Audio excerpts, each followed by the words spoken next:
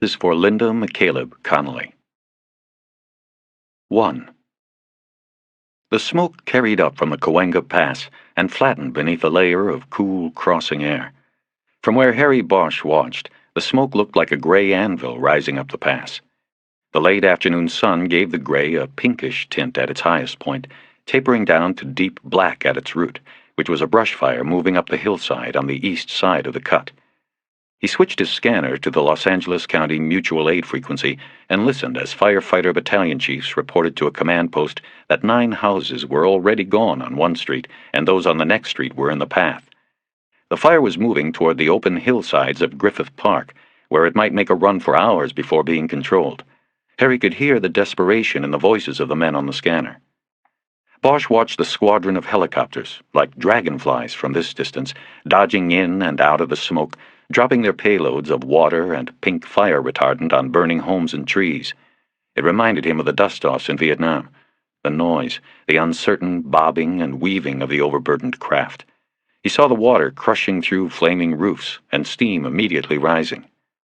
He looked away from the fire and down into the dried brush that carpeted the hillside and surrounded the pylons that held his own home to the hillside on the west side of the pass. He saw daisies and wildflowers in the chaparral below, but not the coyote he had seen in recent weeks hunting in the arroyo below his house. He had thrown down pieces of chicken to the scavenger on occasion, but the animal never accepted the food while Bosch watched. Only after Bosch went back in off the porch would the animal creep out and take the offerings. Harry had christened the coyote Timido. Sometimes late at night he heard the coyote's howl echoing up the pass. He looked back out at the fire just as there was a loud explosion and a concentrated ball of black smoke rotated up within the gray anvil. There was excited chatter on the scanner, and a battalion chief reported that a propane tank from a barbecue had ignited. Harry watched the darker smoke dissipate in the larger cloud, and then switched the scanner back to the LAPD tactical frequencies. He was on call. Christmas duty. He listened for a half-minute, but heard nothing other than routine radio traffic. It appeared to be a quiet Christmas in Hollywood. He looked at his watch and took the scanner inside. He pulled a pan out of the oven and slid his Christmas dinner, a roasted breast of chicken, onto a plate. Next, he took the lid off a pot of steamed rice and peas and dumped a large portion onto the plate. He took his meal out to the table in the dining room, where there was already a glass of red wine waiting, next to the 3 cards that had come in the mail earlier in the week, but that he had left unopened. He had Coltrane's arrangement of Song of the Underground Railroad on his CD player. As he ate and drank, he opened the cards, studied them briefly, and thought of their senders. This was the ritual of a man who was alone, he knew, but it didn't bother him. He'd spent many Christmases alone. The first card was from a former partner who had retired on book and movie money and moved to Ensenada. It said what Anderson's cards always said: Harry, when you comin' down? The next one was also from Mexico, from the guide Harry had spent 6 weeks living and fishing and practicing Spanish with the previous summer in Bahia San Felipe. Bosch had been recovering from a bullet wound in the shoulder. The sun and sea air helped him mend. In his holiday greeting, written in Spanish, Jorge Barrera also invited Bosch's return. The last card Bosch opened slowly and carefully, also knowing who it was before seeing the signature. It was postmarked Tehachapi, and so he knew. It was hand-printed on off-white paper from the prison's recycling mill, and the nativity scene was slightly smeared. It was from a woman he had spent one night with, but thought about on more nights than he could remember. She, too, wanted him to visit, but they both knew he never would. He sipped some wine and lit a cigarette. Coltrane was now into the live recording of Spiritual, captured at the Village Vanguard in New York when Harry was just a kid. But then the radio scanner, still playing softly on a table next to the television, caught his attention. Police scanners had played for so long as the background music of his life that he could ignore the chatter, concentrate on the sound of a saxophone, and still pick up the words and codes that were unusual. What he heard was a voice saying, 1K12, Staff 2 needs your 20. Bosch got up and walked over to the scanner, as if looking at it would make his broadcast more clear. He waited 10 seconds for a reply to the request. 20 seconds. Staff 2, location is the Hideaway, western, south of Franklin, room 7. Staff 2 should bring a mask. Bosch waited for more, but that was it. The location given, Western and Franklin, was within Hollywood Division's boundaries. 1K12 was a radio designation for a homicide detective out of the downtown headquarters Parker Center, the Robbery Homicide Division. And Staff 2 was the designation for an assistant chief of police. There were only 3 ACs in the department, and Bosch was unsure which one was Staff 2, but it didn't matter. The question was, what would one of the highest-ranking men in the department be rolling out for on Christmas night? A second question bothered Harry even more. If RHD was already on the call, why hadn't he, the on-call detective in Hollywood Division, been notified first? He went to the kitchen, dumped his plate in the sink, dialed the station on Wilcox, and asked for the watch commander. A lieutenant named Kleinman picked up. Bosch didn't know him. He was new, a transfer out of Foothill Division. "What's going on?" Bosch asked. "I'm hearing on the scanner about a body at Western and Franklin, and nobody's told me a thing, and that's funny, 'cause I'm on call out today." Kleinman said, "Don't worry about it. The Hats have got it all squared away." Kleinman must be an old-timer, Bosch figured. He hadn't heard that expression in years. Members of RHD wore straw bowlers in the 1940s. In the 50s, it was gray fedoras. Hats went out of style after that. Uniformed officers called RHD detectives suits now, not hats, but not homicide special cops.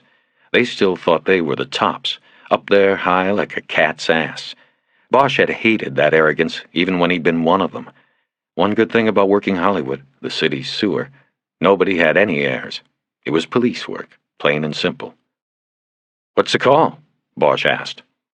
Kleinman hesitated a few seconds and then said, "We've got a body in the motel room on Franklin. It's looking suicide, but RHD is going to take it.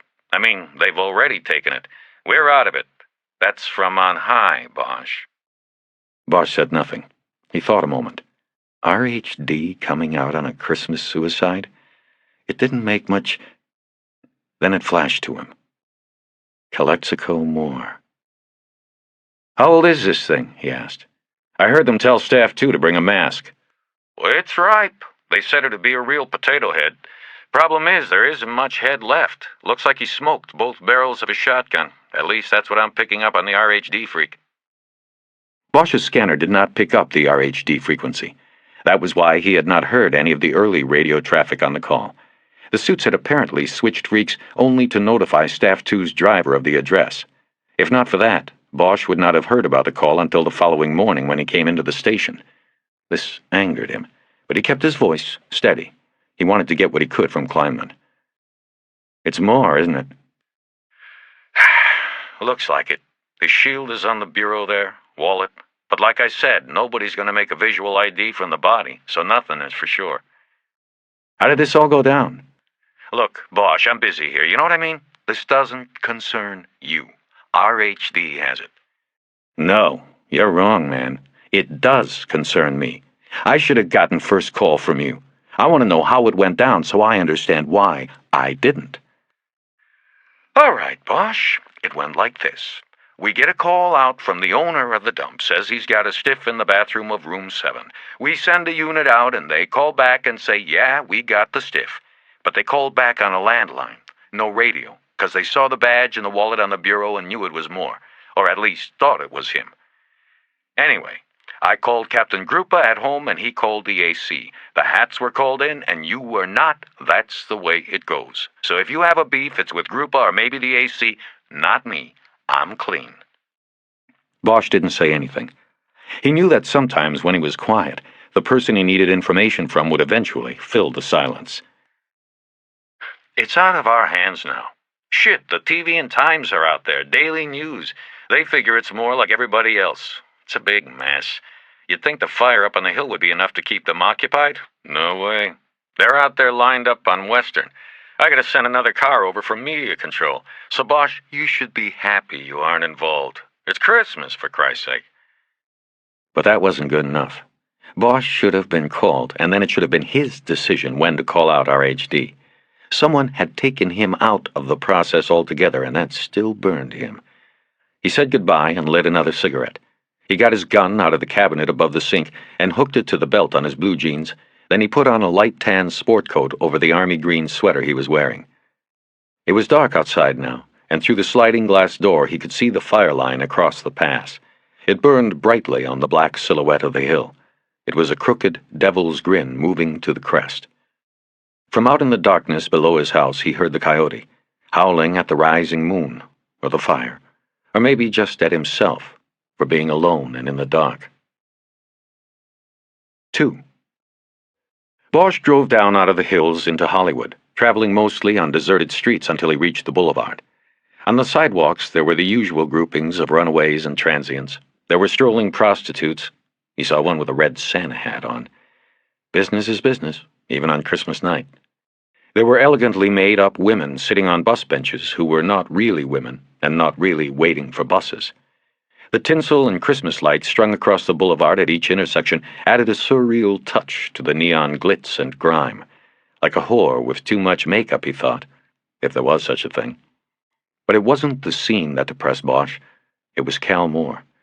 Bosch had been expecting this for nearly a week, since the moment he heard that Moore had failed to show up for roll call. For most of the cops at Hollywood Division, it wasn't a question of whether Moore was dead, it was just a question of how long before his body turned up. Moore had been a sergeant heading up the division's street narcotics unit. It was a night job, and his unit worked the boulevard exclusively. It was known in the division that Moore had separated from his wife and replaced her with whiskey. Bosch had found that out firsthand the one time he had spent time with a narc. He had also learned that there might be something more than just marital problems and early burnout plaguing him. Moore had spoken obliquely of internal affairs and a personnel investigation. It all added up to a heavy dose of Christmas depression. As soon as Bosch heard they were starting a search for Cal Moore, he knew. The man was dead.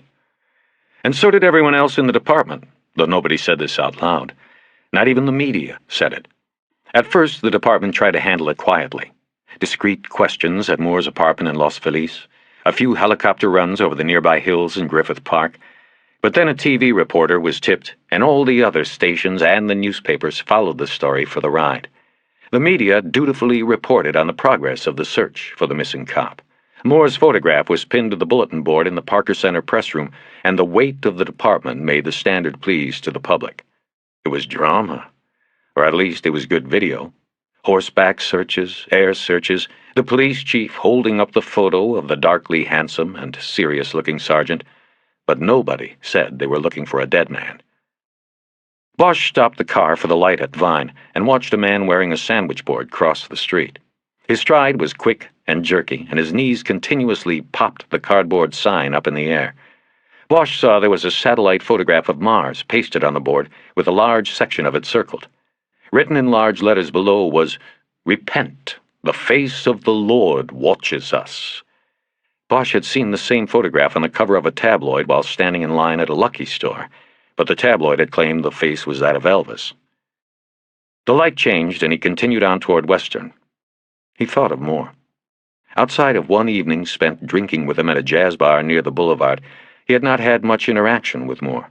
When Bosch had been transferred to Hollywood Division from RHD the year before, there had been hesitant handshakes and glad to know yous from everyone in the division, but people generally kept their distance.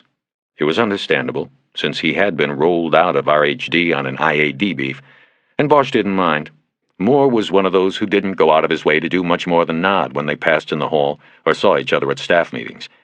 Which was also understandable, since the homicide table where Bosch worked was in the first-floor detective bureau, and Moore's squad, the Hollywood Bang, short for Boulevard Anti-Narcotics Group, was on the second floor of the station. Still, there had been the one encounter. For Bosch, it had been a meeting to pick up some background information for a case he was working. For Moore, it had been an opportunity to have many beers and many whiskeys. Moore's Bang Squad had the kind of slick, media-grabbing name the department favored, but in reality was just 5 cops working out of a converted storage room and roaming Hollywood Boulevard at night, dragging in anybody with a joint or better in his pocket. Bang was a numbers squad, created to make as many arrests as possible in order to help justify requests for more manpower, equipment, and, most of all, overtime in the following year's budget. It did not matter that the DA's office handed out probation deals on most of the cases and kicked the rest.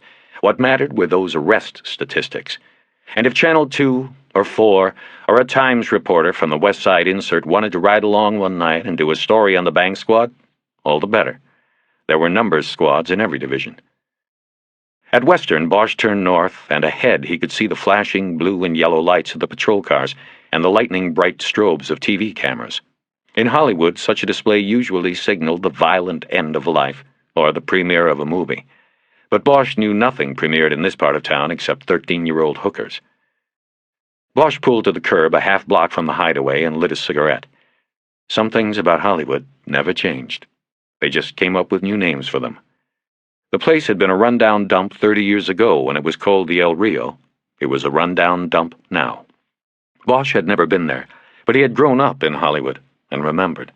He had stayed in enough places like it, with his mother, when she was still alive. The Hideaway was a 1940s-era courtyard motel that during the day would be nicely shaded by a large banyan tree which stood in its center. At night, the motel's 14 rooms receded into a darkness only the glow of red neon invaded. Harry noticed that the E in the sign announcing monthly rates was out. When he was a boy, and the Hideaway was the El Rio, the area was already in decay. But there wasn't as much neon, and the buildings, if not the people, looked fresher, less grim. There had been a streamlined, modern office building that looked like an ocean liner docked next to the motel. It had set sail a long time ago, and another mini-mall was there now. Looking at the Hideaway from his parked car, Harry knew it was a sorry place to stay the night, a sorrier place to die. He got out and headed over. Yellow crime scene tape was strung across the mouth of the courtyard and was manned by uniformed officers. At one end of the tape, bright lights from TV cameras focused on a group of men in suits. The one with the gleaming, shaven scalp was doing all the talking. As Bosch approached, he realized that the lights were blinding them. They could not see past the interviewers. He quickly showed his badge to one of the uniforms, signed his name on the crime scene attendance log the cop held on a clipboard, and slipped under the tape. The door to room 7 was open, and light from inside spilled out. The sound of an electric harp also wafted from the room, and that told Bosch that Art Donovan had caught the case. The crime scene tech always brought a portable radio with him, and it was always tuned to The Wave, a new age music channel. Donovan said the music brought a soothing calm to a scene where people had killed or been killed. Harry walked through the door, holding a handkerchief over his mouth and nose. It didn't help. The odor that was like no other assaulted him as soon as he passed the threshold. He saw Donovan on his knees dusting fingerprint powder onto the dials of the air conditioner unit in the wall below the room's front and only window. "Cheers," Donovan said. He was wearing a painter's mask to guard against the odor and the intake of the black powder. "In the bathroom." Bosch took a look around, quickly, since it was likely he would be told to leave as soon as the suits discovered him. The room's queen-sized bed was made with a faded pink coverlet. There was a single chair with a newspaper on it. Bosch walked over and noted that it was The Times, dated 6 days earlier. There was a bureau and mirror combination to the side of the bed. On the top of it was an ashtray with a single butt pressed into it after being half smoked. There was also a .38 special in a nylon boot holster, a wallet, and a badge case. These last three had been dusted with the black fingerprint powder. There was no note on the bureau, the place Harry would have expected it to be. No, he said, more to himself than Donovan. "Nope, nothing in the bathroom either. Have a look. That is, if you don't mind losing your Christmas dinner." Harry looked down the short hallway that went to the rear off the left side of the bed. The bathroom door was on the right, and he felt reluctance as he approached. He believed there wasn't a cop alive who hadn't thought at least once of turning his own hand cold. He stopped at the threshold. The body sat on the dingy white floor tile, its back propped against the tub. The first thing to register on Bosch was the boots, gray snakeskins with bulldog heels. Moore had worn them the night they had met for drinks. One boot was still on the right foot, and he could see the manufacturer's symbol, an S like a snake, on the worn rubber heel. The left boot was off and stood upright next to the wall. The exposed foot, which was in a sock, had been wrapped in a plastic evidence bag. The sock had once been white, Bosch guessed, but now it was grayish, and the limb was slightly bloated. On the floor next to the door jamb was a 20-gauge shotgun with side-by-side barrels. The stock was splintered along the bottom edge. A 4-inch-long sliver of wood lay on the tile and had been circled with a blue crayon by Donovan, or one of the detectives. Bosch had no time to deliberate on these facts. He just tried to take it all in. He raised his eyes the length of the body. Moore was wearing jeans and a sweatshirt. His hands were dropped at his sides. His skin was gray wax. The fingers, thick with putrefaction, the forearms bulging like Popeyes. Bosch saw a misshapen tattoo on the right arm, a devil's grinning face below a halo. The body was slumped back against the tub, and it almost appeared that Moore had rolled his head back as if to dip it into the tub, maybe to wash his hair. But Bosch realized it only looked that way because most of the head was simply not there. It had been destroyed by the force of the double-barrel blast. The light blue tiles that enclosed the tub area were awash in dried blood. The brown drip trails all went down into the tub. Some of the tiles were cracked where shotgun pellets had struck. Bosch felt the presence of someone behind him. He turned into the stare of Assistant Chief Irvin Irving. Irving was wearing no mask and holding no rag to his mouth and nose. "Evening, Chief." Irving nodded and said, "What brings you here, Detective?" Bosch had seen enough to be able to put together what had happened. He stepped away from the threshold, moved around Irving, and walked toward the front door. Irving followed. They passed 2 men from the medical examiner's office who were wearing matching blue jumpsuits. Outside the room, Harry threw his handkerchief into a trash can brought to the scene by the cops. He lit a cigarette and noticed that Irving was carrying a manila file in his hand. "I picked it up on my scanner," Bosch said. "Thought I'd come out since I'm supposed to be on call tonight. It's my division. It's supposed to be my call." "Yes. Well, when it was established who was in the room, I decided to move the case to Robbery Homicide Division immediately. Captain Grupa contacted me. I made the decision." "So it's already been established that's Moore in there?" "Not quite." He held up the manila file. "I ran by records and pulled his prints. They will be the final factor, of course. There is also the dental, if there's enough left, but all other appearances lead to that conclusion. Whoever's in there checked in under the name Rodrigo Moya, which was the alias Moore used in Bang, and there's a Mustang parked behind the motel that was rented under that name. At the moment, I don't think there is much doubt here among the collective investigative team." Bosch nodded. He had dealt with Irving before, when the older man was a deputy chief in command of the Internal Affairs Division. Now he was an AC, one of the top 3 men in the department, and his purview had been extended to include IAD, Narcotics Intelligence and Investigation, and all detective services. Harry momentarily debated whether he should risk pushing the point about not getting the first call. "I should have been called," he said anyway. "It's my case. You took it away before I even had it." "Well, Detective, it was mine to take and give away. Wouldn't you agree? There is no need to get upset. Call it streamlining. You know robbery homicide handles all officer deaths. You would have had to pass it to them eventually. This saves time. There is no ulterior motive here other than expediency. That's the body of an officer in there. We owe it to him and his family, no matter what the circumstances of his death are, to move quickly and professionally." Bosch nodded again and looked around. He saw an RHD detective named Sheehan in a doorway below the monthly Rats sign near the front of the motel. He was questioning a man of about 60 who was wearing a sleeveless T-shirt despite the evening chill and chewing a sodden cigar stump. The manager. "Did you know him?" Irving asked. "Moore? No, not really.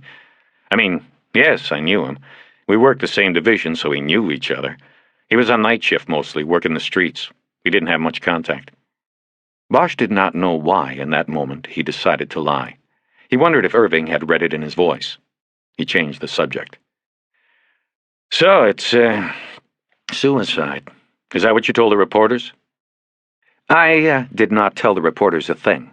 I talked to them, yes, but I said nothing about the identity of the body in this room, and will not until it is officially confirmed.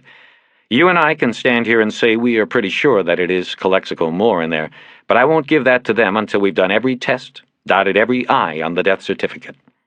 He slapped the manila file hard on his thigh. "This is why I pulled his personnel file, to expedite. The prints will go with the body to the medical examiner." Irving looked back toward the door of the motel room. But you were inside, Detective Bosch, you tell me. Bosch thought a moment. Is this guy interested, or is he just pulling my chain? This was the first time he had dealt with Irving outside of the adversarial situation of an internal affairs investigation. He decided to take a chance. Looks like he sits down on the floor by the tub, takes off his boot, and pulls both triggers with his toe. I assume it was both barrels, judging by the damage. He pulls the triggers with his toe, the recoil, throws the shotgun into the door jamb, splintering off a piece of the stock. His head goes the other way, onto the wall and into the tub. Suicide. There you go, Irving said. Now I can tell Detective Sheehan that you concur, just as if you had gotten the first call out. No reason for anybody to feel left out. That's not the point, Chief. What is the point, Detective? That you can't go along to get along? That you do not accept the command decisions of this department? I am losing my patience with you, Detective. Something I had hoped would never happen to me again. Irving was standing too close to Bosch, his wintergreen breath puffing right in his face. It made Bosch feel pinned down by the man, and he wondered if it was done on purpose. He stepped back and said, "But no note." "No note yet. We still have some things to check." Bosch wondered what. Moore's apartment and office would have been checked when he first turned up missing. Same with his wife's home. What was left? Could Moore have mailed a note to somebody? It would have arrived by now. When did it happen? Hopefully we'll get an idea from the autopsy tomorrow morning, but I am guessing he did it shortly after he checked in, 6 days ago. In his first interview, the manager said Moore checked in 6 days ago and hadn't been seen outside the room since. This jibes with the condition of the room, the condition of the body, the date on the newspaper. The autopsy was tomorrow morning. That told Bosch that Irving had this one greased. It usually took 3 days to get an autopsy done, and the Christmas holiday would back things up even further. Irving seemed to know what he was thinking. The acting chief medical examiner has agreed to do it tomorrow morning. I explained there would be speculation in the media that would not be fair to the man's wife or the department. She agreed to cooperate. After all, the acting chief wants to become the permanent chief. She knows the value of cooperation. Bosch didn't say anything. So we will know then. But nobody, the manager included, saw Sergeant Moore after he checked in 6 days ago. He left specific instructions that he was absolutely not to be disturbed. I think he went ahead and did it shortly after checking in. So why didn't they find him sooner? He paid for a month in advance. He demanded no disturbances. A place like this, they don't offer daily maid service anyway. The manager thought he was a drunk who was either going to go on a binge or try to dry out. Either way, a place like this, the manager can't be choosy. A month? That's $600. He took the money. And they made good on their promise not to go to room 7 until today, when the manager's wife noticed that Mr. Moya's car, the Mustang, had been broken into last night. That and, of course, they were curious. They knocked on his door to tell him, but he didn't answer. They used a passkey. The smell told them what was happening as soon as they opened the door. Irving said that Moya had set the air conditioner on its highest and coldest level to slow decomposition and keep the odor contained in the room. Wet towels had been laid across the floor at the bottom of the front door to further seal the room. Nobody heard the shot? Bosch asked. Not that we found. The manager's wife is nearly deaf, and he says he didn't hear anything. They live in the last room on the other side. We've got stores on one side, an office building on the other. They all close at night. Alley behind. We are going through the registry, and we'll try to track other guests that were here the first few days Moore was, but the manager says he never rented the rooms on either side of Moore's. He figured Moore might get loud if he was detoxing cold turkey. And, Detective, it is a busy street. Bus stop right out front. It could have been that nobody heard a thing, or if they heard it, didn't know what it was. After some thought, Bosch said, I don't get renting the place for a month. Why?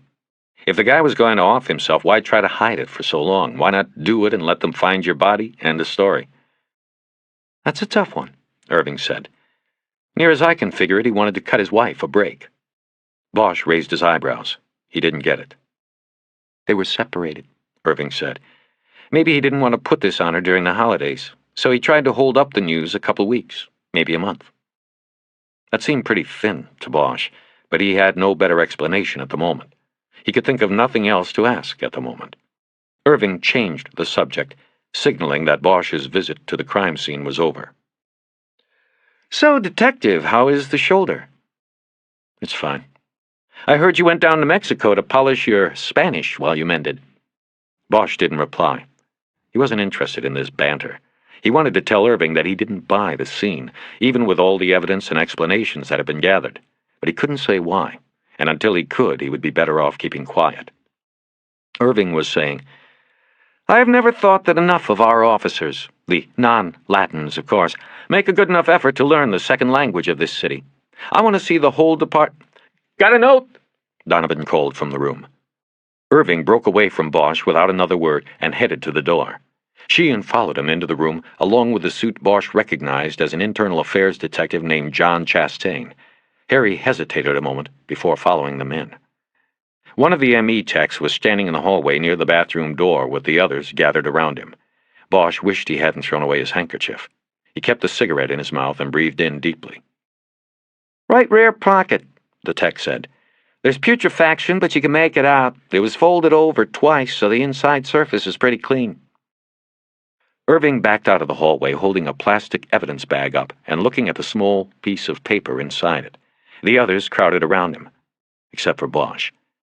The paper was gray, like Moore's skin. Bosch thought he could see one line of blue writing on the paper. Irving looked over at him as if seeing him for the first time. "Bosch, you will have to go." Harry wanted to ask what the note said, but knew he would be rejected.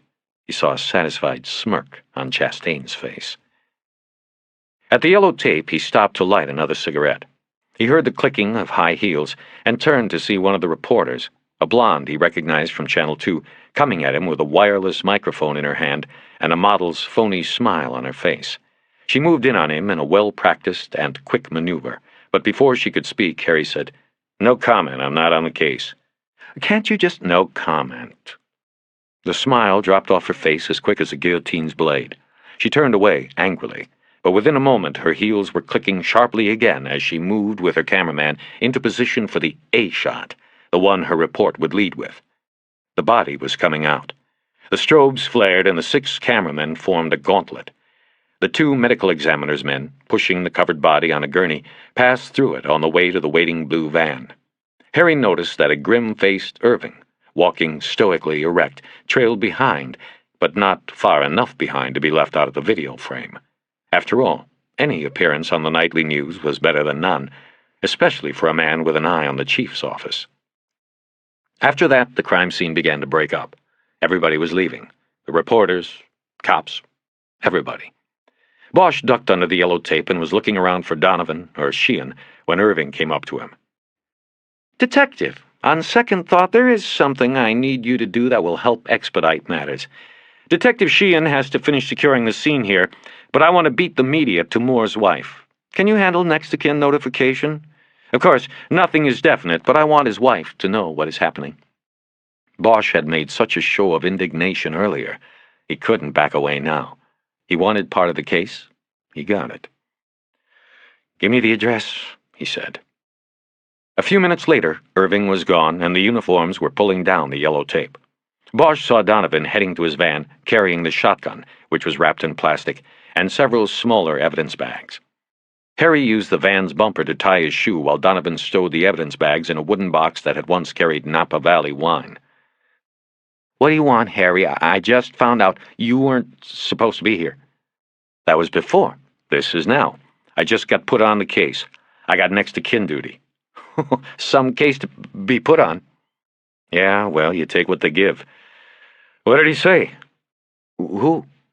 "Moore." "Look, Harry, Look, Donnie, Irving gave me next-of-kin. I think that cuts me in. I just want to know what he said. I knew this guy, okay? It won't go anywhere else." Donovan exhaled heavily, reached into the box, and began sorting through the evidence bags. "You really didn't say much at all. Nothing that profound." He turned on a flashlight and put the beam on the bag with the note in it. Just one line. "I found out who I was." 3. The address Irving had given him was in Canyon Country, nearly an hour's drive north of Hollywood. Bosch took the Hollywood freeway north, then connected with the Golden State and took it through the dark cleft of the Santa Susana Mountains. Traffic was sparse. Most people were inside their homes eating roasted turkey and dressing, he guessed. Bosch thought of Cal Moore and what he did and what he left behind. I found out who I was. Bosch had no clue to what the dead cop had meant by the one line, scratched on a small piece of paper and placed in the back pocket. Harry's single experience with Moore was all he had to go on. And what was that? A couple of hours drinking beer and whiskey with a morose and cynical cop. There was no way to know what had happened in the meantime, to know how the shell that protected him had corroded.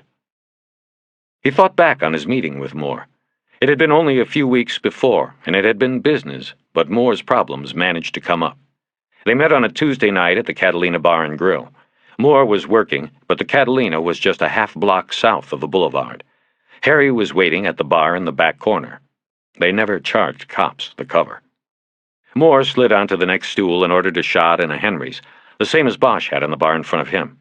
He was wearing jeans and a sweatshirt that hung loose over his belt. Standard undercover attire, and he looked at home in it. The thighs of the jeans were worn gray, the sleeves of the sweatshirt were cut off, and peeking from below the frayed fringe of the right arm was the face of a devil tattooed in blue ink.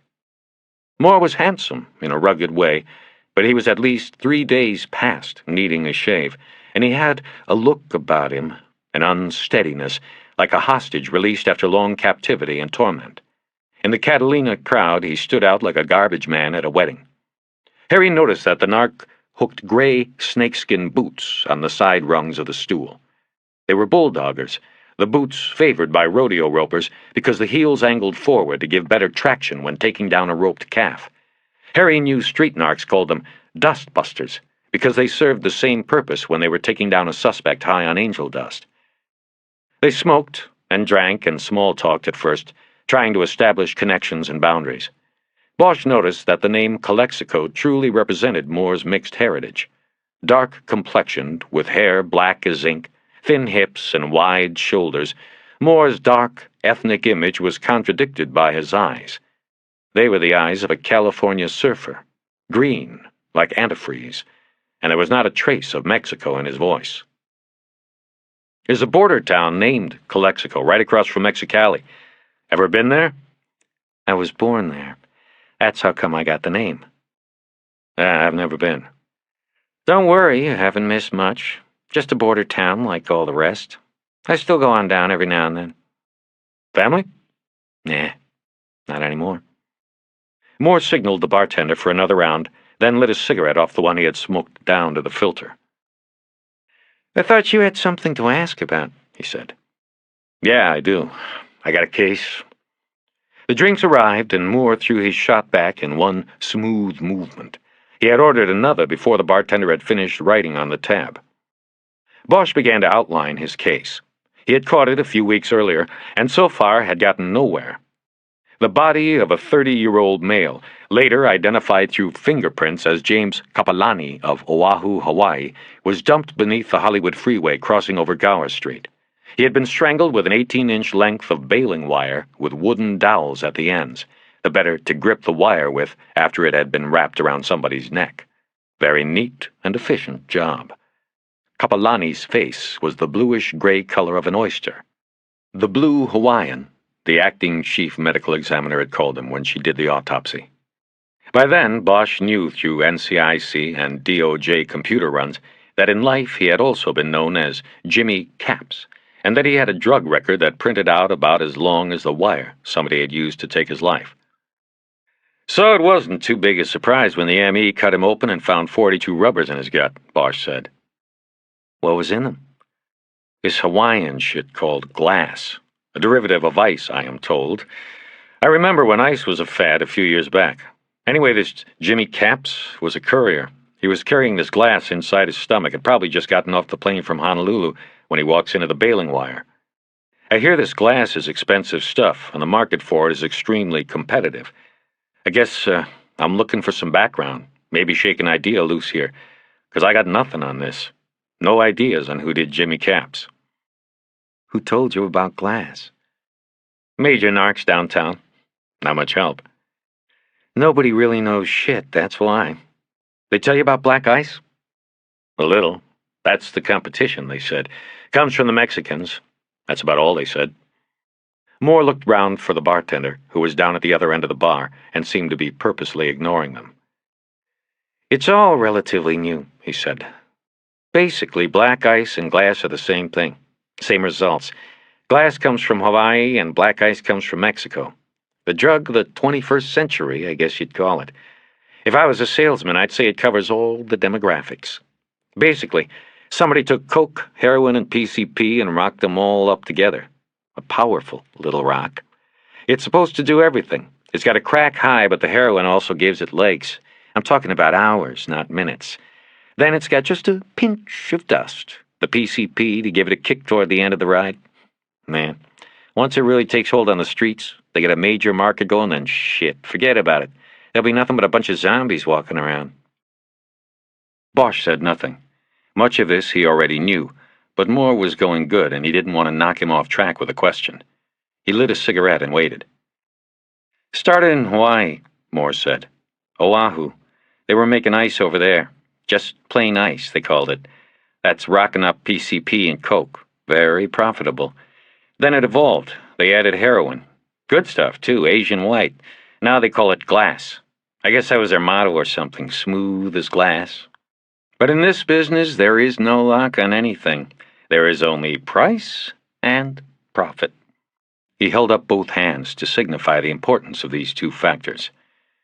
The Hawaiians had a good thing, but they had trouble getting it to the mainland. You got boats and you got planes, and these can be regulated to a good degree, or at least to some degree. I mean, they can be checked and watched. So they end up with couriers like this Caps who swallow the shit and fly it over. But even that is harder than it seems. First of all, you got a limited quantity that you can move. What, 42 balloons in the sky? What was that, about 100 grams? That's not much for the trouble. Plus, you got the DEA. They got people in the planes, airports. They're looking for people like Caps. They call them rubber smugglers. They got a whole shakedown profile. You know, a list of what to look for. People sweating, but with dry lips, licking their lips. The anti-diuretic does that. That kaopectate shit. The rubber smugglers swig that shit like it's Pepsi. It gives them away. Anyway, what I am saying is that the Mexicans got it a whole hell of a lot easier. Geography is on their side. They have boats and planes, and they also have a 2,000-mile border that is almost non-existent as a form of control and interdiction. They say the feds stop 1 pound of coke for every 10 that gets by them. Well, when it comes to black ice, they aren't even getting an ounce at the border. I know of not one single black ice bust at the border. He paused to light a cigarette. Bosch saw a tremor in his hand as he held a match. What the Mexicans did was steal the recipe. They started replicating glass. Only they're using homegrown brown heroin, including the tar. That's the pasty shit at the bottom of the cooking barrel. Lots of impurities in it. Turns it black. That's how they come up with calling it black ice. They make it cheaper, they move it cheaper, and they sell it cheaper. They've about put the Hawaiians out of the business. It's their own fucking product. Moore seemed to conclude there. Harry asked, Have you heard anything about the Mexicans taking down the Hawaiian couriers? Maybe trying to corner the market that way? Not up here, at least. See, you gotta remember the Mexicans make the shit, but they ain't the ones necessarily selling it on the street. You're talking several levels removed when you get down to the street. But they still have to be calling the shots. True, that's true. So who put down Jimmy Caps? Got me, Bosch. This is the first I've heard about it. Your team ever make any arrests of black ice dealers? Shake anybody down? A few, but you're talking about the lowest rungs on the ladder. White boys. Rock dealers on the boulevard are usually white boys. It's easier for them to do business. Now that doesn't mean it isn't Mexicans giving it to them. It also doesn't mean it ain't South Central gangs giving it, so the arrests we've made probably wouldn't help you any. He banged his empty beer mug on the bar until the bartender looked up and was signaled for another round. Morris seemed to be getting morose, and Bosch hadn't gotten much help from him. I need to go further up the ladder. Can you give me anything? I don't have shit on this, and it's 3 weeks old. I've got to come up with something or drop it and move on. Moore was looking straight ahead at the bottles that lined the rear wall of the bar. Look, I'll see what I can do, he said. "But you gotta remember, we don't spend time on black ice. Coke and dust, some reefer, that's what we deal in and day out, not the exotics. We're a numbers squad, man. But I got a connection at DEA. I'll talk to him." Bosch looked at his watch. It was near midnight, and he wanted to go. He watched Moore light a cigarette, though he still had one burning in the crowded ashtray. Harry still had a full beer and shot in front of him, but stood up and began digging in his pockets for money. Thanks, man," he said. "See what you can do, and let me know." "Sure," Moore said. After a beat, he said, "Hey, Bosch?" "What?" "I know about you. You know, what's been said around the station? I know you've been in the bucket. I wonder, did you ever come up against an IAD suit named, Chastain?" Bosch thought a moment. John Chastain was one of the best. In IAD, complaints were classified at the end as sustained, unsustained, or unfounded. He was known as Sustained Chastain. "I've heard of him," he said. "He's a 3, runs one of the tables." "Yeah, I know he's a detective 3rd grade. Shit, everybody knows that. What I mean is, is he one of them that came after you?" "No, it was all somebody else." Moore nodded. He reached over and took the shot that had been in front of Bosch. He emptied it, then said, "Chastain, from what you've heard, do you think he's good at what he does? Or is he just another suit with a shine on his ass?" "I guess it depends on what you mean by good. But no, I don't think any of them are good. Job like that, they can't be. But given the chance, any one of them will burn you down and bag your ashes." Bosch was torn between wanting to ask what was going on and not wanting to step into it. Moore said nothing. He was giving Bosch the choice. Harry decided to keep out of it. He said, "If they've got a hard-on for you, there isn't much you can do. Call the union and get a lawyer. Do what he says and don't give the suits anything you don't have to." Moore nodded silently once more. Harry put down 2 $20 bills that he hoped would cover the tab and still leave something for the bartender. Then he walked out.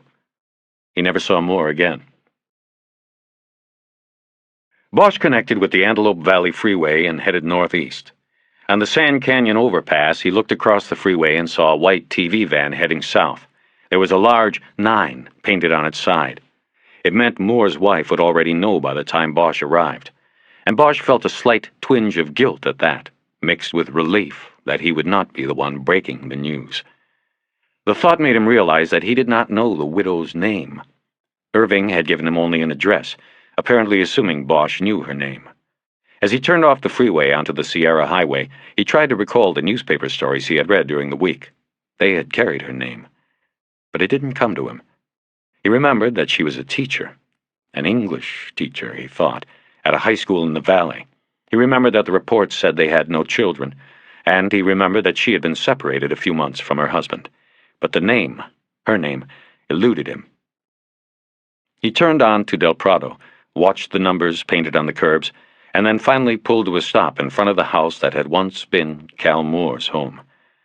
It was a common ranch-style home, the kind minted by the hundreds in the planned communities that fed the freeways to overflow each morning. It looked large, like maybe 4 bedrooms, and Bosch thought that was odd for a childless couple. Maybe there had been plans at one time. The light above the front door was not on. No one was expected. No one was wanted. Still, in the moonlight and shadow, Bosch could see the front lawn and knew that the mower was at least a month past due. The tall grass surrounded the post to the white Rittenbaugh Realty sign that was planted near the sidewalk. There were no cars in the driveway, and the garage door was closed, its 2 windows dark, empty sockets. A single dim light shone from behind the curtained picture window next to the front door. He wondered what she would be like, and if she would feel guilt or anger, or both. He threw his cigarette into the street and then got out and stepped on it. Then he headed past the sad-looking "For Sale" sign to the door. 4.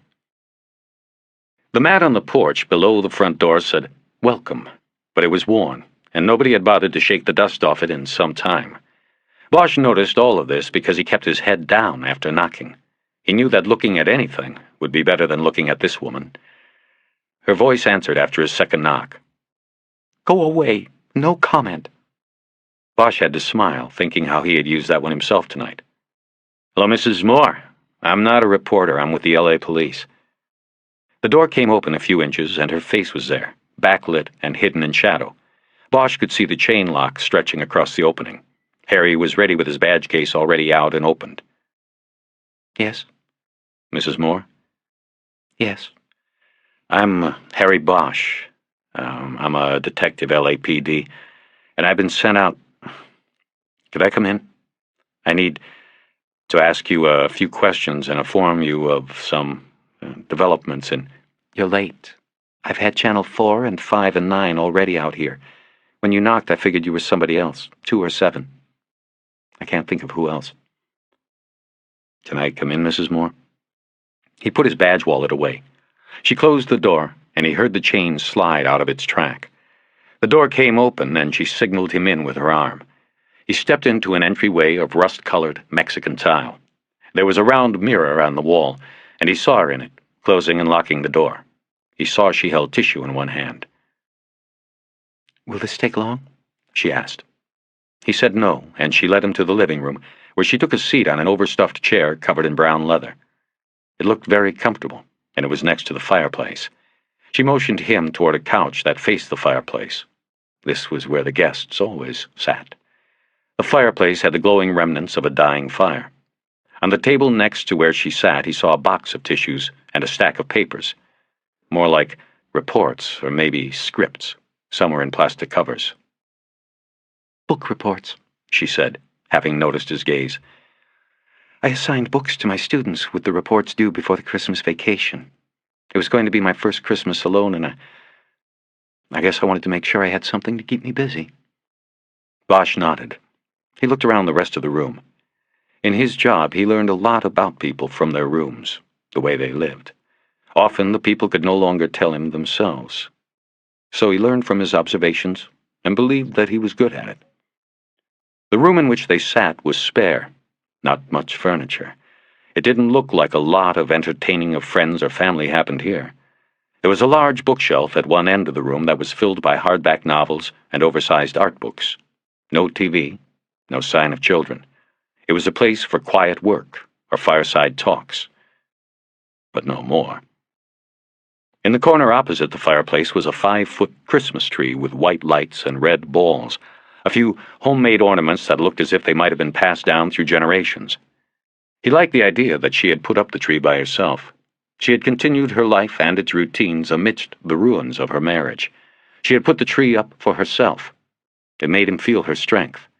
She had a hard shell of hurt and maybe loneliness, but there was a sense of strength, too. The tree said she was the kind of woman who would survive this, would make it through, on her own. He wished he could remember her name. Before you start, she said, can I ask you something? The light from the reading lamp next to her chair was low wattage, but he could clearly see the intensity of her brown eyes. Sure. Did you do that on purpose? Let the reporters come up here first so you wouldn't have to do the dirty work? That's what my husband used to call it, telling families. He called it the dirty work, and he said the detectives always tried to get out of it. Bosch felt his face grow warm. There was a clock on the fireplace mantel that now seemed to be ticking very loudly in the silence. He finally managed to say, I was told only a short time ago to come here. I had a little trouble finding it.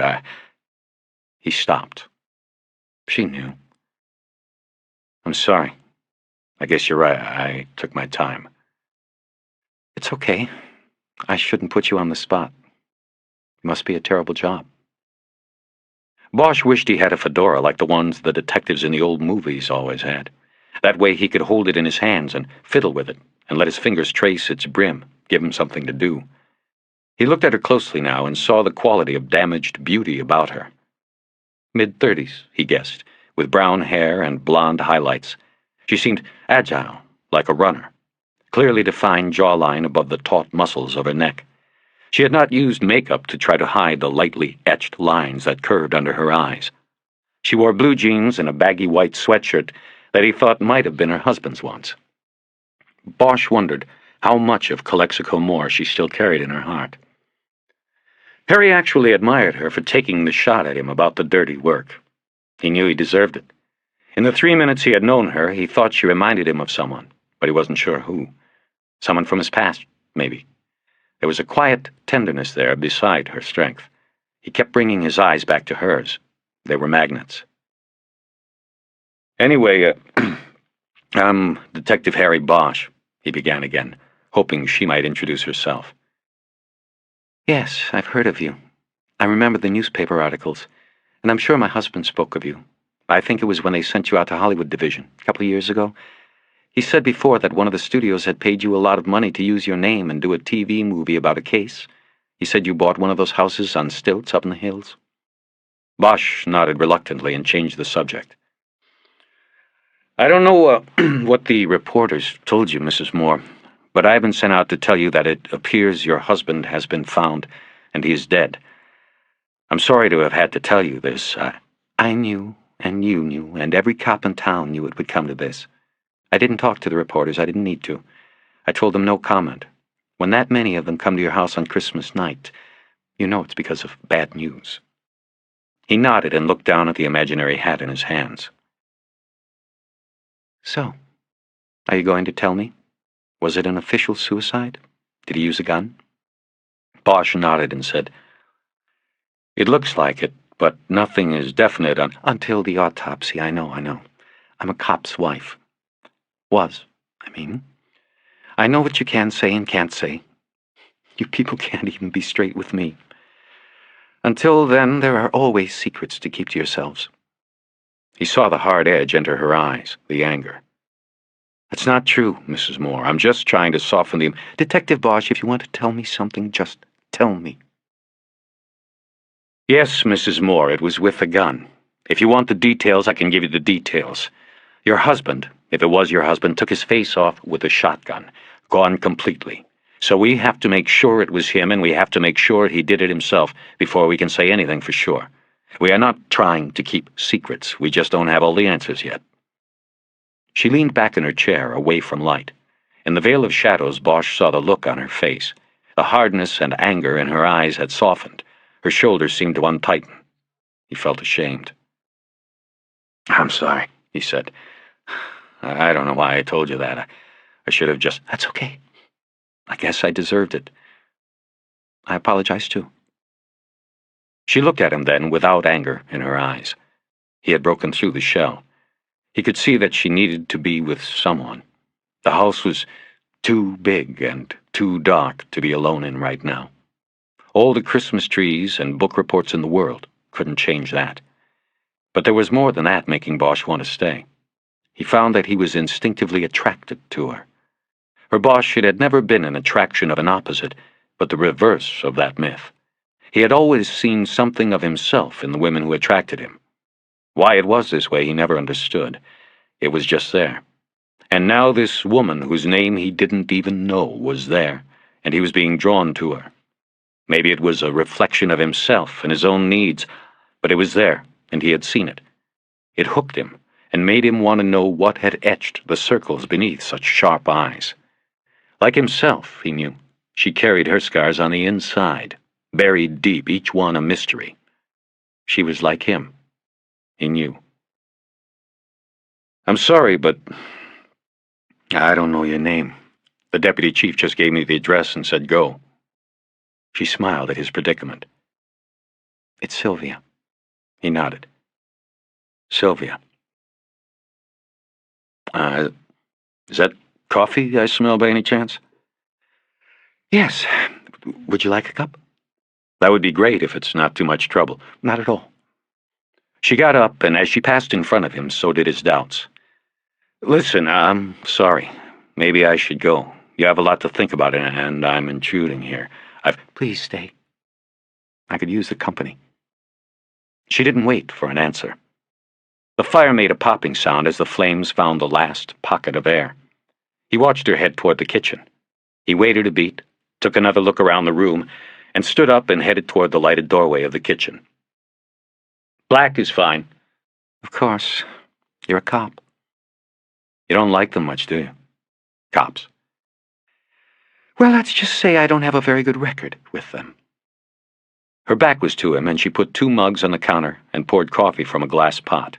He leaned against the doorway next to the refrigerator. He was unsure what to say, whether to press on with business or not. You have a nice home? No, it's a nice house, not a home. We're selling it. I guess I should say, I'm selling it now. She still hadn't turned around. You know you can't blame yourself for whatever he did.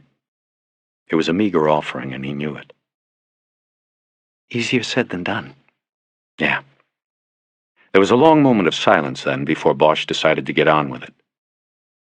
There was a note. She stopped what she was doing but still did not turn. I found out who I was. That's all he said. She didn't say anything. One of the mugs was still empty. Does it mean anything to you? She finally turned to him. In the bright kitchen light, he could see the salty tracks that tears had left on her face.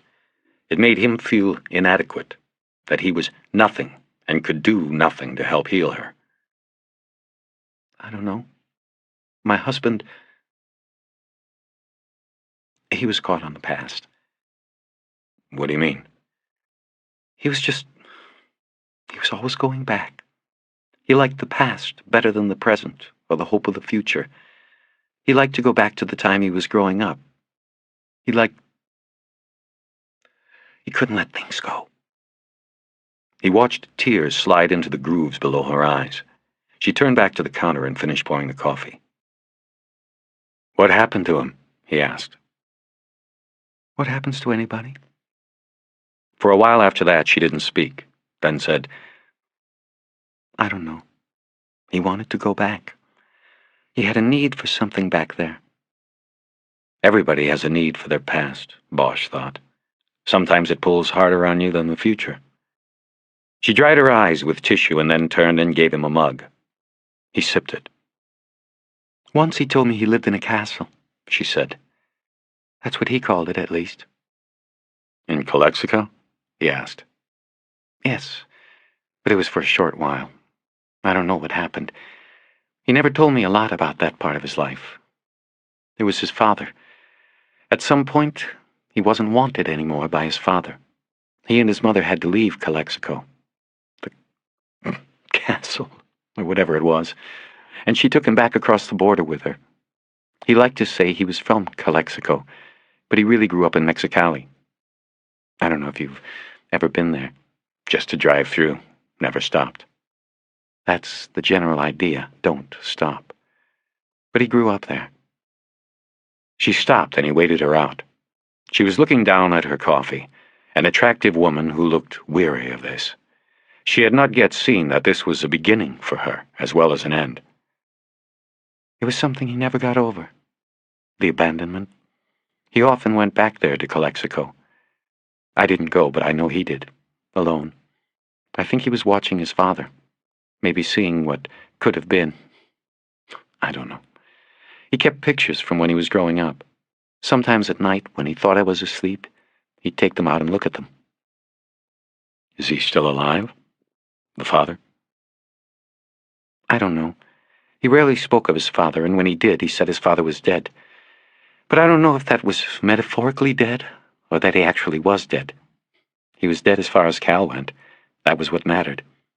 It was a very private thing with Cal. He still felt the rejection all these years later. I could not get him to talk about it. Or when he would just lie, say the old man meant nothing and that he didn't care, but he did. I could tell. After a while, after years, I have to say that I stopped trying to talk with him about it. And he would never bring it up. He'd just go down there, sometimes for a weekend, sometimes a day. He'd never talk about it when he came back. Do you have the photos? No. He took them when he left. He'd never leave them. Bosch sipped some coffee to give himself time to think. It seems, he began. I don't know, it seems like... Could this have had anything to do with... I don't know. All I can tell you is that it had a lot to do with us. It was an obsession with him. It was more important to him than me. It's what ended it for us. What was he trying to find? I don't know. In the last few years, he shut me out. And I have to say that after a while, I shut him out. That's how it ended. Bosch nodded and looked away from her eyes. What else could he do? Sometimes his job took him too far inside people's lives, and all he could do was stand there and nod. He was asking questions he felt guilty asking because he had no right to the answers. He was just the messenger boy here. He wasn't supposed to find out why somebody would hold a double-barrel shotgun up to his face and pull the triggers. Still, the mystery of Cal Moore and the pain on her face wouldn't let him go. She was captivating in a way that went beyond her physical beauty.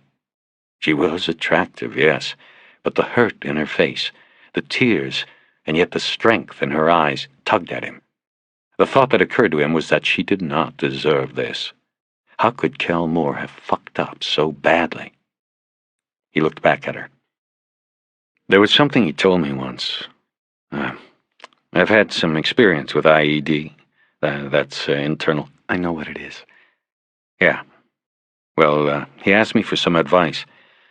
Asked me about if I knew somebody that was asking questions about him. Name of Chastain. Did Cal tell you about this? What it was about? No, he didn't.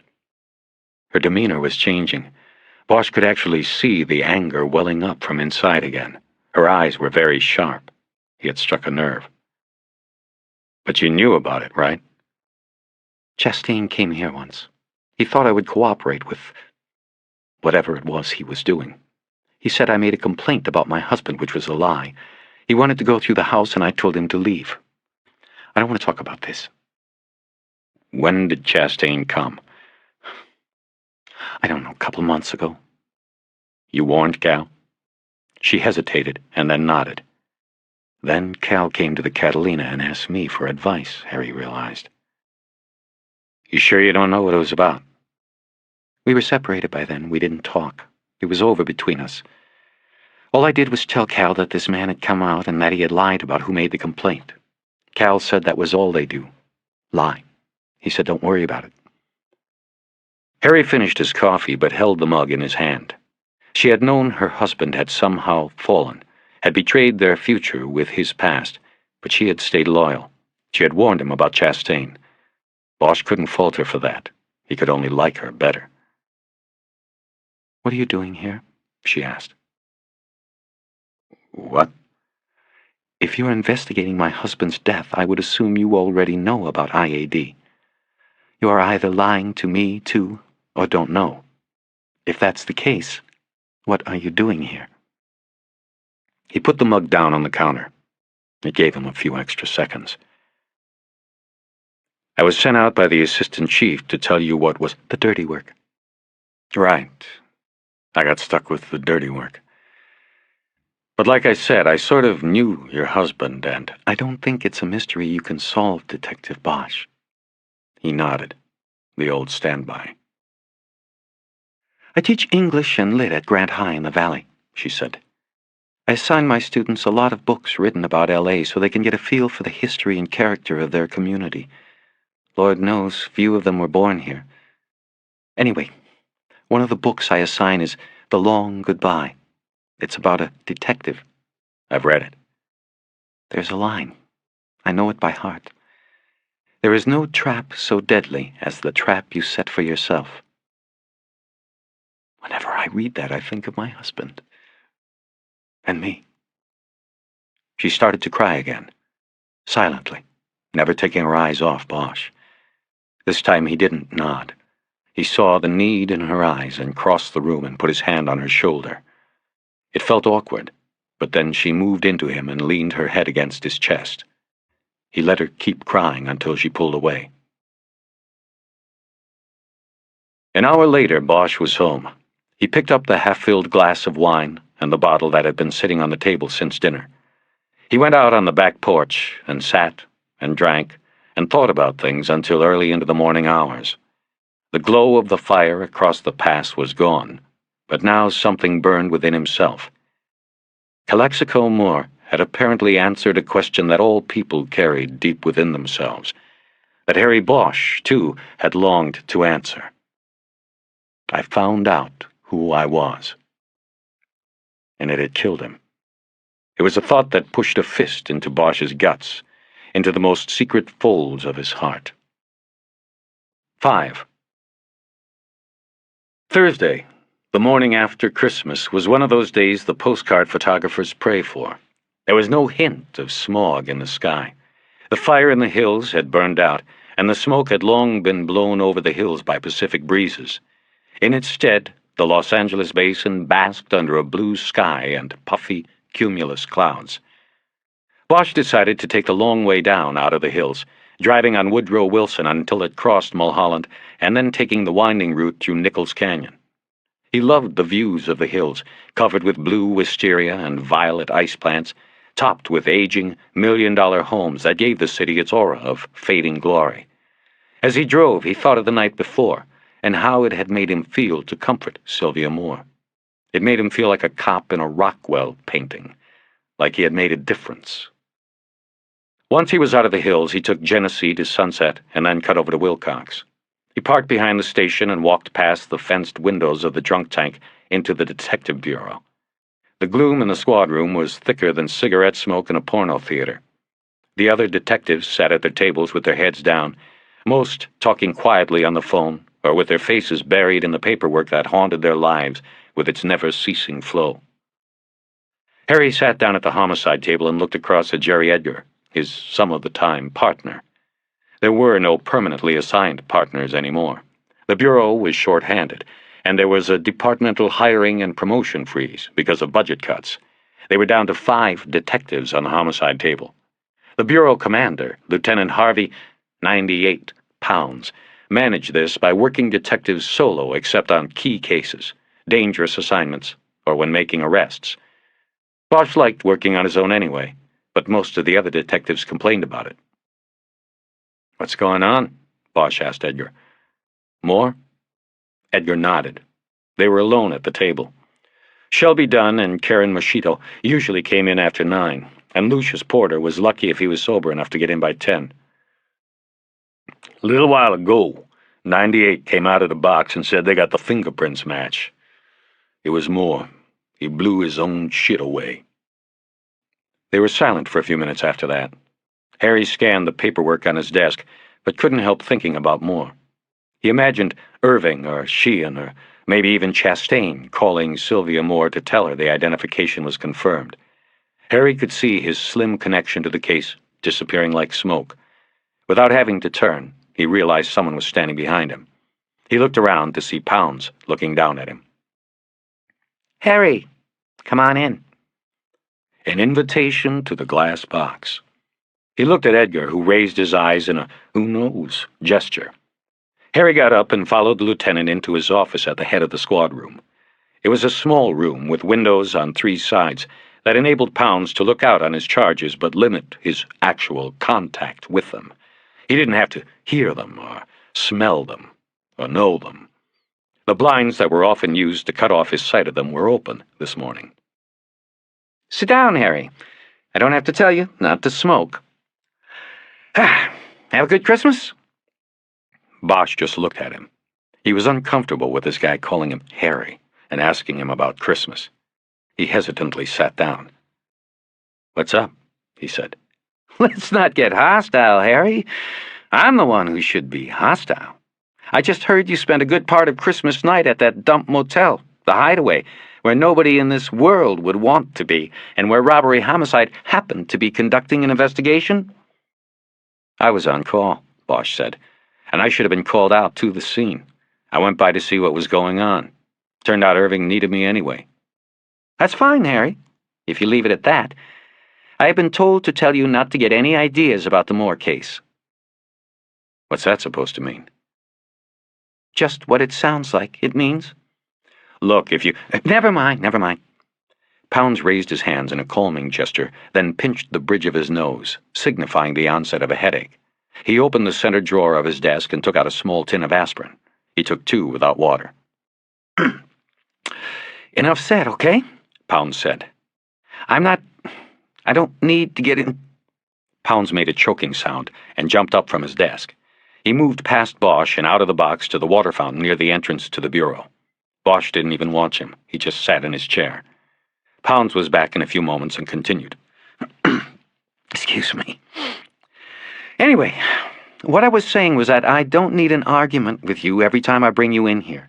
I really think you have to work through this problem you have with dealing with the command structure of this department. You take it to extremes. Bosch could still see chalky white aspirin caking at the corners of his mouth. Pounds cleared his throat again. I was just passing on an aside in your best... Why doesn't Irving pass it on himself? I didn't say... Look, Bosch, forget it. Just forget it. You've been told, and that's that. If you have any ideas about last night, about more, drop them. It's being handled.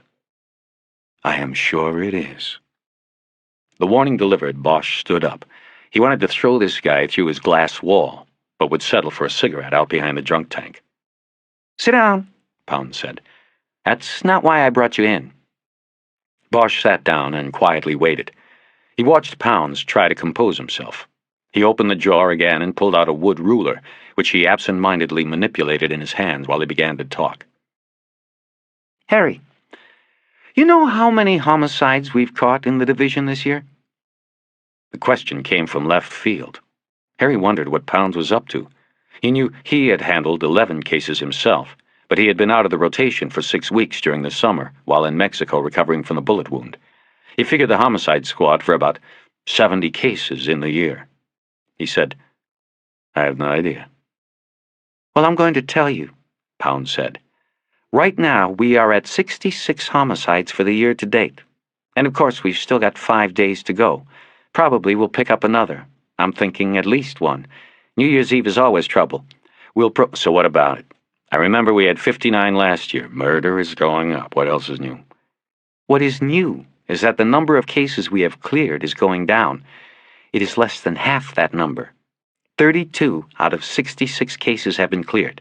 Now, a good number of those cases have been cleared by you. I have you with 11 cases. 7 have been cleared by arrest or other. We have warrants out on 2 others. Of the 2 you have open, 1 is idle pending developments, and you are actively pursuing the James Capellani matter, correct? Bosch nodded. He didn't like the way this was going, but wasn't sure why. The problem is the overall record, Pounds said. When taken in its entirety, well, it's a pitiful record of success. Pounds slapped the ruler hard into his palm and shook his head. An idea was forming in Harry's mind about what this was about, but still there was a part missing. He wasn't sure exactly what Pounds was up to. Think of it, Pounds continued. All those victims and their families for whom justice eludes. And then, think how badly the public's confidence in us, in this department, will erode when the LA Times trumpets across their metro page that more than half the killers in Hollywood Division walk away from their crimes. I don't think we have to worry about public confidence going down, Bosch said. I don't think it can. Pounds rubbed the bridge of his nose again and quietly said, This is not the time for your unique, cynical view of the job, Bosch. Don't bring your arrogance in here. I can take you off that table and put you on autos, or maybe juvies, any time I want to make the move. Get me?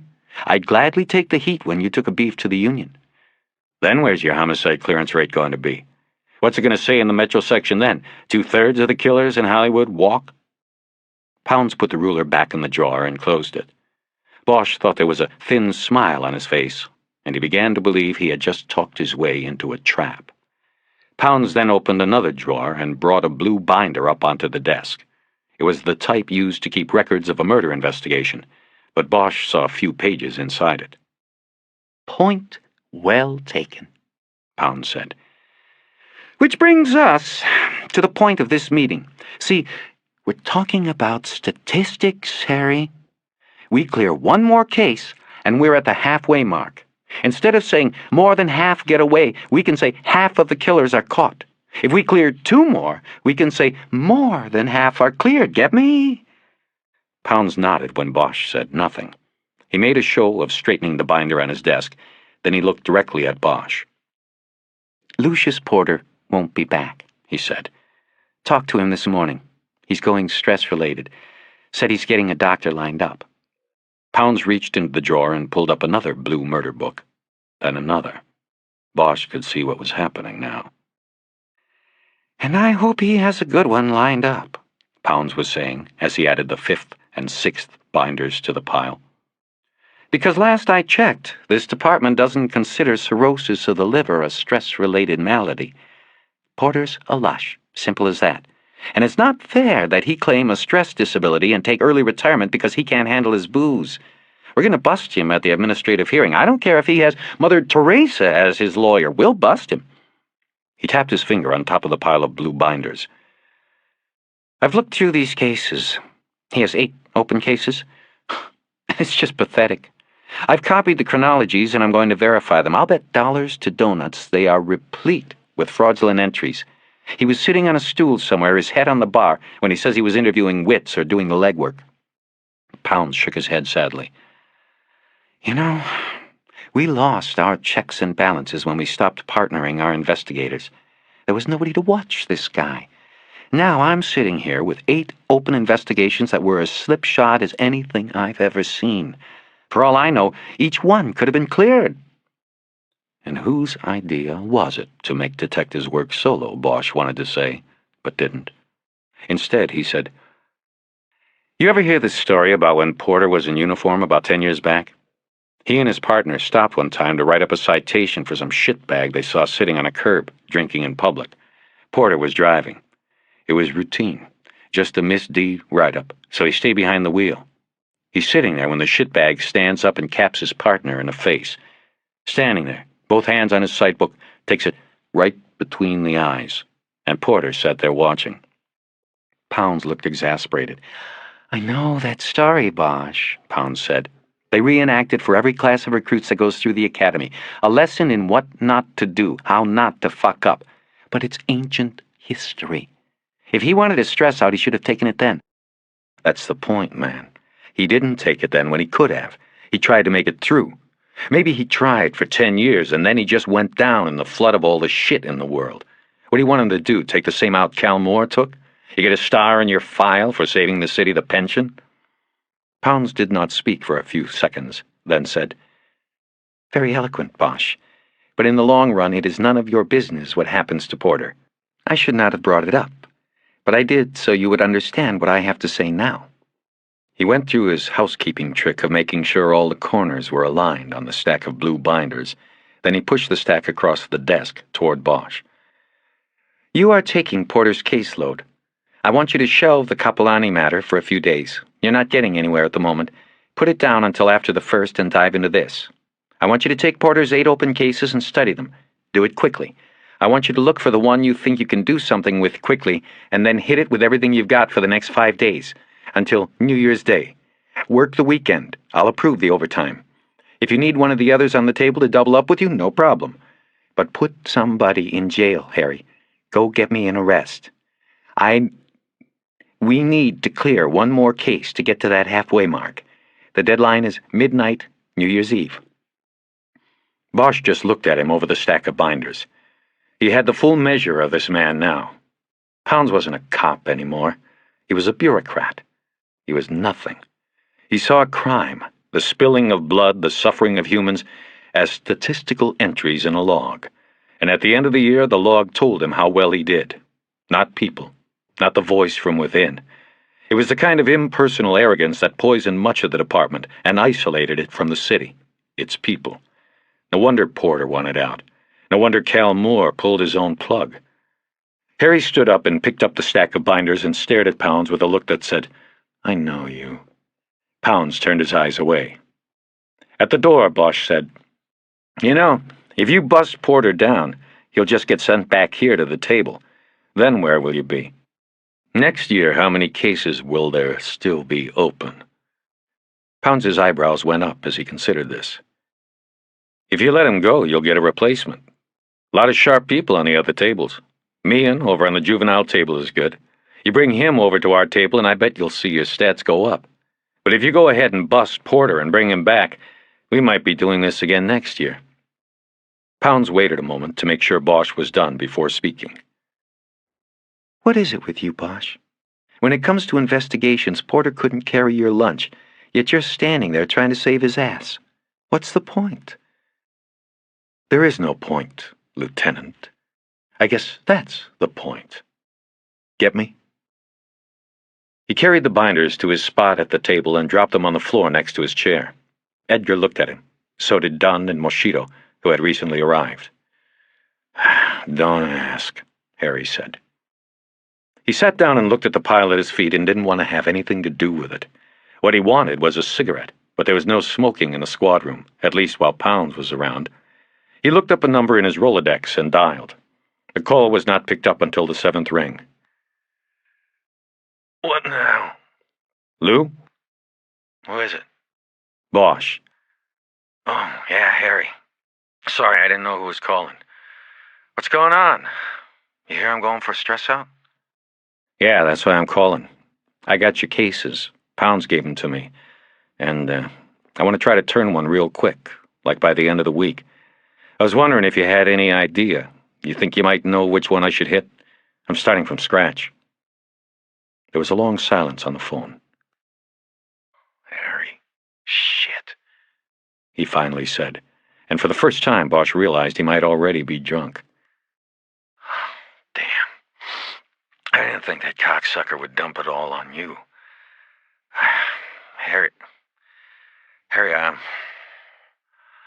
I didn't do too good on... Hey, Lou, it's no biggie, you know? My decks were cleared. I'm just looking for a place to start. If you can't point me, that's okay. I'll just look through the stuff. He waited and realized the others at the table had been listening to him and not even acting like they weren't. Fuck it. Fuck it. I don't know, Harry. I haven't been on it, you know what I mean? I've been kind of falling apart here. You hear about more? Shit. I saw the news last night. Yeah, it's too bad. Listen, Lou, don't worry about it, okay? I'll look through the stuff. I got the murder books here and I'll look through them. Nothing. Lou? Okay, Harry. Give me a call back if you want. Maybe later I'll think of something. Right now, I'm not too fucking good. Bosch thought a few moments before saying anything else. In his mind, he pictured Porter on the other end of the line, standing in total darkness, alone. Listen, he said in a low voice. You have to watch out for Pounds on your application. He might ask the suits to check you out, you know what I mean? Put a couple guys on you. You gotta stay out of the bars. He might try to bust your application, understand? After a while, Porter said he understood. Bosch hung up then and looked at the others at the table. The squad room always seemed loud until he had to make phone calls he didn't want anyone to hear. He got out a cigarette. 98 dumped Porter's whole caseload on you, Edgar asked. That's right. That's me, the Bureau garbage man. Yeah? Then what's that make us, chopped liver? Bosch smiled. He could tell Edgar didn't know whether to be happy he avoided the assignment or mad because he was passed over. Well, Jed, if you want, I'll hustle back into the box and tell 98 that you're volunteering to split this up with me. I'm sure the pencil-pushing prick will... He stopped because Edgar had kicked him under the table. He turned in his seat and saw Pounds coming up from behind. His face was red. He had probably heard the last exchange. Boss, you're not going to smoke that disgusting thing in here, are you? No, Lieutenant. I was just on my way out back. He pushed his chair back and walked out to the back parking lot to smoke. The back door of the drunk tank was unlocked and open. The Christmas night drunks had already been loaded into the jail bus and hauled to arraignment court to make their pleas. A trustee in gray overalls was spraying the floor of the tank with a hose. Harry knew the concrete floor of the tank had been graded on a slight incline as an aid in this daily cleansing. He watched the dirty water slosh out the door and into the parking lot where it flowed to a sewer drain. There was vomit and blood in the water, and the smell from the tank was terrible. But Harry stood his ground. This was his place. When he was done, he threw his cigarette butt into the water and watched the flow take it to the drain. 6. It felt like the detective bureau had become a fishbowl, and he was the only one in the water. He had to get away from the curious eyes that were watching him. Bosch picked up the stack of blue binders and walked out the back door into the parking lot. Then he quickly walked back into the station through the watch office door, went down a short hallway past the lockup, and up a staircase to the second-floor storage room. It was called the bridal suite because of the cots in the back corner, an unofficial, official cooping station.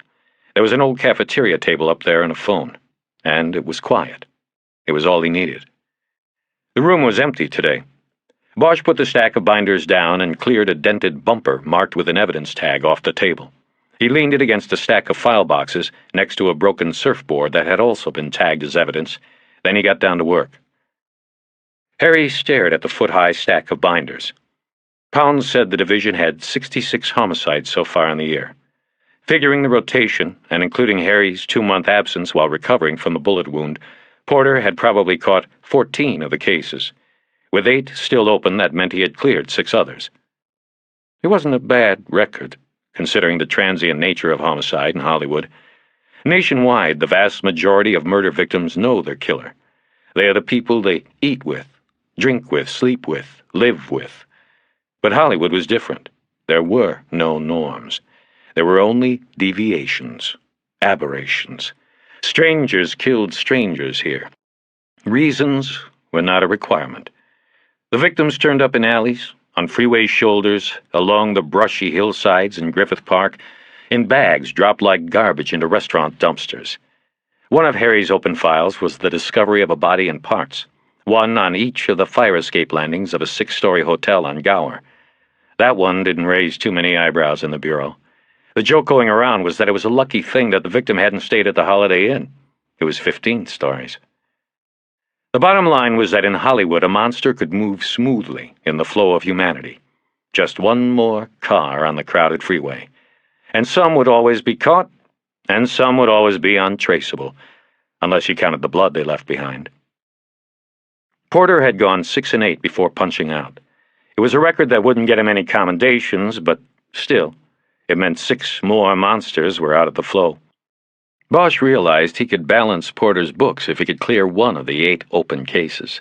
The broken-down cop would at least go out with an even record. Bosch didn't care about Pounds and his desire to clear one more case by midnight on New Year's Eve. He felt no allegiance to Pounds and believed the annual tabulating, charting, and analyzing of lives sacrificed added up to nothing. He decided that if he was to do this job, he would do it for Porter. Fuck Pounds. He pushed the binders to the back of the table so he would have room to work. He decided to quickly scan each murder book and separate them into 2 piles.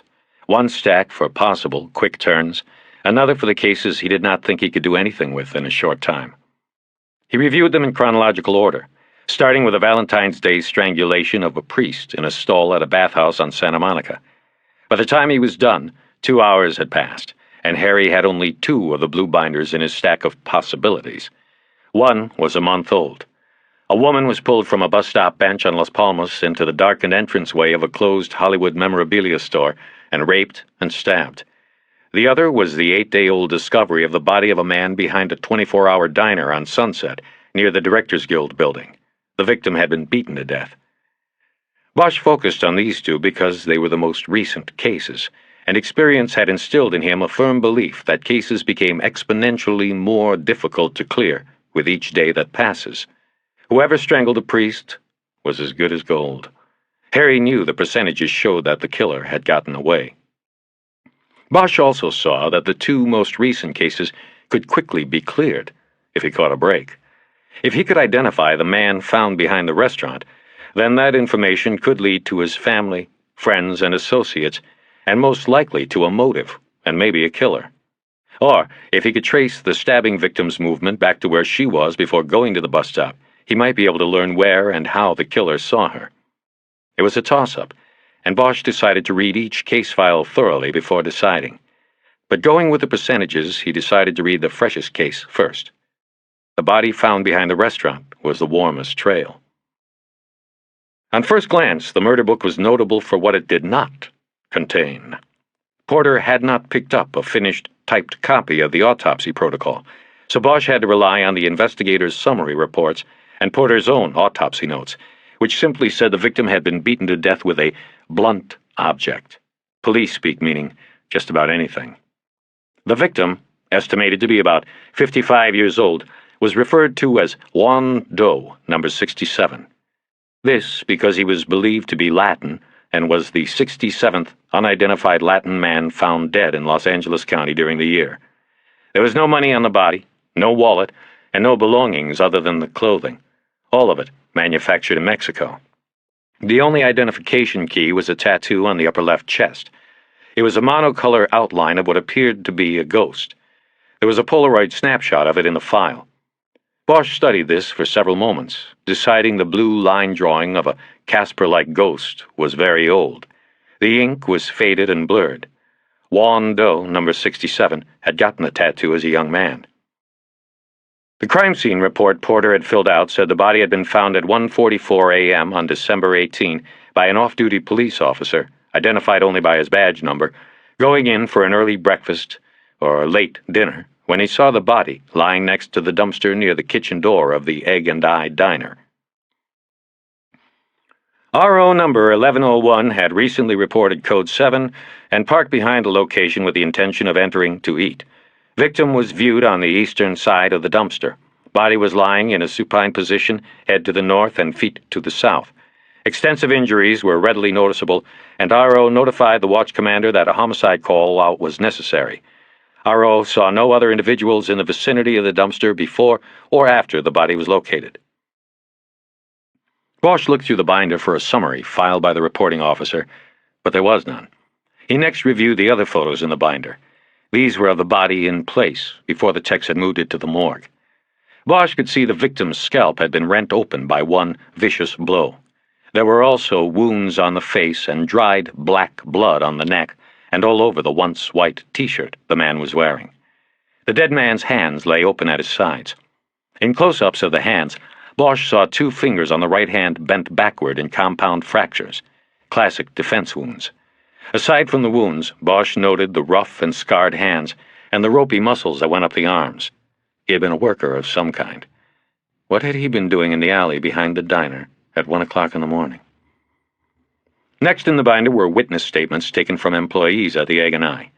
They were all men, which seemed wrong to Bosch because he had eaten at the Egg and I on several early mornings and remembered that there were always waitresses working the tables. Porter had apparently decided they were unimportant and concentrated only on the kitchen help. Each of the men interviewed said he did not recall seeing the victim in life or death. Porter had scribbled a star on the top of one of the statements. It was from a fry cook who had reported to work at 1 a.m. and had walked right past the east side of the dumpster and through the kitchen door. He had seen no body on the ground and was sure he would have seen one if there had been one to see when he made his entrance. That had helped Porter set the timing of the slaying to sometime during the 44-minute window between the arrivals of the fry cook and the police officer who found the body. Next in the file were printouts from LAPD, National Crime Index, California Department of Justice, and Immigration and Naturalization Service computer runs on the victim's fingerprints. All four were negative. No matches. Juan Doe, number 67, remained unidentified. At the back of the binder were notes Porter had taken during the autopsy, which had not been conducted until Tuesday, Christmas Eve, because of the usual backlog of cases at the coroner's office. Bosch realized that it might have been Porter's last official duty to watch one more body be cut up. He didn't come back to work after the holiday. Perhaps Porter knew he would not return, for his notes were sparse, just a single page with a few thoughts jotted down. Some of them Bosch could not read. Other notes he could understand, but they were meaningless.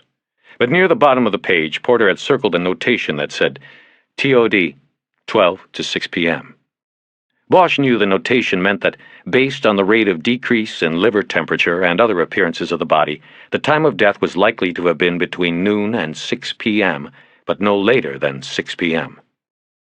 This did not make sense, Bosch thought at first. That put the time of death at least 7.5 hours before the discovery of the body. It also did not jibe with the fry cook not seeing any body by the dumpster at 1 a.m. These contradictions were the reason Porter had circled the notation. It meant Juan Doe, number 67, had not been killed behind the diner. It meant he was killed somewhere else, nearly half a day earlier, and then dumped behind the diner. He took a notebook out of his pocket and began to make a list of people he wanted to talk to. First on the list was the doctor who had performed the autopsy. Harry needed to get the completed autopsy protocol.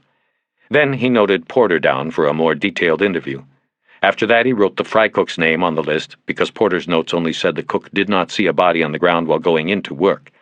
There was nothing about whether the cook saw anybody else or anything unusual in the alley. He also made a note to check with the waitresses who had been on duty that morning. To complete his list, Bosch had to pick up the phone and call the watch commander's office. "I want to talk to 1101, Bosch said. "Can you look it up on the board there and tell me who that is?" It was Kleinman again. He said, Very funny. Smart guy. "What?" Bosch said. But at that moment it struck him. "Is it Cal Moore?" Was. Cal Moore was. Harry hung up the phone as several thoughts crowded into his brain at once. Juan Doe, number 67, had been found on the day before Moore checked into the hideaway. He tried to piece out what this could mean. Moore stumbles onto a body in an alley early one morning. The next day, he checks into a motel, turns up the air conditioner, and puts 2 barrels of double-aught buckshot into his face. The message he leaves behind is as simple as it is mysterious. I found out who I was. Bosch lit a cigarette and crossed number 1101 off his list, but he continued to center his thoughts on this latest piece of information. He felt impatient, bothered. He fidgeted in the chair, then stood up and began to walk in a circle around the table. He worked Porter into the framework this development provided and ran through it several times. Each time it was the same. Porter gets the call out on the Juan Doe number 67 case. He obviously would have had to talk to Moore at the scene. The next day, Moore disappears. The next week, Moore is found dead. And then, the next day, Porter announces he's getting a doctor and is pulling the pin. Too many coincidences. He picked up the phone and called a homicide table. Edgar answered, and Harry asked him to reach across the table and check his Rolodex for Porter's home number. Edgar gave it to him and said, Harry, where you at? "Why, 98 looking for me?" Nah, one of the guys from Moore's unit called a few minutes ago. Said he was looking for you. "Yeah? Why?" Hey, Harry, I'm only passing on the message, not doing your job for you. Okay. Which one called? Rickard. He just wanted me to tell you they had something for you. I gave him your pager number because I didn't know if you were coming back anytime soon. So, where you at? Nowhere. He hung up and dialed Porter's house. The phone rang 10 times. Harry hung up and lit another cigarette. He didn't know what to think about all of this. Could Moore have simply stumbled onto the body, as it said in the report? Could he have dumped it there? Bosch had no clues.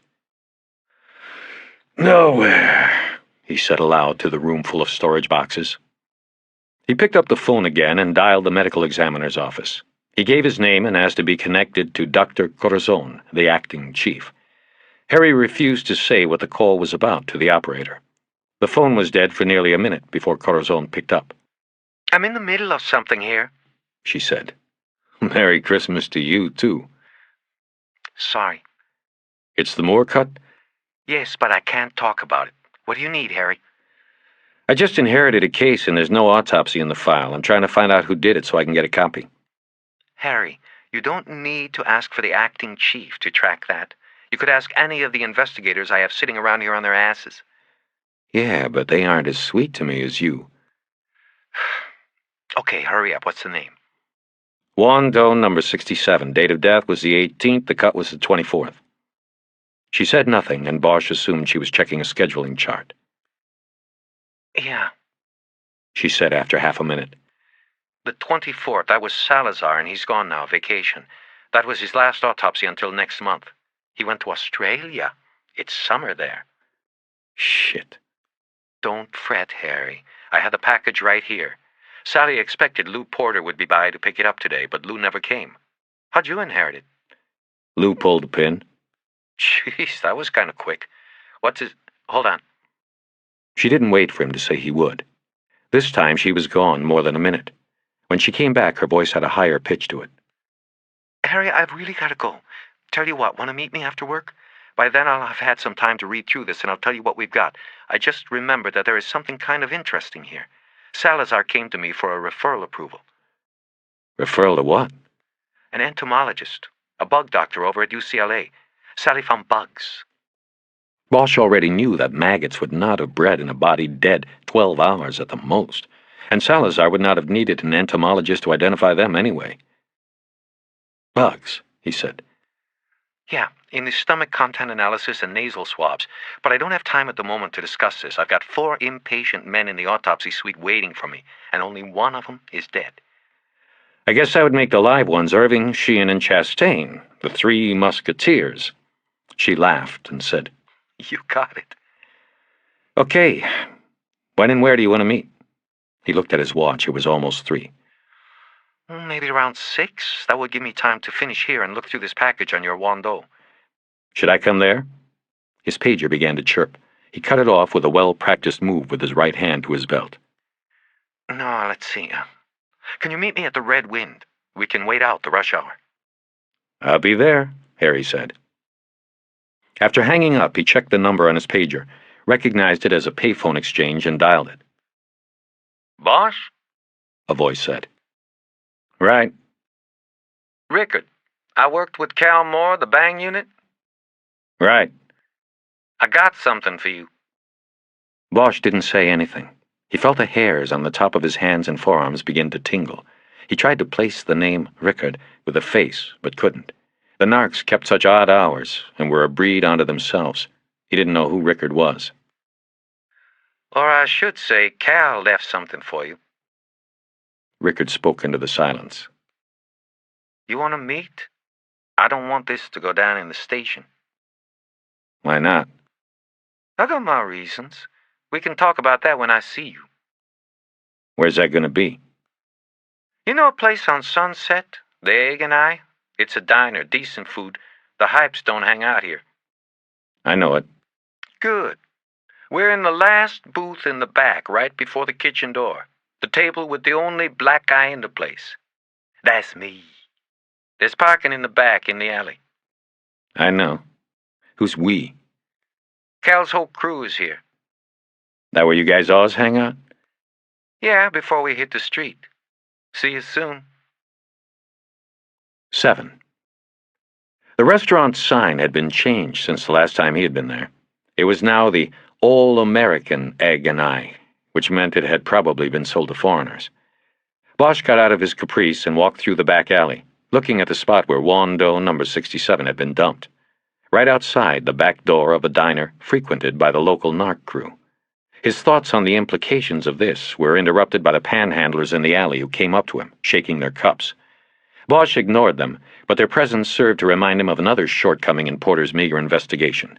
There had been nothing in the reports about vagrants in the alley being interviewed as possible witnesses. It would probably be impossible to track them down now. Inside the restaurant, he saw 4 young men, one of them black, in a rear booth. They were sitting silently with their faces turned down to the empty coffee cups in front of them. Harry noticed a closed manila file on the table as he pulled a chair away from an empty table and sat at the end of the booth. I'm Bosch. Tom Rickard, the black one said. He put out his hand and then introduced the other 3 as Finks, Montirez, and Federedo. We got tired of being around the office, Rickard said. Cal used to like this place. Bosch just nodded and looked down at the file. He saw the name written on the tab was Humberto Zorillo. It meant nothing to him. Rickard slid the file across the table to him. What is it? Harry asked, not yet touching it. Probably the last thing he worked on, Rickard said. We were going to give it over to RHD, but thought, what the hell, he was working it up for you. And those boys down there at Park are just trying to drag him through the shit. Ain't gonna help with that. What do you mean? I mean, they can't let it be that the man killed himself. They have to dissect his life and figure out exactly why he did this and why he done that. The man fucking killed himself. What else is there to say about it? You don't want to know why? I already know why, man. The job. It'll get all of us in the end. I mean, I know why. Bosch just nodded again. The other 3 narcs still hadn't said anything. I'm just letting off steam, Rickard said. Been one of those days. Longest fucking day of my life. Where was this? Harry asked, pointing to the file. Didn't RHD already go through his desk? Yeah, they did. But that file wasn't in it. See, Cal left it in one of the bang cars, one of those undercover pieces of shit we use, in the pocket behind the front seat. We never noticed it during the week he was missing because today was the first time any of us rode in the back of the car. We usually take 2 cars out on operations. But today we all jumped in one for a cruise on the boulevard after we came in and heard the news. I saw it shoved down into the pocket. It's got a little note inside, says to give it to you. We knew he was working on something for you because of that night he peeled off early to go meet with you at the Catalina. Bosch still hadn't opened the file. Just looking at it gave him an uneasy feeling. He told me that night at the Catalina that the shoe flies were on him. You guys know why? No, man. We don't know what was going down. We just know they were around like flies on shit. IAD went through his desk before RHD. They took files, his phone book, even took the fucking typewriter off the desk. That's the only one we had. But what it was about, we don't know. The guy had a lot of years in, and it burns my ass that they were gunning for him. That's what I meant before about the job doing him in. It'll get all of us. What about outside the job? His past, his wife said, I don't want to hear about that shit. She's the one who put the suits on him, made up some story when he walked out and dropped a dime on him. She just wanted to bring him down, you ask me. How do you know it was her? Cal told us, man. Said the shoe flies might come around asking questions. Told us it came from her. Bosch wondered who had been lying. Moore to his partners, or Sylvia to himself. He thought about her for a moment and couldn't see it, couldn't see her dropping the dime. But he didn't press it with the 4 narcs. He finally reached down and picked up the file. Then he left. He was too curious to wait. He knew that he should not even have the file, that he should pick up a phone and call Frankie Sheehan at RHD. But he unconsciously took a quick look around the car to make sure he was alone, and began to read. There was a yellow post-it note on the first page. Give to Harry Bosch. It was not signed or dated. It was stuck to a sheet of paper with 5 green field interview cards held to it with a paper clip. Harry detached the FI cards and shuffled through them. 5 different names, all males. Each had been stopped by members of the Bang unit in October or November. They were questioned and released. Each card held little more information than a description, home address, driver license number, and date and location of the shakedown. The names meant nothing to Bosch. He looked at the sheet the cards had been attached to. It was marked Internal Memo and had a subheading that said Bang Intelligence Report Number 144. It was dated November 1st and had a filed stamp mark on it that was dated 2 days after that. In the course of gathering intelligence on narcotics activities in reporting District 12, Officers Moore, Rickard, Finks, Federato, and Monterez have conducted numerous field interrogations of suspects believed to be involved in drug sales in the area of Hollywood Boulevard. In recent weeks, it has come to these officers' attention the fact that individuals were involved in the sale of a drug known as black ice, which is a narcotic combining heroin, cocaine, and PCP in rock form. The demand for this drug remains low on the street at this time, but its popularity is expected to increase. Officers assigned to this unit believe several transient-type individuals are engaged in the street-level sale of black ice. 5 suspects have been identified through investigation, but no arrests have followed. The street sales network is believed to be directed by an individual whose identity is not known to officers at this time.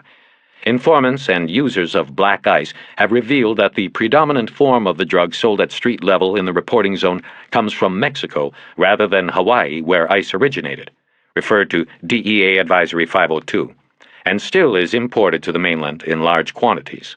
Reporting officers will contact DEA for intelligence on sources of this narcotic and will continue to monitor activities in RD-12. Sergeant C.V. Moore, number 1101. Bosch reread the report. It was a cover-your-ass paper. It said nothing and meant nothing. It had no value but could be produced to show a superior that you were aware of a problem and had been taking steps to attack it. Moore must have realized that black ice was becoming more than a rarity on the street and wanted to file a report to shield himself against future repercussions. Next in the file was an arrest report dated November 9th of a man named Marvin Dance for possession of a controlled substance. The report said Dance was arrested by Bang officers on Ivar after they watched him make a delivery of black ice to a street dealer. Bang unit officers Rickard and Finks had set up on Dance on Ivar north of the boulevard. The suspect was sitting in a parked car, and the narcs watched as another man walked up and got in. The report said Dance took something out of his mouth and handed it to the other man, who then got out of the car and walked on. The two officers split up, and Finks followed the walker until he was out of Dance's sight, then stopped him and seized an 8-ball, 8 individually wrapped grams of black ice in a balloon. Rickard kept a watch on Dance, who remained in the car waiting for the next dealer to come for the product. After Finks radioed that he had made his bust, Rickard moved in to take down Dance. But Dance swallowed whatever else was in his mouth. While he sat cuffed on the sidewalk, Rickard searched the car and found no drugs. But in a crumpled McDonald's cup in the gutter by the car door, the narc found 6 more balloons, each containing an 8-ball. Dance was arrested for sales and possession with intent to sell. The report said the suspect refused to talk to the arresting officers about the drugs, other than to say the McDonald's cup was not his. He didn't ask for a lawyer, but one arrived at the station within an hour and informed the officers that it would be unconstitutional for them to take his client to a hospital to have his stomach pumped, or to search his client's feces when the time came for him to use the bathroom. Moore, who got involved in processing the arrest at the station, checked with the on-call DA and was told the lawyer was right. Dance was released on $125,000 bail 2 hours after his arrest. Bosch thought this was curious. The report said time of arrest was 11:42 p.m. That meant that in 2 hours, in the middle of the night, Dance had come up with a lawyer, bail bondsman, and the 10% cash, $12,500, needed to make bail. And no charges were ever filed against Dance.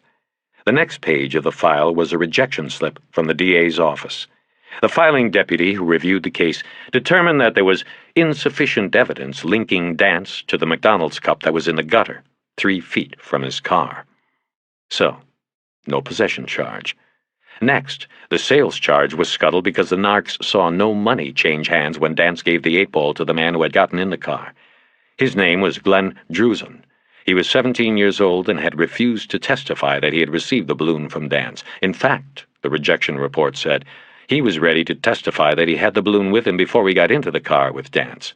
If called, he would testify that he had tried to sell it to Dance, but Dance was not interested. The case against Dance was kicked. Juzon was charged with possession and later put on juvenile probation. Bosch looked away from the reports and down the alley. He could see the circular, copper-and-glass Directors Guild building rising at the end. He could just see the top of the Marlboro Man billboard that had been on Sunset for as long as he could remember. He lit a cigarette. He looked at the DA reject form again. Clipped to it was a mugshot of the blonde-haired Dance, smirking at the lens. Bosch knew that what had happened was the routine way in which many, if not most, street cases go. The small fish, the bottom feeders, get hooked up. The bigger fish break the line and swim away. The cops knew that all they could do was disrupt things, never rid the streets of the problem. Take one dealer down and somebody takes his place. Or an attorney on retainer springs him, and then a DA with a 4-drawer caseload cuts him loose. It was one of the reasons why Bosch stayed in homicide. Sometimes he thought it was the only crime that really counted. But even that was changing. Harry took the mug shot and put it in his pocket, then closed the file for the time being. He was bothered by the Dance arrest. He wondered what connection Calexico Moore had seen between Dance and Jimmy Capps that had prompted him to put it in the file for Bosch. Bosch took a small notebook out of his inside coat pocket and began to make a chronological list. He wrote, November 9th, Dance arrested. November 13th, Jimmy Capps dead. December 4th, Moore, Bosch meet. Bosch closed the notebook. He knew he had to go back into the diner to ask Rickard a question, but first he reopened the file. There was only one page left, another unit intelligence report. This one was a summary of a briefing Moore had gotten from a DEA agent assigned to Los Angeles. This was dated December 11th, meaning it had been put together by Moore a week after he and Bosch had met at the Catalina. Harry tried to figure how this played with everything else and what, if anything, it meant. At their meeting, Moore had withheld information, but afterward had gone to the DEA to request information. It was as if he were playing both sides of the fence. Or, possibly, Moore was trying to hot-dog Bosch's case, trying to put it together on his own. Bosch began reading the report slowly, unconsciously bending the top corners of the file with his fingers. Information provided this date by DEA Assistant Special Agent in Charge Rene Corvo, Los Angeles Bureau Operations, indicates origin of black ice is primarily Baja California. Target 44Q3, Humberto Zorrillo, 11-11-54, believed operating a clandestine lab in the Mexicali zone that is producing Mexican ice for distribution in the U.S. Subject lives on a 6,000-acre bull ranch southwest Mexicali. State Judicial Police has not moved against Zorrillo for political reasons. Mode of transport used by this operation is unknown. Air surveillance shows no airstrip on ranch property. It is DEA opinion, based on experience, that the operation uses vehicle routes through Calexico or possibly San Isidro. However, no shipments intercepted at those crossings at this time. It is believed that subject enjoys support and cooperation of officers with the SJP. He is widely known and revered as a hero in the barrios of southwest Mexicali. Subject support is based in part on generous donations of jobs, med supplies, barrio dwellings, and cook camps in the poor neighborhoods he grew up in. Some of the residents in southwest neighborhoods refer to Zorrillo as El Papa de Mexicali. Additionally, Zorrillo's rancho remains under heavy guard 24 hours. El Papa, the Pope, is rarely seen outside of the rancho. Exception is weekly trips to observe bulls bred on the ranch at bull rings in Baja. SJP authorities advise at this time that their cooperation in any DEA action that focuses on Zorrillo would be impossible. Sergeant C.V. Moore, number 1101. Bosch stared for a few moments at the file after closing it. He had a jumble of differing thoughts. He was a man who didn't believe in coincidences, and so he had to wonder about how Cal Moore's presence had come to throw a shadow across everything on his own plate. He looked at his watch and saw it would soon be time to get going to meet Teresa Corazon. But finally, all the movement in his mind could not distract him from the thought that was pushing through. Frankie Sheehan at RHD should have the information in the Zorrillo file. Bosch had worked with Sheehan at RHD. He was a good man and a good investigator. If he was conducting a legitimate investigation, he should have the file. If he wasn't, then it didn't matter. He got out of the car and headed back to the diner. This time he walked in through the kitchen door on the alley. The bang crew was still there, the four young narcs sitting as quietly as if they were in the back room at a funeral home. Bosch's chair was still there, too. He sat down again. "What's up?" Rickard said. "You read this, right? Tell me about the dance bust." "What's to tell?" Rickard said. "We kick ass, the DA kicks the case. What's new? It's a different drug, man, but it's the same old thing." "What made you set up on Dance? How'd you know he was making deliveries there?" "Heard it around." "Look, it's important. It involves more." "How?" "I can't tell you now. You have to trust me until I put a few things together. Just tell me who got the tip. That's what it was, right?" Rickard seemed to weigh the choices he had. "Yeah, it was a tip. It was my snitch." "Who was it?" "Look, man, I can't—" "Jimmy Capps. It was Jimmy Capps, wasn't it?" Rickard hesitated again, and that confirmed it for Bosch. It angered him that he was finding this out almost by accident, and only after a cop's death. But the picture was clearing.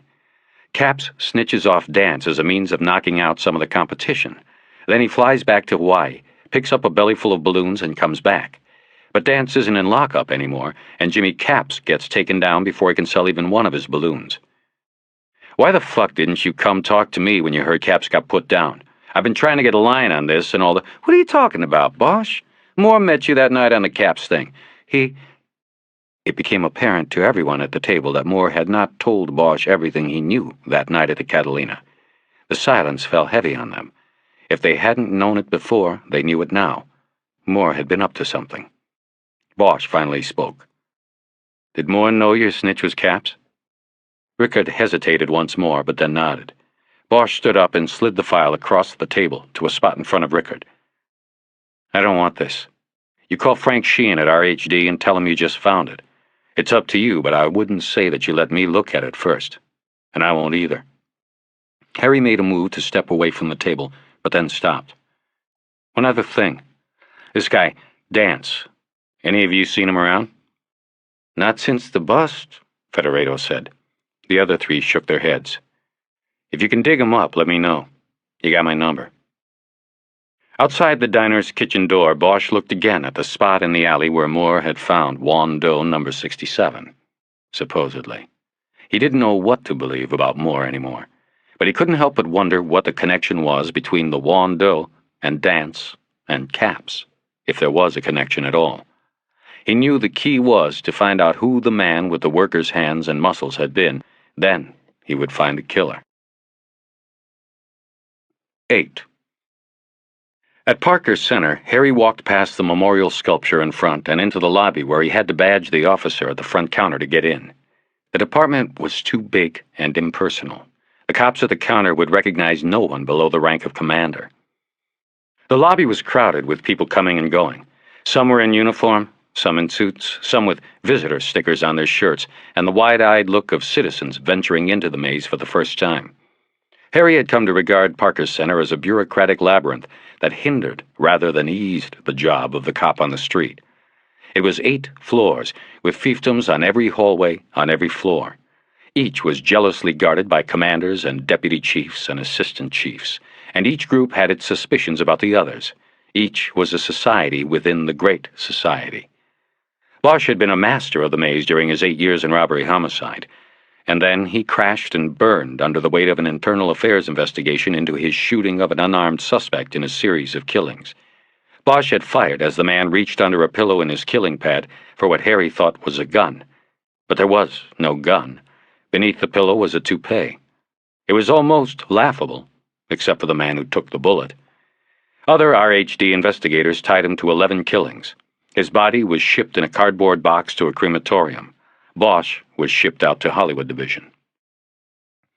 The elevator was crowded and smelled like stale breath. He got out on the 4th floor and walked into the Scientific Investigations Division offices. The secretary had already left. Harry leaned over the countertop and reached the button that buzzed open the half door. He walked through the ballistics lab and into the squad room. Donovan was still there, sitting at his desk. How'd you get in here?" "Let myself in." "Harry, don't do that. You can't go around breaching security like that." Bosch nodded his contrition. "What do you want?" Donovan asked. "I don't have any of your cases." "Sure you do." "What one?" "Cal Moore."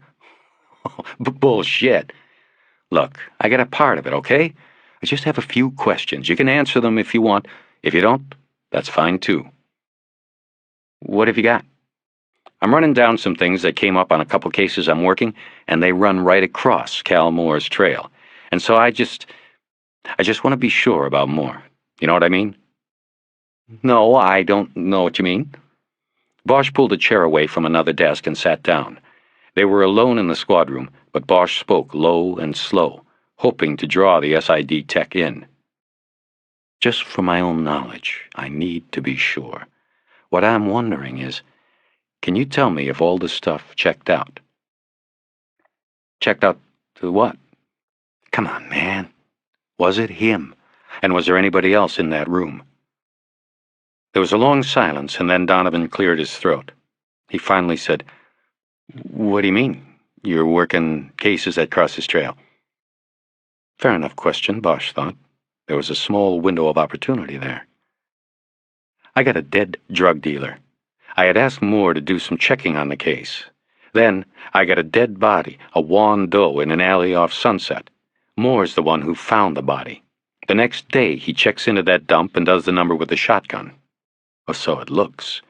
I just want some reassurances it's the way it looks. I heard they got an ID over at the morgue."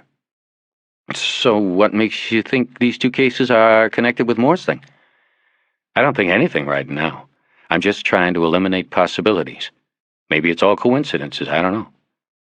"Well," Donovan said, "I don't know what they got over at the ME's, but I got lifts in the room that belonged to him. Moore was in that room. I just got finished with it. Took me all day."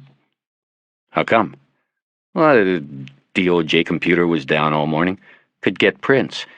I went up to personnel to get Moore's prints from his package, and they told me Irving had already raided it. He took the prints out and took them over to the corner.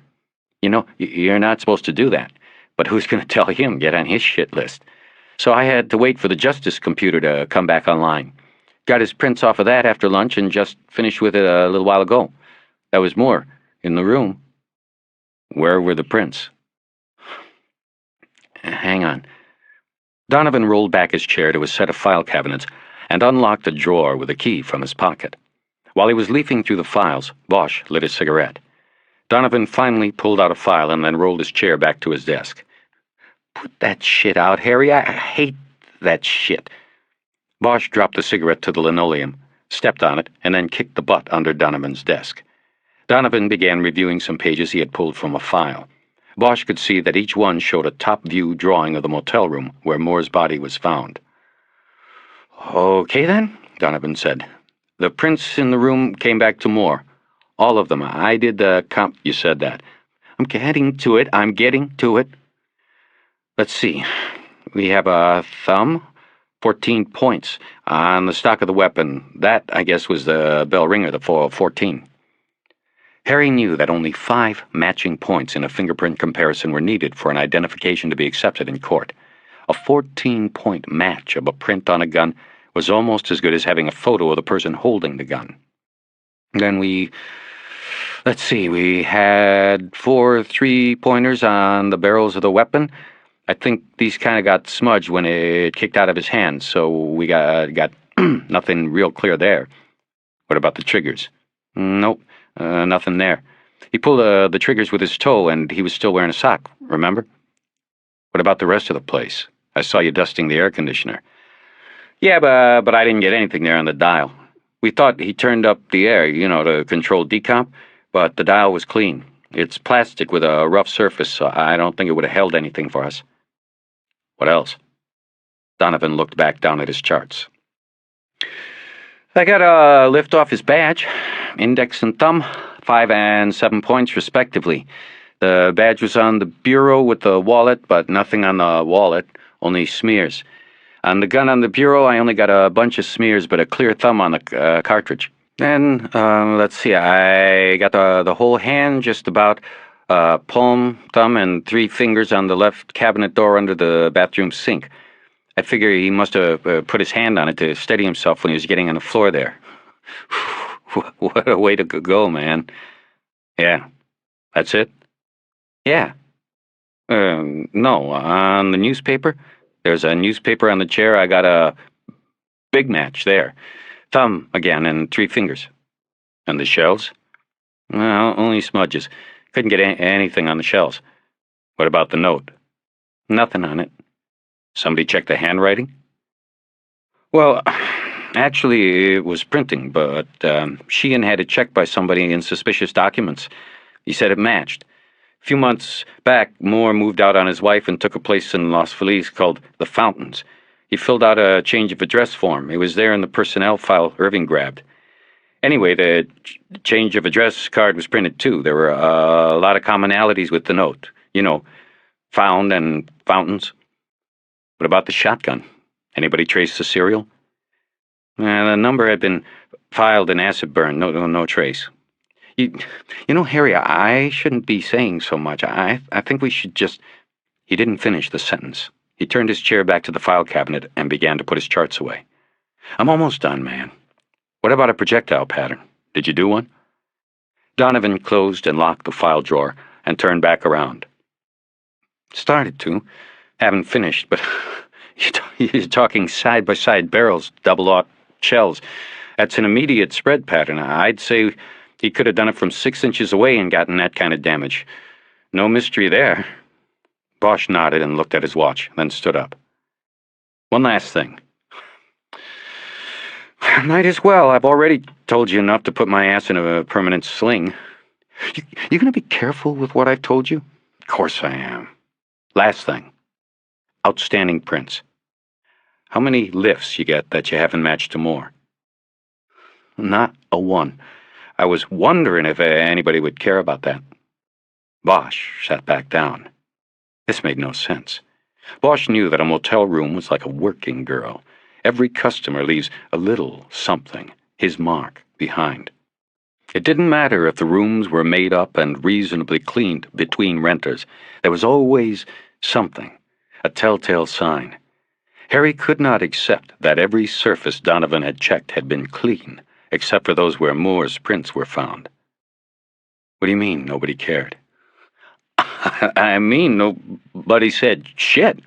I told Sheehan and that IAD stiff that's been following him around. They acted like it didn't mean a thing to them, you know? It was like a big deal, so there were no other prints. I guess they never did a motel room stiff before. Shit. I thought I'd be collecting prints in there last night till midnight, but all I got were the ones I just told you about. That was the goddamn cleanest motel room I've ever printed. I mean, I even put on the laser. Didn't see a thing but white marks where the room had been cleaned up, and if you ask me, Harry, that wasn't the kind of place the management cared too much about cleanliness. You told Sheehan this, right? Yeah, I told him when I got done. I was thinking, you know, it being Christmas night, that they were going to say I was full of shit and just trying to get home to the family. But I told them, and they just said, fine, that'll be all. Good night, Merry Christmas. I left. Fuck it. Bosch thought about Sheehan and Chastain and Irving. Sheehan was a competent investigator, but with those two hovering over him, he could have made a mistake.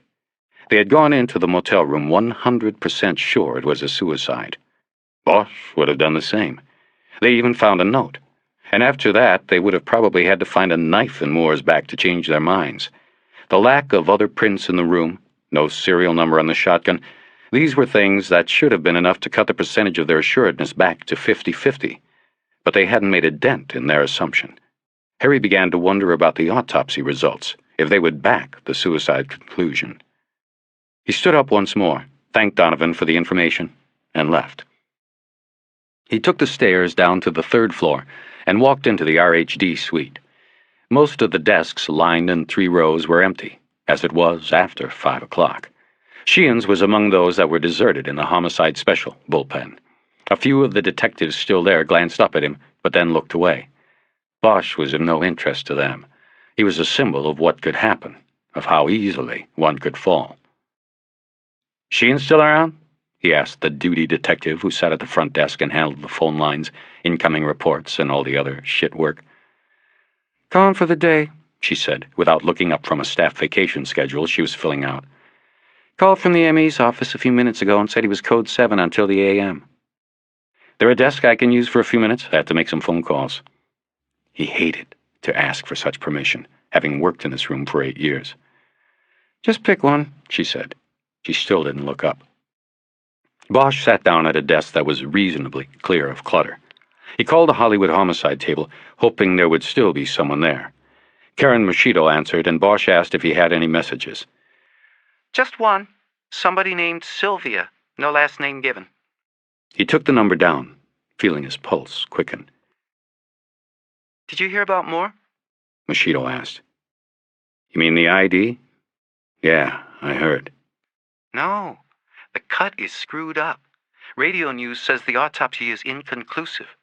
I never heard of a shotgun in the face being inconclusive. When did this come out?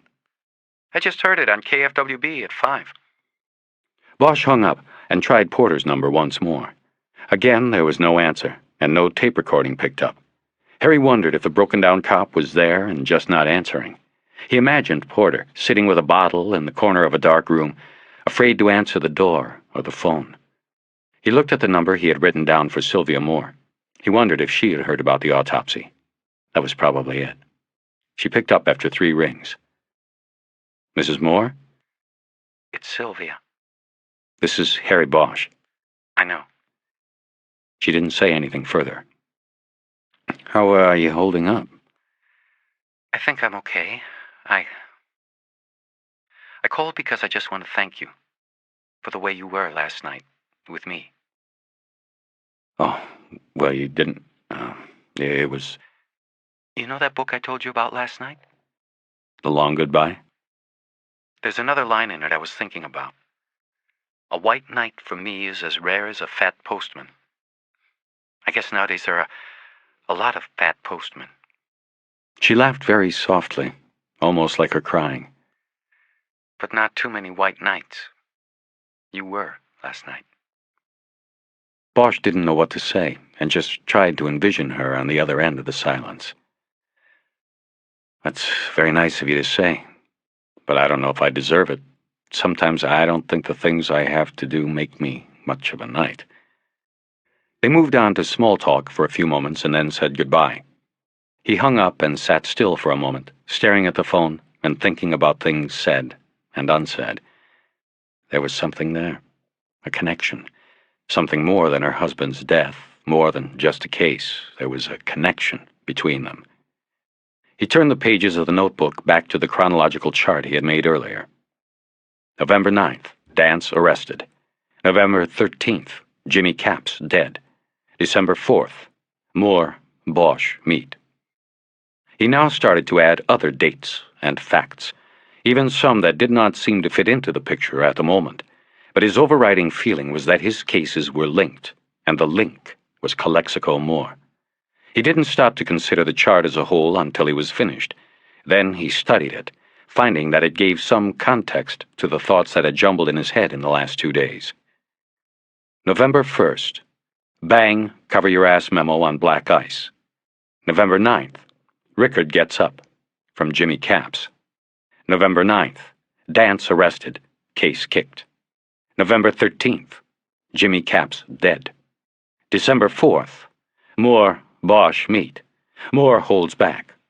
December 11th, Moore receives DEA briefing. December 18th, Moore finds body. Juan Doe, number 67. December 18th, Porter assigned Juan Doe case. December 19th, Moore checks in hideaway. Suicide? December 24th, Juan Doe, number 67, autopsy. Bugs? December 25th, Moore's body found. December 26th, Porter pulls pin. December 26th, Moore autopsy. Inconclusive. But he couldn't study it too long without thinking of Sylvia Moore. 9. Bosch took Los Angeles Street to 2nd and then up to the Red Wind. In front of St. Vibiana's, he saw an entourage of bedraggled, homeless men leaving the church. They had spent the day sleeping in the pews and were now heading to the Union Street Mission for dinner. As he passed the Times building, he looked up at the clock and saw it was exactly 6. He turned on KFWB for the news. The Moore autopsy was the second story, after a report on how the mayor had become the latest victim in a wave of kamikaze AIDS protests. He was hit with a balloon full of pig blood on the white stone steps of City Hall. A group called Cool AIDS took credit. In other news, an autopsy on the body of Police Sergeant Calexico Moore was inconclusive in confirming that the narcotics officer took his own life, according to the Los Angeles County Coroner's Office. Meanwhile, police have officially classified the death as suicide. The 38-year-old officer's body was found Christmas Day in a Hollywood motel room. He had been dead of a shotgun blast for about a week, authorities said. A suicide note was found at the scene, but the contents have not been released. Moore will be buried Monday. Bosch turned the radio off. The news report had obviously come from a press release. He wondered what was meant by the autopsy results being inconclusive. That was the only grain of real news in the whole report. After parking at the curb in front of the Red Wind, he went inside, but did not see Teresa Corazon. He went into the restroom and splashed water on his face. He needed a shave. He dried himself with a paper towel and tried to smooth his mustache and curly hair with his hand. He loosened his tie, then stood there a long moment, staring at his reflection. He saw the kind of man not many people approached, unless they had to. He got a package of cigarettes from the machine by the restroom door and looked around again, but still didn't see her. He went to the bar and ordered an anchor, and then took it to an empty table by the front door. The Wind was becoming crowded with the after-work crowd, people in business suits and dresses. There were a lot of combinations of older men with younger women. Harry recognized several reporters from the Times. He began to think Teresa had picked a bad place to meet if she intended to show up at all. With today's autopsy story, she might be noticed by the reporters. He drained the beer bottle and left the bar. He was standing in the chilled evening air on the front sidewalk, looking down the street into the 2nd Street tunnel when he heard a horn honk and a car pulled to a stop in front of him. The electric window glided down. It was Teresa. Harry, wait inside. I'll just find a place to park. Sorry I'm late. Bosch leaned into the window. I don't know. A lot of reporters in there. I heard on the radio about the Moore autopsy. I don't know if you want to risk getting hassled. He could see reasons for it and against it. Getting her name in the paper improved her chances of changing acting chief M.E. to permanent chief. But the wrong thing said, or a misquote, could just as easily change acting to interim, or worse yet, former. Where can we go? She asked. Harry opened the door and got in. Are you hungry? We can go down to Gorky's or the pantry. Yeah. Is Gorky's still open? I want some soup. It took them 15 minutes to wend their way through 8 blocks of downtown traffic and to find a parking space. Inside Gorky's, they ordered mugs of home-brewed Russian beer, and Teresa had the chicken rice soup. Long day, huh? He offered. Oh, yeah. No lunch. Was in the suite for 5 hours. Bosch needed to hear about the Moore autopsy, but knew he could not just blurt out a question. He would have to make her want to tell it. How was Christmas? You and your husband get together? Not even close. It just didn't work. He never could deal with what I do, and now that I have a shot at Chief M.E., he resents it even more. He left Christmas Eve. I spent Christmas alone. I was going to call my lawyer today to tell her to resume filing, but I was too busy. Should have called me. I spent Christmas with a coyote. Ah, is Timido still around? Yeah, he still comes around every now and then. There was a fire across the pass. I think it spooked him. Yeah, I read about that. You were lucky. Bosch nodded. He and Teresa Corazon had had an on-and-off relationship for 4 months, each meeting sparked with this kind of surface intimacy. But it was a relationship of convenience, firmly grounded on physical, not emotional, needs, and never igniting into deep passion for either of them.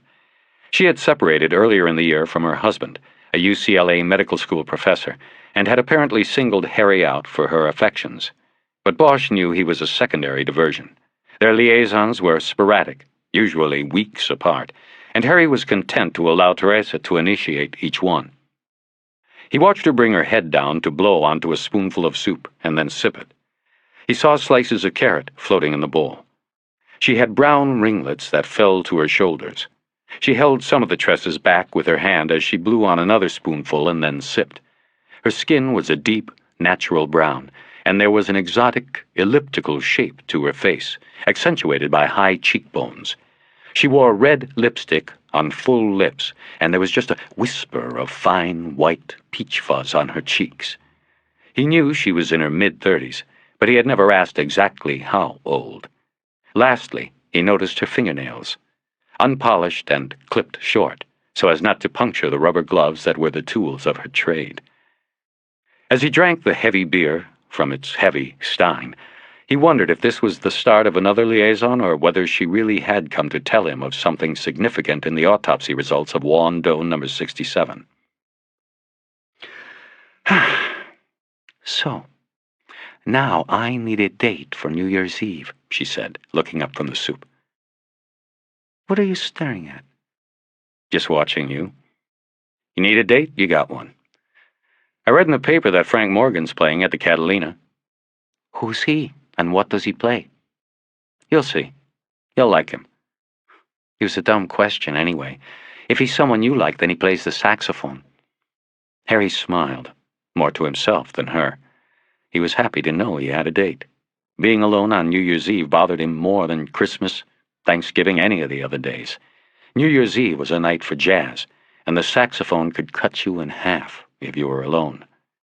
She smiled and said, Harry, you're so easy when it comes to lonely women. He thought of Sylvia Moore, remembering her sad smile. So, Teresa said, seeming to sense that he was drifting away. I bet you want to know about the bugs inside Juan Doe number 67? Finish your soup first. Nope, that's okay. It doesn't bother me. I always get hungry, in fact, after a long day chopping up bodies." She smiled. She said things like that often, as if daring him not to like what she did for a living. He knew she was still hooked by her husband. It didn't matter what she said. He understood. "Well, I hope you don't miss the knives when they make you permanent chief. You'll be cutting budgets then." "No, I'd be a hands-on chief. I'd handle the specials, like today. But after today, I don't know if they'll ever make me permanent."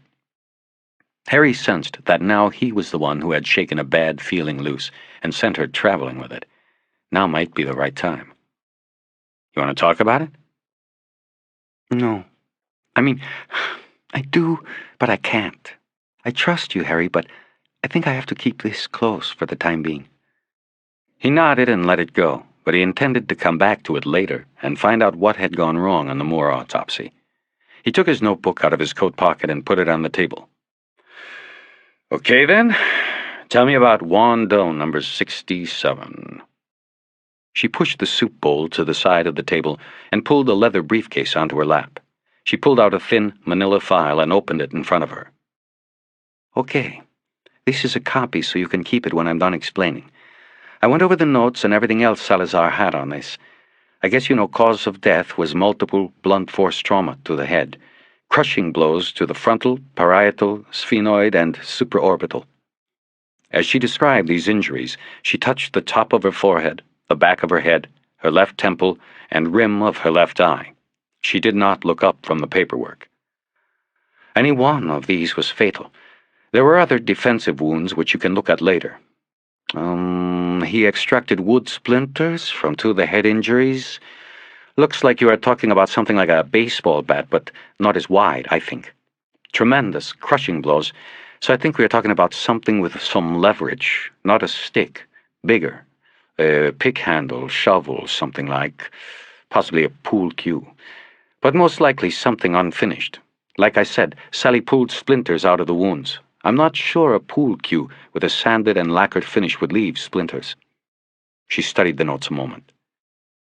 The other thing, I don't know if Porter told you this, but this body most likely was dumped in that location. Time of death is at least 6 hours before discovery.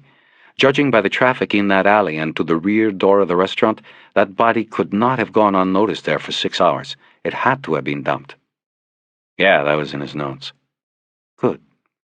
She started turning through the pages, briefly looking at the autopsy photos and putting them to the side. Okay, here it is. Tox results aren't back yet, but the colors of the blood and liver indicate there will be nothing there. I'm just guessing, or rather, Sally is just guessing, so don't hold us to that. Harry nodded. He hadn't taken any notes yet. He lit a cigarette, and she didn't seem to mind. She had never protested before, though once, when he was attending an autopsy, she walked in from the adjoining suite and showed him a lung from a 40-year-old 3-pack-a-day man. It looked like an old black loafer that had been run over by a truck. "But, as you know is routine," she continued, "we took swabs and did the analysis on the stomach contents. First, in the earwax we found a kind of brown dust. We combed some of it out of the hair and got some from the fingernails, too." Bosch thought of tar heroin, an ingredient in black ice. "Heroin?" "Good guess. But no."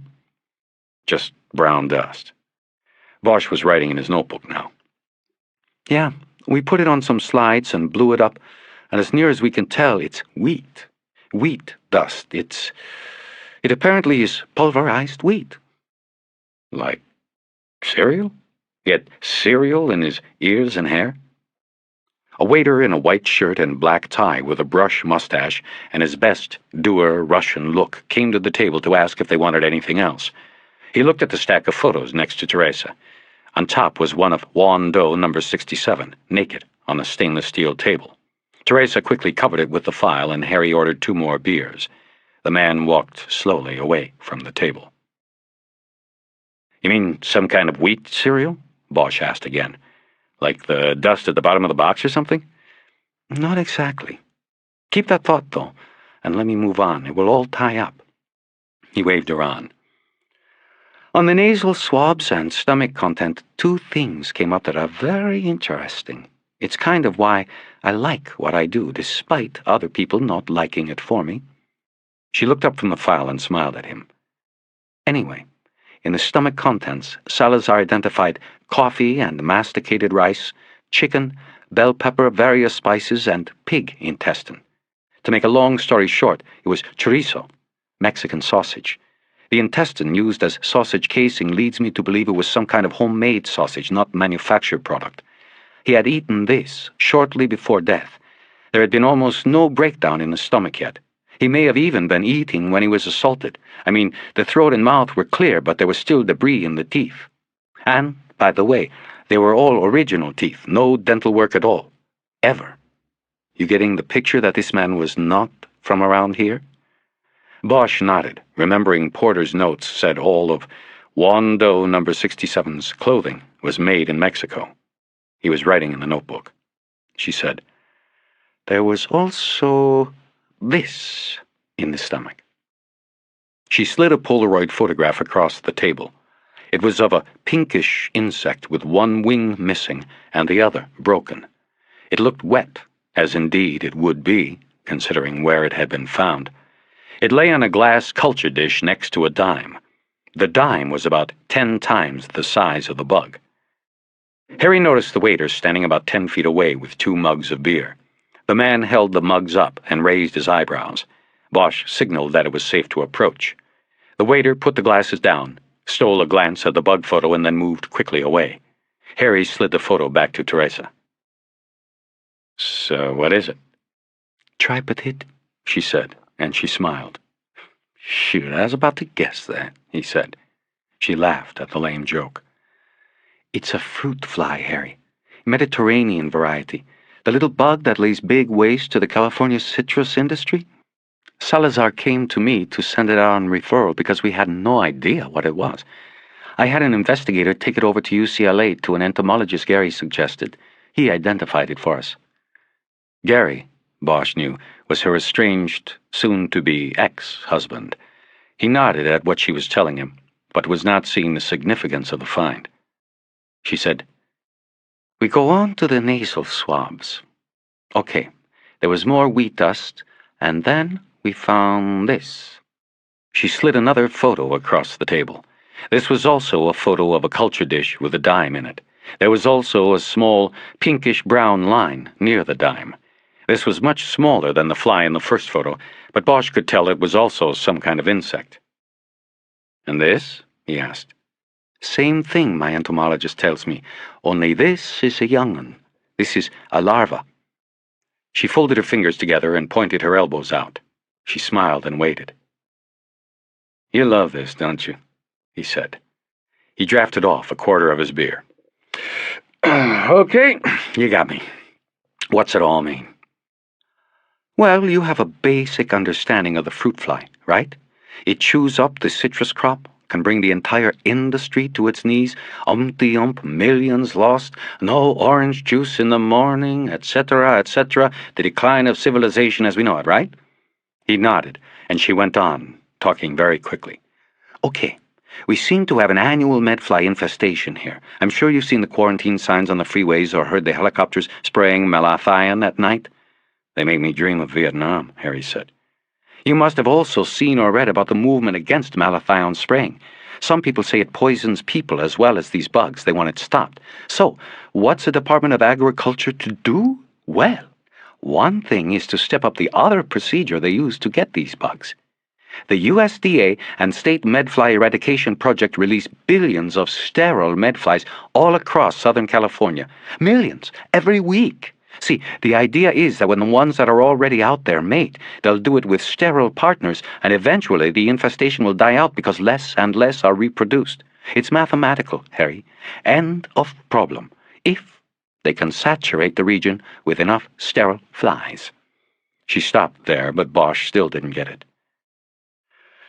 "Geez, this is all really fantastic, Teresa. But does it get to a point eventually, or are we just—" "I'm getting there. Just listen.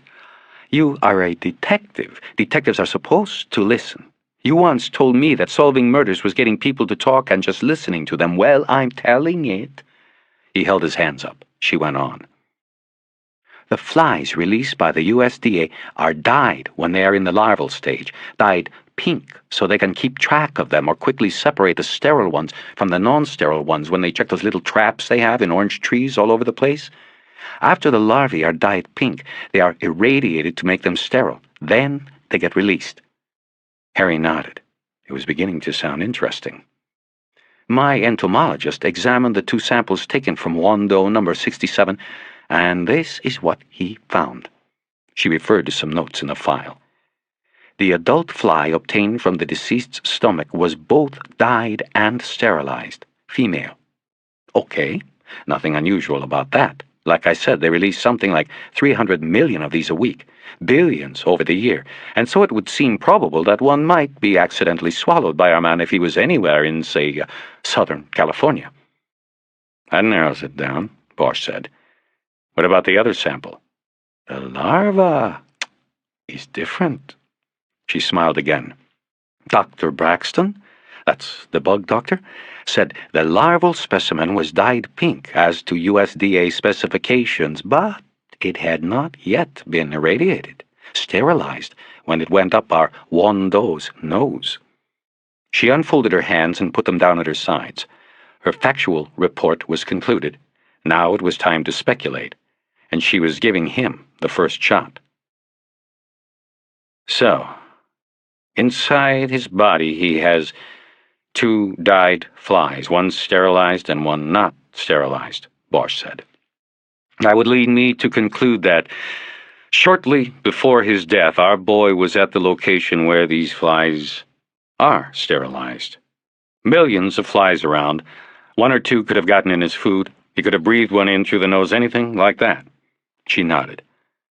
What about the wheat dust in the ears and hair? The wheat dust is the food, Harry. Braxton said that is the food used in the breeding process. He said, so I need to find where they breed these sterile flies. They might have a line on Wando. Sounds like he was a breeder or something. She smiled and said, why don't you ask me where they breed them? Where do they do it, Teresa? Well, the trick is to breed them where they are already a part of the natural insect population or environment, and therefore not a problem in case some happen to slip out the door before getting their dose of radiation. And so, the USDA contracts with breeders in only 2 places, Hawaii and Mexico. In Hawaii, there are 3 breeding contractors on Oahu. In Mexico, there is a breeder down near Zihuatanejo, and the largest of all 5 is located near Mexicali.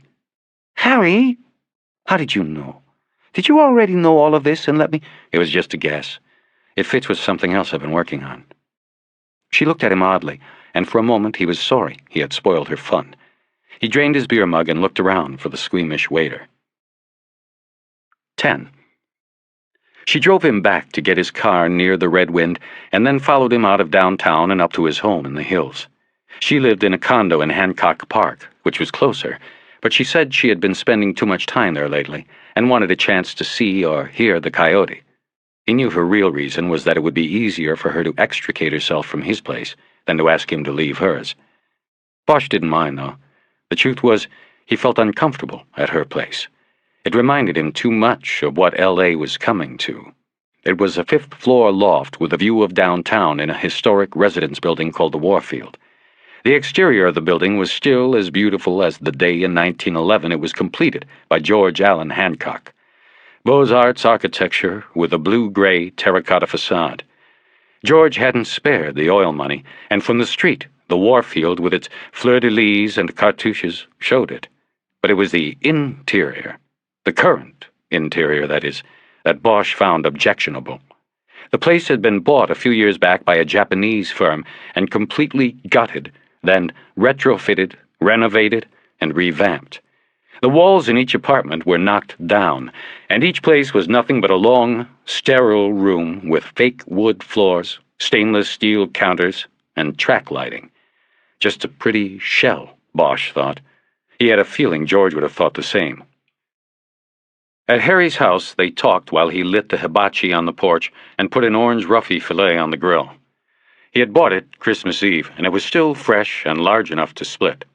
Teresa told him the county commission would probably informally decide before New Year's on a permanent chief medical examiner. He wished her good luck, but privately wasn't sure he meant it. It was a political appointment, and she would have to toe the line. Why get into that box? He changed the subject. So, if this guy, this Juan Doe, was down in Mexicali, near where they make those fruit flies, how do you think his body got all the way up here? That's not my department, Teresa said. She was at the railing, staring out over the valley.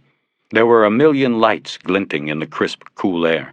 She was wearing his jacket over her shoulders. Harry glazed the fish with a pineapple barbecue sauce and then turned it over.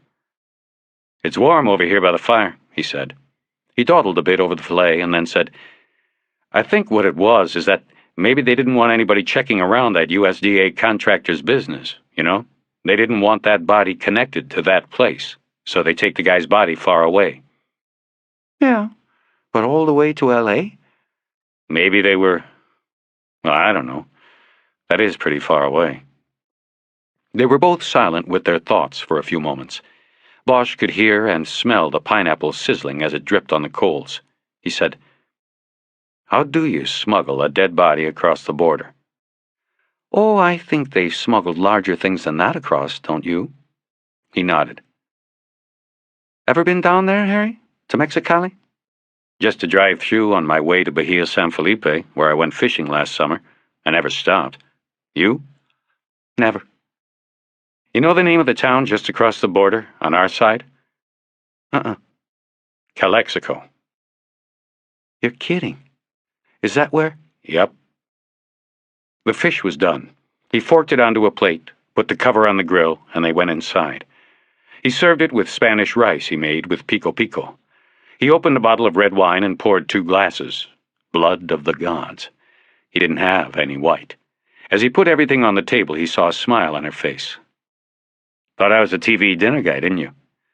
Crossed my mind. This is very nice.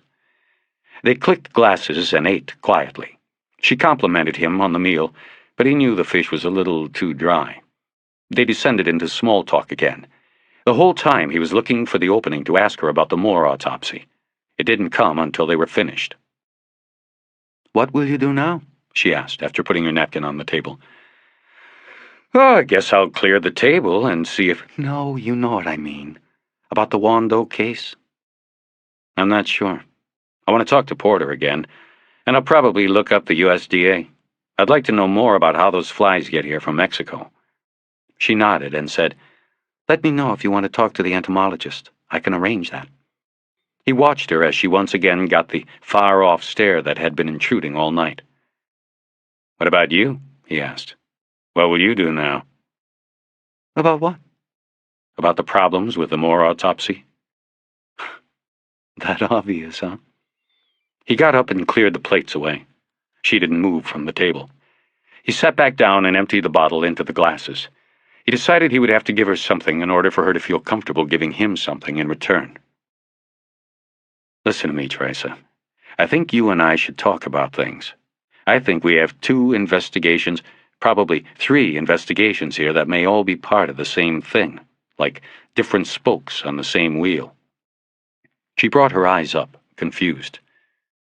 What cases? What are you talking about? I know that all of what I'm about to say is outside your venue, but I think you need to know it to help make your decision. I've been watching you all night, and I can tell you have a problem and don't know what to do. He hesitated, giving her a chance to stop him. She didn't. He told her about Marvin Dance's arrest and its relation to the Jimmy Capps murder. When I found out Capps had been bringing ice over from Hawaii, I went to Cal Moore to ask about black ice. You know, the competition. I wanted to know where it comes from, where you get it, who's selling it, anything that would help me get a picture of who might have put down Jimmy Capps. Anyway, the point is, I thought Moore shined me on, said he knew nothing, but today I find out he was putting together a file on black ice. He was gathering string on my case. He held stuff back from me, but at the same time was putting something together on this when he disappeared. I got the file today. There was a note. It said, "Give to Harry Bosch" on it. What was in it? The file. A lot. including an intelligence report, says the main source of black ice is probably a ranch down in Mexicali. She stared at him but said nothing. Which brings us to our Juan Doe. Porter bails out and the case comes to me today. I'm reading through the file and I'll give you one guess who it was that found the body and then disappeared the next day. Shit, she said. Exactly. Cal Moore. What this means, I don't know. But he is the reporting officer on the body. The next day, he is in the wind. The next week, he is found in a motel room, a supposed suicide. And then the next day, after the discovery of Moore has been in the papers and on TV, Porter calls up and says, "Guess what, guys? I quit." Does all of this sound above board to you? She abruptly stood up and walked to the sliding door to the porch. She stared through the glass out across the pass. "Those bastards," she said. "They just want to drop the whole thing because it might embarrass somebody."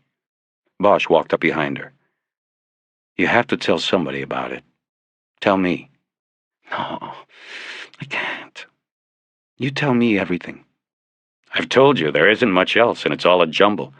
The file didn't have much, other than that the DEA told Moore that black ice is coming up from Mexicali. That's how I guessed about the fruit fly contractor. And then there's more. He grew up in Calexico and Mexicali. You see, there are too many coincidences here that I don't think are coincidences." She still faced the door, and he was talking to her back, but he saw the reflection of her worried face in the glass. He could smell her perfume. "The important thing about the file is that Moore didn't keep it in his office or his apartment. It was in a place where someone from IAD or RHD wouldn't find it. And when the guys on his crew found it, there was the note that said to give it to me. You understand?" The confused look in the glass answered for her. She turned and moved into the living room, sitting on the cushioned chair and running her hands through her hair. Harry stayed standing and paced on the wood floor in front of her.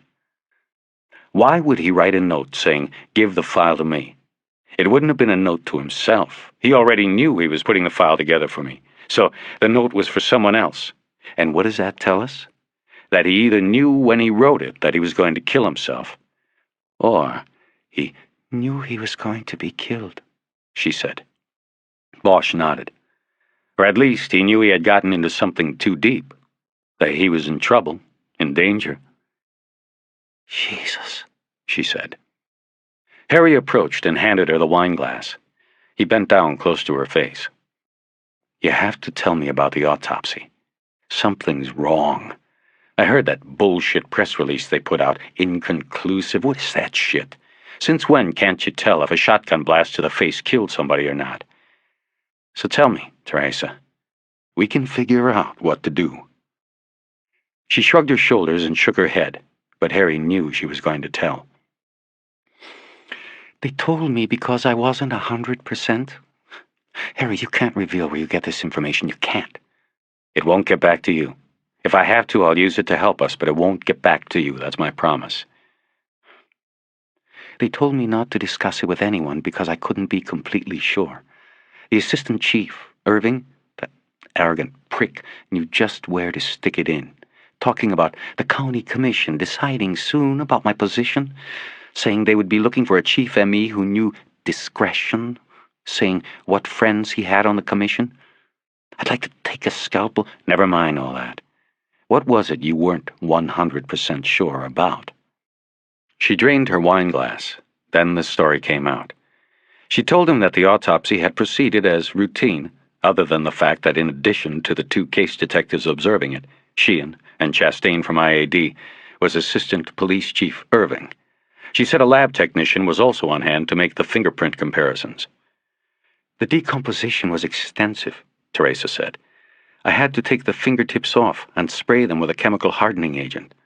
Collins, that's my lab tech, was able to take prints after that.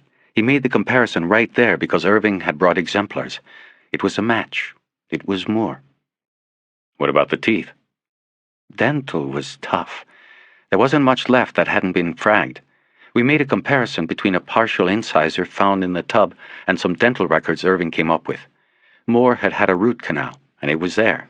That was a match, too." She said she began the autopsy after confirming the identity and immediately concluded the obvious, that damage from the double-barrel shotgun blast was massive and fatal, instantly. But it was while examining the material that had separated from the body that she began to question whether she could rule Moore's death a suicide. The force of the blast resulted in complete cranial displacement, she said. And of course, the autopsy protocol calls for examination of all vital organs, including the brain. Problem was, the brain was mostly unmasked due to the wide projectile pattern. I believe I was told the pellets came from a double-barrel side-by-side configuration. I could see that. The projectile pattern was very wide. Nevertheless, a large portion of the frontal lobe and corresponding skull fragment were left largely intact, though it had been separated. You know what I mean? The diagram said this had been charted in the bathtub. Is this too much? I know you know him. Not that well. Go on. So, I examined this piece, not really expecting anything more than what I was seeing earlier. But I was wrong. There was hemorrhagic demarcation in the lobe along the skull lining. She took a hit off his wineglass and breathed heavily, as if casting out a demon. And so you see, Harry, that was a big fucking problem. Tell me why. You sound like Irving. Tell me why, tell me why. Well, it should be obvious, for two reasons. First of all, you don't have that much hemorrhage on instant death like that. There is not much bleeding in the brain lining when the brain has been literally disconnected from the body in a split second. But while there is some room for some debate on that, I'll give that to Irving, there is no debate whatsoever on the second reason. This hemorrhaging was clearly indicative of a contre-coup injury to the head. No doubt in my mind at all. Harry quickly reviewed the physics he had learned over the 10 years he had been watching autopsies. Contre-coup brain injury is damage that occurs to the side of the brain opposite the insult. The brain, in effect, was a jello mold inside the skull. A jarring blow to the left side often did its worst damage to the right side because the force of impact pushed the jello against the right side of the skull.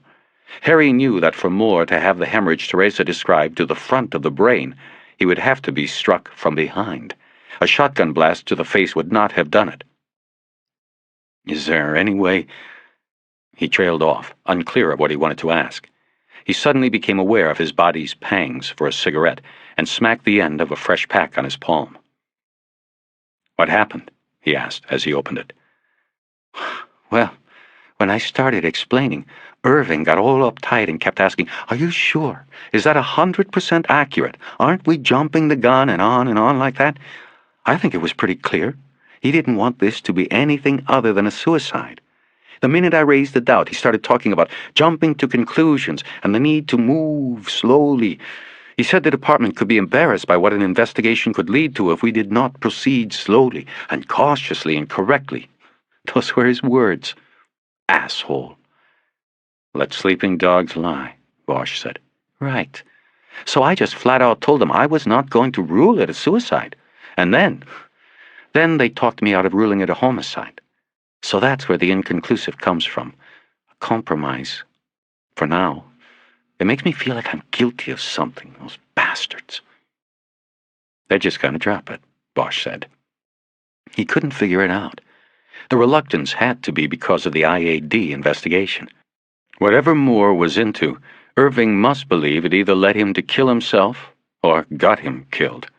And either way, Irving didn't want to open that box without knowing first what was in it. Maybe he never wanted to know. That told Bosch one thing. He was on his own.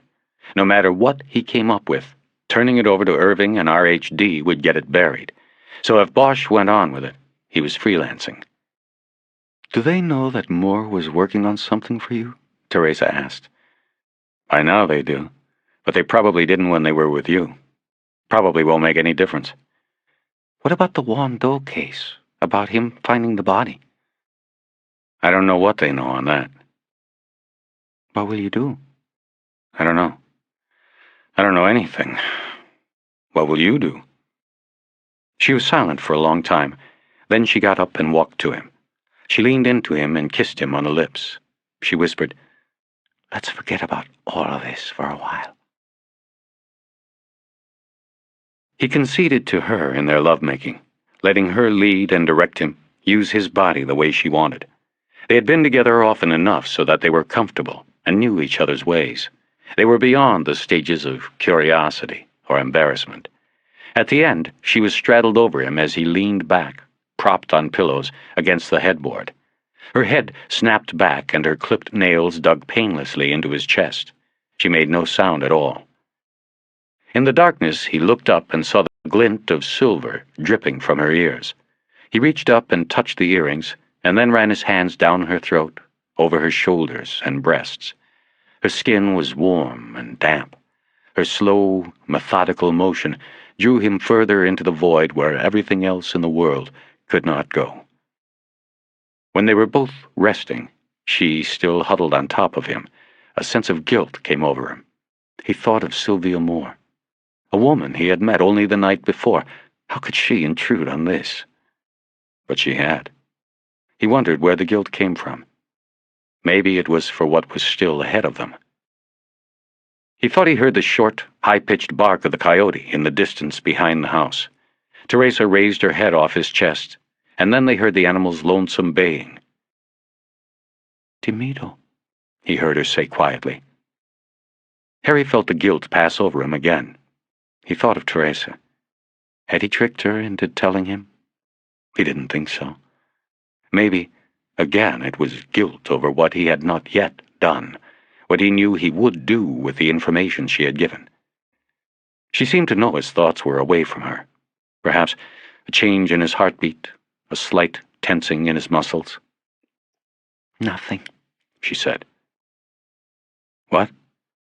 "You asked what I was going to do. Nothing. I'm not going to get involved in this bullshit any further. If they want to bury it, let them bury it."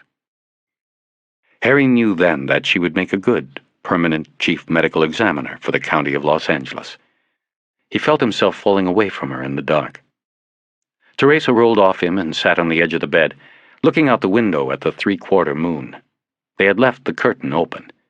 The coyote howled once more. Bosch thought he could hear a dog answering somewhere in the distance. "Are you like him?" she asked. "Who?" "Timito? Alone out there in the dark world?" "Sometimes. Everybody is sometimes." "Yes. But you like it, don't you?" "Not always." "Not always." He thought about what to say. The wrong word and she'd be gone. "I'm sorry if I'm so distant," he tried. "There's a lot of things—" He didn't finish. There was no excuse. "You do like living up here in this little lonely house with the coyote as your only friend, don't you?" He didn't answer. The face of Sylvia Moore inexplicably came back into his mind. But this time he felt no guilt. He liked seeing her there. "I have to go," Teresa said. "Long day tomorrow." He watched her walk naked into the bathroom, picking her purse up off the night table as she went. He listened as the shower ran. He imagined her in there, cleaning old traces of him off and out of her, and then splashing on the all-purpose perfume she always carried in her purse to cover up any smells left on her from her job. He rolled to the side of the bed, to the pile of his clothes on the floor, and got out his phone book. He dialed while the water still ran. The voice that answered was dulled with sleep. It was near midnight. "You don't know who this is, and I never talked to you." There was silence while Harry's voice registered. Okay, got it, I understand." "There's a problem on the Cal Moore autopsy." "Shit, I know that, man. Inconclusive. You don't have to wake me up to—" "No, you don't understand. You are confusing the autopsy with the press release on the autopsy. Two different things. Understand now?" "Yeah, I think I do. So what's the problem?" "The assistant chief of police and the acting chief ME don't agree. One says suicide, the other homicide. Can't have both. I guess that's what you call inconclusive in a press release." There was a low whistling sound in the phone. Oh, this is good. But why would the cops want to bury a homicide? Especially one of their own. I mean, suicide makes an apartment look like shit as it is. Why bury a murder unless it means there's something... Right, Bosch said, and he hung up the phone. A minute later, the shower was turned off, and Teresa came out, drying herself with a towel. She was totally unabashed about her nakedness with him, and Harry found he missed that shyness. It had eventually left all the women he became involved with before they eventually left him. He pulled on blue jeans and a t-shirt while she dressed. Neither spoke. She looked at him with a thin smile, and then he walked her out to her car. "So, we still have a date for New Year's Eve?" she asked, after he opened the car door for her. "Of course," he said, though he knew she would call with an excuse to cancel it. She leaned up and kissed him on the lips, then slipped into the driver's seat. "Goodbye, Teresa," he said, but she had already closed the door. It was midnight when he came back inside. The place smelled of her perfume, and his own guilt. He put Frank Morgan's Mood Indigo on the CD player and stood there in the living room without moving, just listening to the phrasing on the first solo, a song called Lullaby. Bosch thought he knew nothing truer than the sound of a saxophone. 11. Sleep was not a possibility. Bosch knew this. He stood on the porch, looking down on the carpet of lights, and let the chill air harden his skin and his resolve. For the first time in months, he felt invigorated. He was in the hunt again. He let everything about the cases pass through his mind, and made a mental list of people he had to see and things he had to do. On top was Lucius Porter, the broken-down detective whose pullout was too timely, too coincidental to be coincidental. Harry realized he was becoming angry just thinking about Porter, and embarrassed at having stuck his neck out for him with pounds. He went to his notebook and then dialed Porter's number one more time. He was not expecting an answer, and he wasn't disappointed. Porter had at least been reliable in that respect. He checked the address he had written down earlier and headed out. Driving down out of the hills, he did not pass another car until he reached Cahuenga. He headed north and got on the Hollywood freeway at Barham. The freeway was crowded, but not so that traffic was slow. The cars moved northward at a steady clip, a sleekly moving ribbon of lights. Out over Studio City, Bosch could see a police helicopter circling, a shaft of white light cast downward on a crime scene somewhere. It almost seemed as if the beam was a leash that held the circling craft from flying high and away. He loved the city most at night. The night hid many of the sorrows. It silenced the city, yet brought deep undercurrents to the surface. It was in this dark slipstream that he believed he moved most freely. Behind the cover of shadows, like a rider in a limousine, he looked out, but no one looked in. There was a random feel to the dark, a quirkiness of chance played out in the blue neon night. So many ways to live and to die. You could be riding in the back of a studio's black limo or just as easily the back of the coroner's blue van. The sound of applause was the same as the buzz of a bullet spinning past your ear in the dark. That randomness. That was L.A. There was flash fire and flash flood, earthquake, mudslide. There was the drive-by shooter and the crack-stoked burglar, the drunk driver and the always curving road ahead. There were killer cops and cop killers. There was the husband of the woman you were sleeping with, and there was the woman. At any moment, on any night, there were people being raped, violated, maimed, murdered, and loved. There was always a baby at his mother's breast, and sometimes a baby alone in a dumpster. Somewhere. Harry exited on Van Owen in North Hollywood and went east toward Burbank. Then he turned north again into a neighborhood of run-down apartments. Bosch could tell by the gang graffiti it was a mostly Latino neighborhood. He knew Porter had lived here for years. It was all he could afford after paying alimony and for his booze. He turned into the Happy Valley Trailer Park and found Porter's double-wide at the end of Greenbrier Lane. The trailer was dark, not even a light on above the door, and there was no car under the aluminum-roofed carport. Bosch sat in his car smoking a cigarette and watching for a while. He heard mariachi music wafting into the neighborhood from one of the Mexican clubs over on Lancashire. Soon it was drowned out by a jet that lumbered by overhead on its way to Burbank Airport. He reached into the glove compartment for a leather pouch containing his flashlight and picks, and got out. After the third knock went unanswered, Harry opened the pouch. Breaking into Porter's place did not give him pause. Porter was a player in this game, not an innocent. To Bosch's mind, Porter had forfeited protection of his privacy when he had not been straight with him, when he hadn't mentioned that Moore had been the one who found Juan Doe No. 67's body. Now Bosch was going to find Porter and ask him about that. He took out the miniature flashlight, turned it on, and then held it in his mouth as he stooped down and worked a pick and tiny pressure wrench into the lock. It took him only a few minutes to push the pins and open the door. A sour odor greeted Bosch when he entered. He recognized it as the smell of a drunk's sweat. He called Porter's name, but got no answer. He turned on the lights as he moved through the rooms. There were empty glasses on nearly every horizontal surface. The bed was unmade and the sheets were a dingy white. Amidst the glasses on the night table was an ashtray, overloaded with butts. There was also a statue of a saint Bosch could not identify. In the bathroom off the bedroom, the bathtub was filthy.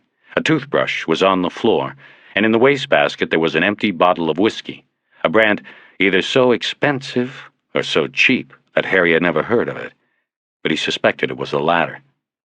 In the kitchen there was another empty bottle in the trash can. There were also dirty dishes piled on the counters and sink. He opened the refrigerator and saw only a jar of mustard and an egg carton. Porter's place was very much like its owner. It showed a marginal life, if it could be called that at all. Back in the living room, Bosch picked a framed photograph up off a table next to a yellow couch. It was a woman. Not too attractive, except to Porter, maybe. An ex-wife he couldn't get over. Maybe. Harry put the photo back down, and the phone rang. He traced the noise to the bedroom. The phone was on the floor next to the bed. He picked up on the seventh ring, waited a moment, and in a voice designed to appear jerked from sleep said, "Huh? Porter? Yeah." The line went dead. It hadn't worked. But had Bosch recognized the voice? Pounds? No, not Pounds. Only one word spoken, but still the accent was there. Spanish, he thought. He filed it away in his mind and got up off the bed. Another plane crossed above, and the trailer shuddered. He went back into the living room where he made a half-hearted search of a one-drawer desk, though he knew that no matter what he found, it wouldn't solve the immediate problem. Where was Porter? Bosch turned all the lights off and relocked the front door as he left. He decided to start in North Hollywood and work his way south toward downtown. In every police division, there was a handful of bars that carried a heavy clientele of cops.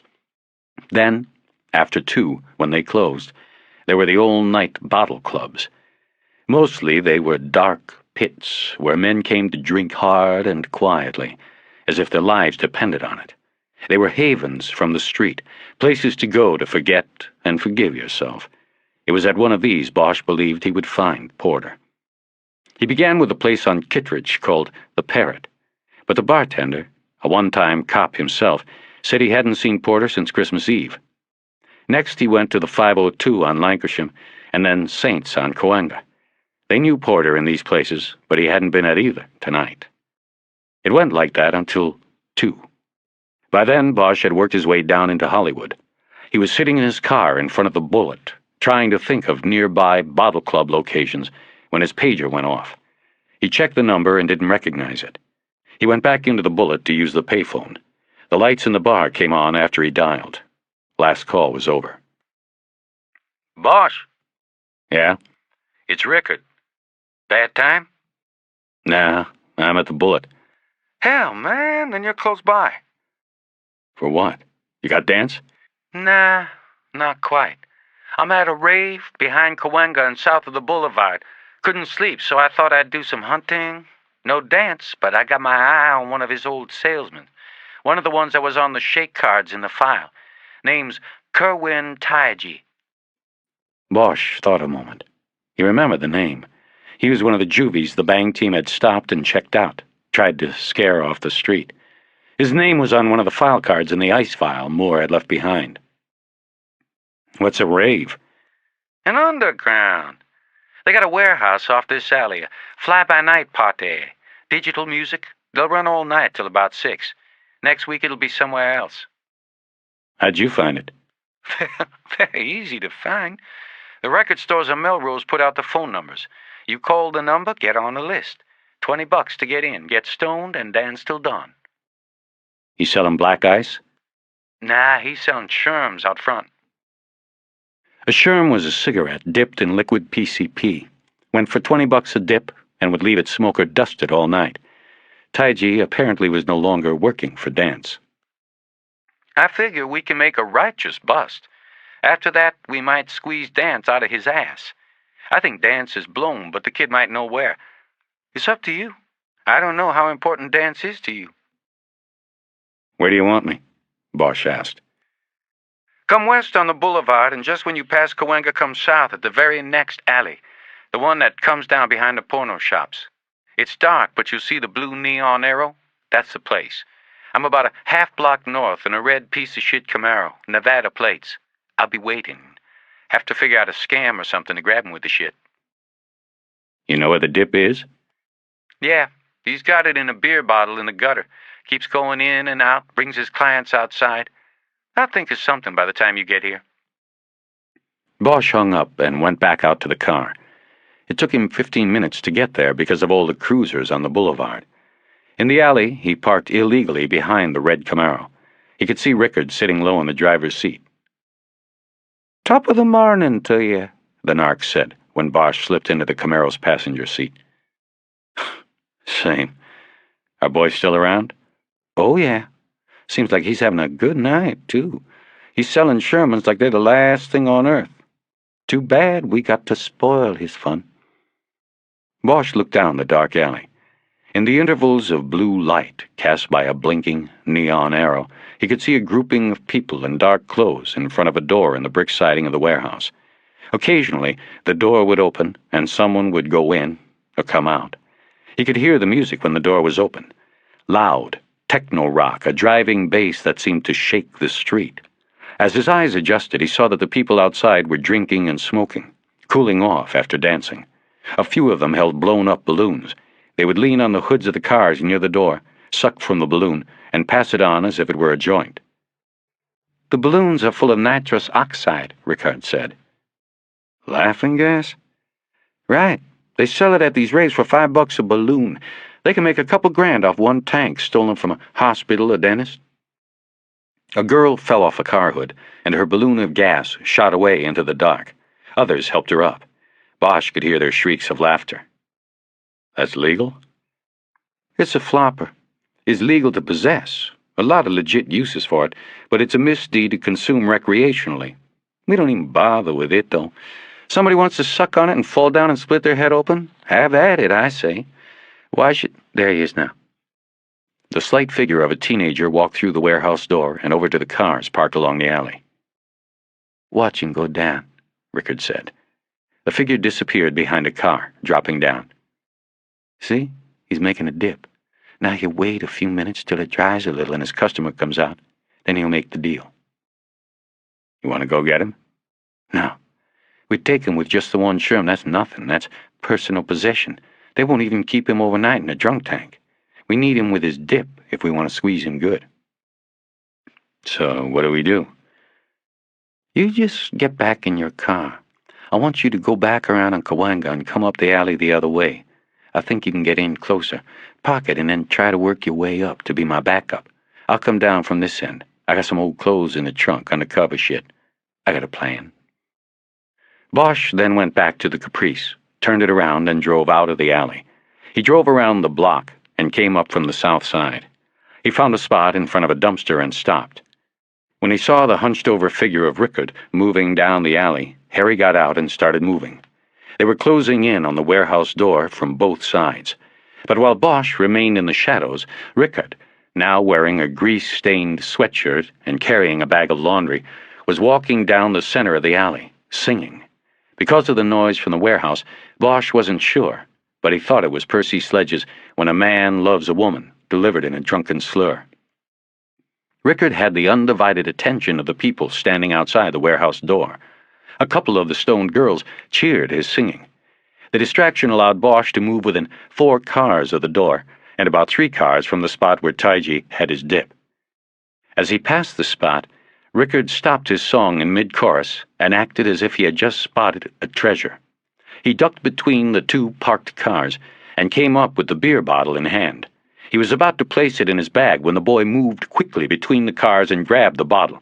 Rickard refused to let go and spun so that the boy's back was now to Bosch. Harry started moving. "It's mine, man!" Rickard yelled. "I put it there, bro. Let it go before it spills. Go get your own, man. This here mine. Let it go. You sure it's yours? It's mine." Bosch hit the boy forcefully from behind. He let go of the bottle and doubled over the trunk of the car. Bosch kept him pinned there, pushing his forearm against the boy's neck. The bottle stayed in Rickard's hand. None of it spilled. "Well, if you say so, I guess it's yours," the narc said. "And I guess that makes you under arrest." Bosch pulled his cuffs off his belt and hooked the boy up, and then pulled him off the trunk. Some of the others were gathering around now. "Fuck off, people," Rickard said loudly. "Go back inside and sniff your laughing gas. Go get deaf. This here don't concern you unless you want to go along with this boy to the shit can." He bent down to Taiji's ear and said, "Right, bro?" When nobody in the crowd moved, Rickard took a menacing step toward them, and they scattered. A couple of the girls ran back into the warehouse. The music drowned out Rickard's laugh. He then turned around and grabbed Taiji by the arm. "Let's go. Harry, let's take your wheels." They drove in silence for a while toward the station on Wilcox. They hadn't discussed it earlier, but Harry was going to let Rickard make the play. Rickard was riding in the back with the boy. In the mirror, Harry saw he had greasy, unkempt brown hair that fell to his shoulders.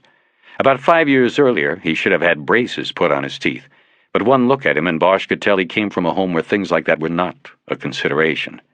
He had a gold earring and an uninterested look on his face, but the teeth were what got to Bosch. Crooked and protruding, they, more than anything else, showed the desperation of his life. "How old are you now, Kerwin?" Rickard said. "And don't bother lying. We got a file on you at the station. I can check." 18. And you can wipe your ass with the file. I don't give a shit." "Woo-hoo-hoo!" Rickard yelped. 18! Looks like we got ourselves an adult here, Harry. No holding hands all the way to the juvie hall. We'll go put this kid in 7,000. See how quick he starts keeping house with one of the heavies. 7,000 was what most cops and criminals called the County Adult Detention Center, on account of the phone number for inmate information, 555-7000. The jail was downtown, and it was 4 floors of noise and hate and violence, sitting atop the county sheriff's headquarters. Somebody was stabbed there every day. Somebody raped every hour, and nothing was ever done about it. Nobody cared, unless you were the one getting raped or stabbed. The sheriff's deputies who ran the place called it an NHI detail. No humans involved. Bosch knew if they were going to squeeze this kid that Rickard had picked the right way to go. "We got you bagged and tagged, Cohen," Rickard said. "There's at least 2 ounces in here. Got you cold for possession with intent to sell, dude. You're gone." "Fuck you." The kid drew each word out with sarcasm. He was going to go down fighting. Bosch noticed that Rickard was holding the green beer bottle outside the window so the fumes wouldn't fill the car and give them headaches. "That's not nice, Kerwin, especially when the man driving here is willing to do a deal. Now, If it was me, I'd just let you make your deals with the brothers in 7,000. Couple days there, you'll be shaving your legs, walking around in pink underwear they dipped into Hawaiian punch. Fuck off, pig. Just give me to a phone. They were on Sunset, coming up to Wilcox. Almost there, and Rickard hadn't even gotten around to what they wanted. It didn't look as if the kid was going to deal no matter what they wanted. You get a phone when we feel like giving you a phone. You're tough now, white boy, but it don't last. Everybody gets broken down inside, you'll see. Unless you want to help us out. We just want to talk to your pal, Dance. Bosch turned on to Wilcox. The station was 2 blocks away. The kid said nothing, and Rickard let the silence go for a block before giving another try. What do you say, kid? Give an address. I'd dump this shit right now. Don't be one of those fools who think 7,000 makes them the man like it's some fucking rite of passage. It ain't, kid. It's just the end of the line. That what you want? I want you to die. Bosch pulled into the driveway that led to the station's rear parking lot. They would have to process the arrest here first, book the evidence, then take the kid downtown. Harry knew they would have to go through with it. The kid wasn't talking. They had to show him that they weren't bluffing. 12. Bosch didn't get back to his search for Porter until 4 in the morning. By then he had had 2 cups of coffee in the station and was holding his third. He was back in the Caprice, alone and roaming the city. Rickard had agreed to ferry Kerwin Taiji downtown. The kid had never talked. His shell of hardened rejection, cop hate, and misguided pride never cracked. At the station it had become a mission for Rickard to break the kid. He renewed the threats, the questions, with a zeal that Bosch found disturbing. He finally told Rickard that it was over. He told the narc to book the kid, and they'd try again later. After stepping out of the interview room, the two decided to meet at 7,000 at 2 p.m. That would give the kid about a 10-hour taste of the big house, enough time to make a decision. Now Bosch was cruising the bottle clubs, the after-hour joints where members brought their own bottles and were charged for the setups. The setups, of course, were a rip-off, and some clubs even charged a membership fee. But some people just couldn't drink at home alone, and some people didn't have much of a home. At a stoplight on Sunset at Western, a blur passed the car on the right, and a figure lunged over the passenger side of the hood. Bosch instinctively drew his left hand up to his belt and almost dropped his coffee, but then realized the man had begun to rub a newspaper on the windshield. 4:30 in the morning, and a homeless man was cleaning his windshield. Badly. The man's efforts only smudged the glass. Bosch pulled $1 out of his pocket and handed it out the window to the man when he came around to do the driver's side. He waved him away. "Don't worry about it, partner," he said, and the man silently walked away. Bosch headed off, hitting bottle clubs in Echo Park near the police academy, and then Chinatown. No sign of Porter. He crossed over the Hollywood freeway into downtown, thinking of the kid as he passed the county lockup. He'd be on 7, the narco module, where the inhabitants were generally less hostile. He'd probably be okay. He saw the big blue trucks pulling out of the garage on the Spring Street side of the Times building, heading off with another morning's cargo of news. He tried a couple of bottle clubs near Parker Center, then one near Skid Row. He was scratching bottom now, getting near the end of the line and running out of places to check. The last place he stopped was Poe's, which was centrally located on 3rd Avenue near Skid Row, the Los Angeles Times, St. Vibiana's, and the glass bank towers of the financial district, where alcoholics were manufactured wholesale. Poe's did a good business in the morning hours before downtown came alive with hustle and greed. Poe's was on the first floor of a pre-war brick walk-up that had been tagged for demolition by the Community Redevelopment Agency. It had not been earthquake-proofed, and retrofitting it would cost more than the building was worth. The CRA had bought it and was going to knock it down to put up condos that would draw live-in residents downtown, but the whole thing was on hold. Another city agency, the Office of Preservation, wanted the Poe building, as it was informally known, granted landmark status, and was suing to stop the demolition. So far they had held up the plan 4 years. Poe's was still open. The 4 floors above it were abandoned. Inside, the place was a black hole, with a long, warped bar and no tables. Poe's wasn't a place to sit in a booth with friends. It was a place to drink alone. A place for executive suicides who needed courage, broken cops who couldn't cope with the loneliness they built into their lives, writers who could no longer write, and priests who could no longer forgive, even their own sins. It was a place to drink mean, as long as you still had the green.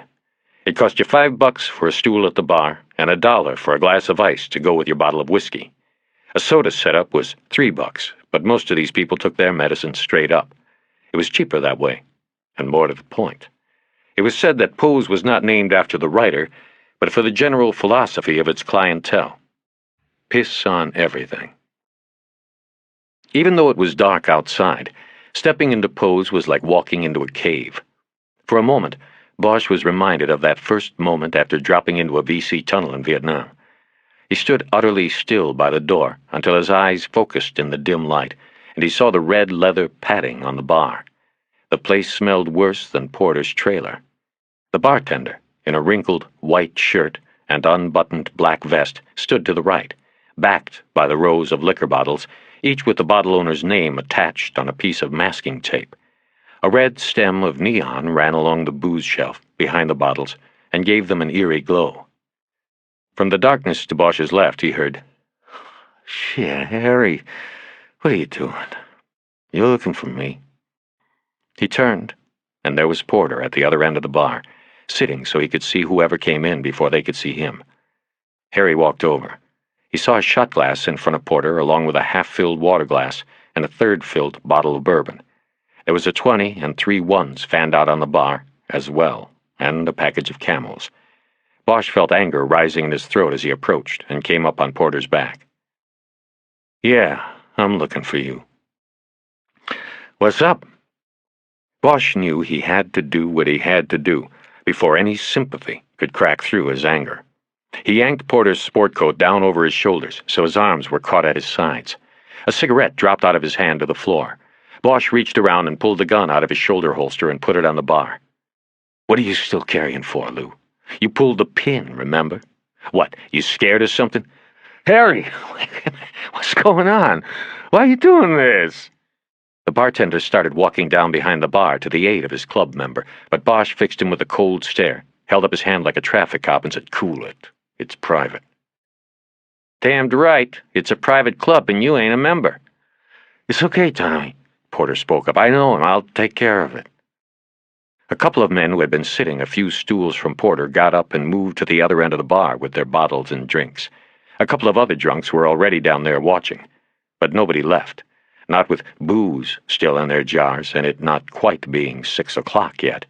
There would be no place else to go. Bars wouldn't open until 7, and the hour or so until then could last a lifetime. No, they weren't going anywhere. This crew would sit there and watch a man murdered if they had to. "Harry, come on," Porter said. "Cool it yourself, man. We can talk." "Can we? Can we? Why didn't you talk when I called the other day? How about Moore? Did you ever talk with Cal Moore?" "Look, Harry." Bosch spun him around off the stool and face first into the wood-paneled wall. He came easier than Harry had thought he would, and hit the wall hard. His nose made a sound like an ice cream cone hitting the sidewalk. Bosch leaned his back against Porter's back, pinning him face first against the wall. "Don't look, Harry, me, Porter. I stood up for you, man, because I thought you were worth it. Now I know, Porter, I was wrong. You quit on the Wando. I want to know why. I want to know what's going on." Porter's voice was muffled by the wall and his own blood. He said, "Oh, shit. I think you broke my nose. I'm bleeding." "Don't worry about it. What about Moore? I know he reported the body." Porter made some kind of wet, snorting sound, but Bosch just pushed him harder. The man stunk of sour body odor, booze, and cigarettes, and Bosch wondered how long he had been sitting in pose, watching the door. "I'm calling the police now," the bartender yelled. He stood holding the phone out so Bosch could see it was a real threat, which of course it wasn't. The bartender knew if he dialed that phone, every stool in the bar would be left spinning as the drunks filed out. There would be no one left to scam on the change or to leave quarters for his cup. Using his body to keep Porter pinned to the wall, Bosch pulled out his badge wallet and held it up. "I am the police. Mind your own fucking business." The bartender shook his head as if to say, "What is this fine business coming to?" and put the phone back next to the cash register. The announcement that Bosch was a police officer resulted in about half the other customers jerking their drinks down and leaving. There were probably warrants out for everybody in the place, Bosch thought. Porter was starting to mumble, and Bosch thought he might be crying again, like on the phone Thursday morning. "Harry, I didn't think I was doing... I had..." Bosch bounced harder against his back and heard Porter's forehead hit the wall. "Don't start that shit with me, Porter. You were taking care of yourself. That's what you were doing. And I'm sick, man. I'm gonna be sick. And right now, believe it or not, right now, the only one that really cares about you is me. You fuck! You just tell me what you did. Just tell me what you did, and we're square. It goes nowhere else. You go for your stress out, and I never see your face again." Bosch could hear his wet breathing against the wall. It was almost as if he could hear him thinking. "You sure, Harry?" "You don't have a choice. You don't start talking, you end up with no job, no pension." I just... There's blood on my shirt. It's ruined. Bosch pushed harder against him. Okay. I'll tell you. I just did him a favor, that's all. And he ended up deader than shit. When I heard, I couldn't come back in, see? I didn't know what happened. I mean, somebody could be looking for me. I got scared, Harry. I'm scared. I've been sitting in bars since I talked to you yesterday. I stink like shit. And now all this blood. I need a napkin. I think they're after me." Bosch took his weight off him, but held one hand pressed against his back so he would not go anywhere. He reached back to the bar and took a handful of cocktail napkins off a stack near a bowl of matches. He held them over Porter's shoulder, and the broken cop worked his hand loose from his jacket and took them. He turned his head away from the wall to press the napkins to his swelling nose. Harry saw tears on his face and looked away. The door to the bar opened then, and the dawn's early gray light shot into the bar. A man stood there, apparently adjusting to the darkness of the bar as Bosch had done. Bosch saw he was dark-complexioned with ink-black hair. 3 tattooed tears dripped down his cheek from the corner of his left eye. Harry knew he was no banker or lawyer who needed a double Scotch breakfast to start the day. He was some kind of player, maybe finishing a night collecting for the Italians or Mexicans and needing something to smooth out the edges. The man's eyes finally fell on Bosch and Porter, then to Porter's gun, which was still on the bar.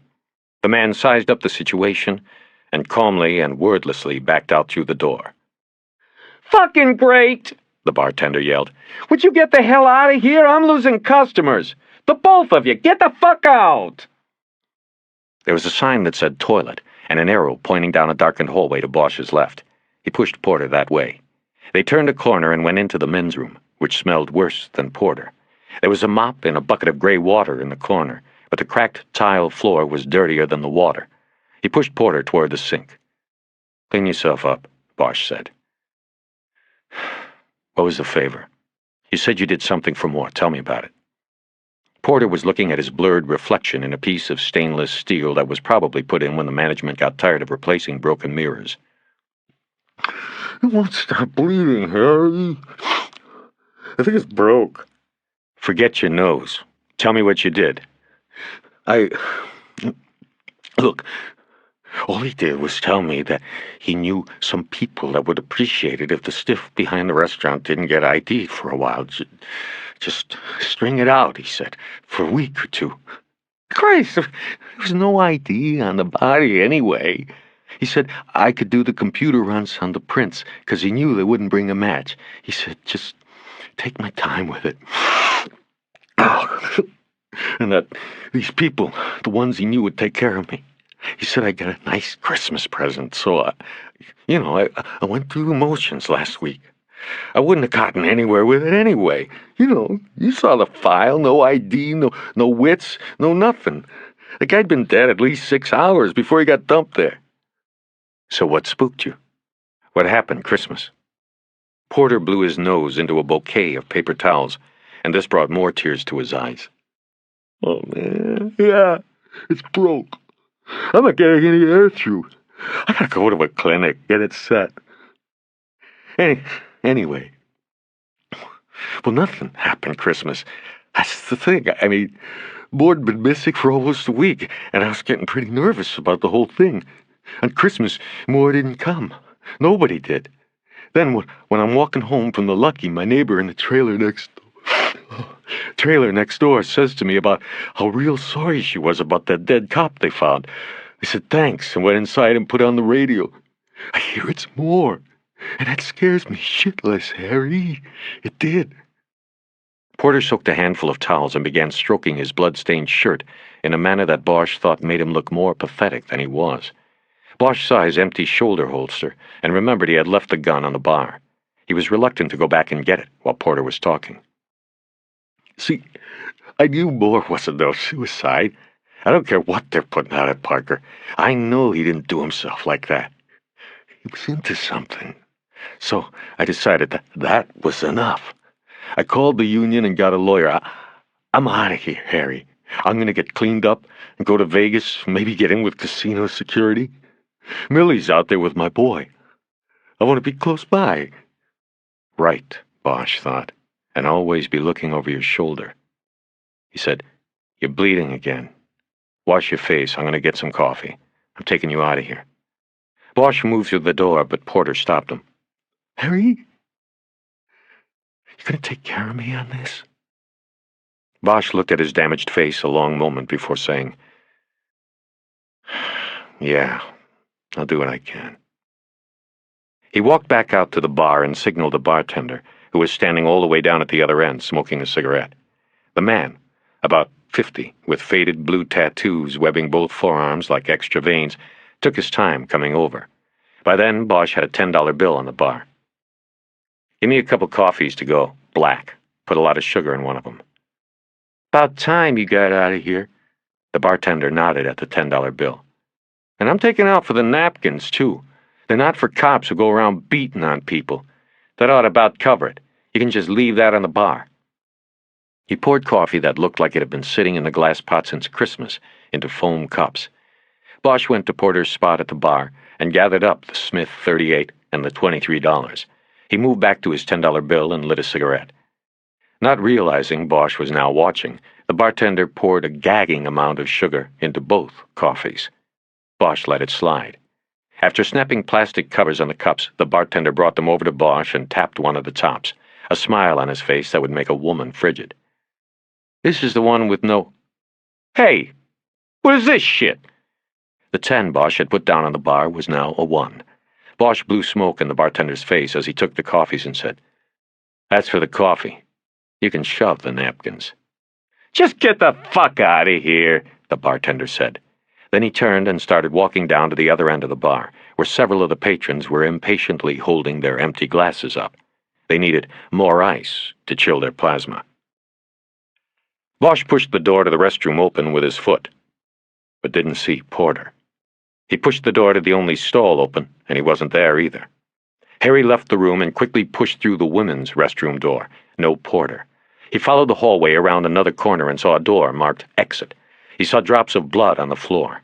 Regretting his play with the bartender and wondering if he'd be able to track Porter by calling hospitals and clinics, he hit the door's push bar with his hip. It opened only an inch or so. There was something on the other side holding it closed. Bosch put the coffees down on the floor and put his whole weight on the door. It slowly moved open as the blockage gave way. He squeezed through and saw a dumpster had been shoved against the door. He was standing in an alley behind Poe's, and the morning light, flowing down the alley from the east, was blinding. There was an abandoned Toyota, its wheels, hood, and one door gone, sitting dead in the alley. There were more dumpsters, and the wind was blowing trash around in a swirl, and there was no sign of Porter. 13. Bosch sat at the counter at the original pantry, drinking coffee, picking at a plate of eggs and bacon, and waiting for a second wind to come. He hadn't bothered with trying to follow Porter. He knew that there would be no chance.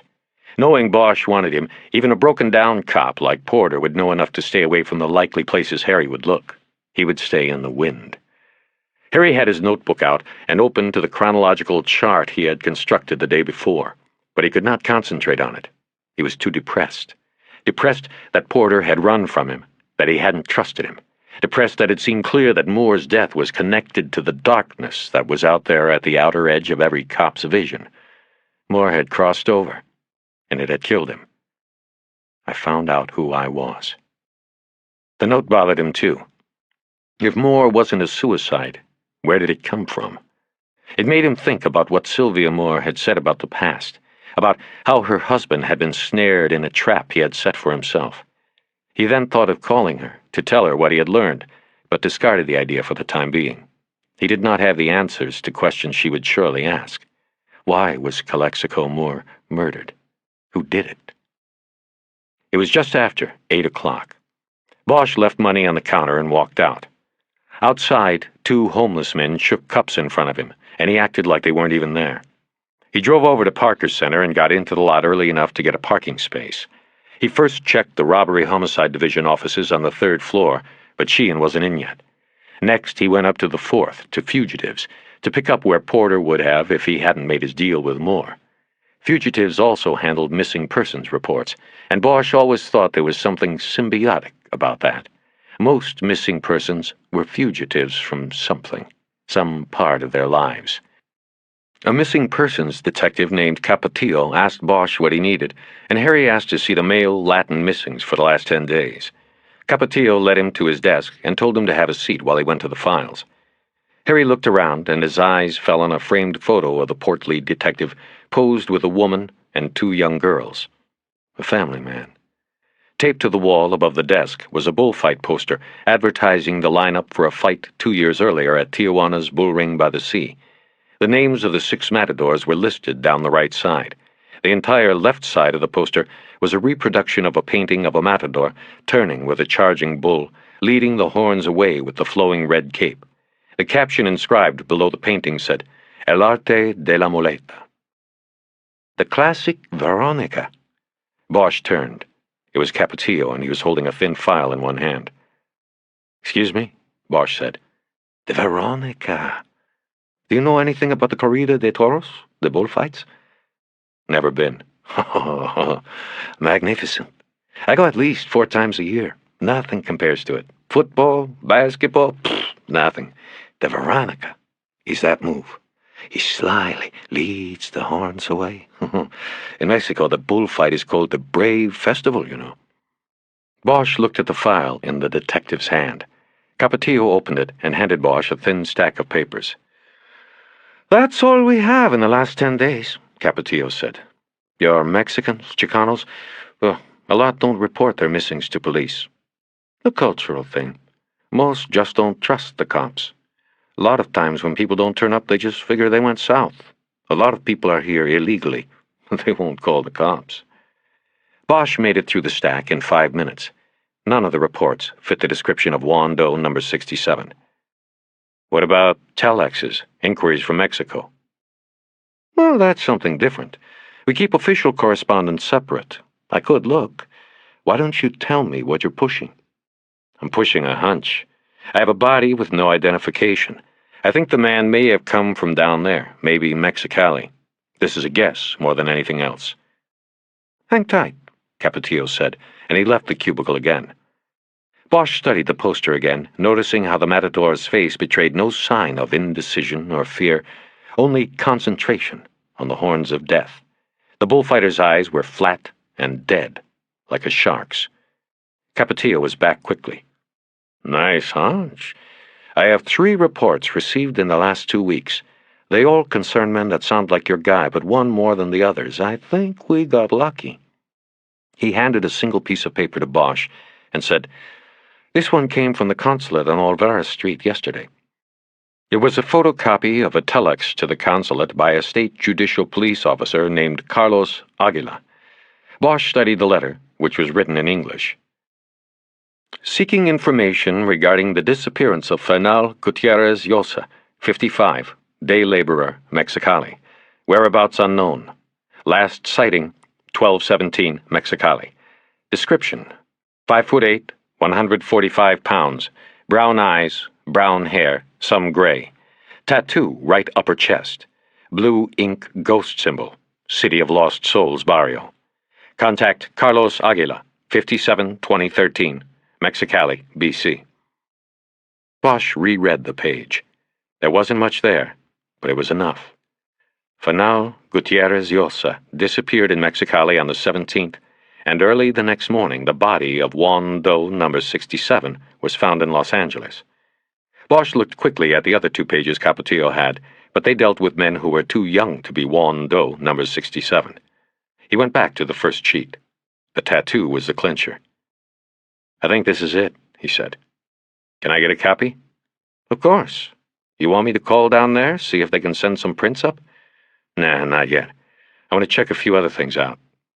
Actually, he wanted to limit Capetillo's involvement to just the help he had given. "There's one thing," Bosch said. "You know what this City of Lost Souls description means, this reference to the tattoo?" "Yeah. Basically, the tattoo is a barrio symbol. Fernal Gutierrez Llosa resided in the barrio Ciudad de los Personas Perdidos, City of Lost Souls. Many of the barrio dwellers down there do this, mark themselves. It's similar to graffiti up here, only down there they mark themselves and not the friggin' walls so much. The police down there know what tattoos symbolize what barrios. It's fairly common in Mexicali. When you contact Aguila, he can tell you. Maybe he can send you a photo if you need it." Bosch was silent for a moment as he pretended to reread the consulate paper. City of Lost Souls, he thought. A ghost. He tumbled this piece of information in his mind the way a boy who has found a baseball turns it in his hands to study the seams for wear. He was reminded of the tattoo on Moore's arm, the devil with a halo. Was that from a Mexicali barrio? "You say the cops there keep track of these tattoos?" "That's right. It's one of the few decent jobs they do." "How do you mean?" "I mean, have you ever been down there? On a detail? It's third world, man.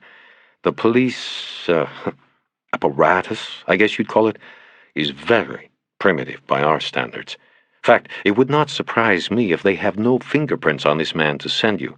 I'm surprised they even sent anything to the consul here in the first place. This Aguila, he must have had a hunch like you."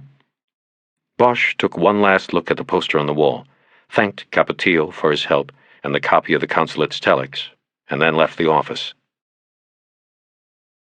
He got on an elevator to go down and saw Sheehan already on it. The car was crowded, and Sheehan was at the back, behind the pile. They didn't talk until they got off on 3. "Hey, Frankie," Bosch said. "Didn't get a chance to talk to you Christmas night." "What are you doing here, Harry?" "I'm waiting for you. You must be running late, or do you check in on the 5th floor nowadays?" That was a little poke at Sheehan. The IAD squads were on the 5th floor. It was also to let Sheehan know that Harry had an idea of what was going on with the Moore case.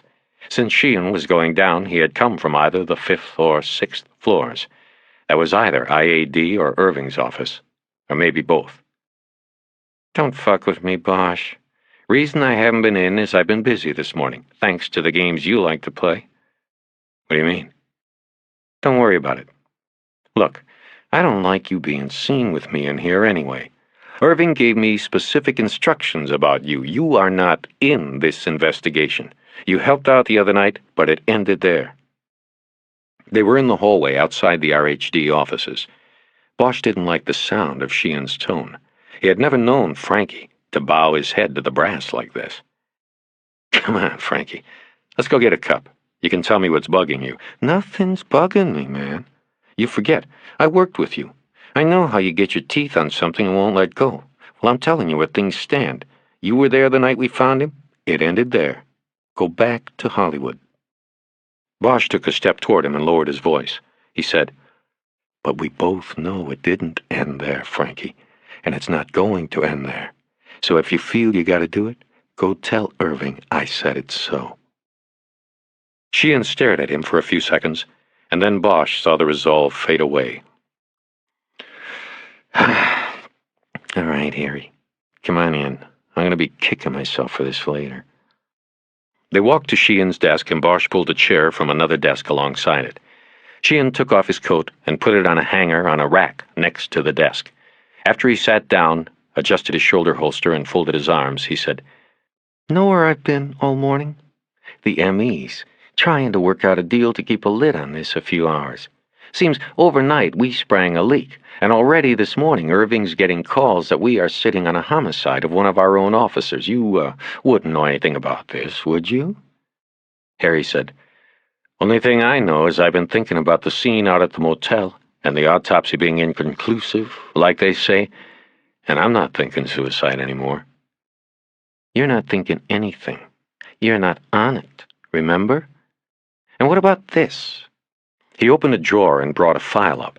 It was the Zorio file Rickard had shown him the day before. "Don't bother telling me you haven't seen this before, because then I might take it over to SID and have 'em run prints on it. I'd bet my wife's diaphragm I'd find yours." "You'd lose, Frankie."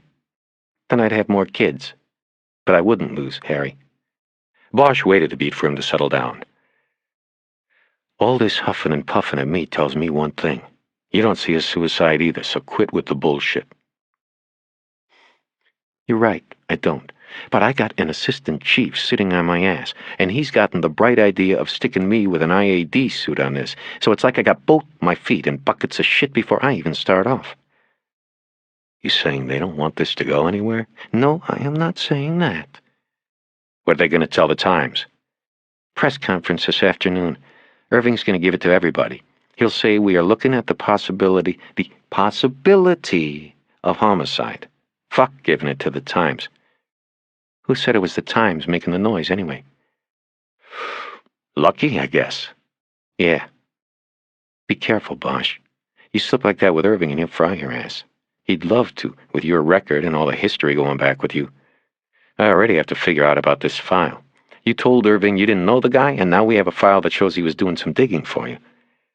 Bosch realized he had forgotten to remove the post-it tag Moore had placed on the file.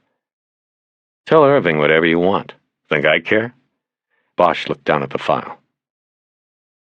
"What do you think?" "About this file? I think nothing out loud. Come on, Frankie. I ask Moore to look around on this dope killing, and he ends up in a motel with his head in the tub in small pieces. It was a very smooth job, right down to not a single lift belonging to anybody else being found in that room." "So what if it was smooth and there's no other prints? In my book, some guys deserve what they got coming, you know?" There was the break in Sheehan's defense. Whether intentional or not, he was telling Bosch that Moore had crossed. "I need more than that," Bosch said in a very low voice. "You got the weight on you, but I don't. I'm a free agent, and I'm going to put it together. Moore might have crossed, yeah, but nobody should have put him down on the tiles like that. We both know that. Besides, there are other bodies." Harry could see this had grabbed Sheehan's attention. "We can trade," Bosch said quietly. Sheehan stood up and said, "Yeah, let's go get that coffee." 5 minutes later, they were at a table in the second-floor cafeteria, and Bosch was telling him about Jimmy Capps and Juan Doe, number 67. He outlined the connections between Moore and Juan Doe and Mexicali, Mexicali and Humberto Zorio, Zorio and Black Ice and Jimmy Capps. On it went. Sheehan asked no questions and took no notes until Harry was done. "So what do you think?" he asked then. "I think what you think," Bosch said. "That Moore had crossed. Maybe he was fronting up here for Zorio, the Iceman, and got so deep he couldn't get out. I don't know how it all ties up yet, but I still have some ideas I'm playing with. I'm thinking a number of things. Maybe he wanted out, and the Iceman whacked him. Maybe he was working that file, going to give me something, and they whacked him." "Possibilities." "There's also the possibility that word of the IAD investigation your partner Chastain was conducting got around, and they saw Moore as a danger and whacked him." Sheehan hesitated. It was the moment of truth. If he discussed the IAD investigation, he would be breaking enough departmental regs to get shipped permanently out of RHD, like Harry. "I could get busted for talking about that," Sheehan said. "Could end up like you, out there in the cesspool." "It's all a cesspool, man. Doesn't matter if you're on the bottom or the top, you're still swimming in shit." Sheehan took a sip of his coffee. IAD had taken a report, this was about 2 months ago, that Moore was some way involved in the traffic on the boulevard. Possibly offering protection, possibly a deeper involvement. The source was not clear in that. 2 months ago, Bosch asked. Didn't they get anything? I mean, Moore was still working the street all this time. Wasn't there enough to at least put him on a desk? Look, you've got to remember that Irving put Chastain with me on this. But I'm not with Chastain. He doesn't do much talking to me. All he would tell me was the investigation was in its infancy when Moore disappeared. He had no proof substantiating or discrediting the claim. You know how hard he worked it?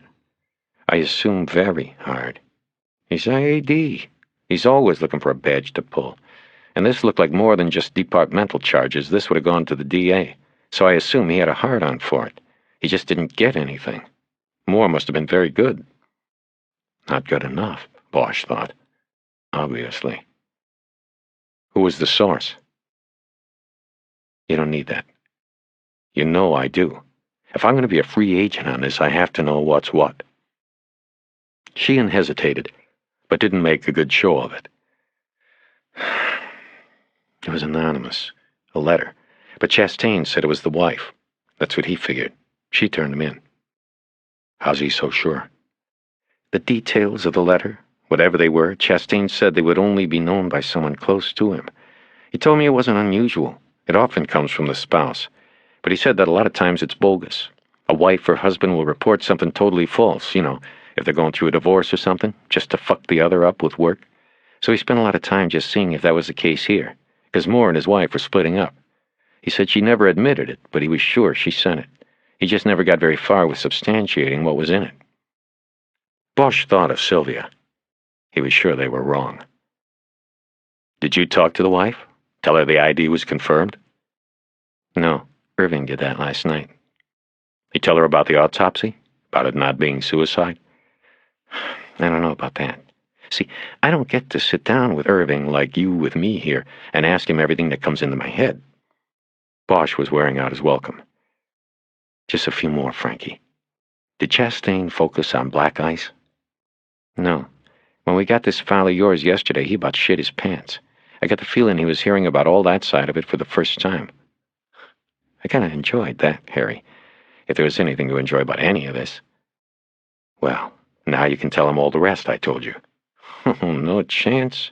This conversation didn't take place. I got to try to pull it all together like it was my own before I hand anything over to him. Bosch was thinking quickly. What else was there to ask? What about the note? That's the part that doesn't fit now. If it was no suicide, then where's this note come from? Yeah, that's the problem. That's why we gave the coroner such a hard time. Far as we can guess, he either had it all along in his back pocket, or whoever did him made him write it. I don't know. Yeah. Bosch thought a moment. Would you write a note like that if somebody was about to put you down on the floor? I don't know, man. People do things you'd never expect when they've got the gun on them. They've always got hope that things might turn out all right. That's the way I see it. Bosch nodded, but he didn't know if he agreed or not. I gotta go, Sheehan said. Let me know what comes up. Bosch nodded, and Sheehan left him there with 2 cups of coffee on the table. A few moments later, Sheehan was back. You know, I never told you. It was too bad about what happened with you. We could use you back here, Harry. I've always thought that. Bosch looked up at him. Yeah, Frankie. Thanks. 14. The MedFly Eradication Project Center was at the edge of East L.A., on San Fernando Road not far from County USC Med Center, which housed the morgue. Bosch was tempted to drop by to see Teresa, but he figured he should give her time to cool. He also figured that decision was cowardly, but he didn't change it. He just kept driving. The Project Center was a former county psychiatric ward which had been abandoned to that cause years earlier, when Supreme Court rulings made it virtually impossible for the government, in the form of the police, to take the mentally ill off the streets and hold them for observation and public safety. The San Fernando Road ward was closed as the county consolidated its psych centers. It had been used since for a variety of purposes, including a set for a slasher movie about a haunted nut house, and even a temporary morgue when an earthquake damaged the facility at County USC a few years back. Bodies had been stored in 2 refrigerated trucks in the parking lot. Because of the emergency situation, county administrators had to get the first trucks they could get their hands on. Painted on the side of one of them had been the words, "Live Maine Lobsters." Bosch remembered reading about it in the "Only in L.A." column in the Times. There was a check-in post at the entry, manned by a state police officer. Bosch rolled down the window, badged him, and asked who the head medfly eradicator was. He was directed to a parking space and an entrance to the administration suite. The door to the suite still said, "No unescorted patients" on it. Bosch went through and down a hallway, nodding to and passing another state officer. He came to a secretary's desk where he identified himself again to the woman sitting there and asked to see the entomologist in charge. She made a quick phone call to someone and then escorted Harry into a nearby office, introducing him to a man named Roland Edson. The secretary hovered near the door with a shocked look on her face until Edson finally told her that would be all. When they were alone in the office, Edson said, "I kill flies for a living, not people, Detective. Is this a serious visit?" Edson laughed hard, and Bosch forced a smile to be polite. Edson was a small man in a short-sleeved white shirt and pale green tie. His bald scalp had been freckled by the sun and was scarred by misjudgments. He wore thick, rimless glasses that magnified his eyes and made him somewhat resemble his quarry.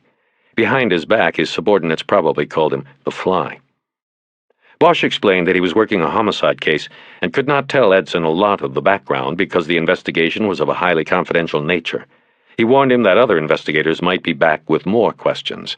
He asked for some general information about the breeding and transport of sterile fruit flies into the state, hoping that the appeal for expert advice would get the bureaucrat to open up.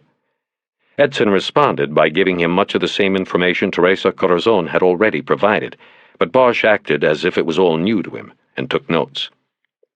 "Here's the specimen here, Detective," Edson said, holding up a paperweight. It was a glass block in which a fruit fly had been perpetually cast, like a prehistoric ant caught in amber. Bosch nodded and steered the interview specifically toward Mexicali. The entomologist said the breeding contractor there was a company called EnviroBreed. He said EnviroBreed shipped an average of 30 million flies to the eradication center each week. "How do they get here?" Bosch asked. "In the pupal stage, of course." "Of course. But my question is, how?" "This is the stage in which the insect is non-feeding, immobile. It is what we call the transformation stage between larva and imago, adult. This works out quite well because it is an ideal point for transport. They come in incubators, if you will, environment boxes we call them. And then, of course, shortly after they get here, metamorphosis is completed and they are ready to be released as adults." "So when they get here, they've already been dyed and irradiated?" "That is correct. I said that." "And they're in the pupal stage, not larva?" "Larvae is the plural, Detective, but yes, that is essentially correct. I said that also." Bosch was beginning to think Edson was essentially an officious prick. He was sure they definitely called him the Fly around here. "Okay," Harry said. "So what if, here in L.A., I found a larva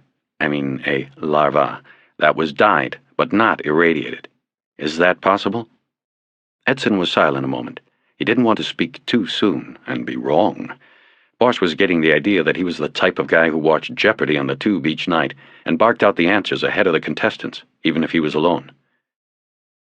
"Well, Detective, any given scenario is possible. I would, however, say the example you just gave is highly unlikely. As I said, our suppliers send the pupae packages through an irradiation machine before they are shipped here. In these packages, we often find larvae mixed with the pupae because it would generally be impossible to completely separate the two. But these larvae samplings have been through the same irradiation as the pupae, so no, I don't see it." So if I had a person who on their body carried a single pupa that had been dyed but not irradiated, that person would not have come from here, right? "Yes, that would be my answer." Would? "Yes, Detective, that is my answer. Then where would this person have come from? Edson gave it some thought first. He used the eraser end of a pencil he had been fiddling with to press his glasses up on the bridge of his nose. I take it this person is dead, you having introduced yourself as a homicide detective and obviously being unable to ask the person this question yourself. You should be on jeopardy, Mr. Edson. It's Doctor. Anyway, I couldn't begin to guess where the person would have picked up this specimen you speak of. He could have been from one of the breeders you mentioned, down in Mexico or over in Hawaii, couldn't he? Yes, that's a possibility, one of them. And what's another? Well, Mr. Bosch, you saw the security we have around here? Frankly, there are some people who are not happy with what we are doing. Some extremists believe nature should take its course. If the medfly comes to Southern California, who are we to try to eradicate it? Some people believe we have no business being in this business. There have been threats from some groups. Anonymous, but nevertheless, threats to breed non-sterile medflies and release them, causing a massive infestation. Now, if I were going to do that, I might dye them to obfuscate my opponent. Edson was pleased with himself on that one, but Bosch didn't buy it. It did not fit with the facts. But he nodded, indicating to Edson that he would give it some consideration and thought. Then he said, Tell me, how do these deliveries from the breeders get here? For example, how do they get here from the place down in Mexicali you deal with? Edson said that at the breeding facility, thousands of pupae were packed into plastic tubes resembling 6-foot-long sausages. The tubes were then strung in cartons complete with incubators and humidifiers. The environment boxes were sealed at the EnviroBreed lab under the scrutiny of a USDA inspector and then trucked across the border and north to Los Angeles. The deliveries from EnviroBreed came 2 to 3 times a week, depending on availability of supply. The cartons are not inspected at the border? Bosch asked. They are inspected, but not opened. It could endanger the product if the cartons were opened. Each carton contains a carefully controlled environment, you understand? But as I said, the cartons are sealed under the eye of government inspectors, and each carton is re-inspected upon the breaking of such seals at the eradication center to make sure there has been no tampering.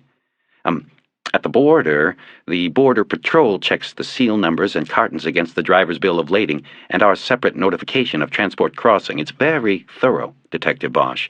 The system was all hashed out at the highest levels. Bosch said nothing for a while.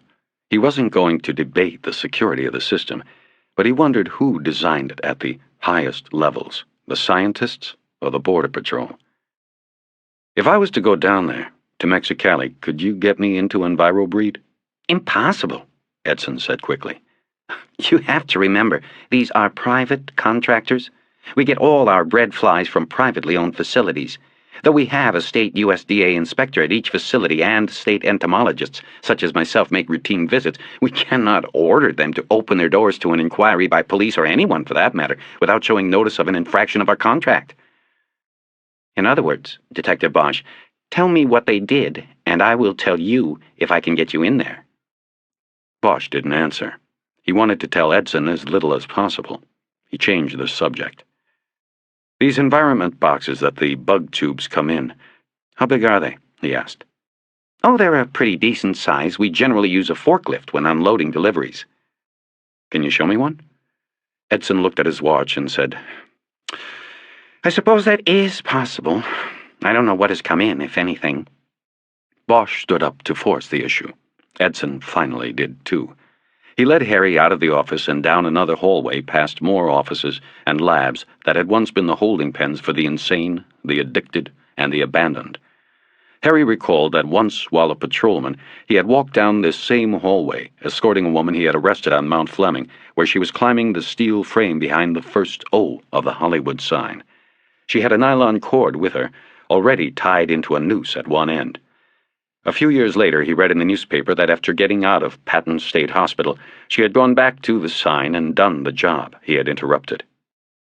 Must be tough, Edson said. Working homicides. Bosch said what he always said when people said that to him. Sometimes it's not so bad. At least the victims I deal with are out of their misery. Edson didn't say anything else.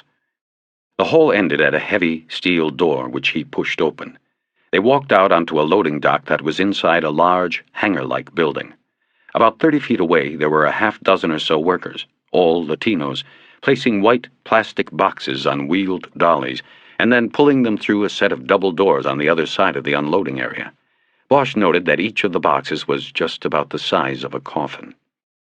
The boxes were first being removed from a white van with a mini forklift. On the side of the van, the word EnviroBreed was painted in blue.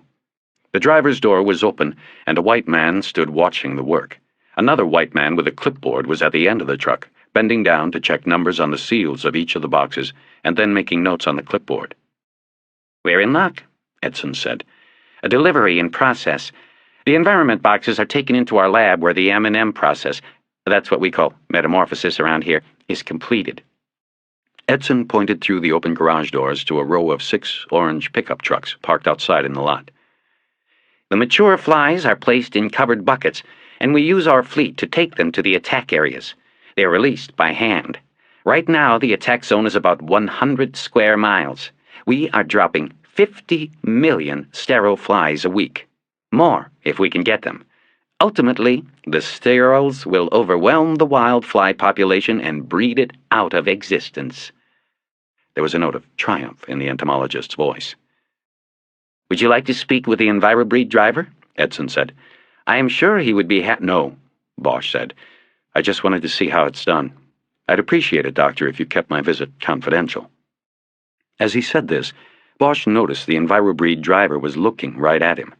The man's face was deeply lined and tanned, and his hair was white. He wore a straw plantation hat and smoked a brown cigarette.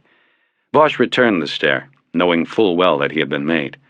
He thought he saw a slight smile on the driver's face. Then the man finally broke away his stare and went back to watching the unloading process.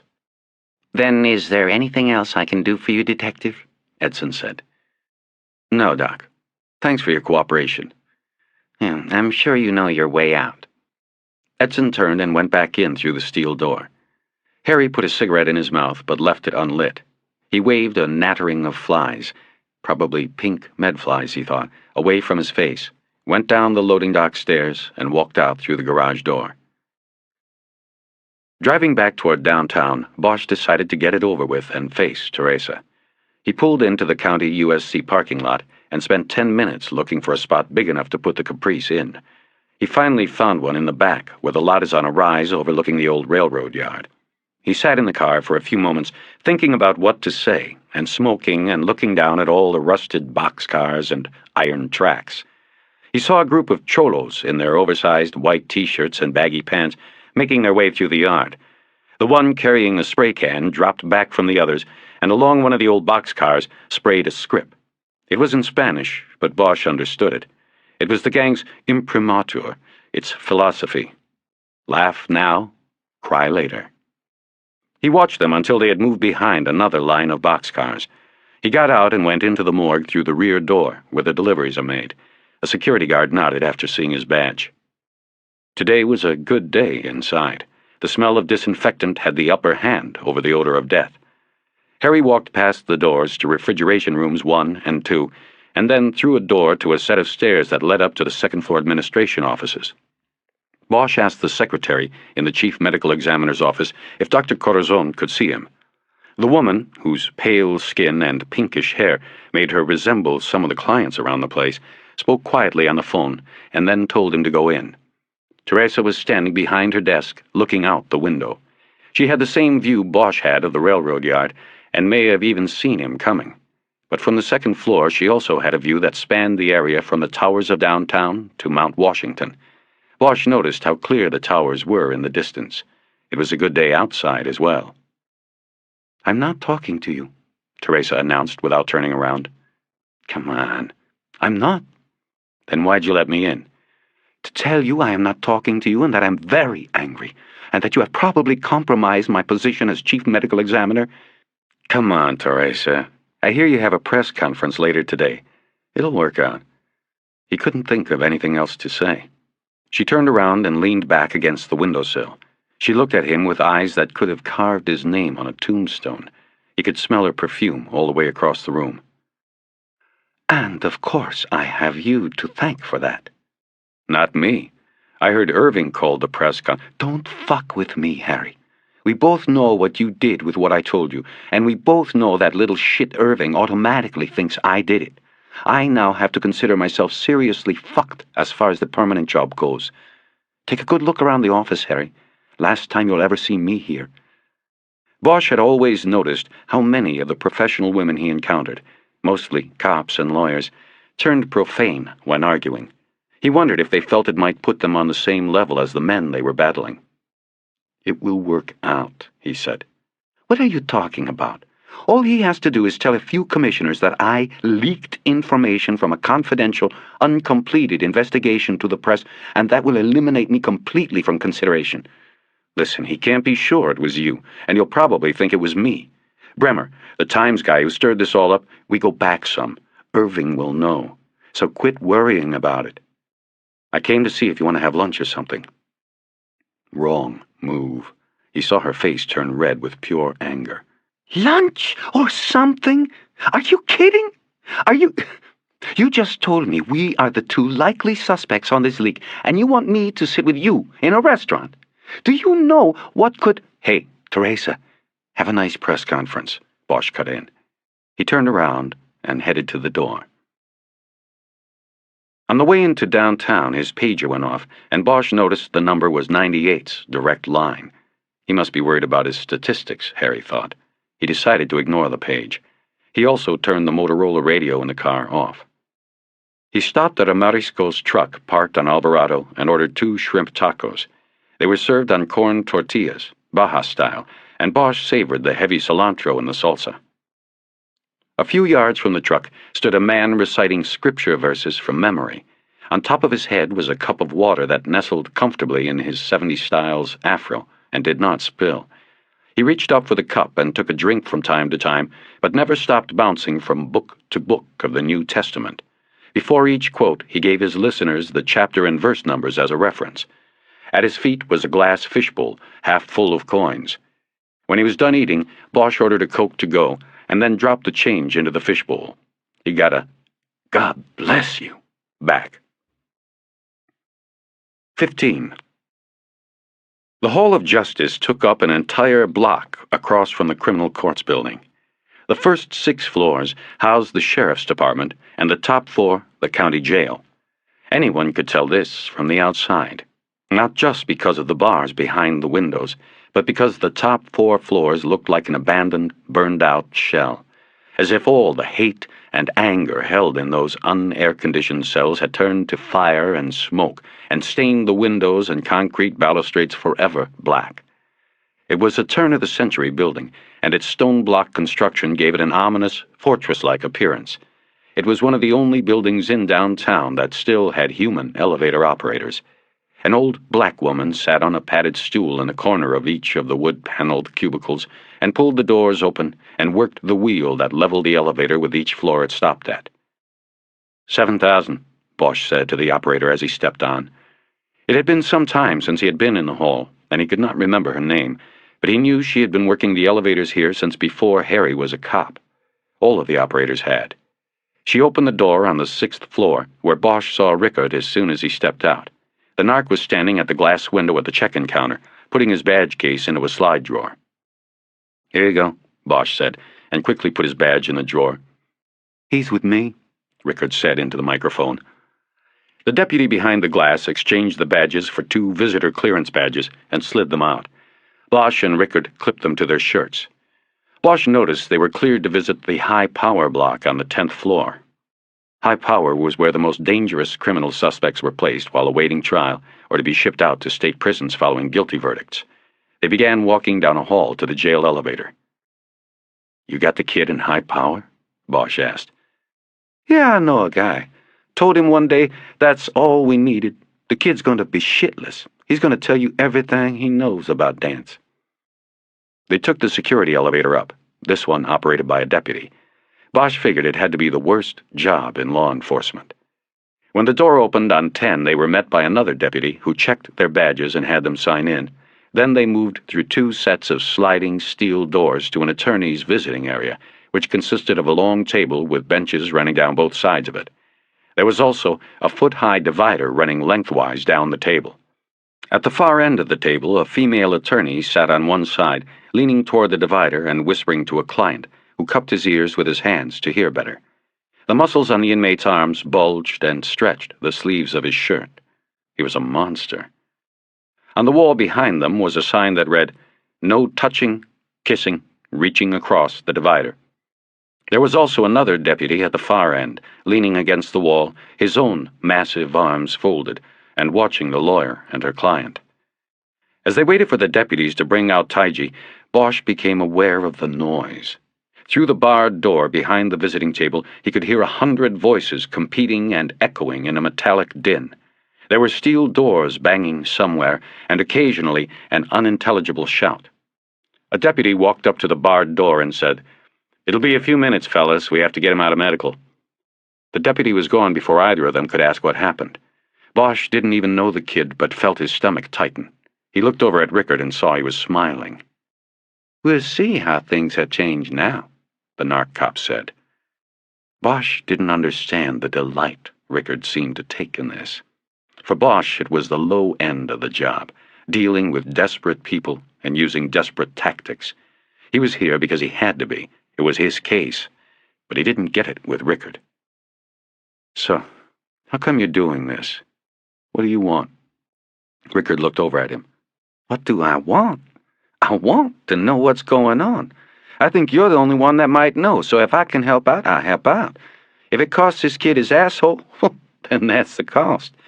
But what I want to know from you is what is happening here. What did Cal do, and what's going to be done about it?" Bosch leaned back and tried to think for a few moments about what to say. He heard the monster at the end of the table start to raise his voice, something about not accepting the offer. The deputy took a step toward him, dropping his arms to his sides. The inmate went quiet. The deputy's sleeves were rolled up tight to reveal his impressive biceps.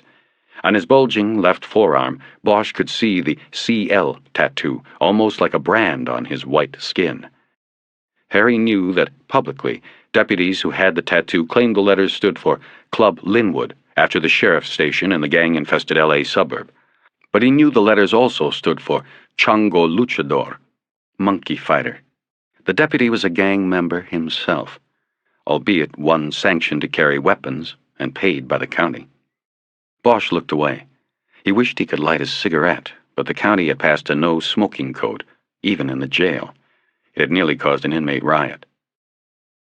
"Look," he said to Rickard, "I don't know what to tell you about more.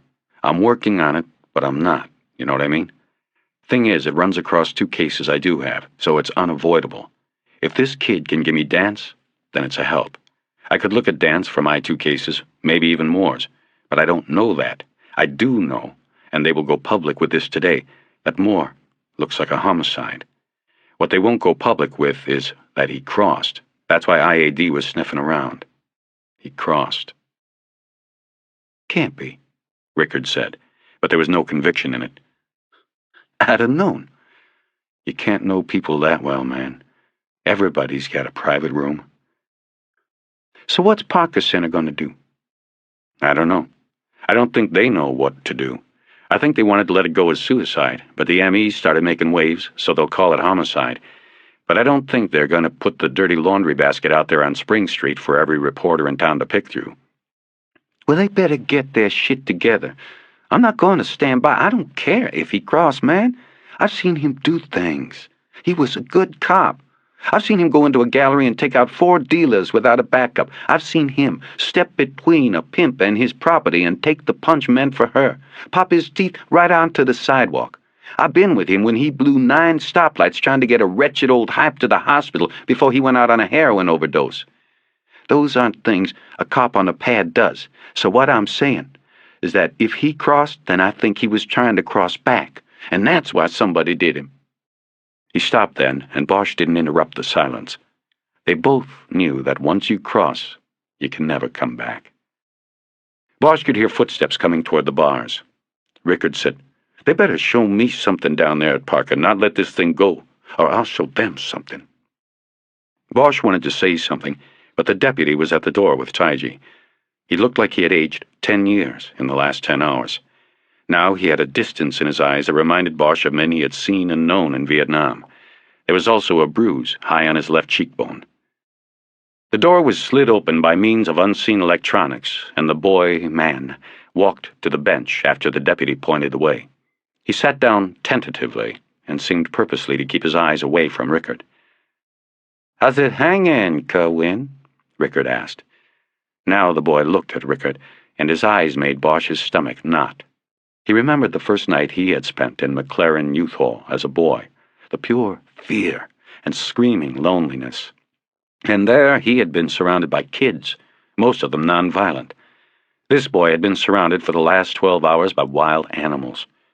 Bosch felt ashamed to be part of this, but said nothing. It was Rickard's show.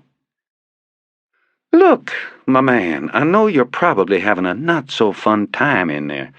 That's why we came by to see if you changed your mind any about what we discussed last night." Rickard was speaking very low so the monster at the end would not hear. When the boy said nothing, gave no indication that he even heard, Rickard pressed on. "Kerwin, you want out of here? Here's your man, Mr. Harry Bosch. He'll let me drop the whole thing, even though it was a righteous bust, if you talk to us about this cat dance. Here, look here." Rickard unfolded a piece of white paper from his shirt pocket. It was a standard case filing form from the district attorney's office. "Man, I have 48 hours to file a case on you. 'Cause of the weekend, that puts it over till Monday. This here is the paperwork about you. I haven't done nothing with it 'cause I wanted to check with you one more time and see if you wanted to help yourself out. If you don't, then I'll go file it, and this will be your home for the next, well, probably you're looking at a year, with good time." Rickard waited, and nothing happened. Whew! A year? What do you think you'll be like after a year back in there, Kerwin?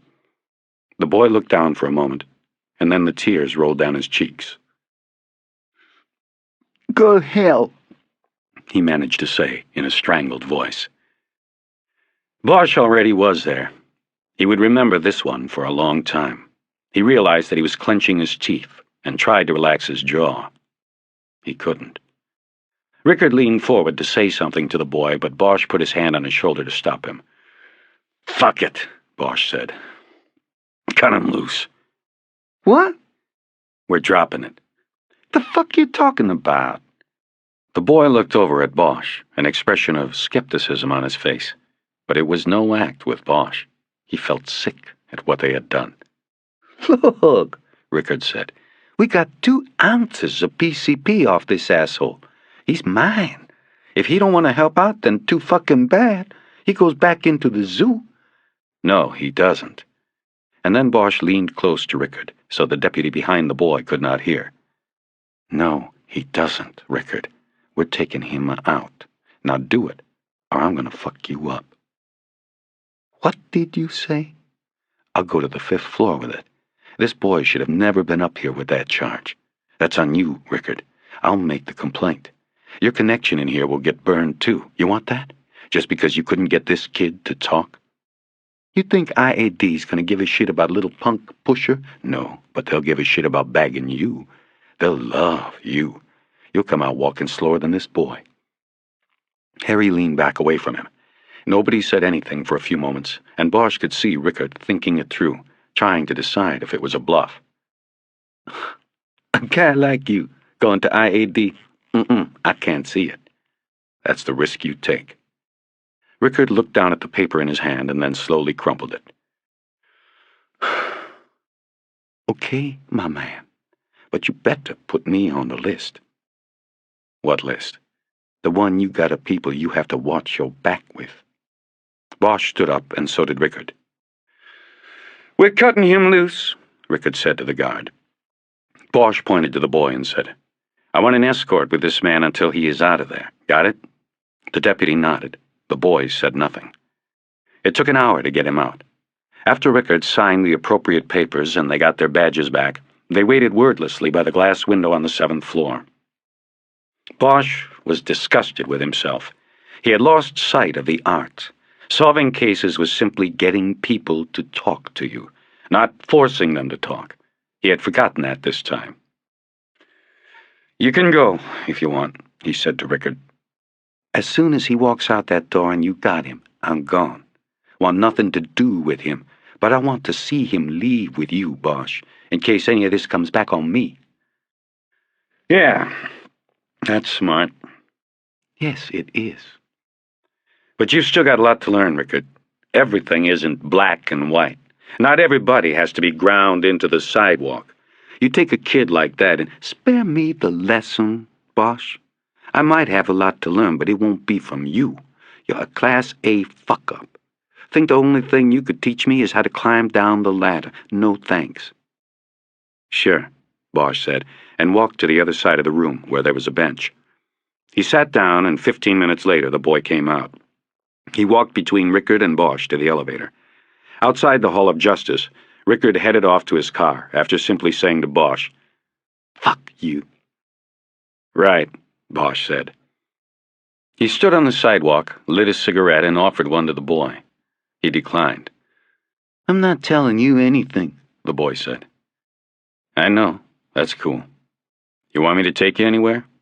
A real doctor? A lift back to Hollywood? Hollywood's fine. They walked to Bosch's car, which was parked 2 blocks away at Parker Center, and he took 3rd Street toward Hollywood. They were halfway there before either one spoke. You have a place? Where do you want me to drop you? Anywhere. No place? No. Family? Nope. What will you do? Whatever. Harry turned north on Western. They were silent for another 15 minutes or so, until Bosch pulled to a stop in front of the hideaway. What's this? Sit tight, I'll only be a minute. Inside the office, the manager tried to rent Bosch room 7, but Harry flipped him his badge and told him, try again. The manager, who was still wearing a dingy, sleeveless t-shirt, gave him the key to room 13. He went back to the car and got in and gave the boy the key. He also took out his wallet. You got a room in there for a week, Bosch said.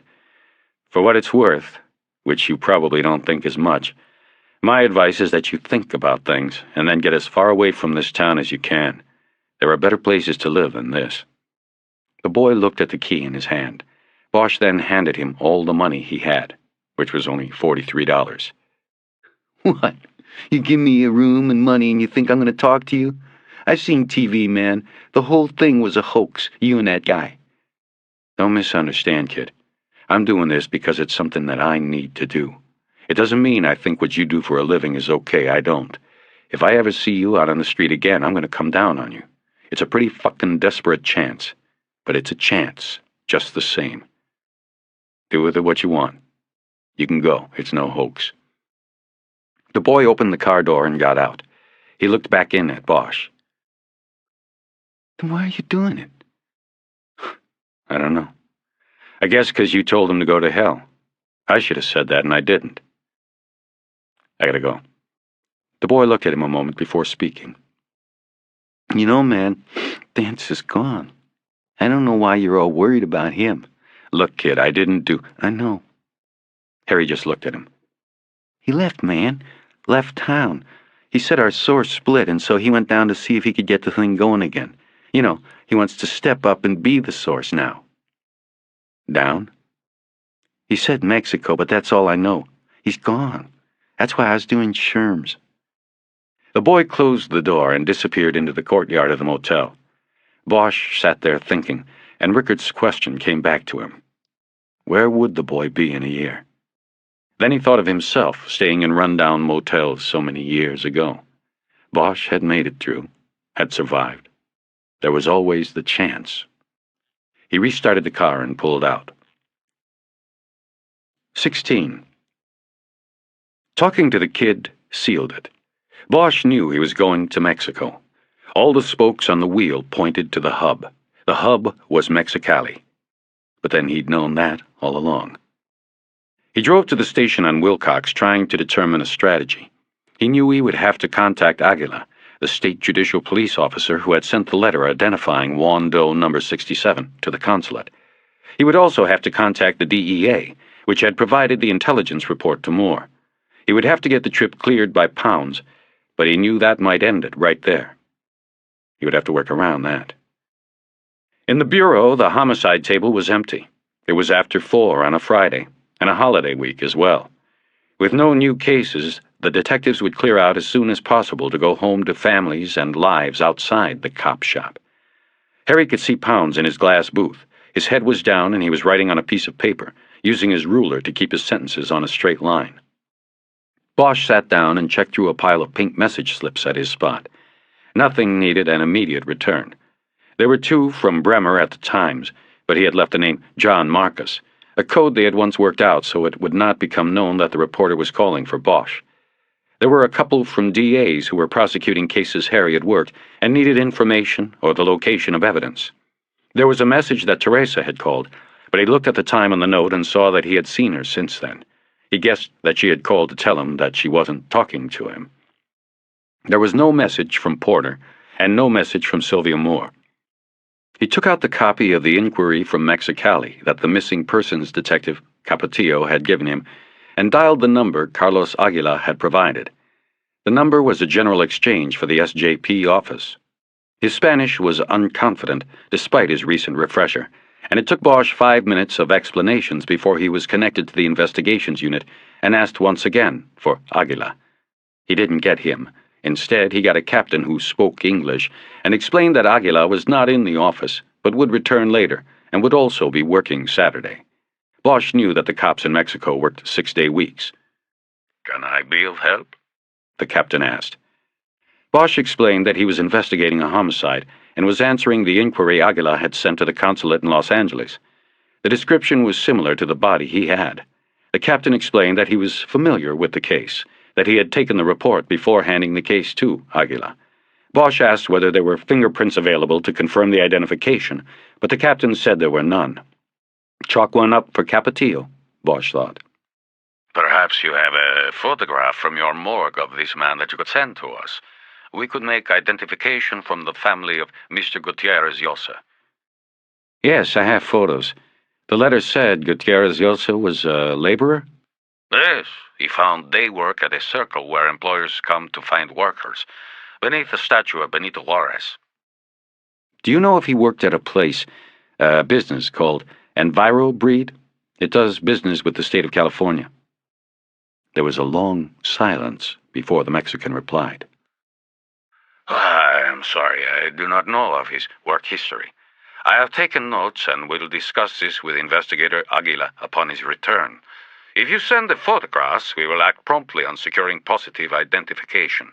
I will personally expedite this matter and contact you. Now Bosch let silence fill the phone connection. Captain, I didn't get your name? Gustavo Grena, Director of Investigations, Mexicali. Captain Grena, please tell Aguila that he will have the photos tomorrow. That soon? Yes, tell him I'm bringing them down myself.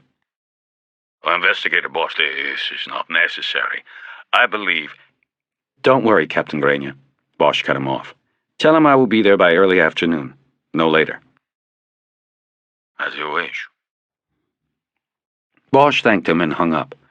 He looked up and saw Pounds staring at him through the glass in his office. The lieutenant raised his thumb and his eyebrows in an inquiring, pleading way. Bosch looked away. A laborer, Bosch thought. For now, Gutierrez Llosa was a day laborer who got jobs at the Circle, whatever that was. How did a day laborer fit? Perhaps he was a mule who brought black ice across the border. And perhaps he had not been a part of the smuggling operation at all. Perhaps he had done nothing to warrant his death other than to be somewhere he should not have been, seen something he should not have seen. What Bosch had were just parts of the whole. What he needed was the glue that would correctly hold them together. When he had first received his gold shield, he had a partner on the robbery table in Van Nuys who told him that facts weren't the most important part of an investigation. The glue was. He said the glue was made of instinct, imagination, sometimes guesswork, and most times just plain luck. 2 nights earlier, Bosch had looked at the facts that lay inside a rundown motel room and from them extrapolated a cop's suicide. He now knew he'd been wrong. He considered the facts again, along with everything else he had collected, and this time he saw a cop's murder as one of several connected murders. If Mexicali was the hub of the wheel with so many spokes, then Moore was the bolt that held the wheel on. He took out his notebook and looked up the name of the DEA agent who was listed on the intelligence report Moore had put in the surreal file. He then got the DEA's local number out of his Rolodex and dialed it. The man who answered asked who was calling when Bosch asked for Corvo. "Tell him it's the ghost of Calexico Moore." 1 minute later, a voice said, "Who's this?" "Corvo?" "Look, you want to talk? Give me an ID, otherwise I hang up." Bosch identified himself. "What's with the ruse, man?" "Never mind. I want to meet." "You haven't given me a reason yet." "You want a reason? Okay. Tomorrow morning I'm going to Mexicali. I'm going after Zorrillo. I could use some help from somebody who knows his shit. I thought you might want to talk first, being that you were Cal Moore's source." "Who says I even knew the guy?" "You took my call, didn't you? You also were passing DEA intelligence to him, he told me." "Bosch, I spent 7 years under. You trying to bluff me?" Try some of the 8-ball dealers on Hollywood Boulevard. They might buy your line." "Look, man, at 7 o'clock, I'll be at the Code 7 in the back bar. After that, I'll be heading south. It's your choice. If I see you, I see you." "And if I decide to show up, how will I know you?" "Don't worry, I'll know you. You'll be the guy who still thinks he's undercover." When he hung up, Harry looked up and saw Pounds hovering near the homicide table, standing there reading the latest CAP report, another sore subject for the division's statisticians. Crimes against persons, meaning all crimes of violence, were growing at a rate faster than the overall crime rate. That meant not only was crime going up, but the criminals were becoming meaner, more prone to violence. Bosch noticed the white dust on the upper part of the lieutenant's pants. It was there often, and was cause for great comical debate and derision in the squad room. Some of the dicks said he was probably blowing coke up his nose and was just sloppy about it. This was especially humorous because Pounds was one of the department's born-agains. Others said the mystery dust was from sugar donuts that he secretly scarfed down in the glass booth after closing the blinds so no one could see. Bosch, though, figured it out once he identified the odor that was always about Pounds. Harry believed the lieutenant had the habit of putting baby powder on in the morning before he put on his shirt and tie, but after putting on his pants. Pounds looked away from his report and said in a phony, matter-of-fact voice, "So, how's it looking? Getting anywhere with the cases?" Bosch smiled reassuringly and nodded, but said nothing. He'd make Pounds work for it. "Well, what's up?" "Oh, some things. Have you heard from Porter today?" "Porter? No, why?" "Forget about him, Bosch. He's a mutt. He can't help you. What have you got? You haven't filed any updates. I just went through the box. Nothing from you there." "I've been busy, Lieutenant. I got something going on Jimmy Capps, and I got an ID and possible death scene on Porter's last case, the one dumped in the alley off Sunset last week. I'm close to knowing who and why. Maybe tomorrow on both of them. I'm going to work through the weekend, if that's okay with you." "Excellent. By all means, take the time you need. I'll fill the overtime authorization out today." "Thanks. But why juggle the cases? Why don't you pick the one you think is easier to complete? We need to clear a case." "I think the cases are related. That's why." "Are you—" Then Pounds held up his hand, signaling Bosch not to speak. "Better come in my office for this." After sitting down behind his glass-topped desk, Pounds immediately picked up his ruler and began manipulating it in his hand. "Okay, Harry, what's going on?" Bosch was going to wing it. He tried to make his voice sound as though he had hard evidence to back everything he was saying. Truth was, it was all a lot of speculation and not a lot of glue. He sat down in the chair in front of the lieutenant's desk. He could smell the baby powder on the other man. Jimmy Capps was a payback. Found out yesterday that he set up a bust on a competitor named Dance. He was putting black ice out on the street. Jimmy apparently didn't like that, because he's trying to make Hawaiian ice the growth market. So he snitched Dance off to the Bang guys. Only after Dance got taken down, the DA kicked the case. A bad bust. He walked. 4 days later, Capps gets the whack. Okay, Pounds said. "Sounds good. Dance is your suspect, then." "Until I come up with something better. He's in the wind." "Okay. Now, how does this tie in with the Wando case?" "The DEA says the black ice that Dance was putting out comes from Mexicali. I got a tentative ID from the state police down there. Looks like our Juan Doe was a guy named Gutierrez Llosa. He was from Mexicali. A mule? Possibly. Couple things don't fit with that. The state police down there carried him as a day laborer. Maybe he went for the big money. A lot of them do. Maybe. And you think he got whacked back? A payback for caps? Maybe. Pounds nodded. So far, so good, Bosch thought. They were both silent for a few moments. Pounds finally cleared his throat. That's quite a lot of work for 2 days, Harry. Very good. Now, where do you go from here? I want to go after Dance and get the Juan Doe ID confirmed. He trailed off. He wasn't sure how much to give Pounds. He knew he was going to keep his trip to Mexicali out of it. You said Dance is in the wind. I'm told that by a source. I'm not sure. I plan to go looking this weekend. Fine. Bosch decided to open the door a little further. There's more to it, if you want to hear it. It's about Cal Moore. Pounds put the ruler down on the desk, folded his arms, and leaned back. His posture signaled caution. They were stepping into an area where careers could be permanently damaged. Aren't we getting on thin ice here? The Moore case is not ours. And I don't want it, Lieutenant. I've got these two, but it keeps coming up. If you don't want to know, fine, I can deal with it.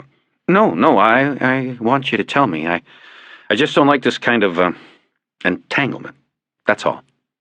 Yeah, entanglement is a good word. Anyway, like I said, it was the Bang crew that made the dance bust.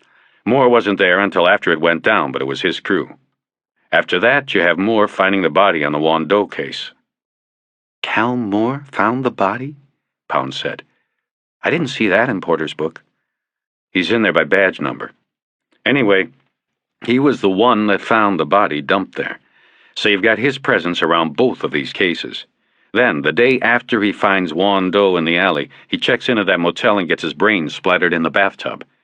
I suppose you've heard RHD now says it was no suicide? Pounds nodded, but he had a paralyzed look on his face. He had thought he was going to get a summary of a couple of case investigations, not this. Somebody whacked him, too, Bosch continued. So now you have 3 cases. You have Caps, then Juan Doe, then Moore. And you have Dance in the wind. Bosch knew he had said enough. He could now sit back and watch Pounds' mind go to work. He knew that the lieutenant knew that he should probably pick up the phone and call Irving to ask for assistance, or at least direction. But Pounds knew that a call like that would result in RHD taking jurisdiction over the Caps and Juan Doe cases, and the RHD dicks would take their sweet-ass time about it. Pounds wouldn't see any of the cases closed out for weeks. What about Porter? What's he say about all of this? Bosch had been doing his best to keep Porter clear. He didn't know why. Porter had fallen and had lied, but somewhere inside Bosch still felt something. Maybe it was that last question. Harry, you going to take care of me on this? I haven't found Porter, Bosch lied. No answer on his phone, but I don't think he'd had much time to put all of this together. Pounds shook his head disdainfully. Of course not. He probably was on a drunk. Bosch didn't say anything. It was in Pounds' court now. Listen, Harry, you're being straight with me here, right? I can't afford to have you running around like a loose cannon. I've got it all, right? Bosch knew that what he meant was he wanted to know how badly he could be fucked if this went to shit. Bosch said, You know what I know. There are 2 cases, probably 3, including more, out there to be cleared. You want them cleared in 6, 8 weeks? Then I'll write up the paper and you can ship it to Parker Center. If you want to get them cleared by the 1st, like you said, then let me have the 4 days. Pounds was staring off somewhere above Bosch's head and using the ruler to scratch himself behind the ear. He was making a decision. Okay, he finally said. Take the weekend and see what you can do. We'll see where things stand Monday. We might have to call in RHD then. Meantime, I want to hear from you tomorrow and Sunday. I want to know your movements, what's happening, what progress has been made. You got it, Bosch said. He stood up and turned to leave. He noticed that above the door was a small crucifix. He wondered if that had been what Pounds had been staring at. Most said he was a political born-again. There were a lot in the department. They all joined a church up in the valley because one of the assistant chiefs was a lay preacher there. Bosch guessed they all went there Sunday mornings and gathered around him, told him what a great guy he was. "I'll talk to you tomorrow, then," Pound said from behind. "Right, tomorrow." A short while after that, Pounds locked his office and went home. Bosch hung around the office alone, drinking coffee and smoking and waiting for the 6 o'clock news. There was a small black-and-white television on top of the file cabinet behind the autos table. He turned it on and played with the rabbit ears until he got a reasonably clear picture. A couple of the uniforms walked down from the watch office to watch. Cal Moore had finally made the top of the news. Channel 2 led with a report on the press conference at Parker Center, in which Assistant Chief Irvin Irving revealed new developments. The tape showed Irving at a cluster of microphones. Teresa stood behind him. Irving credited her with finding new evidence during the autopsy that pointed to homicide. Irving said a full-scale homicide investigation was underway. The report ended with a photograph of Moore and a voiceover from the reporter. "Investigators now have the task, and they say the personal obligation, to dig deep into the life of Sergeant Calexico Moore to determine what it was that led him to the beat-up motel room where someone executed him. Sources tell me the investigators do not have much to start with, but they do start with a debt of thanks to the acting chief medical examiner who discovered a murder that had been written off as a cop's lonely suicide." The camera zoomed in closer on Moore's face here, and the reporter ended it. "And so the mystery begins." Bosch turned the TV off after the report. The uniforms went back down the hall, and he went back to his spot at the homicide table and sat down. The picture they had shown of Moore had been taken a few years back, Harry guessed. His face was younger, the eyes clearer. There was no portent of a hidden life. Thinking about it brought to mind the other photographs, the ones Sylvia Moore had said her husband had collected over his life and looked at from time to time. What else had he saved from the past? Bosch didn't have one photo of his mother. He hadn't known his father until the old man was on his deathbed. What baggage did Cal Moore carry with him? It was time for him to head for the Code 7. But before heading out to the car, Harry walked down the hall to the watch office. He picked up the clipboard that hung on the wall next to the wanted flyers and carried the station's duty roster clipped to it. He doubted that it would have been updated in the last week, and he was correct.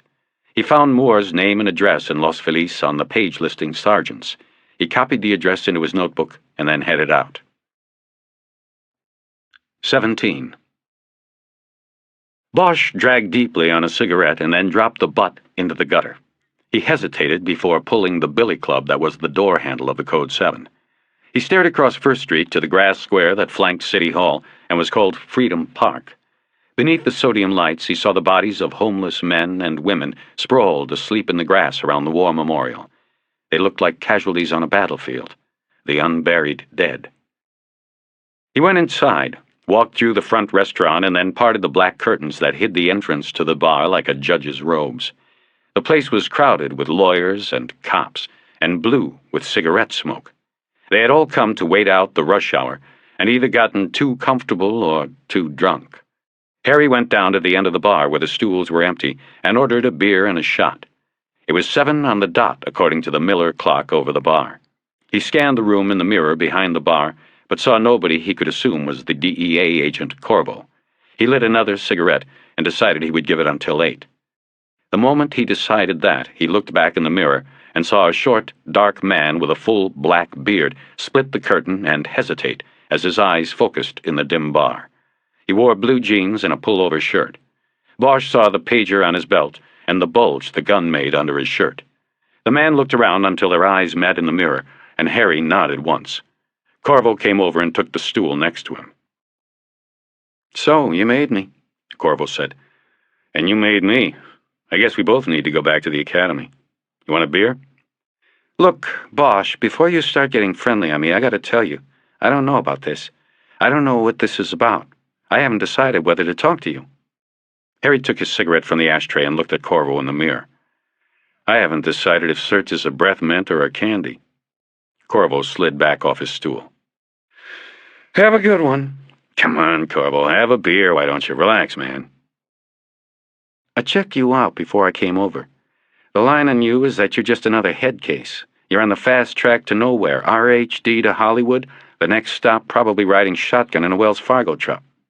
Now, the next stop is Mexicali, and I can go down there blind, maybe walk in on whatever you got going with Zareel, or you can help me and yourself by telling me what's what. What's what is that you aren't going to do anything down there. I leave here, I pick up the phone, and your trip is over. I leave here and I'm gone, on my way, too late to stop. Have a seat. If I've been an asshole, I'm sorry. It's the way I am sometimes. But I need you guys, and you guys need me. Corvo still didn't sit down. Bosh. What are you going to do? Go down to the ranch, put the Pope over your shoulder, and carry him back up here, that it? Something like that. Shit. Actually, I don't know what I'm going to do. I'm just going to play it as it comes. Maybe I never see the Pope. Maybe I do. You want to risk it? Corvo slid back onto the stool and signaled the bartender. He ordered the same as Bosch. In the mirror, Bosch noticed a long, thick scar cutting through the right side of Corvo's beard. If he had grown the beard to cover the purplish-pink slug on his cheek, it hadn't worked. Then again, maybe he didn't want it to. Most DEA agents Bosch knew or had worked with had a macho swagger about them. A scar couldn't hurt. It was a life of bluffing and bluster. Scars were worn like badges of courage. But Bosch wondered if the guy could do much undercover work with such a recognizable physical anomaly. After the bartender put down the drinks, Corvo threw back the shot like a man used to it. So, he said, what are you really going down there for? And why should I trust you the least bit? Bosch thought about it for a few moments. Because I can give you Zareel? Shit. Bosch didn't say anything. He had to give Corvo his due, had to let him run out his string. After he was done posturing, they would get down to business. Bosch thought at the moment that the one thing the movies and TV shows didn't get wrong, or over-exaggerate, was the relationship of jealousy and distrust that existed between local and federal cops. One side always thought it was better, wiser, more qualified. Usually, the side that thought that was wrong. Okay, Corvo said. I'll bite. What have you got? Before I get into it, I have one question. Who are you, man? I mean, you're up here in L.A. Why are you the one in Moore's files? How come you're the expert on Zareel? That's about 10 questions.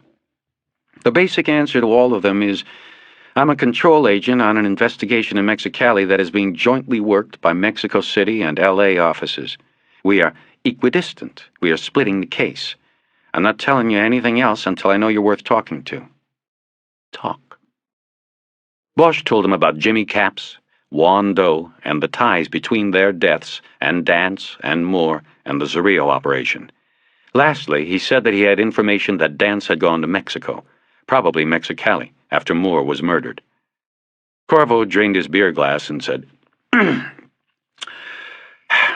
Tell me something, because it's a big fucking hole in your scenario. How come you think this Juan Doe was whacked out down there? And then, how come his body was taken all the way up here? Doesn't make sense to me. The autopsy puts his death 6 to 8 hours before Moore found it, or said he found it, up here. There were things about the autopsy that tie it to Mexicali, to a specific location in Mexicali.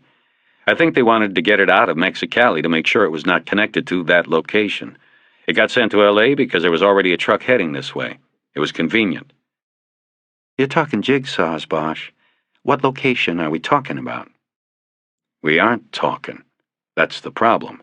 I'm talking. You haven't said shit, but I'm here to trade.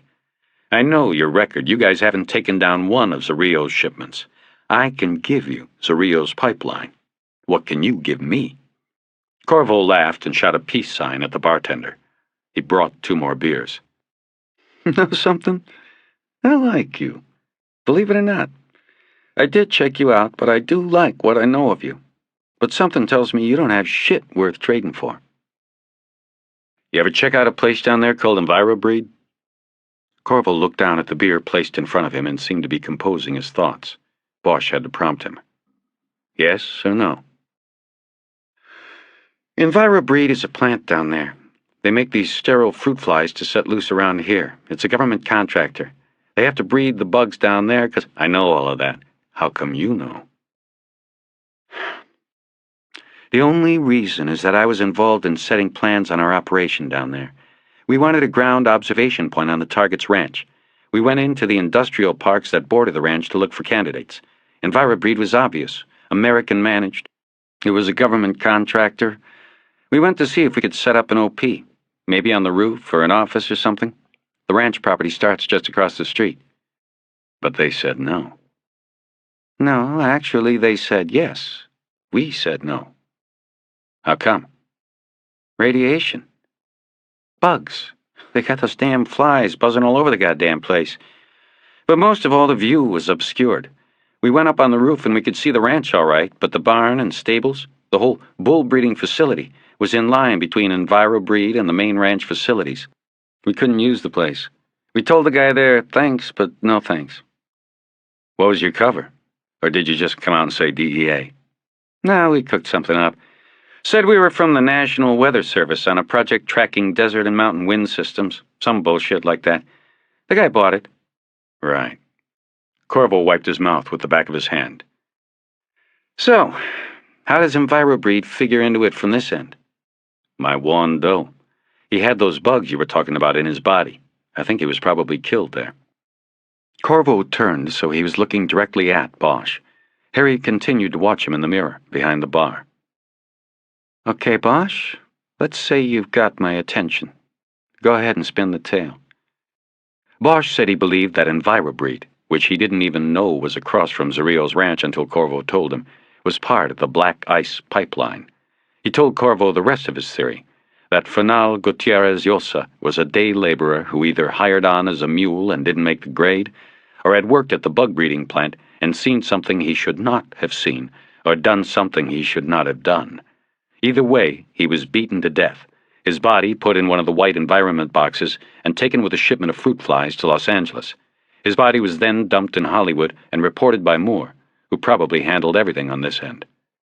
They had to get the body out of there because they couldn't bring an investigation into the plant. There's something there. At least, something that was worth killing an old man for. Corvo had his arm up on the bar and his face in the palm of his hand. He said, What did he see? I don't know. I do know that EnviroBreed has a deal with the feds not to have their shipments across the border bothered with. Opening those boxes could damage the goods. Who have you told this to? Nobody. Nobody? You have told no one about EnviroBreed? I've made some inquiries. I haven't told anyone the story I just told you. Who have you made inquiries with? You called the SJP? Yeah, they put out a letter to the consulate on the old man. That's how I put it together. I still have to make a formal ID of the body when I'm down there. Yeah, but did you bring up EnviroBreed? I asked if they ever heard of him working at EnviroBreed. Corvo spun back toward the bar with an exasperated sigh. Who did you talk to there? A captain named Grania. I don't know him, but you probably spoiled your lead. You just don't go to the locals with this sort of thing. They pick up the phone, tell Zarillo what you just said, and then pick up a bonus at the end of the month. Maybe it's spoiled, maybe it isn't. Grania brushed me off and may think that's it. At least I didn't go walking into the bug place and ask to set up a weather station. Neither spoke, each one thinking about what the other had said so far. I'm going to get down on this right away, Corvo said after a while.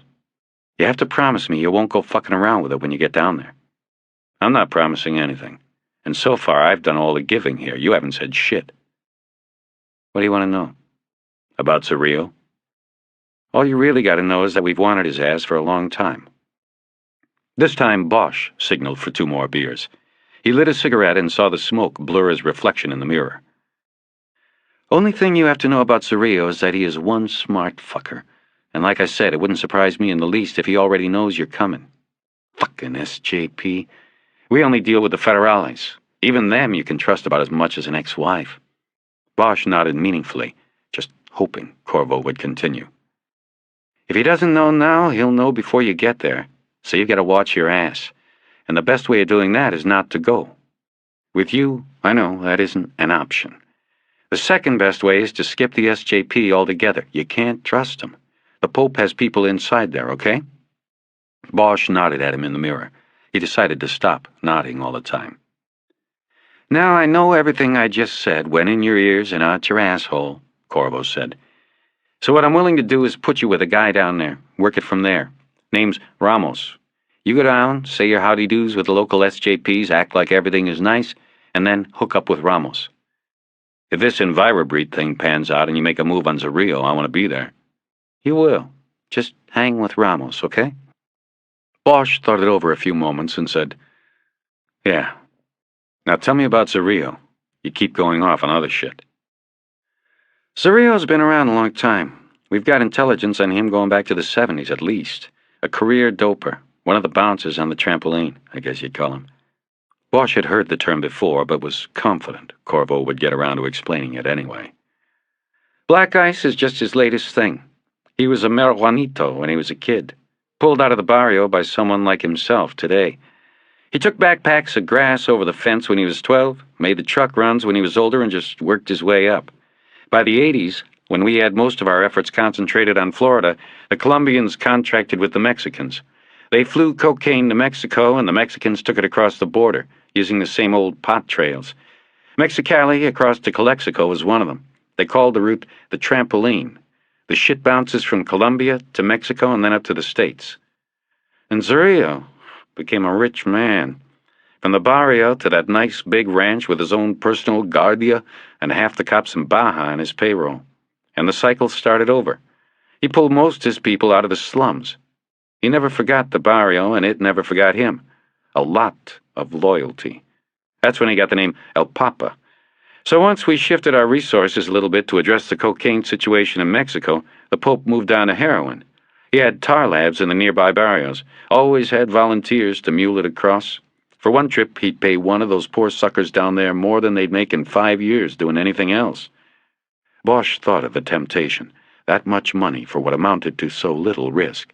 Even those who were caught spent little time in jail. It was a natural transition to go from tar heroin to black ice.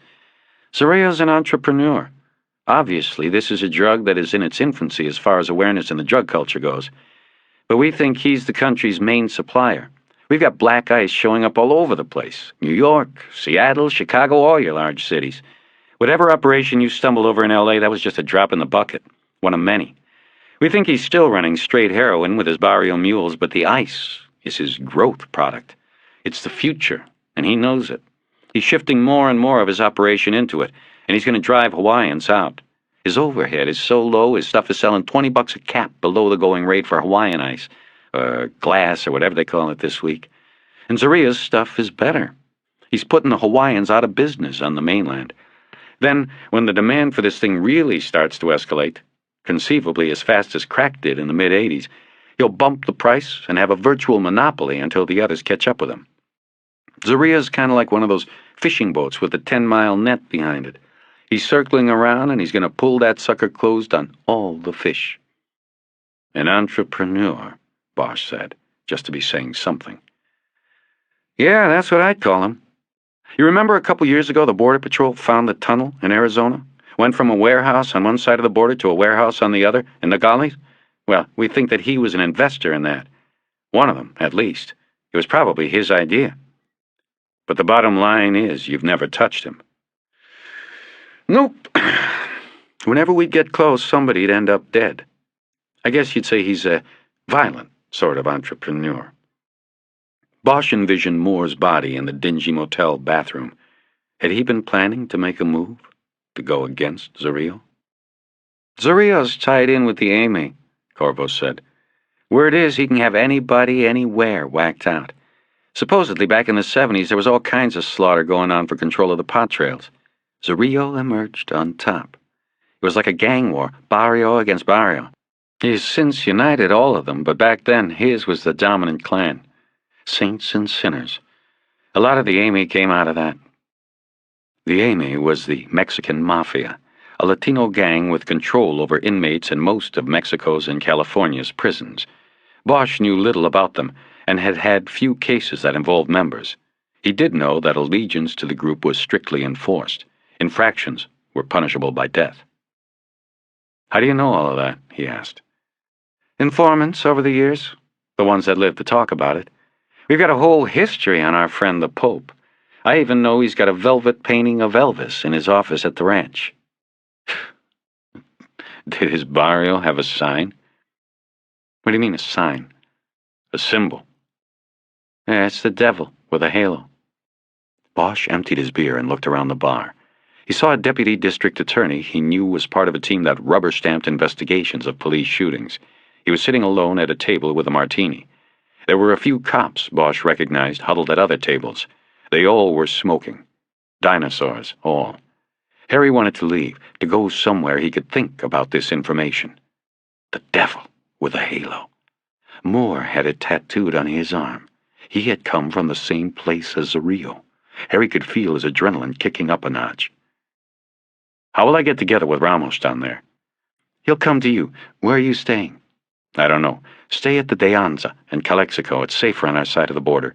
Water's better for you, too." "Okay, I'll be there. Another thing is, you can't take a weapon across. I mean, it's easy enough to do. You flash your badge at the crossing and nobody's going to check your trunk. But if something happens down there, the first thing that'll be checked is whether you checked your gun in at the police station in Calexico." He nodded meaningfully at Bosch. "They have a gun locker at Calexico PD where they check weapons for crossing cops. They keep a log, you get a receipt, professional courtesy. So, check a weapon. Don't take it across, and then think you can say you left it up here at home. Check it in down there. Get it on the log. Then you don't have a problem. Comprende?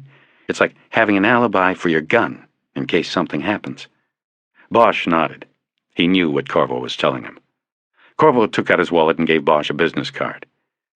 "Call any time, and if I'm not in the office, they will locate me. Just tell the operator it's you. I'll leave your name and word that you are to be put through." Corvo's speech pattern had changed. He was talking faster. Bosch guessed this was because he was excited about the EnviroBreed tip. The DEA agent was anxious to get on it. Harry studied him in the mirror. The scar on his cheek seemed darker now, as if it had changed color with his mood. Corvo looked at him in the mirror.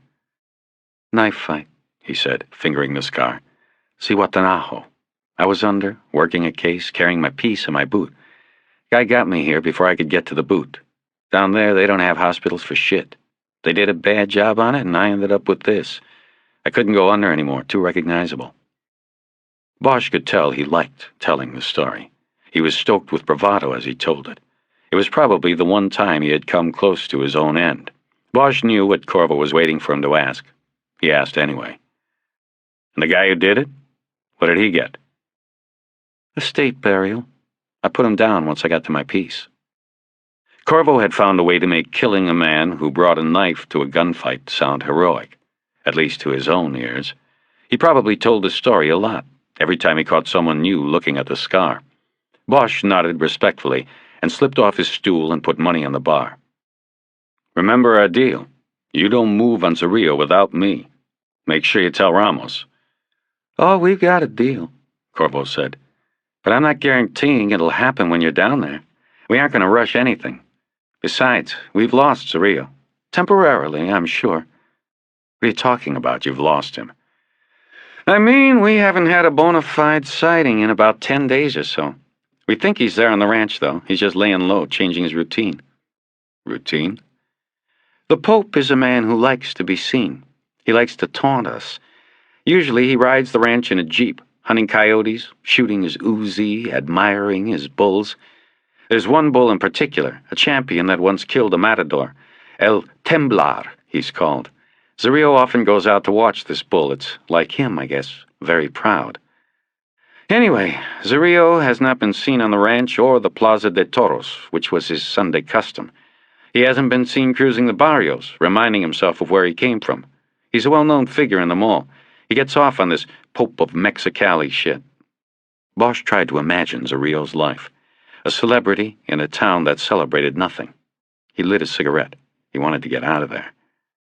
"So when was the last bona fide?" "If he's still there, he hasn't come out of the compound since December 15th.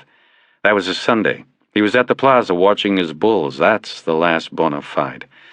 After that, we have some informants who moved that up to the 18th. They say they saw him at the compound dicking around outside, but That's it.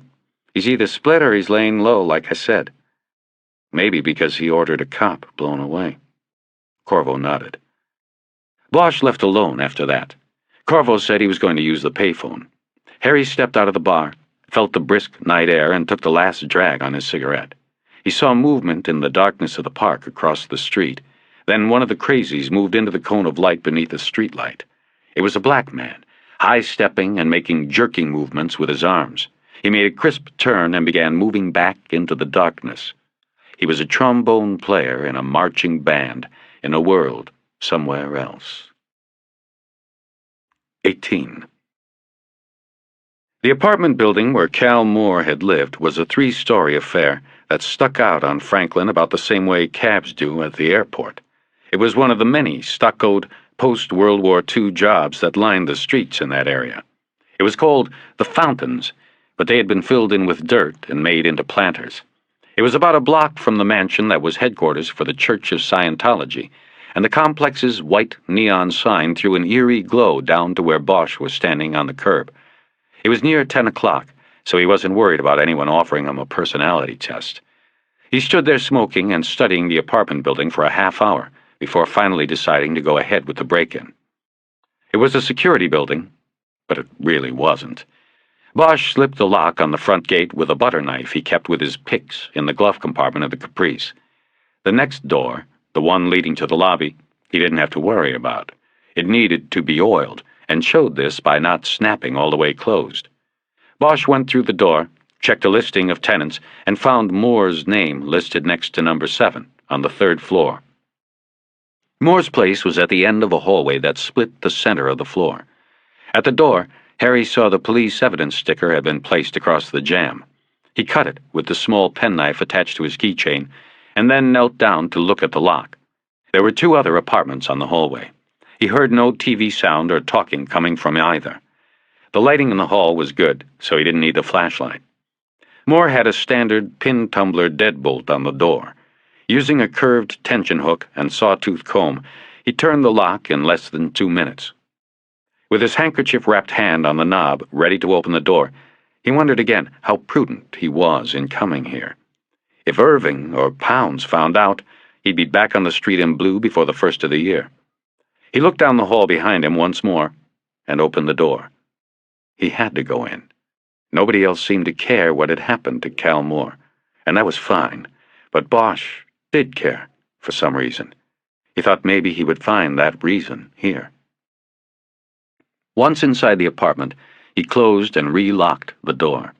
He stood there, a couple of feet inside, letting his eyes adjust. The place smelled musty and was dark, except for the bluish-white glow of the Scientology light that leaked through the sheer curtains over the living room window.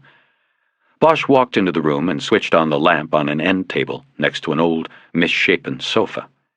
The light revealed that the place had come furnished in the same decor it had maybe 20 years ago. The navy blue carpet was worn flat as astroturf in pathways from the couch to the kitchen and to the hallway that went off to the right. He moved farther in and took quick glances in the kitchen, in the bedroom, and the bathroom. He was struck by the emptiness of the place. There was nothing personal here. No pictures on the walls, no notes on the refrigerator, no jacket hung over the back of a chair. There wasn't even a dish in the sink. Moore had lived here, but it was almost as if he hadn't existed. He didn't know what he was looking for, so he started in the kitchen. He opened cabinets and drawers. He found a box of cereal, a can of coffee, and a 3/4 empty bottle of Early Times. In another cabinet, he found an unopened bottle of sweet rum with a Mexican label. Inside the bottle was a stalk of sugarcane. There was some silverware and cooking tools in the drawers, several books of matches from Hollywood area bars like Ports and the Bullet. The freezer was empty, except for 2 trays of ice. On the top shelf in the refrigerator section below there was a jar of mustard, a half-finished package of now rancid bologna, and a lone can of Budweiser, its plastic 6-pack collar still choking it. On the lower shelf on the door was a 2-pound bag of Domino sugar. Harry studied the sugar. It was unopened. Then he thought, "What the hell? I've come this far."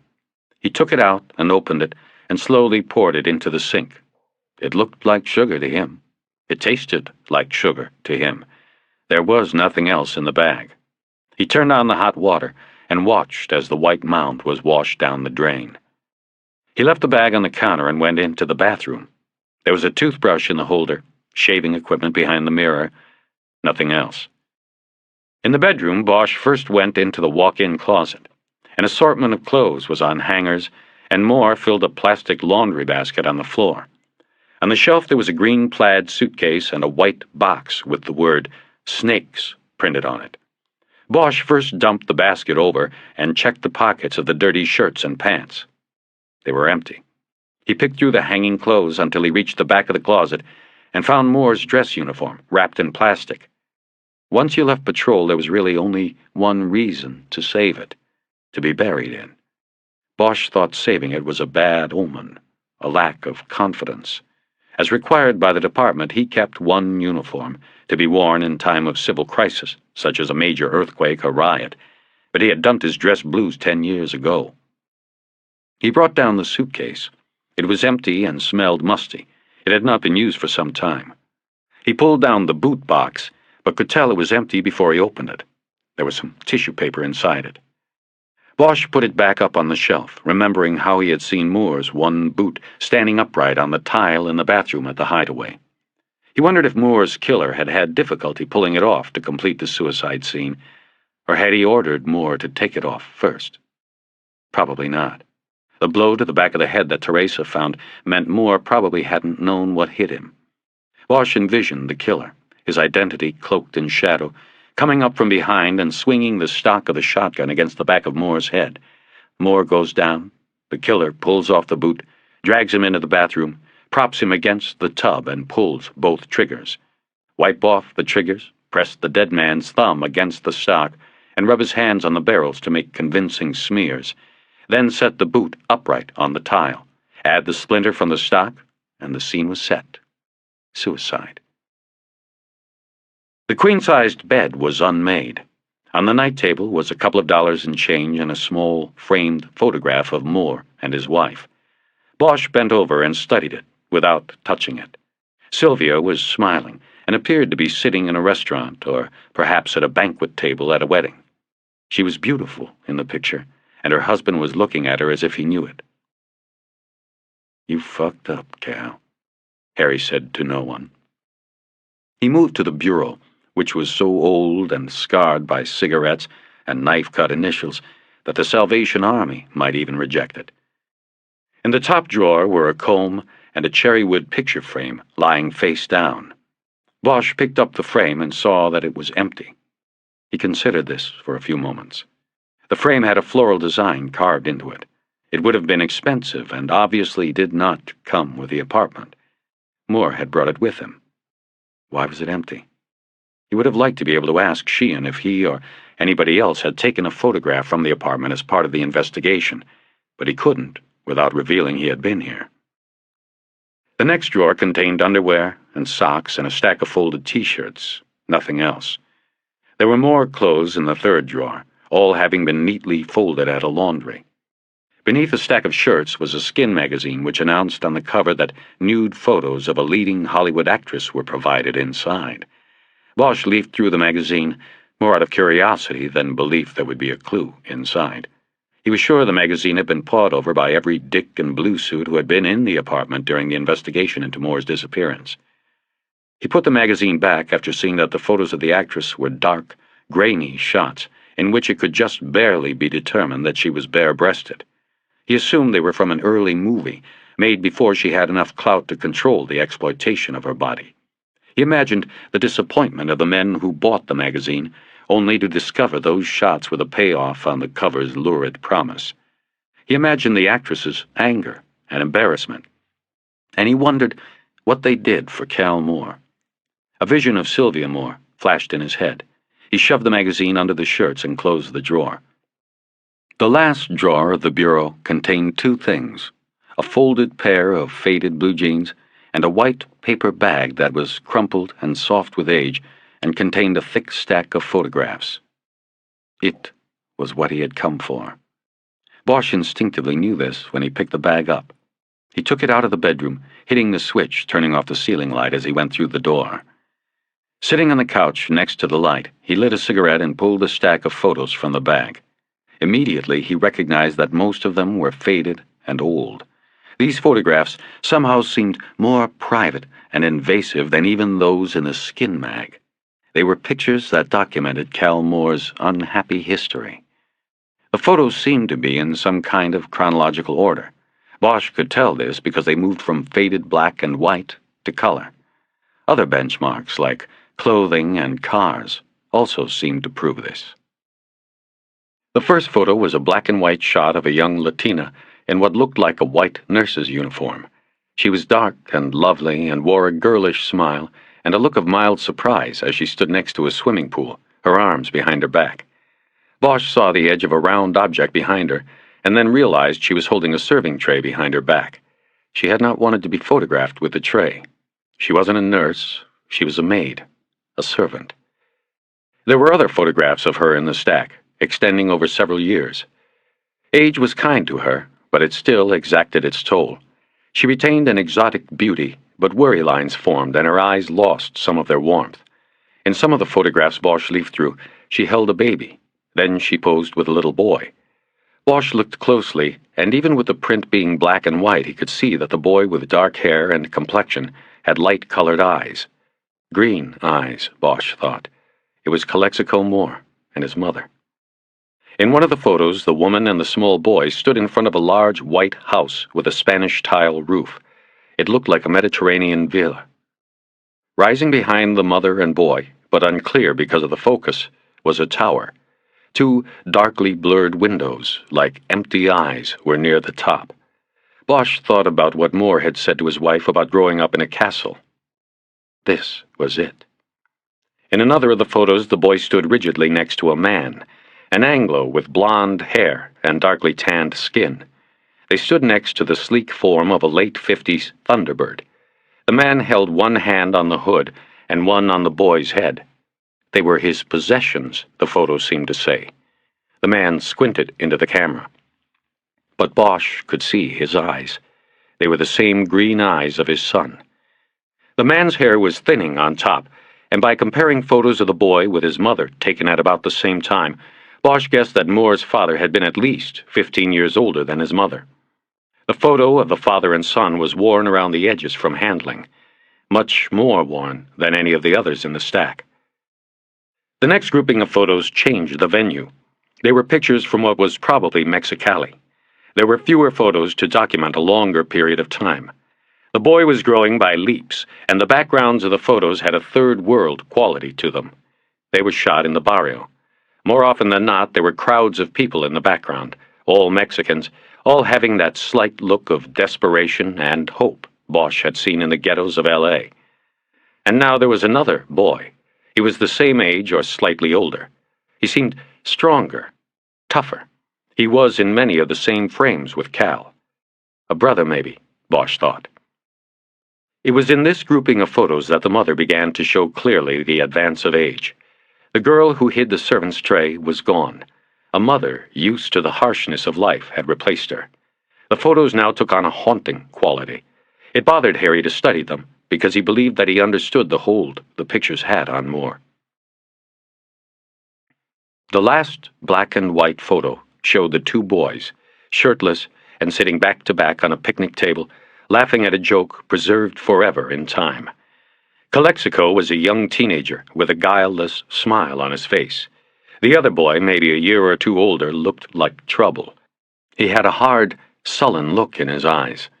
In the picture, Cal had his right arm cocked and was making a muscle for the photographer. Bosch saw the tattoo was already there. The devil with a halo. Saints and sinners. In the photos after that, the other boy never appeared again. These were color shots taken in Los Angeles. Bosch recognized City Hall shooting up in the background of one of them, and the fountain in Echo Park in another. Moore and his mother had come to the United States. Whoever the other boy was, he had been left behind. Toward the end of the stack, the mother dropped out of the photos as well. Harry wondered if that meant she was dead. The final two pictures were of Moore as an adult. The first was his graduation from the police academy. There was a shot of a class of newly sworn officers gathered on the grass outside what was later renamed the Darrell F. Gates Auditorium. They were throwing their hats into the air. Bosch picked Moore out of the crowd. He had his arm around the shoulder of another probie, and there was genuine joy in his face. And the last photo was of Moore in dress uniform, pulling a young Sylvia close in a smiling, cheek-to-cheek embrace. Her skin was smoother then, her eyes brighter and her hair longer and fuller, but she was still very much the same as now, still a beautiful woman. He pushed the photographs back into the bag and put it on the couch next to him. He looked at the bag and was curious why the photos had never been mounted in an album or put on display. They were just glimpses of a lifetime kept in a bag and ready to go. But he knew the reason. At his home he had stacks of his own pictures that he would never mount in a book, that he felt the need to hold when he looked at them. They were more than pictures of another time. They were parts of a life that could not go forward without knowing and understanding what was behind. Bosch reached up to the lamp and turned it off. He smoked another cigarette, the glow of its tip floating in the dark. He thought about Mexico and Calexico more. "You fucked up," he whispered again. He had told himself he had to come here to get a feel for more. That was how he had sold it to himself. But sitting there in the dark, he knew there was more to it. He knew he had come because he wanted to understand a life's course that could not be explained. The only one with all the answers to all of the questions was Cal Moore. And he was gone. He looked at the white neon glow on the curtains across the room, and they looked like ghosts to him. It made him think of the worn photo of the father and son, fading to white. He thought of his own father, a man he never knew and did not meet until he was on his deathbed. By then it had been too late for Bosch to change his own life's course. He heard a key hit the deadbolt on the other side of the front door. He was up, with his gun out, moving quickly across the room to the hallway. He went into the bedroom first, but then went back into the hall and into the bathroom, because it afforded a better view of the living room. He dropped his cigarette into the toilet and heard it hiss as it died. He heard the front door open, and then a few seconds of silence. Then a light went on in the living room, and he stepped back into the dark recesses of his hiding spot.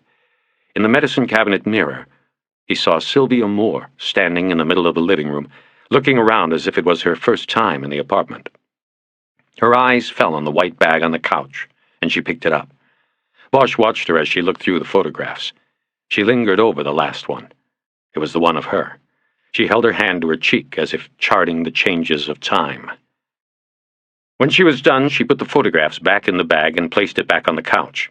She then started for the hallway, and Bosch moved further back, silently stepping into the bathtub. Now a light came from the bedroom, and he heard the closet door open, hangers scraping on the bar.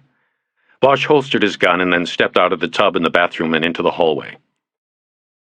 "Mrs. Moore? Sylvia?" he called from the hall, unsure how to get her attention without scaring her. "Who's that?"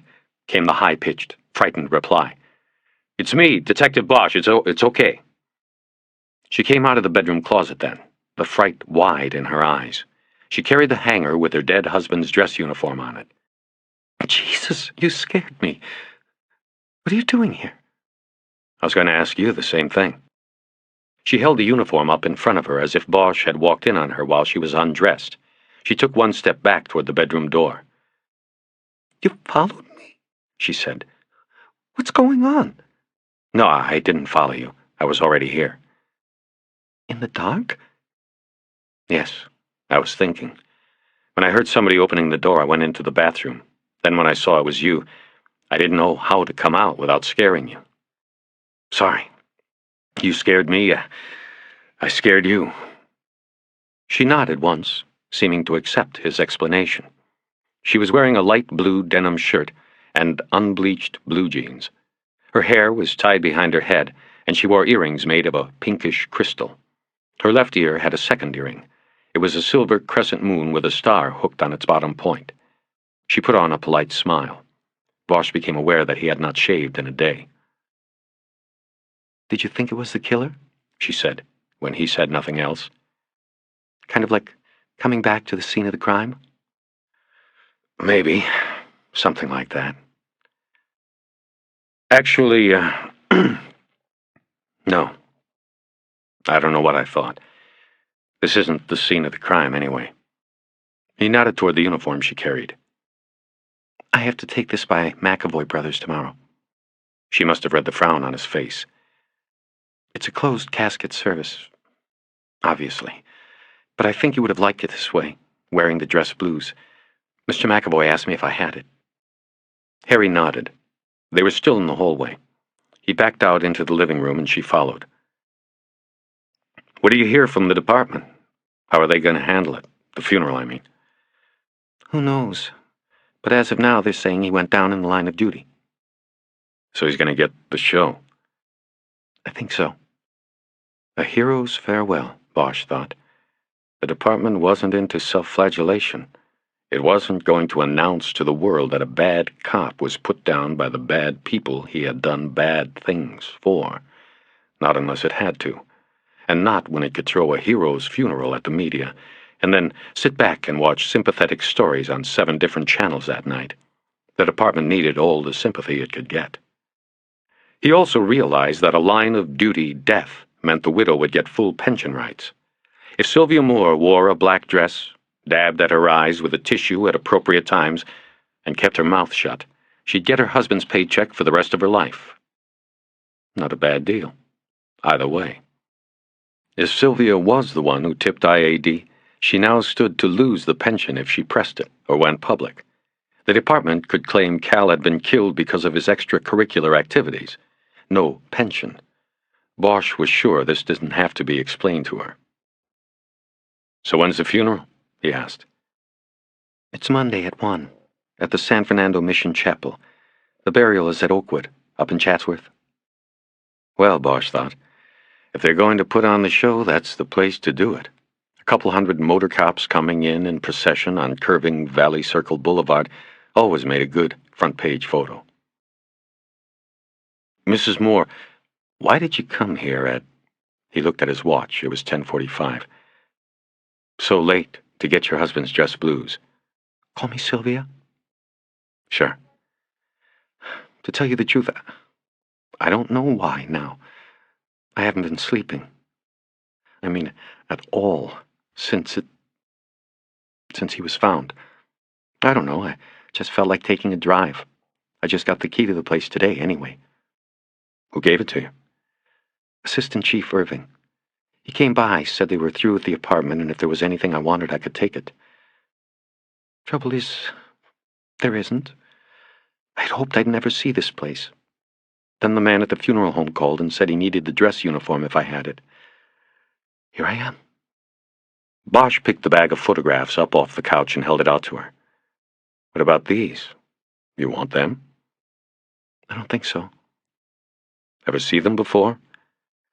I think some of them. At least some of them seemed familiar. Some of them I know I never saw. Why do you think that is? A man keeps photographs his whole life and never shows some of them to his wife? I don't know. Strange. He opened the bag and while he was looking through the photos said, What happened to his mother? Do you know? She died before I knew him. Had a tumor in her head. He was about 20, he said. What about his father? He told me he was dead. But I told you, I don't know if that was true. Because he never said how or when. When I asked, he said he didn't want to talk about it. We never did. Bosch held up the photo of the 2 boys on the picnic table. Who's this? She stepped close to him and looked at the photo. He studied her face. He saw flecks of green in her brown eyes. There was a light scent of perfume. I don't know who it is. A friend, I guess. He didn't have a brother? Not one he ever told me about. He told me when we got married, he said I was his only family. He said he was alone, except for me. Now Bosch looked at the photo. Kinda looks like him to me. She didn't say anything. What about the tattoo? What about it? He ever tell you where he got it? What it means? He told me he got it in the village he grew up in. He was a boy. Actually, it was a barrio, I guess. They called it Saints and Sinners. That's what the tattoo means, saints and sinners. He said that was because the people that lived there didn't know which they were, which they would be. He thought of the note found in Cal Moore's back pocket. I found out who I was. He wondered if she realized the significance of this in terms of the place he grew up, where each young boy had to find out who he was, a saint or a sinner. Sylvia interrupted his thoughts. You know, you didn't really say why you were already here, sitting in the dark thinking. You had to come here to do that? I came to look around, I guess. I was trying to shake something loose, get a feel for your husband. That sounds stupid? Not to me. Good. And did you? Did you shake something loose? I don't know yet. Sometimes it takes a little while. You know, I asked Irving about you. He said you weren't on the case. He said you only came out the other night because the other detectives had their hands full with the reporters and the body. Like a schoolboy, Bosch felt a tingling of excitement. She had asked about him. It didn't matter that now she knew he was freelancing on the case. She had made inquiries about him. Well, he said, that's true to a degree. Technically, I am not on the case, but I have other cases that are believed to be tied in with the death of your husband. Her eyes never left his. He could see she wanted to ask what cases, but she was a cop's wife. She knew the rules.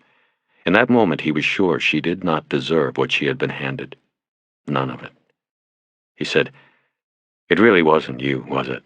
The tip to IAD, the letter?" She shook her head no. "But they won't believe you. They think you started the whole thing."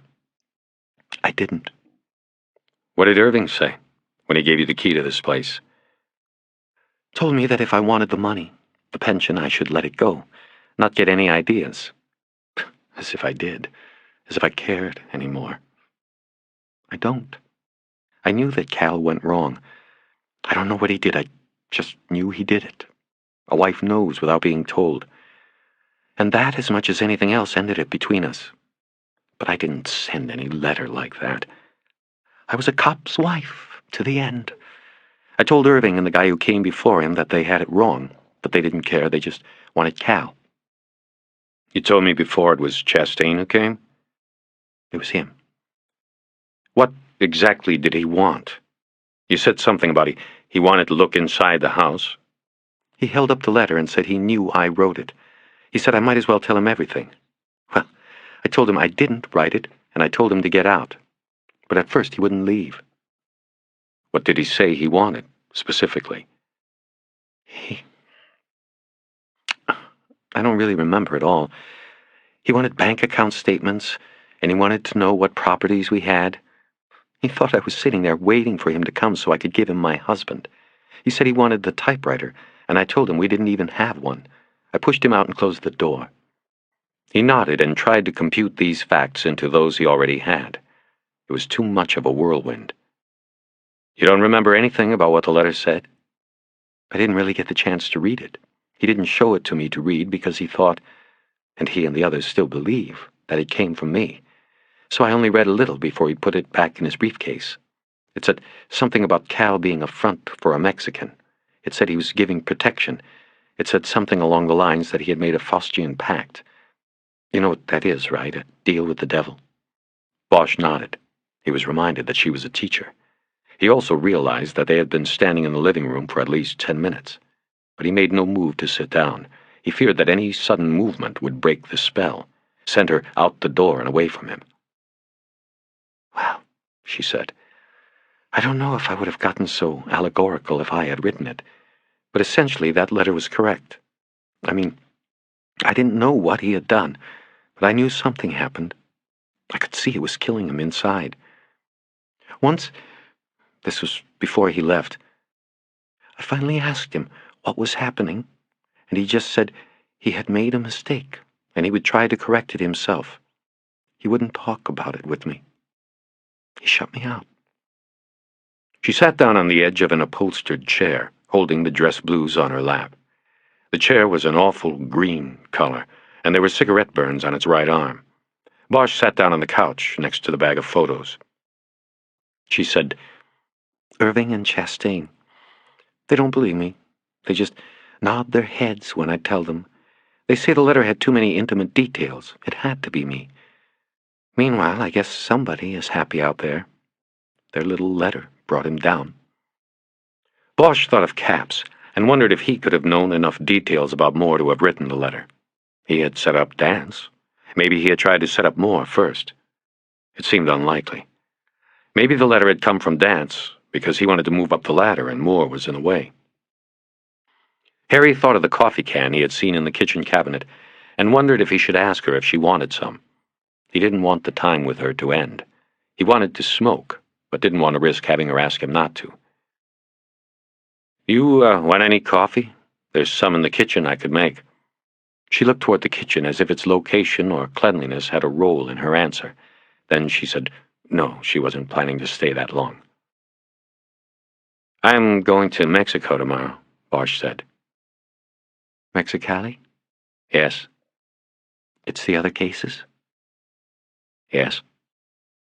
Then he told her about them. About Black Ice and Jimmy Capps and Juan Doe, number 67. And he told her of the ties to both her husband and Mexicali. It was there he hoped to unravel the whirlwind. He finished the story by saying, as you can tell, people like Irving, they want this to go by. They don't really care who killed Cal because he had crossed. They write him off like a bad debt.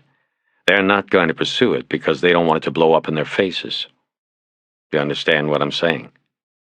I was a cop's wife, remember? Right. So you know. The thing about this is, I care. Your husband was putting a file together for me. A file on Black Ice. It makes me think like maybe he was trying to do something good. He might have been trying to do the impossible, to cross back. It might have been what got him killed. And if it is, then I'm not letting it go by. They were quiet a long time after that. Her face looked pained, but her eyes remained sharp and dry.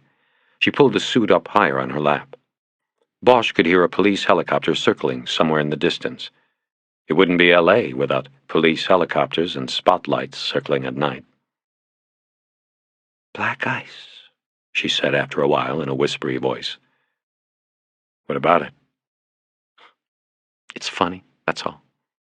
She was quiet a few moments and seemed to look around the room, realizing this was the place her husband had come to after leaving her. Black Ice. I grew up in the Bay Area, San Francisco mostly, and that was something we always were told to watch out for. But, it was the other Black Ice we were told about. She looked at him then and must have read his confusion.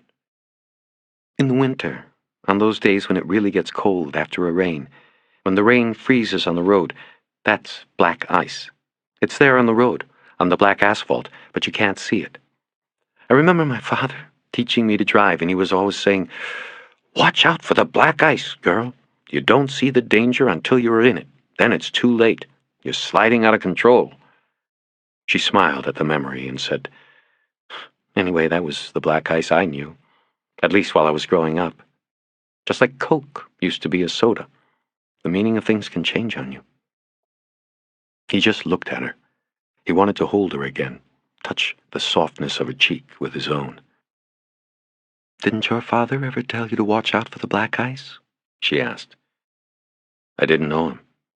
I sort of taught myself to drive. She nodded and didn't say anything, but didn't look away. It took me about 3 cars to learn. By the time I finally got it down, nobody would dare lend me a car. Nobody ever told me about the black ice either. Well, I did. Thank you.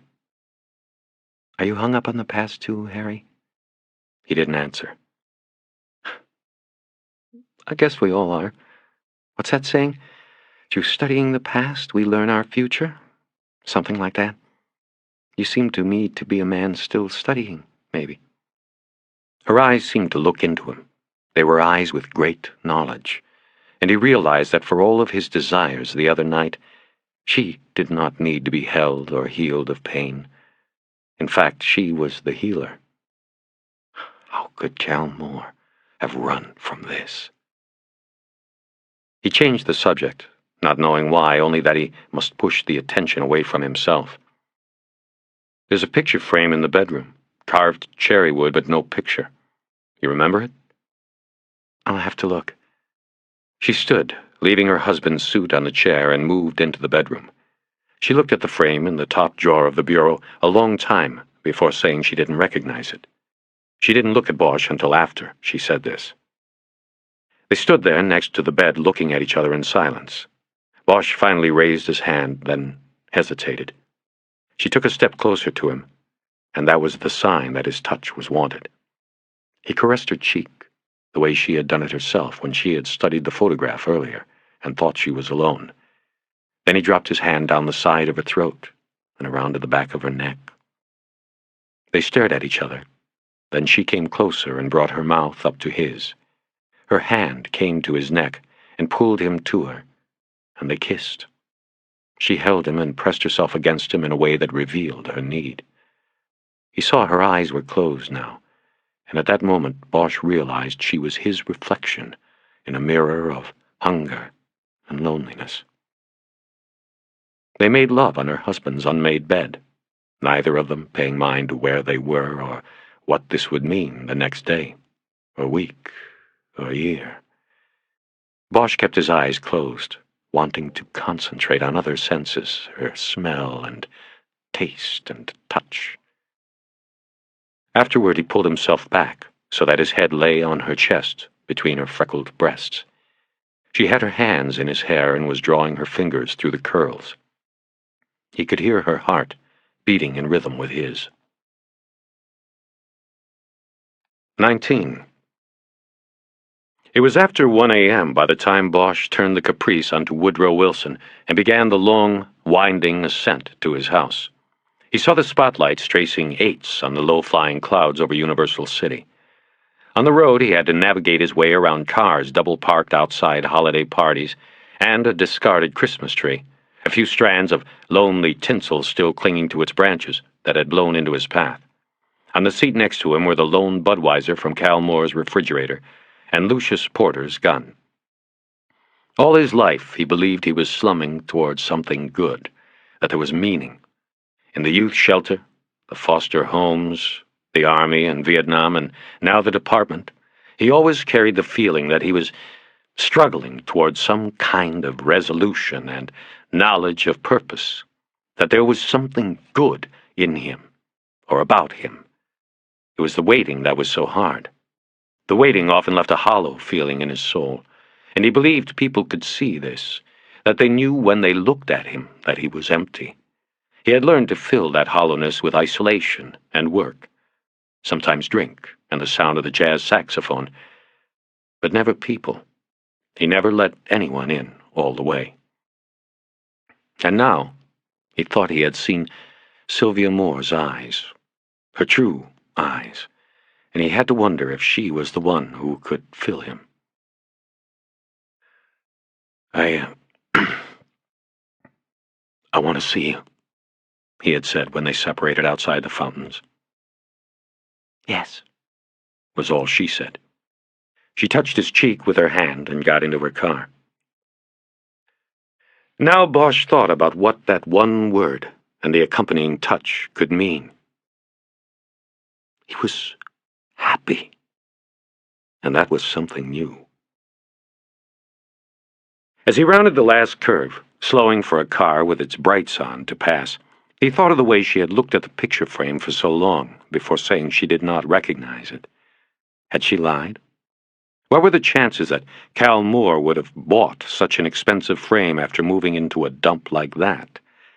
Not good, was the answer. By the time he pulled the Caprice into the carport, he was full of confusing feelings. What had been in the picture? What difference did it make that she had held that back, if she did? Still sitting in the car, he opened the beer and drank it down quickly, some of it spilling onto his neck. He would sleep tonight, he knew. Inside, he went to the kitchen, put Porter's gun in a cabinet, and checked the phone machine. There were no messages, no call from Porter saying why he had run, No call from Pounds asking how it was going. No call from Irving saying he knew what Bosch was up to. After 2 nights with little sleep, Bosch looked forward to his bed as he did on few other nights. It was most often this way, part of a routine he kept. Nights of fleeting rest or nightmares, followed by a single night when exhaustion finally drove him down hard into a dark sleep. As he gathered the covers and pillows about him, he noticed that there was still the trace of Teresa Corazon's powdery perfume on them. He closed his eyes and thought about her for a moment, but soon her image was pushed out of his mind by Sylvia Moore's face. Not the photo from the bag or the nightstand, but the real face. Weary, but strong, her eyes focused on Bosch's own. The dream was like others Harry had had. He was in the dark place. A cavernous blackness enveloped him, and his breath echoed in the dark. He sensed, or rather, he knew, in the way he had knowledge of place in all his dreams, that the darkness ended ahead and he must go there. But this time he was not alone. That was what was different. He was with Sylvia, and they huddled in the black, their sweat stinging their eyes. Harry held her, and she held him, and they did not speak. They broke from each other's embrace and began to move through the darkness. There was dim light ahead, and Harry headed that way. His left hand was extended in front of him, his Smith & Wesson in its grasp.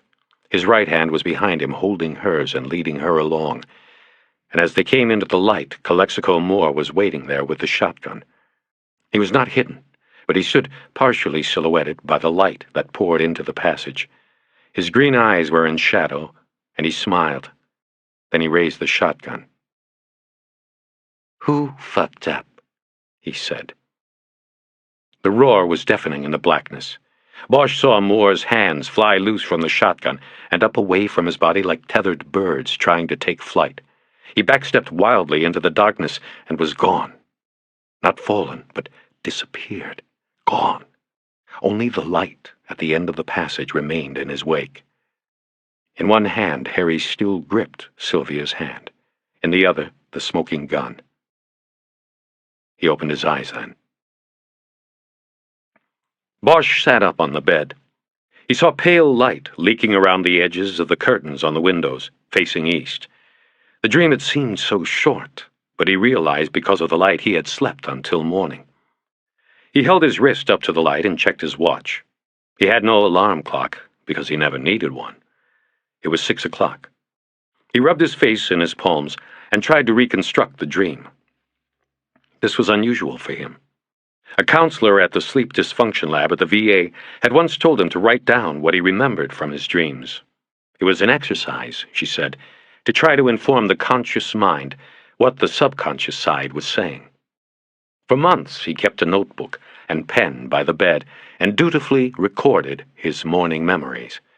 But Bosch had found it did him no good. No matter how well he understood the source of his nightmares, he could not eliminate them from his sleep. He had dropped out of the sleep deprivation counseling program years ago. Now, he could not recapture the dream. Sylvia's face disappeared in the mist.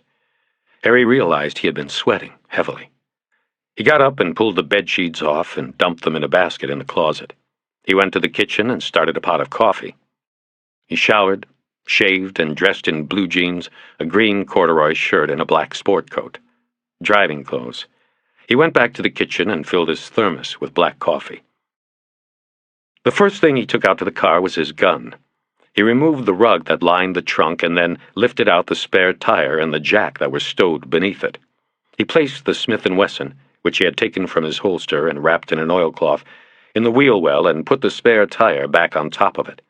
He put the rug back in place and laid the jack down along the rear of the trunk. Next, he put his briefcase in and a duffel bag containing a few days' change of clothes. It all looked passable, though he doubted anyone would even look. He went back inside and got his other gun out of the hallway closet. It was a .44 with grips and safety configured for a right-handed shooter. The cylinder also opened on the left side. Bosch couldn't use it because he was left-handed. but he had kept it for 6 years because it had been given to him as a gift by a man whose daughter had been raped and murdered. Bosch had winged the killer during a brief shootout during his capture near the Sepulveda Dam in Van Nuys. He lived and was now serving life without parole. But that hadn't been enough for the father. After the trial, he gave Bosch the gun, and Bosch accepted it because not to take it would have been to disavow the man's pain. His message to Harry was clear. Next time, do the job right. Shoot to kill. Harry took the gun, and he could have taken it to a gunsmith and had it reconfigured for left-hand use. But to do that would be to acknowledge the father had been right. Harry wasn't sure he was ready to do that. The gun had sat on a shelf in the closet for 6 years. Now he took it down, checked its action to make sure it was still operable, and loaded it. He put it in his holster and was ready to go. On his way out, he grabbed his thermos in the kitchen and bent over the phone machine to record a new message. "It's Bosch. I'll be in Mexico for the weekend. If you want to leave a message, hang on. If it's important and you want to try to reach me, I'll be at the De Anza Hotel in Calexico." It was still before 7 as he headed down the hill. He took the Hollywood freeway until it skirted around downtown, the office towers opaque behind the early morning mixture of fog and smog. He took the transition road to the San Bernardino freeway and headed east, out of the city. It was 250 miles to the border town of Calexico and its sister city, Mexicali, just on the other side of the fence. Harry would be there before noon. He poured himself a cup of coffee without spilling any and began to enjoy the drive. The smog from L.A. didn't clear until Bosch was past the Yucaipa turnoff in Riverside County. After that, the sky turned as blue as the oceans on the maps he had next to him on the seat. It was a windless day. As he passed the windmill farm near Palm Springs, the blades of the hundreds of electric generators stood motionless in the morning desert mist. It was eerie, like a cemetery, and Harry's eyes didn't linger. Bosch drove through the plush desert communities of Palm Springs and Rancho Mirage without stopping, passing streets named after golfing presidents and celebrities. As he passed Bob Hope Drive, Bosch recalled the time he saw the comedian in Vietnam. He had just come in from 13 days of clearing Charlie's tunnels in the Cu Chi province and thought the evening of watching Hope was hilarious. Years later, he had seen a clip of the same show on a television retrospective on the comedian. This time the performance made him feel sad. After Rancho Mirage, he caught Route 86 and was heading directly south. The open road always presented a quiet thrill to Bosch, the feeling of going someplace new coupled with the unknown. He believed he did some of his best thinking while driving the open road. He now reviewed his search of Moore's apartment and tried to look for hidden meanings or messages. The ragged furniture, the empty suitcase, the lonely skin mag, the empty frame. Moore left behind a puzzling presence. He thought of the bag of photos again. Sylvia had changed her mind and taken it. Bosch wished he had borrowed the photo of the 2 boys and the one of the father and son. Bosch had no photographs of his own father.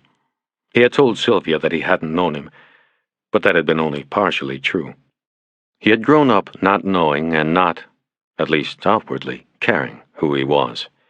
But when he returned from the war, he came back with a sense of urgency to know about his origins. It led him to seek out his father after 20 years of not even knowing his name. Harry had been raised in a series of youth shelters and foster homes after authorities took him from his mother's custody.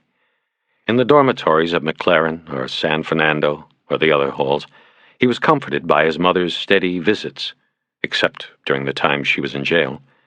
She told him they couldn't send him to a foster home without her consent. She had a good lawyer, she said, trying to get him back. On the day the house mother at McLaren told him the visits were over because his mother was dead, he took the news unlike most boys of 11. Outwardly, he showed nothing. He nodded that he understood, and then walked away. But that day, during the swimming period, he dove to the bottom of the deep end and screamed so loud and long that he was sure the noise was breaking through the surface and would draw the attention of the lifeguard. After each breath on top, he would go back down, He screamed and cried until he was so exhausted he could only cling to the pool's ladder, its cold steel tubes, the arms that comforted him. Somehow he wished he could have been there. That was all. He somehow wanted to have protected her. He was termed ATA after that, available to adopt. He began to move through a procession of foster homes where he was made to feel as though he was on tryout. When expectations were not met, it was on to the next house and the next pair of judges. He was once sent back to McLaren because of his habit of eating with his mouth open. And once before he was sent to a home in the valley, the choosers, as they were called by the ATAs, took Harry and several other 13-year-olds out to the rec field to throw a baseball around. Harry was the one chosen. He soon realized it was not because he exhibited the sterling virtues of boyhood. It was because the man had been looking for a left-hander. His plan was to develop a pitcher, and left-handers were the premium. After 2 months of daily workouts, pitching lessons, and oral education on pitching strategies, Harry ran away from the home. It was 6 weeks before the cops later picked him up on Hollywood Boulevard. He was sent back to McLaren to await the next set of choosers. You always had to stand up straight and smile when the choosers came through the dorm. He began his search for his father at the county recorder's office. The 1950 birth records of Harry Bosch at Queen of Angels Hospital listed his mother as Marjorie Phillips Lowe and his father's name as his own, Harry Bosch. But Harry, of course, knew this was not the case. His mother had once told him he was the namesake of an artist whose work she admired. She said the painter's 500-year-old paintings were apt portraits of present L.A., a nightmarish landscape of predators and victims. She told him she would tell him his true father's name when the time was right. She was found dead in an alley off Hollywood Boulevard before that time came. Harry hired a lawyer to petition the presiding judge of the Juvenile Dependency Court to allow him to examine his own custody records. The request was granted, and Bosch spent several days in the County Hall of Records archive. The voluminous documents given to him chronicled the unsuccessful lengths his mother had gone to keep custody of him.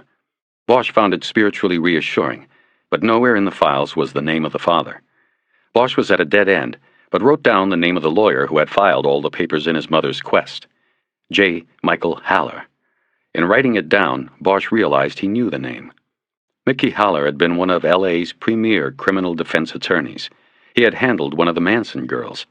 In the late 50s, he had won an acquittal for the so-called highwayman, a highway patrol officer accused of raping 7 women he had stopped for speeding on lonely stretches of the Golden State. What was J. Michael Haller doing on a child custody case? On nothing more than a hunch, Bosch went to the criminal courts building and ordered all of his mother's cases from archives. In sorting through them, he found that in addition to the custody battle, Haller had represented Marjorie P. Lowe on 6 loitering arrests between 1948 and 1961. That was well into Haller's time as a top trial lawyer. In his gut, Harry knew then. The receptionist in the 5-name law office on the top floor of a Pershing Square tower told Bosch that Haller had retired recently because of a medical condition. The phone book didn't list his residence, but the roll of registered voters did. Haller was a Democrat, and he lived on Cannon Drive in Beverly Hills. Bosch would always remember the rose bushes that lined the walkway to his father's mansion. They were perfect roses.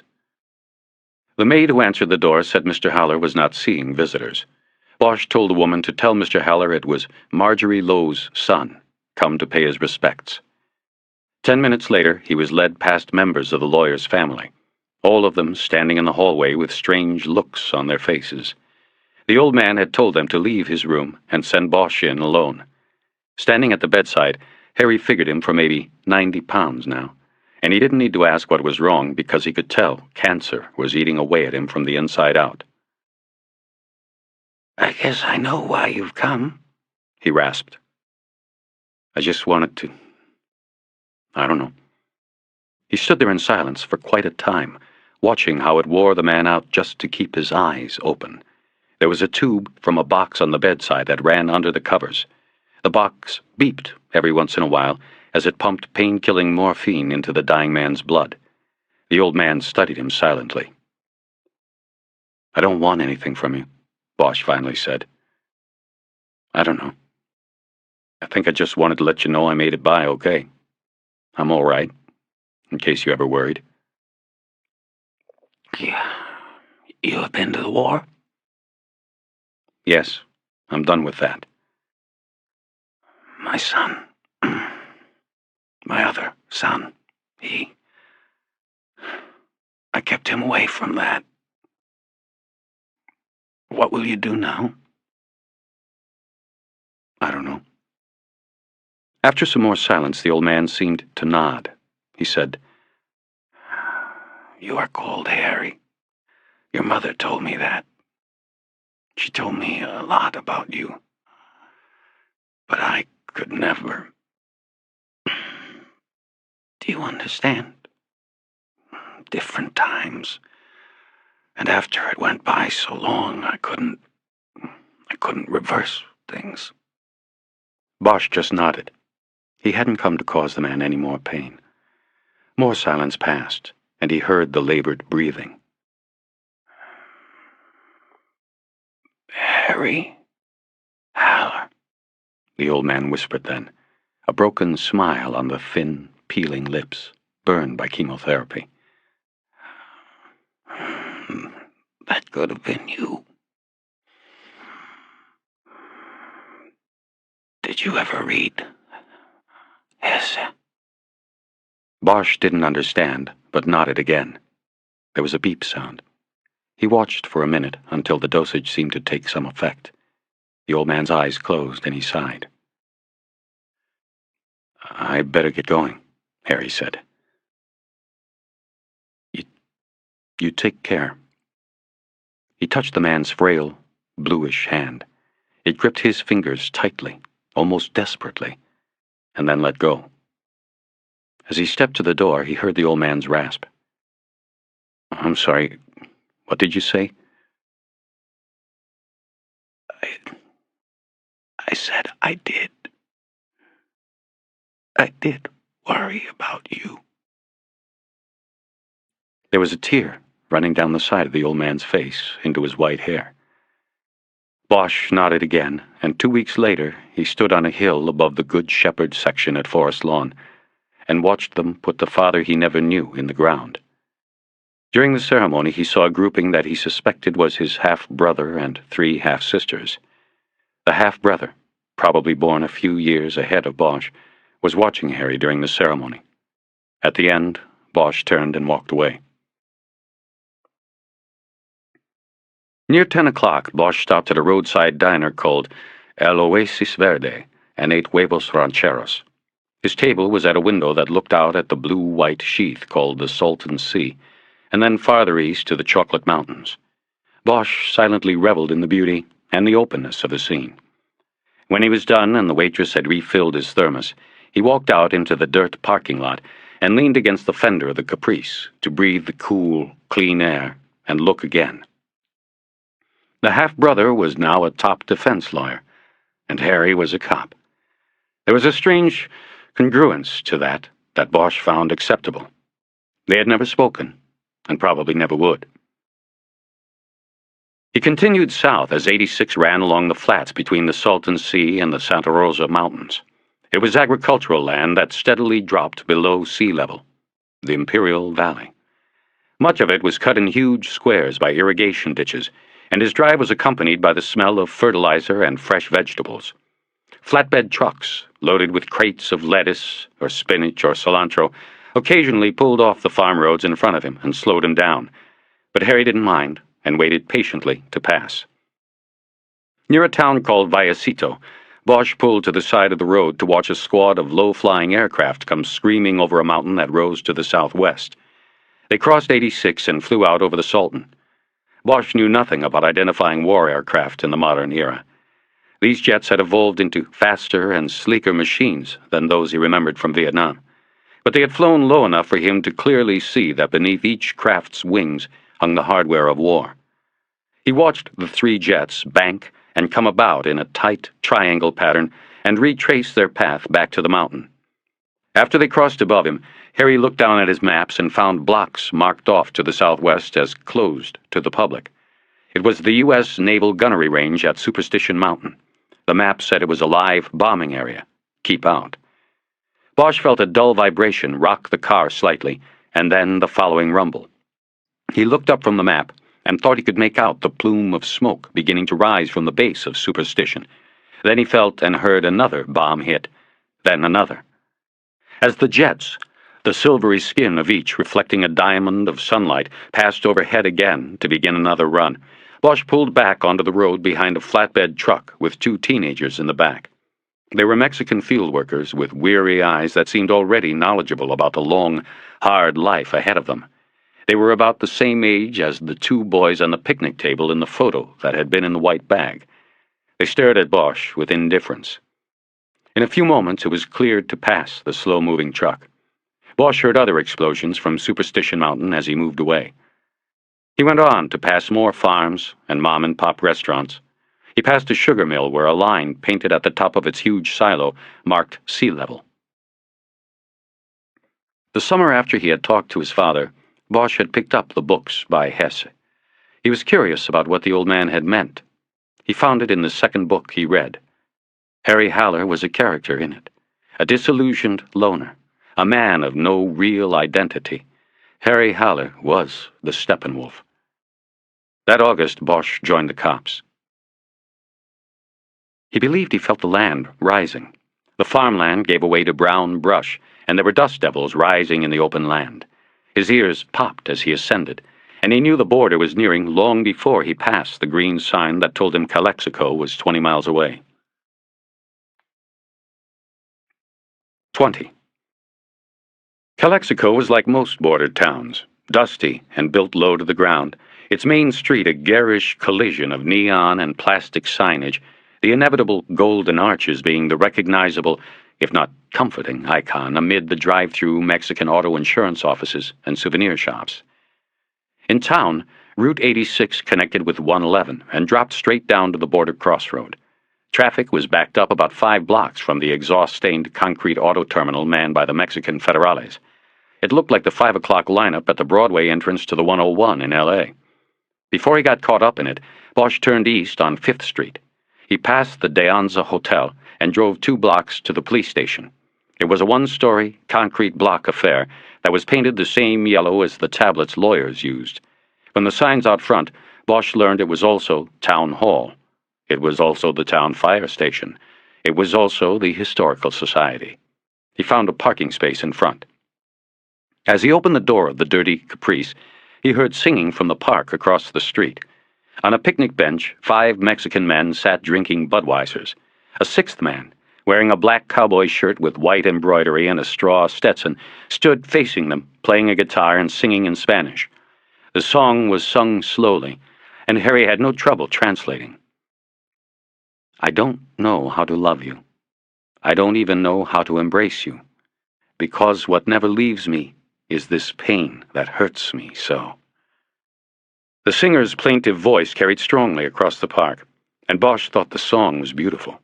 He leaned against his car and smoked until the singer was done.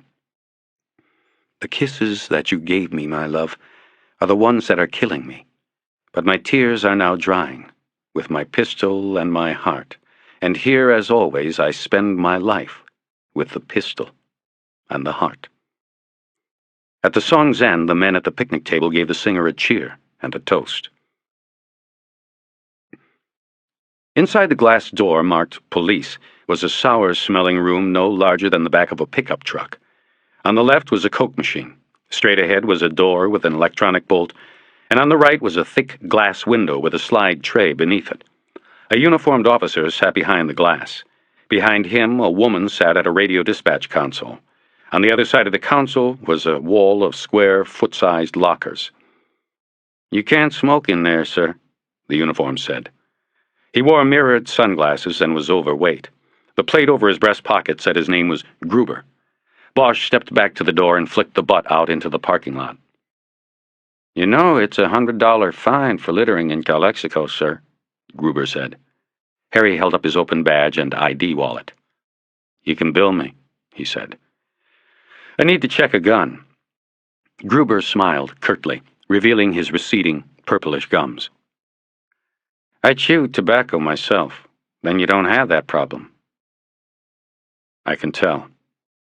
Gruber frowned and had to think about that a moment before saying, "Well, let's have it. Man says he wants to check a gun, has to turn the gun in to be checked."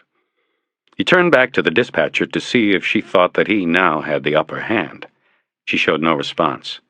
Bosch noticed the strain Gruber's gut was putting on the buttons of his uniform. He pulled the .44 out of his holster and put it in the slide tray. "44," Gruber announced, and he lifted the gun out and examined it. "You want to keep it in the holster?" Bosch hadn't thought about that. He needed the holster. Otherwise, he'd have to jam the Smith in his waistband, and he'd probably lose it if he ended up having to do any running. "Nah," he said. "Just checking the gun." Gruber winked and took it over to the lockers, opened one up, and put the gun inside. After he closed it, he locked it, took the key out, and came back to the window. Let me see the ID again. I have to write up a receipt." Bosch dropped his badge wallet into the tray and watched as Gruber slowly wrote out a receipt in duplicate. It seemed that the officer had to look from the ID card to what he was writing every 2 letters. "How'd you get a name like that?" "You can just write Harry for short." "That's no problem. I can write it. Just don't ask me to say it. Looks like it rhymes with anonymous." He finished and put the receipts into the tray and told Harry to sign them both. Harry used his own pen. "Looky there. A lefty signing for a right-handed gun," Gruber said.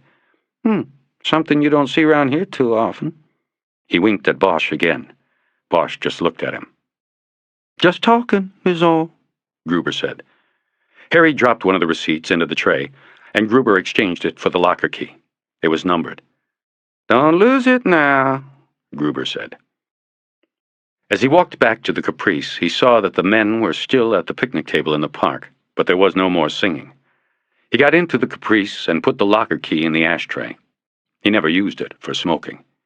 He noticed an old man with white hair unlocking the door below the Historical Society sign. Bosch backed out and headed over to the De Anza. It was a 3-story, Spanish-style building with a satellite dish on the roof. Bosch parked in the brick drive up in front. His plan was to check in, drop his bags in his room, wash his face, and then make the border crossing into Mexicali. The man behind the front desk wore a white shirt and brown bow tie to match his brown vest. He could not have been much older than 20. A plastic tag on the vest identified him as Miguel, assistant front desk manager. Bosch said he wanted a room, filled out a registration card, and handed it back. Miguel said, "Oh, yes, Mr. Bosch. We have messages for you." He turned to a basket file and pulled out 3 pink message forms. 2 were from Pounds, 1 from Irving. Bosch looked at the times and noticed all 3 calls had come in during the last 2 hours. First Pounds, then Irving, then Pounds again. "Wait a minute," he said to Miguel. "Is there a phone?" "Around the corner, sir, to your right." Bosch stood there with a phone in his hand, wondering what to do. Something was up, or both of them wouldn't have tried to reach him. Something had made one or both of them call his house, and they heard the taped message. What could have happened? Using his Pac Bell card, he called the Hollywood homicide table, hoping someone was in and that he might learn what was going on. Jerry Edgar answered the call on the first ring. "Jed, what's up? I got phone calls from the wait coming out my ass." There was a long silence. Too long. "Jed?" "Harry, where you at?" "I'm down south, man." "Where down south?" "What is it, Jed?" "Wherever you're at, Pounds is trying to recall you. He said if anybody talks to you to tell you to get your ass back here. He said..." "Why? What's going on?" "It's Porter, man. They found him this morning up at Sunshine Canyon. Somebody wrapped a wire around his neck so tight that it was the size of a watch band." Jesus. Bosch pulled out his cigarettes. Jesus. "Yeah." What was he doing up there? Sunshine, that's the landfill up in Foothill Division, right? "Shit, Harry, he was dumped there." Of course. Bosch should have realized that. Of course. He wasn't thinking right. Right. What happened? "What happened was that they found his body out there this morning. A rag picker come across it. He was covered in garbage and shit. But RHD traced some of the stuff. They got receipts from some restaurants, they got the name of the hauler the restaurants use, and they've got it traced to a particular truck and a particular route. It's a downtown run. Was made yesterday morning. Hollywood's working it with them. I'm fixing to go start canvassing on the route. We'll find the dumpster he came from and go from there. Bosch thought of the dumpster behind Poe's. Porter hadn't run out on him. He had probably been garroted and dragged out while Bosch was having his say with the bartender. Then he remembered the man with the tattooed tears. How had he missed it? He had probably stood 10 feet from Porter's killer. I didn't go out to the scene, but I hear he'd been worked over before they did him. His face was busted up, nose broke, stuff like that. A lot of blood, I hear. Man, what a pitiful way to go. It wouldn't be long before they came into Poe's with photos of Porter. The bartender would remember the face and would gladly describe Bosch as the man who had come in, said he was a cop, and attacked Porter. Bosch wondered if he should tell Edgar now and save a lot of legwork. A survival instinct flared inside him, and he decided to say nothing about Poe's. Why do Pounds and Irving want me? Don't know. All I know is first Moore gets it, then Porter. Think maybe they're closing ranks or something. I think they want everybody in where it's nice and safe. Word going round here is that those two cases are one. Word is those boys had some kind of deal going. Irvin's already doubled them up. He's running a joint op on both of them, Moore and Porter. Bosch didn't say anything. He was trying to think. This put a new spin on everything. Listen to me, Jed. You haven't heard from me. We didn't talk, understand? Edgar hesitated before saying, You sure you want to play it that way? Yeah, for now. I'll be talking to you. Watch your back. Watch out for the black ice, Bosch thought, as he hung up and stood there for a minute, leaning against the wall. Porter. How had this happened? He instinctively moved his arm against his hip, but felt no reassurance. The holster was empty. He had a choice now. Go forward to Mexicali or go back to L.A. He knew if he went back it would mean the end of his involvement in the case. Irving would cut him out like a bad spot on a banana. Therefore, he realized he actually had no choice. He had to go on. Bosch pulled a $20 bill out of his pocket and went back to the front desk. He slid the bill across to Miguel. Yes, sir? I'd like to cancel my room, Miguel. No problem. There's no charge. You never got the room. No, that's for you, Miguel. I have a slight problem. I don't want anybody to know I was here. Understand? Miguel was young, but he was wise. He told Bosch his request was no problem. He pulled the bill off the counter and tucked it into a pocket inside his vest. Harry then slid the phone messages across. If they call again, I never showed up to get these, right? That's right, sir. In a few minutes, he was in line for the crossing at the border. He noticed how the U.S. Customs and Border Patrol building, where incoming traffic was handled, dwarfed its Mexican counterpart. The message was clear. Leaving this country was not a difficulty. Coming in, though, was another matter entirely. When it was Bosch's turn at the gate, he held his badge wallet open and out the window. When the Mexican officer took it, Harry then handed him the Calexico PD receipt. Your business? The officer asked. He wore a faded uniform that had been army green once. His hat was sweat-stained along the band. Official, I have a meeting at the Plaza Justicia. Ah, you know the way? Bosch held up one of the maps from the seat and nodded. The officer then looked at the pink receipt. You are unarmed? He said as he read the paper. You leave your .44 behind, huh? That's what it says. The officer smiled, and Bosch thought he could see disbelief in his eyes. The officer nodded and waved his car on. The Caprice immediately became engulfed in a torrent of automobiles that were moving onto a wide avenue with no painted lines denoting lanes. At times, there were 6 rows of moving vehicles, and sometimes there were 4 or 5. The cars made the transitions smoothly. Harry heard no horns, and the traffic flowed quickly. He had gone nearly a mile before a red light halted traffic, and he was able to consult his maps for the first time. He determined he was on Calzado Lopez Mateos, which eventually led to the Justice Center in the southern part of the city. The light changed, and the traffic began moving again. Bosch relaxed a little and looked around as he drove, carefully to keep an eye on the changing lane configuration. The boulevard was lined with old shops and industrial businesses. Their pastel-painted facades had been darkened by exhaust fumes from the passing river of metal, and it was all quite depressing to Bosch. Several large Chevrolet school buses with multicolored paint jobs moved on the road, but they weren't enough to bring much cheer to the scene. The boulevard curved hard to the south and then rounded a circular intersection with a monument at its center, a golden man upon a rearing stallion. He noticed several men, many wearing straw cowboy hats, standing in the circle or leaning against the base of the monument. They stared into the sea of traffic. Day laborers waiting for work. Bosch checked the map and saw that the spot was called Benito Juarez Circle. In another minute, Bosch came upon a complex of 3 large buildings with groupings of antennas and satellite dishes on top of each. A sign near the roadway announced, Ayuntamiento de Mexicali. He pulled into a parking lot. There were no parking meters or attendance booth. He found a spot and parked. While he sat in the car, studying the complex, he couldn't help but feel as though he were running from something or someone. The death of Porter shook him. He had been right there. It made him wonder how he had escaped, and why the killer had not tried to take him as well. One obvious explanation was that the killer did not want to risk taking on 2 targets at once. But another explanation was that the killer was simply following orders, a hired assassin instructed to take down Porter. Bosch had the feeling that if that were so, the order had come from here, in Mexicali. Each of the 3 buildings in the complex fronted one side of a triangular plaza. They were of modern design with brown and pink sandstone facades. All the windows on the 3rd floor of one of the buildings were covered from the inside with newspaper. To block the setting sun, Bosch assumed. It gave the building a shabby look. Above the main entranceway to this building, chrome letters said, Policía Judicial del Estado de Baja California.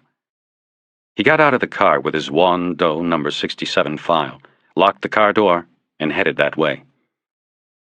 Walking through the plaza, Bosch saw several dozen people and many vendors selling food and crafts, but mostly food.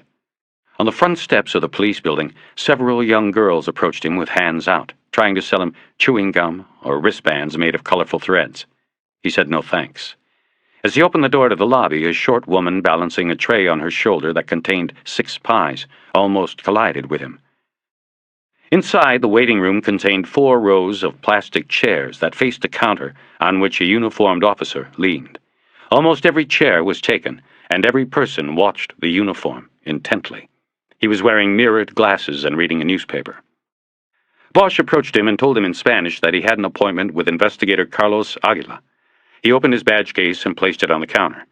The man behind it did not seem impressed, but he slowly reached under the counter and brought up a phone. It was an old rotary job, much older than the building they were in, and it seemed to take him an hour to dial the number.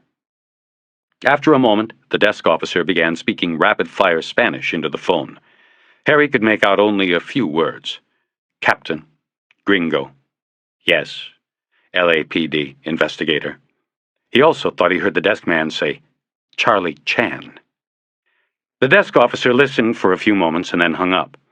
Without looking at Bosch, he jerked his thumb toward the door behind him and went back to his newspaper. Harry walked around the counter and through the door into a hallway that extended both right and left, with many doors each way. He stepped back into the waiting room, tapped the desk officer on the shoulder, and asked which way. To the end, last door, the officer said in English, and pointed to the hallway to the left. Bosch followed the directions and came to a large room where several men milled around, standing, and others sat on couches. There were bicycles leaning on the walls where there was not a couch. There was a lone desk, at which a young woman sat typing, while a man apparently dictated to her. Harry noticed the man had a Beretta 9mm wedged in the waistband of his double-knit pants. He then noticed that some of the other men wore guns in holsters or also in their waistbands. This was the detective bureau. The chatter in the room stopped when Bosch walked in. He asked the man closest to him for Carlos Aguila. This caused another man to call through a doorway at the back of the room. Again, it was too fast, but Bosch heard the word Chan and tried to think what it meant in Spanish. The man who had yelled then jerked his thumb toward the door, and Bosch went that way. He heard quiet laughter behind him, but didn't turn around. The door led to a small office with a single desk. Behind it, a man with gray hair and tired eyes sat smoking a cigarette. A Mexican newspaper, a glass ashtray, and a telephone were the only items on the desk. A man with mirrored aviator glasses, what else was new, sat in a chair against the far wall and studied Bosch, unless he was sleeping. "Buenos dias," the older man said. In English, he said, "I am Captain Gustavo Grania, and you are Detective Harry Bosch. We spoke yesterday." Bosch reached across the desk and shook his hand. Grania then indicated the man in the mirrors. "And Investigator Aguila is who you have come to see. What have you brought from your investigation in Los Angeles?" Aguila, the officer who had sent the inquiry to the Los Angeles consulate, was a small man with dark hair and light skin. His forehead and nose were burned red by the sun, but Bosch could see his white chest through the open collar of his shirt. He wore jeans and black leather boots. He nodded to Bosch, but made no effort to shake his hand. There was no chair to sit down on, so Harry walked up close to the desk and placed the file down. He opened it and took out morgue Polaroids of Juan Doe No. 67's face and the chest tattoo. He handed them to Grania, who studied them for a moment and then put them down. "You also look for a man, then? The killer, perhaps?" Grania asked. "There's a possibility that he was killed here, and his body taken to Los Angeles. If that is so, then your department should look for the killer, perhaps." Grania put a puzzled look on his face. "I don't understand," he said. "Why? Why would this happen? I am sure you must be mistaken, Detective Bosch." Bosch shook his shoulders. He wasn't going to press it. Yet. "Well, I'd like to at least get the identification confirmed and then go from there." "Very well," Grania said. "I leave you with Investigator Aguila. But I have to inform you, the business you mentioned on the phone yesterday, Enviro Breed, I have personally interviewed the manager, and he has assured me that your Juan Doe did not work there. I have saved you that much time." Grania nodded, as if to say his efforts were no inconvenience at all. Think nothing of it. "How can they be sure when we don't have the ID yet?" Grania dragged on his cigarette to give him time to think about that one. He said, "I provided the name Fernal Gutierrez Llosa to him. No such employee at any time. This is an American contractor. We must be careful. You see, we do not wish to step on the toes of the international trade." Grania stood up, dropped his cigarette in the ashtray, and nodded to Aguila. Then he left the office. Bosch looked at the mirrored glasses and wondered if Aguila had understood a word of what had just been said. "Don't worry about the Spanish," Aguila said after Grania was gone. "I speak your language." 21. Bosch insisted that he drive, saying he did not want to leave the Caprice. It wasn't his, he explained, in the parking lot. What he didn't explain was that he wanted to be near his gun, which was still in the trunk. On their way through the plaza, they waved away the children with their hands out. In the car, Bosch said, "How are we going to make the ID without Prince?" Aguila picked the file up off the seat. "His friends and wife will look at the photos." "We going to his house? I can lift Prince, take him back to L.A. to have someone take a look. They would confirm it." "It is not a house, Detective Bosch. It is a shack." Bosch nodded and started the car. Aguila directed him farther south to Boulevard Lazaro Cardenas, on which they headed west for a short while before turning south again on Avenida Canto Rodaro. "We go to the barrio," Aguila said. "It is known as Ciudad de los Personas Perdidos, City of Lost Souls." "That's what the tattoo means, right? The ghost, lost souls?" "Yes, that is correct." Bosch thought a moment before asking, "How far is it from Lost Souls barrio to Saints and Sinners?" "It is also in the southwest sector, not far from Lost Souls. I'll show it to you if you wish."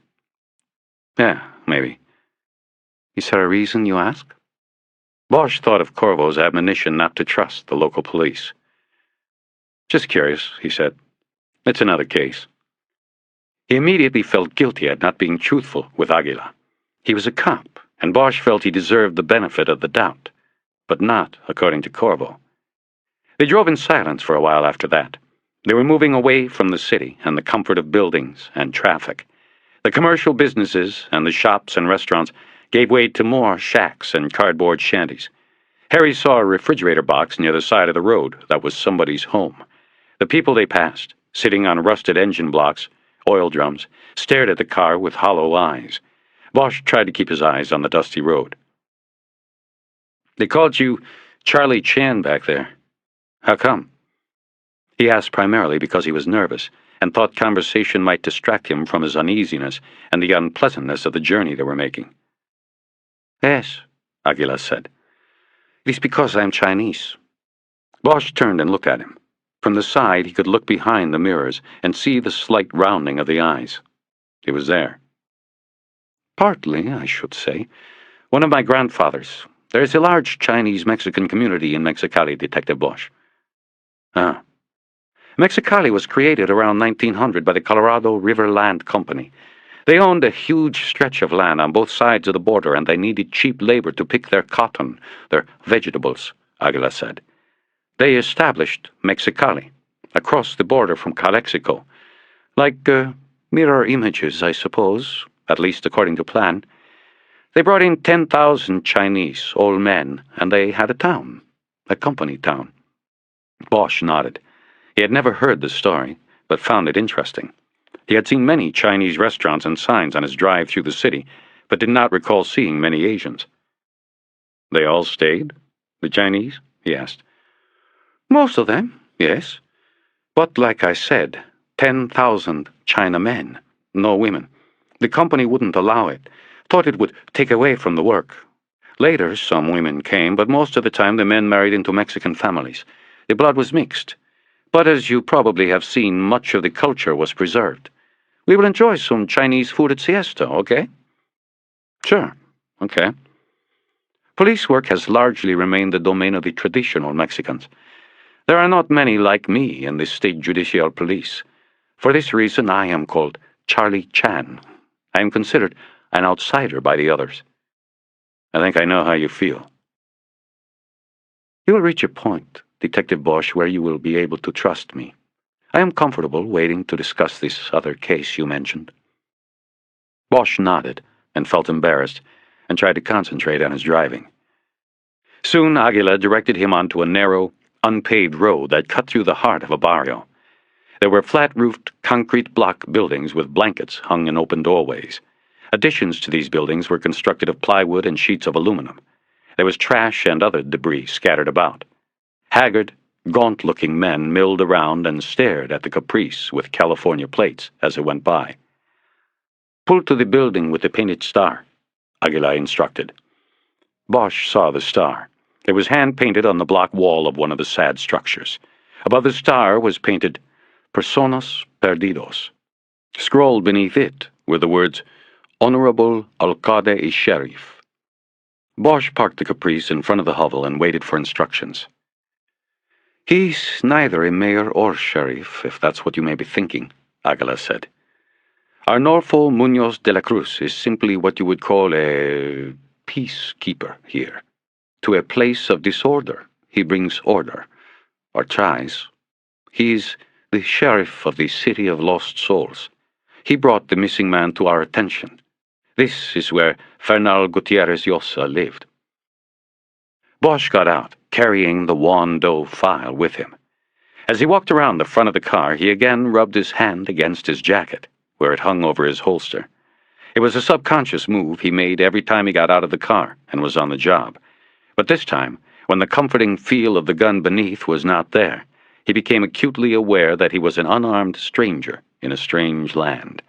He could not retrieve his Smith from the trunk while in the presence of Aguila, at least not until he knew him better. Aguila rang a clay bell that hung near the doorway of the structure.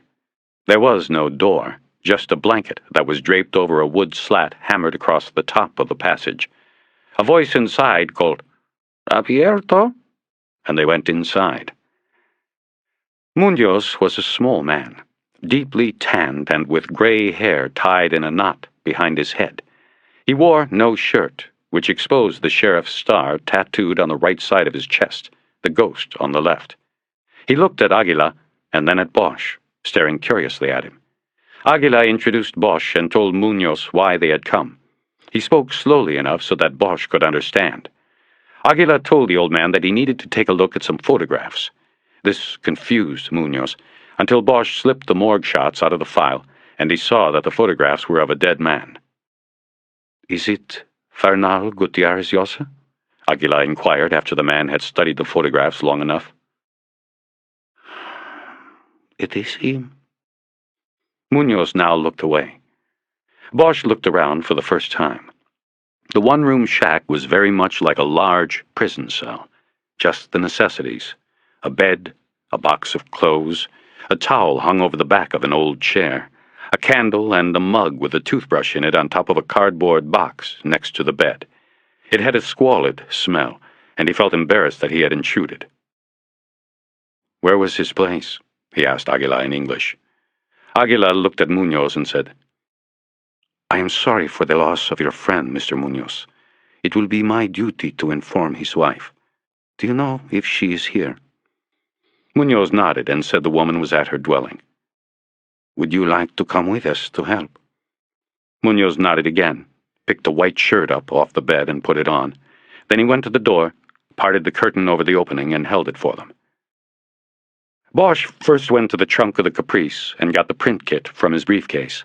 Then they walked farther down the dusty street until they came to a plywood shack with a canvas canopy in front of it.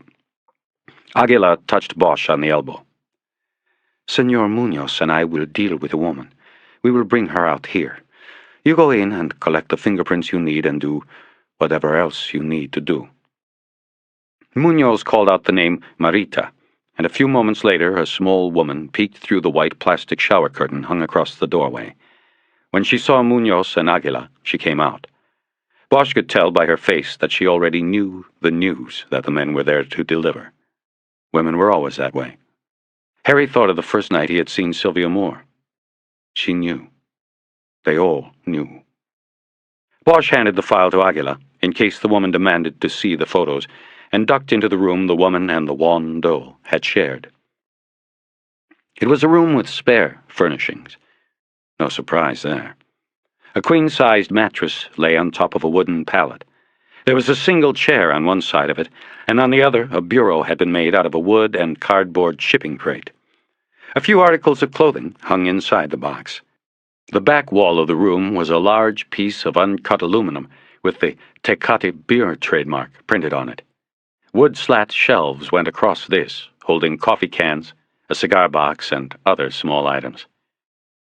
Bosch could hear the woman crying quietly outside the shack, and Munoz trying to console her.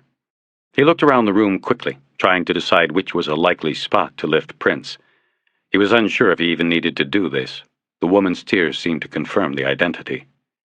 He walked to the shelves and used a fingernail to flip open the cigar box. It contained a dirty comb, a few pesos, and a set of dominoes. "Carlos?" he called out. Aguila stuck his head in past the shower curtain. "Ask if she's handled this box lately. It looks like it was her husband's stuff. If it's his, I'll try some lifts on it." He heard the questioning in Spanish outside, and the woman said she did not touch the box ever because it was her husband's. Using his nails, Harry put the box on top of the makeshift bureau. He opened the print kit and took out a small spray bottle, a vial of black powder, a sable hair brush, a wide roll of clear tape, and a stack of 3x5 cards. He laid all of these out on the bed and set to work.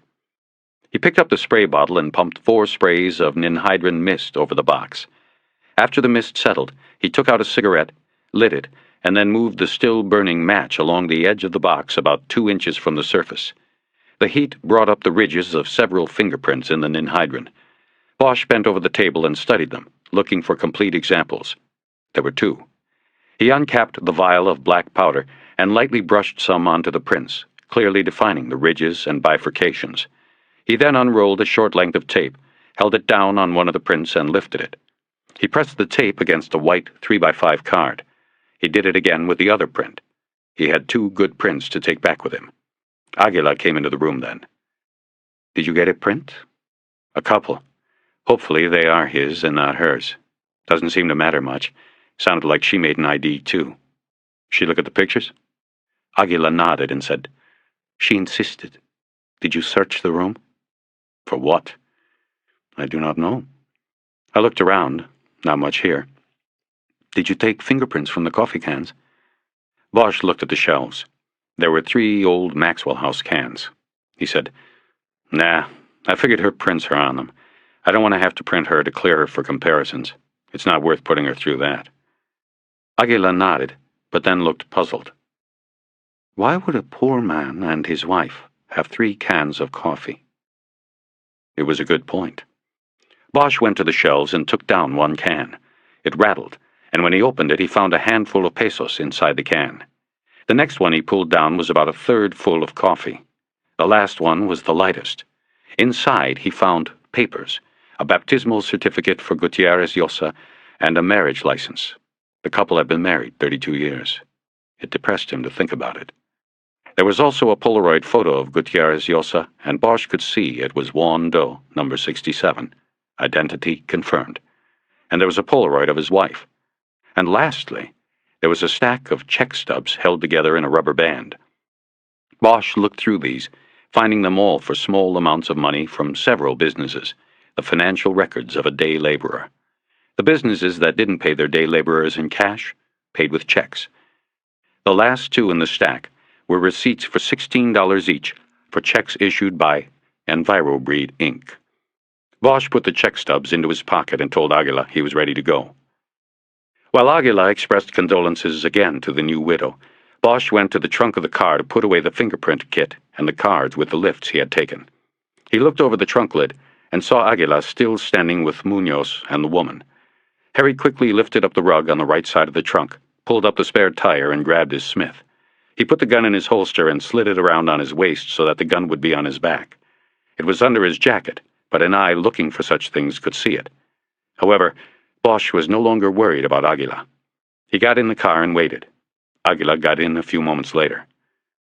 Bosch watched the widow and the sheriff in the rearview mirror as they drove away.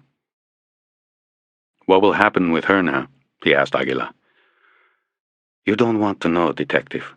Her life was difficult before. Now, her hardships will only multiply.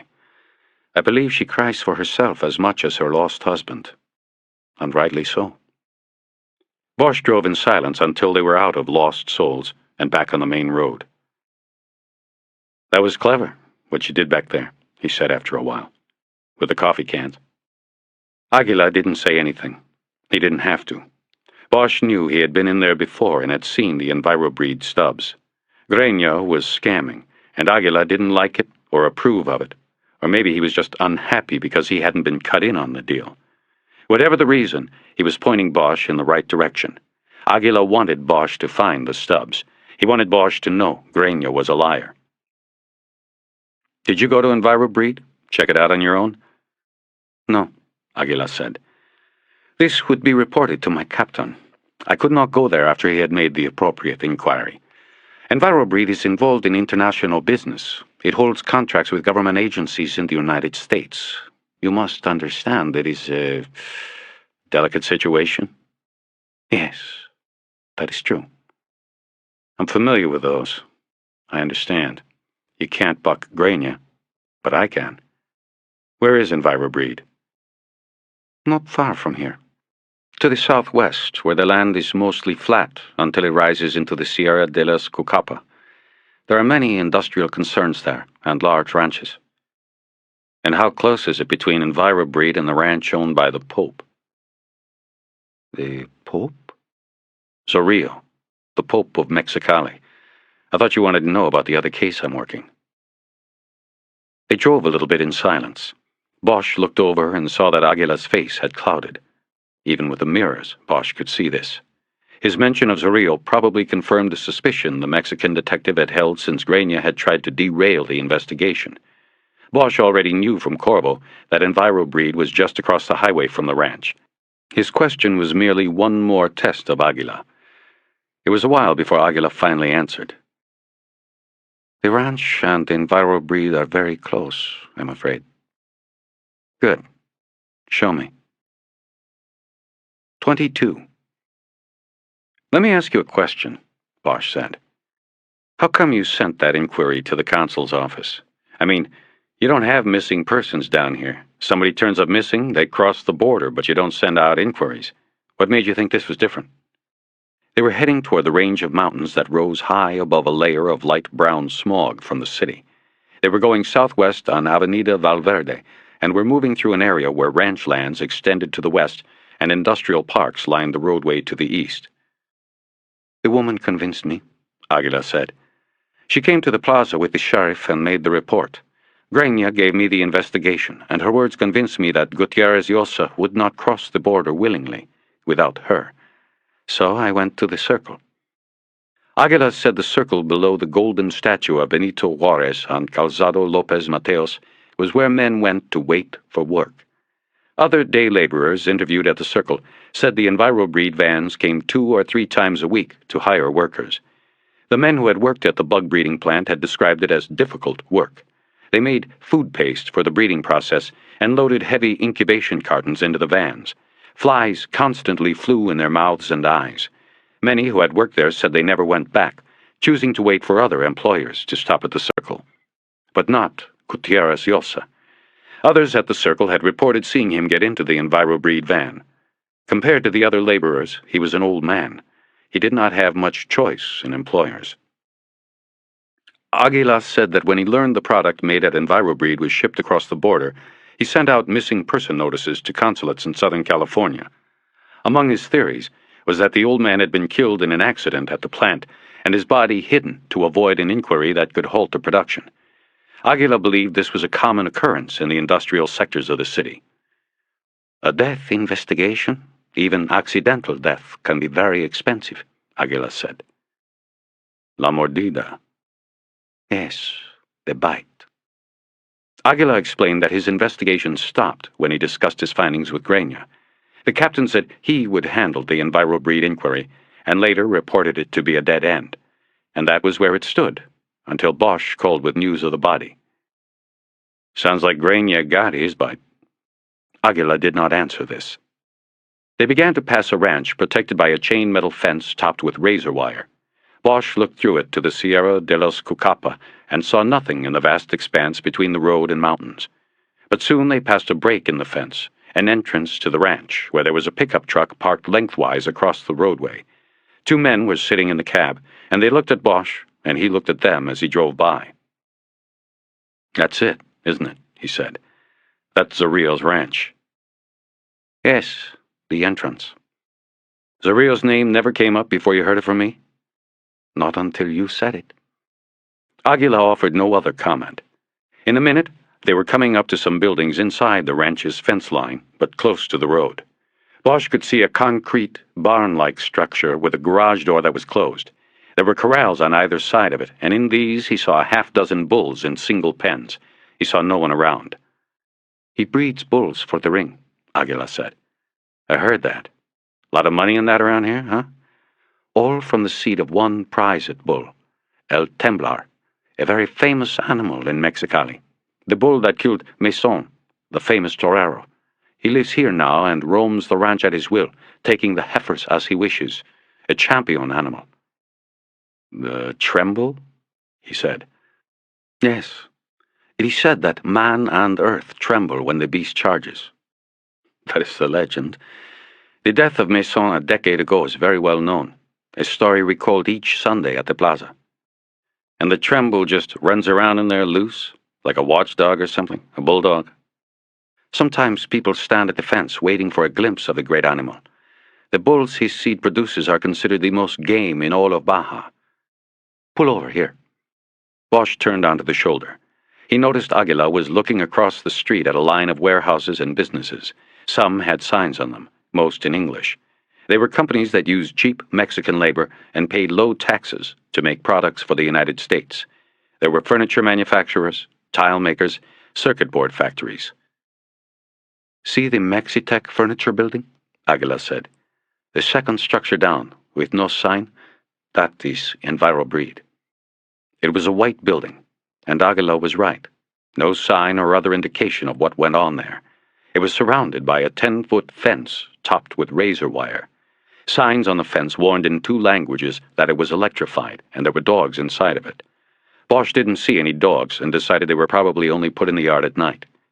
He did see 2 cameras on the front corners of the building and several cars parked inside the compound. He saw no EnviroBreed vans, but the 2 garage doors at the front of the building were closed. Bosch had to press a button, state his business, and hold his badge up to a remote camera before the fence gate automatically rolled open. He parked next to a maroon Lincoln with California tags, and they walked across the dusty, unpaved lot to the door marked Office. He brushed his hand against the back of his hip and felt the gun under his jacket. A small measure of comfort. The door was opened as he reached for the doorknob, and a man wearing a Stetson to shade his acne-scarred and sun-hardened face stepped out, lighting a cigarette. He was an Anglo, and Bosch thought he might have been the van driver he had seen at the eradication center in L.A. "Last door on the left," the man said. "He's waiting." "Who's he?" "Him." The man in the Stetson smiled, and Bosch thought his face might crack. Bosch and Aguilar stepped through the door into a wood-paneled hallway. It went straight back with a small reception desk on the left, followed by 3 doors. At the end of the hall there was a 4th door. A young Mexican woman sat at the reception desk and stared at them silently. Bosch nodded, and they headed back. The first door they passed was closed, and letters on it said USDA. The next 2 doors had no letters. The one at the end of the hall had a sign that said, "Danger, radiation, no unauthorized admittance." Harry saw a hook next to the door that had goggles and breathing masks hanging on it.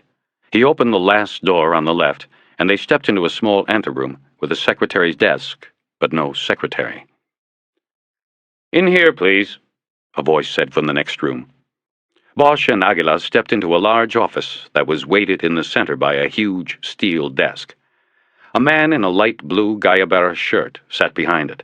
He was writing something in a ledger book, and there was a styrofoam cup of steaming coffee on the desk. Enough light came through the jalousie window behind him so that he didn't need a desk light. He looked about 50 years old, with gray hair that showed streaks of old black dye. He also was a gringo. The man said nothing and continued writing.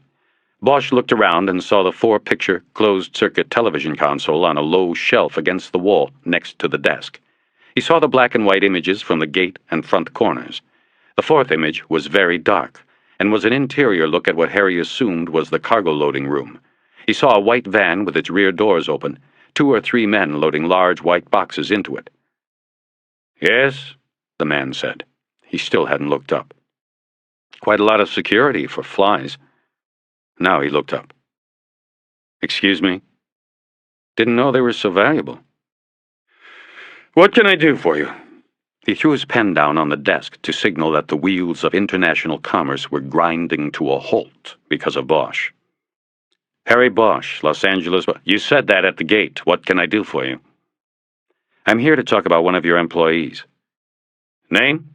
He picked up the pen again and went back to work on the ledger. "You know something?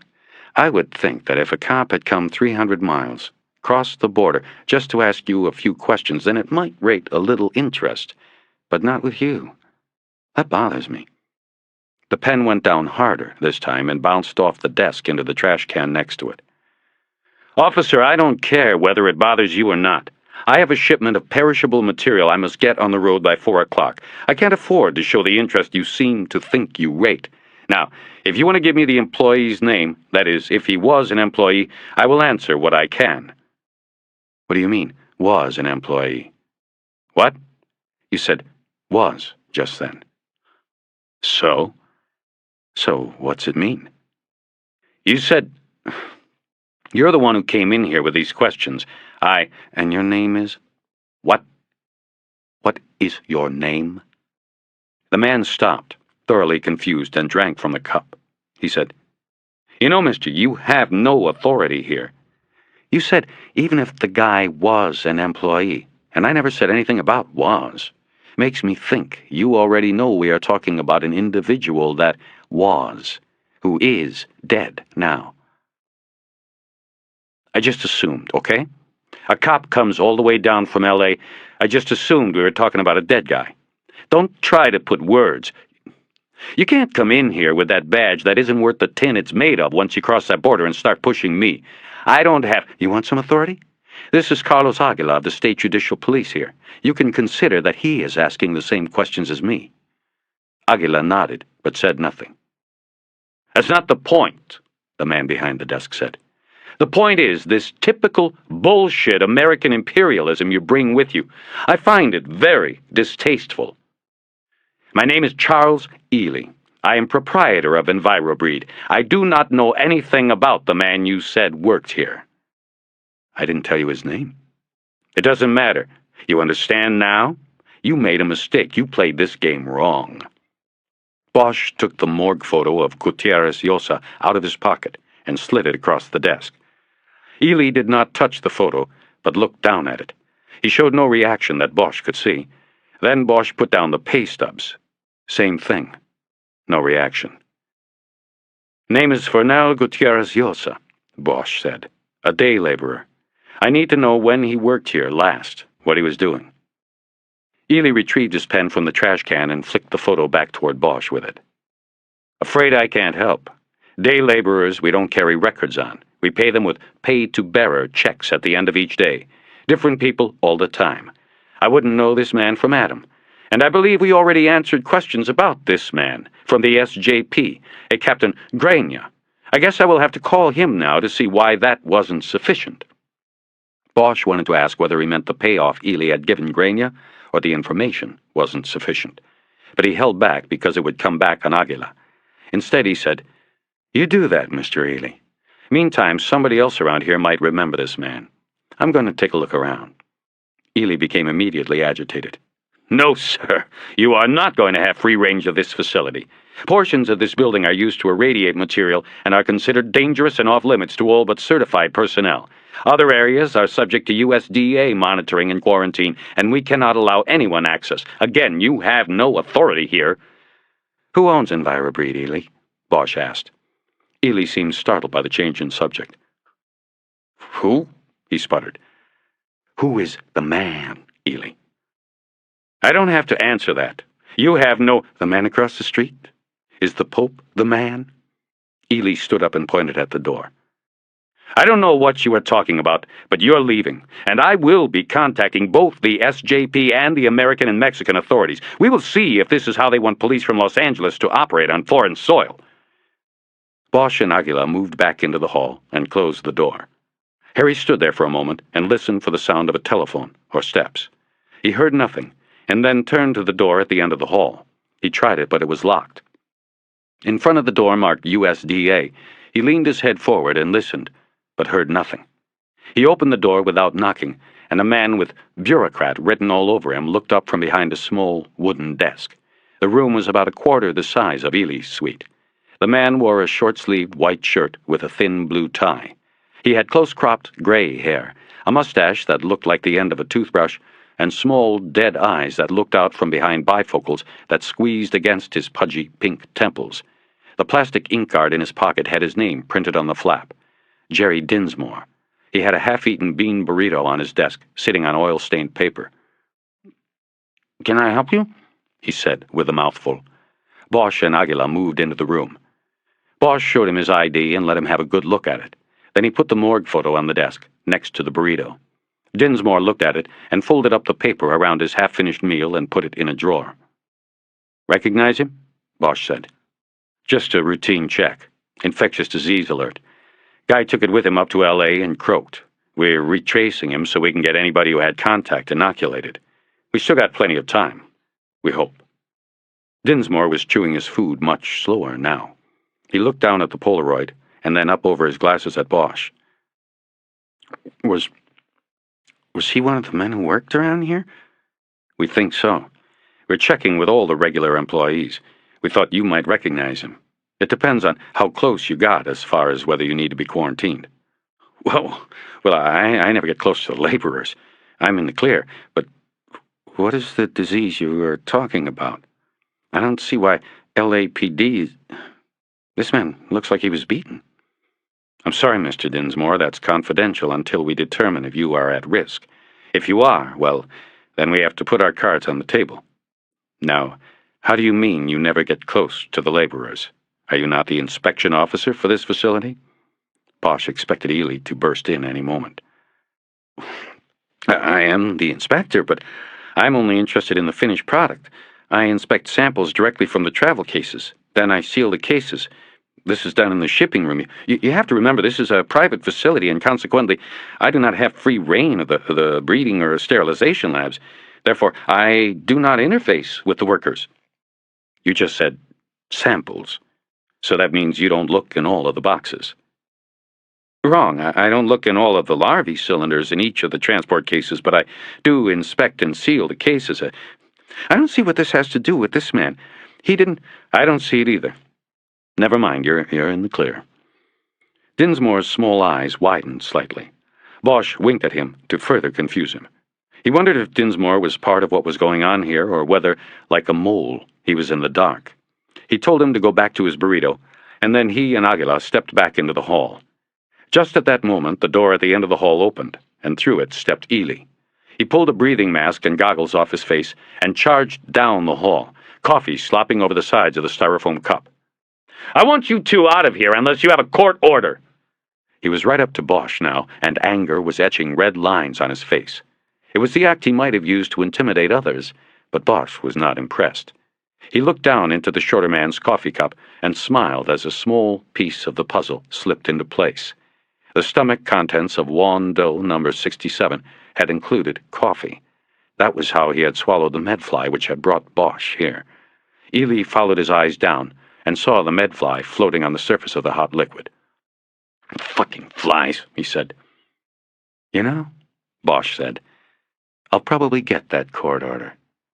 He couldn't think of anything else to say, and didn't want to leave Ely with the satisfaction of throwing him out. He and Aguila headed for the exit. "Don't count on it," Ely said. "This is Mexico. You aren't jack shit here." 23. Bosch stood at the window of his third-floor room in the Hotel Colorado on Calzado Justo Sierra and looked out at what he could see of Mexicali. To his left, the view was obscured by the other wing of the hotel, but looking out to the right, he saw the streets were clogged with cars and the colorful buses he had seen earlier. He could hear a mariachi band playing somewhere. There was the smell of frying grease in the air from a nearby restaurant, and the sky above the ramshackle city was purple and red in the day's dying light. In the distance, he could see the buildings of the Justice Center, and, near them to the right, the rounded shape of a stadium. Plaza de los Toros. He had called Corvo in Los Angeles 2 hours earlier, left his number and location, and was waiting for a call back from his man in Mexicali, Ramos. He walked away from the window and looked at the phone. He knew it was time to make the rest of the calls, but he hesitated. He grabbed a beer out of the tin ice bucket on the bureau and opened it. He drank a quarter of it and sat on the bed next to the phone. There were 3 messages on the phone tape at his home, all of them from Pounds, saying the same thing. "Call me." But he didn't. Instead, he called the homicide table first. It was Saturday night, but the chances were it would still be all hands on deck because of Porter. Jerry Edgar answered. "What's the situation?" "Shit, man. You gotta come in." He was speaking in a very low voice. "Everybody's looking for you. RHD's got the lead on this thing, so I don't know exactly what's happening. I'm just one of the gophers. But I think... I don't know, man." "What? Say it." "It's like they think you either did Porter or you might be next. It's hard to gauge what the fuck they're doing or thinking." "Who's there?" "Everybody. This is the command post. Irving's in there in the box with 98 now." Bosch knew he couldn't let it go on much further. He had to call in. He might have already damaged himself beyond repair. "Okay," he said. "I'm going to call them. I have to make one other call first. Thanks." Bosch hung up and dialed another number, hoping he had remembered it correctly and that she would be home. It was near 7, and he thought maybe she had gone out for dinner, but then she picked up on the 6th ring. "It's Bosch. A bad time?" "What do you want?" Teresa said. "Where are you? Everybody's looking for you, you know." "I heard, but I'm out of town. I was just calling because I heard they found my friend Lucius Porter." "Yeah, they did." "Sorry. I just got back from the cut. Yeah, I figured you'd do it. And then silence before she said, Harry, why do I get the feeling you want... that you aren't calling just because he was your friend? well, Oh, shit. Here we go again, right? no. I just wanted to know how he got it is all. He was a friend. I worked with him. Never mind. I don't know why I let you do this to me. Shit. Mexican necktie, Harry. There, you happy? Got all you need now? Garrote? Yes, steel baling wire wrapped at the ends around 2 wooden pegs. I'm sure you've seen it before. Do I get to read this in the Times tomorrow, too? He was silent until he was sure she was done. He looked from the bed to the open window and saw the daylight was now completely gone. The sky was a deep red wine. He thought of the man at Poe's. 3 tears. Did you do a Comparison to the Jimmy Capps case? Yes, we're way ahead of you, but it won't be done for a few days. How come? Because it takes that long to do wood fiber testing between the dowel pegs and alloy content analysis on the baling wire. We did do a cut analysis on the wire, though. It looks very good. Meaning? Meaning it looks like the wire on the garrote used to kill Porter was cut from the same length of wire used to kill Capps. The ends match. It's not 100% because similar pliers will leave similar cut tracings. So we are doing the metal alloy comparison. We'll know in a few days. She seemed so matter-of-fact about it all. He was surprised she was still angry with him. The television reports of the night before seemed to be in her favor. He didn't know what to say. He had gone from being at ease in bed with her to being nervous on the phone with her. Thanks, Teresa, he finally said. I'll see you. Harry? She said before he could hang up. Yeah? When you get back, I don't think you should call me again. I think we should keep it professional. If we see each other in the suite, then that's fine. But let's leave it there. He didn't say anything. Okay? Sure. They hung up. Bosch sat without moving for several minutes. Finally, he picked the phone up again and dialed the direct line into the glass box. Pounds picked up immediately. It's Bosch. Where are you? Mexicali.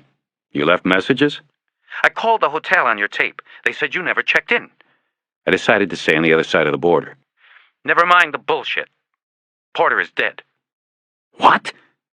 Bosch tried his best to make it seem real. What happened? I just saw him yesterday. He... Never mind the bullshit, Bosch. What are you doing down there? You told me to go where the case followed. It led here. I never told you to go to Mexico. I want you back here 10 minutes ago. This does not look good for you. We have a bartender that, so help me Christ, is ready to put your dick in the dirt on this. Hang on. Bosch? A new voice on the line said. Assistant Chief Irving here. What is your location? I'm in Mexicali. I want you in my office at 0800 tomorrow. Bosch didn't hesitate. He knew he could not show any weakness. Can't do that, Chief. I have some unfinished business here that'll probably take me through tomorrow at least. We are talking about a fellow officer's murder here, Detective. I don't know if you realize this, but you could be in danger yourself. I know what I'm doing. It's a fellow officer's murder that brings me here, remember? Or doesn't more matter? Irving ignored that. You are refusing my direct order to return? Look, Chief, I don't care what some bartender is telling you. You know I wasn't the doer. I never said that, but your conversation already reveals that you know more about this than you should if you were not involved. All I'm saying is that the answer to a lot of questions about Moore, Porter, and the rest are down here. It's all down here. I'm staying. Detective Bosch, I was wrong about you. I gave you a lot of rope this time because I thought I detected a change in you. I see now that I was wrong. You fooled me again. Chief, I am doing my... Don't interrupt me! You may be unwilling to follow my explicit commands to return, but don't you interrupt me. I am telling you that you don't want to return. Fine, don't. But you might as well never return, Bosch. Think about that. What you had before won't be waiting when you get back.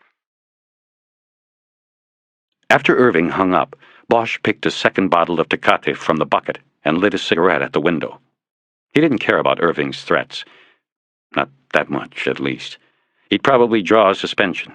Maybe 5 days, max. He could handle that. But Irving wouldn't move Bosch. Where could he send him? There weren't very many places lower than Hollywood. Instead, Bosch thought about Porter. He had been able to put it out of his mind, but now he had to think about Porter. Strangled with baling wire, left in a dumpster. Poor bastard. But something in Bosch refused to let him grant the dead cop's sympathy. Nothing about it touched his heart the way he thought it would. Or should. It was a pitiful end of life, but he felt no pity. Porter had made fatal mistakes. Bosch promised himself that he would not, and that he would go on. He tried to focus on Zarrillo. Harry was sure that it was the Pope who was manipulating things, who had sent the assassin to clean up the loose ends. If it was likely the same man had killed both Capps and Porter, it was then easy to add more in as a victim as well, and possibly even Fernal Gutierrez Llosa, the man with 3 tears. Did that leave Dance off the hook? Bosch doubted it. It might have taken Dance to lure Moore to the hideaway. His thoughts reassured him that he was doing the right thing, staying. The answers were here, not in L.A. He went to his briefcase on the bureau and took out the mugshot of Dance that had been in the file Moore had put together. He looked at the practiced sulk of a young man who still had a boyish face and bleached blonde hair. Now he wanted to move up the ladder and had come south of the border to make his case. Bosch realized that if Dance was in Mexicali, he would not blend in easily. He'd have to have help. The knock on the door startled him. Bosch quietly put down the bottle and took the gun off the night table. Through the peephole, he saw a man of about 30, with dark hair and a thick mustache. He was not the room service waiter who had brought the beer. See? Bosch, it's Ramos. Bosch opened the door on the chain and asked for some identification. Are you kidding? I don't carry ID around here. Let me in. Corvo sent me. How do I know? Because you called L.A. operations 2 hours ago and left your address. I tell you, I really get fucking paranoid having to explain all of this while standing out in the hallway. Bosch closed the door, flipped off the chain, and reopened it. He kept the gun in his hand, but down at his side. Ramos walked past him into the room. He walked up to the window and looked out. Then he walked away and began pacing near the bed. He said, "Smells like shit out there. Somebody cooking tortillas or some shit. Got any more brew? And by the way, the federales catch you with that piece and you might have trouble trying to get back across. How come you didn't stay in Calexico like Corvo told you to, man?" If he had been anyone other than a cop, Bosch would have figured he was coked to the eyelids. But he decided it was probably something else, something he didn't know about yet, that made Ramos seem wired. Bosch picked up the phone and ordered a 6-pack from room service, never taking his eyes off the man in his room. After he hung up, he put the gun in his waistband and sat down in the chair by the window. "I didn't want to deal with the lines at the border," he said, in answer to one of Ramos's many questions. "You didn't want to put your trust in Corvo, is what you mean." "Hey, I don't blame you. Not that I don't trust him, I do, but I can see the need to want to go your own way. They got better food over here anyway. But Calexico, there's a wild little town. It's one of those places you never know what kind of shit is going down. You hit that place the wrong way and you go into a slide, man. I like it better over here myself. Did you eat?" For a moment, Bosch thought about what Sylvia Moore had said about the black ice. Ramos was still pacing the room, and Bosch noticed he had 2 electronic pagers on his belt. The agent was hyped on something. Bosch was sure of it. "I already ate," Bosch said, and moved his chair near the window, because the room had taken on the tang of the agent's body odor. "I know the best Chinese food in 2 countries. We could pop over for—" "Hey, Ramos! Sit down. You're making me nervous. Just sit down and tell me what's going on." Ramos looked around himself as if seeing the room for the first time. He dragged a chair away from the wall near the door and straddled it backward in the middle of the room. "What's going on, man, is that we are not too impressed with the shit you pulled at EnviroBreed today." Bosch was surprised the DEA knew so much so fast, but tried not to show it. "That was not cool at all," Ramos was saying. "So I came here to tell you to quit the one-man show. Corvo told me that was your bag, but I didn't expect to see it so soon." "What's the problem?" Bosch said. "It was my lead. From what Corvo said, you people didn't know shit about that place. I went in there to shake them up a little bit, that's all." "These people don't shake, Bosch. That's what I am saying. Now look, enough said. I just wanted to say my little piece and to see what you have going besides the bug place. What I'm asking is, what are you doing here?" Before Bosch could answer, there was a loud knock on the door, and the DEA agent jumped up off the chair, coming down in a crouched position. "It's room service," Bosch said. "What's wrong with you?" "Always get this way before we jam." Bosch got up, looking curiously at the DEA agent, and went to the door. Through the peephole, he saw the same man who had delivered the first 2 beers. He opened the door, paid for the delivery, and gave Ramos a bottle from the new bucket. Ramos chugged half the bottle before sitting back down. Bosch took a beer back to his seat. "What do you mean by before we jam?" "Well," Ramos said after another swallow, "the stuff you gave Corvo was good info, but then you canceled that out by cowboying it over there today. You nearly fucked things up." "You said that. What did you find out?" "EnviroBreed. We ran down the info and it's a direct hit. We traced ownership through a bunch of blinds to a Gilberto Ornelas. That's a known alias for a guy named Fernando Ibarra, one of Zorrillo's lieutenants. We are working with the federales on getting search approvals. They're cooperating on this one. This new attorney general they got down here is clean and mean. He's working with us, so it's going to be a major jam if we get the approval." "When will you know?" "Any time. One last piece has to fall." "What's that?"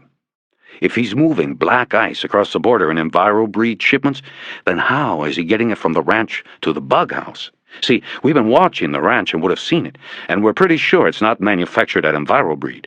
Too small, too many people around, too close to the road, etc., etc. All our intelligence says it's made on the ranch, underground in a bunker. We got aerials that show the heat patterns from the ventilation. Anyway, the question is then, how's he get it across the street to EnviroBreed?" Bosch thought about what Corvo had said at the Code 7, that Zorrillo was suspected of helping to finance the tunnel that went under the border at Nogales. "He doesn't take it across the street. He takes it under." "Exactly," Ramos said. "We are working our informants on it right now. We get it confirmed, we get our approval from the Attorney General, and we go in. We hit the ranch and EnviroBreed simultaneously. Joint operation. The AG sends the federal militia, we send CLET." Bosch hated all the acronyms law enforcement agencies cling to, but asked what CLET was anyway. "Clandestine Laboratory Enforcement Team. These guys are fucking ninjas." Bosch thought this information over. He didn't understand why it was happening so quickly. Ramos was leaving something out. There had to be new intelligence on Zorrillo. "You've seen him, haven't you? Zorrillo. Or somebody has." "You got it. And that other little white squirrel you came down looking for, Dance?" "Where? When?" "We have a CI inside the fence who saw the both of them outside the main compound shooting at targets this morning. And then we—" "How close was he, the informant?" "Close enough. Not close enough to say, 'Howdy do, Mr. Pope,' but close enough to make the ID." Ramos cackled loudly and got up to get another beer. He threw a bottle to Bosch, who wasn't yet done with his first. "Where had he been?" Bosch asked. "Christ, who knows? Only thing I care about is that he's back, and he's going to be there when the Klets come through the door. And by the way, you better not bring that gun with you, or the federales will hook you up, too. They're giving a special weapons privilege to the Klets, but that is it. The AG is going to sign it. God, I hope this guy never gets bought off or assassinated. Anyway, like I'm saying, if they want you to have a gun, they'll give you something from their own armory. And how am I going to know when it goes down?" Ramos was still standing.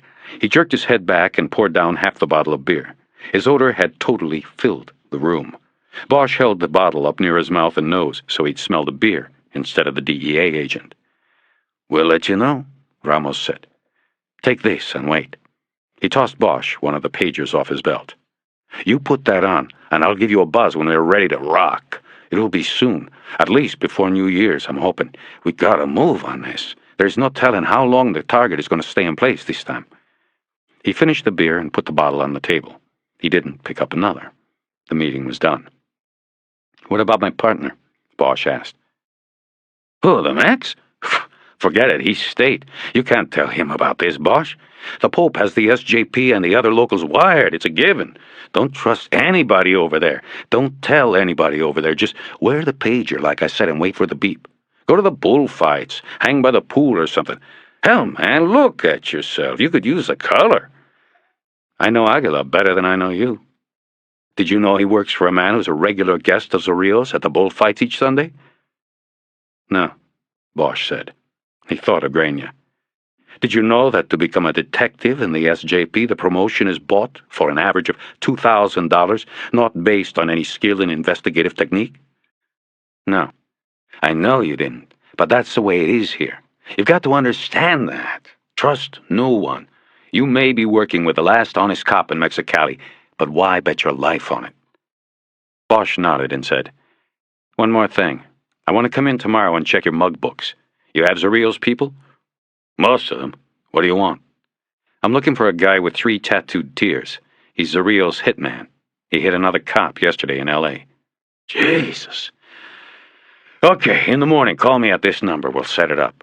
If you make an ID, we'll get the word to the AG. It'll help us get the search approval." He gave Bosch a card with a phone number on it. Nothing else. Then he was gone. Harry put the chain back on the lock.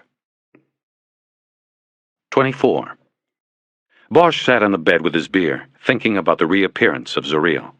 He wondered where he had been, and why he had left the safety of his ranch in the first place. Harry poked at the idea that maybe Zarrillo had been in L.A., and that it had taken his presence there to lure Moore to the motel room, where he was put down on the bathroom floor.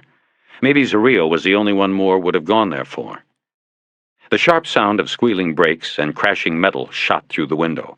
Before he even got up, he heard voices arguing in the street below. The words grew harsher until they were threats being yelled so fast Bosch could not understand them.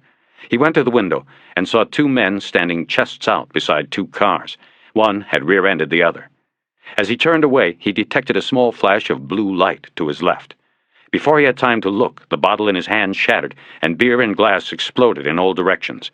He instinctively took a step back and launched himself over the bed and down onto the floor. He braced himself for more shots, but none came. His heartbeat rapidly increased, and he felt the familiar rush of mental clarity that comes only in situations of life and death. He crawled along the floor to the table and pulled the lamp plug out of the wall, dropping the room in darkness. As he reached up to the table for his gun, he heard the 2 cars speeding away in the street. A beautiful setup, he thought, but they missed. He moved beneath the window opening and then stood up while pressing his back to the wall. All the while he was realizing how stupid he had been to literally pose in the window. He looked through the opening into the darkness, where he believed he had seen the muzzle flash. There was no one there. Several of the windows of the other rooms were open, and it was impossible to pinpoint where the shot had come from. Bosch looked back into his room and saw the headboard of the bed splintered at the spot where the bullet had impacted. By imagining a line from the impact point through the position he had held the bottle and then out the window, he focused on an open but dark window on the 5th floor of the other wing. He saw no movement there other than the curtains swaying gently with the breeze.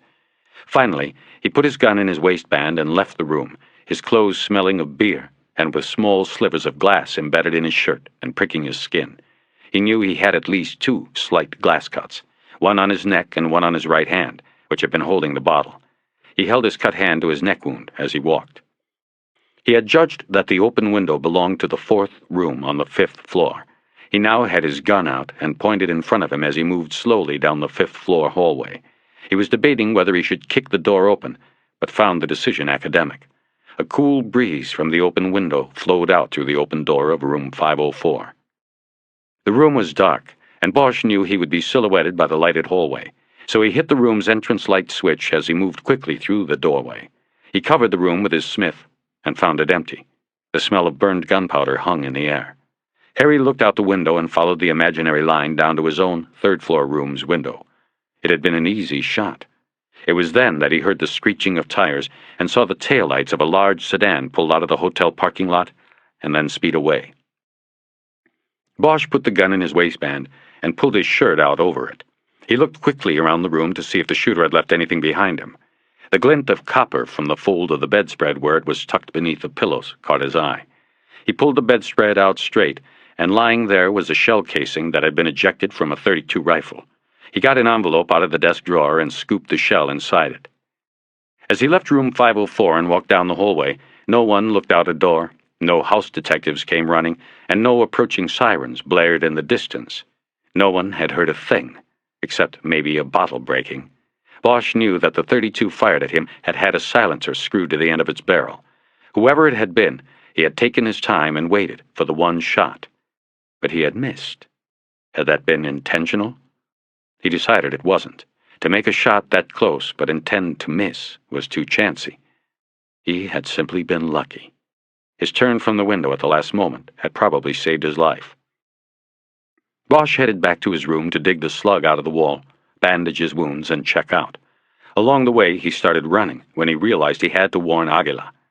Back in his room, he quickly dug through his wallet for the piece of paper on which Aguila had written his address and phone number. Aguila picked up almost immediately. Bueno. It's Bosch. Someone just took a shot at me. Yes. Where? Are you injured? I'm okay. In my room. They shot through the window. I'm calling to warn you. Yes? We were together today, Carlos. I don't know if it's just me or the both of us. Are you okay? Yes, I am. Bosch realized he didn't know if Aguila had a family or was alone. In fact, he realized he knew the man's ancestry, but little else. What will you do? Aguila asked. I don't know. I'm leaving here. Come here, then. Okay, yes. No. Can you come here? I won't be here, but I want you to come and find out whatever you can about the person who rented room 504.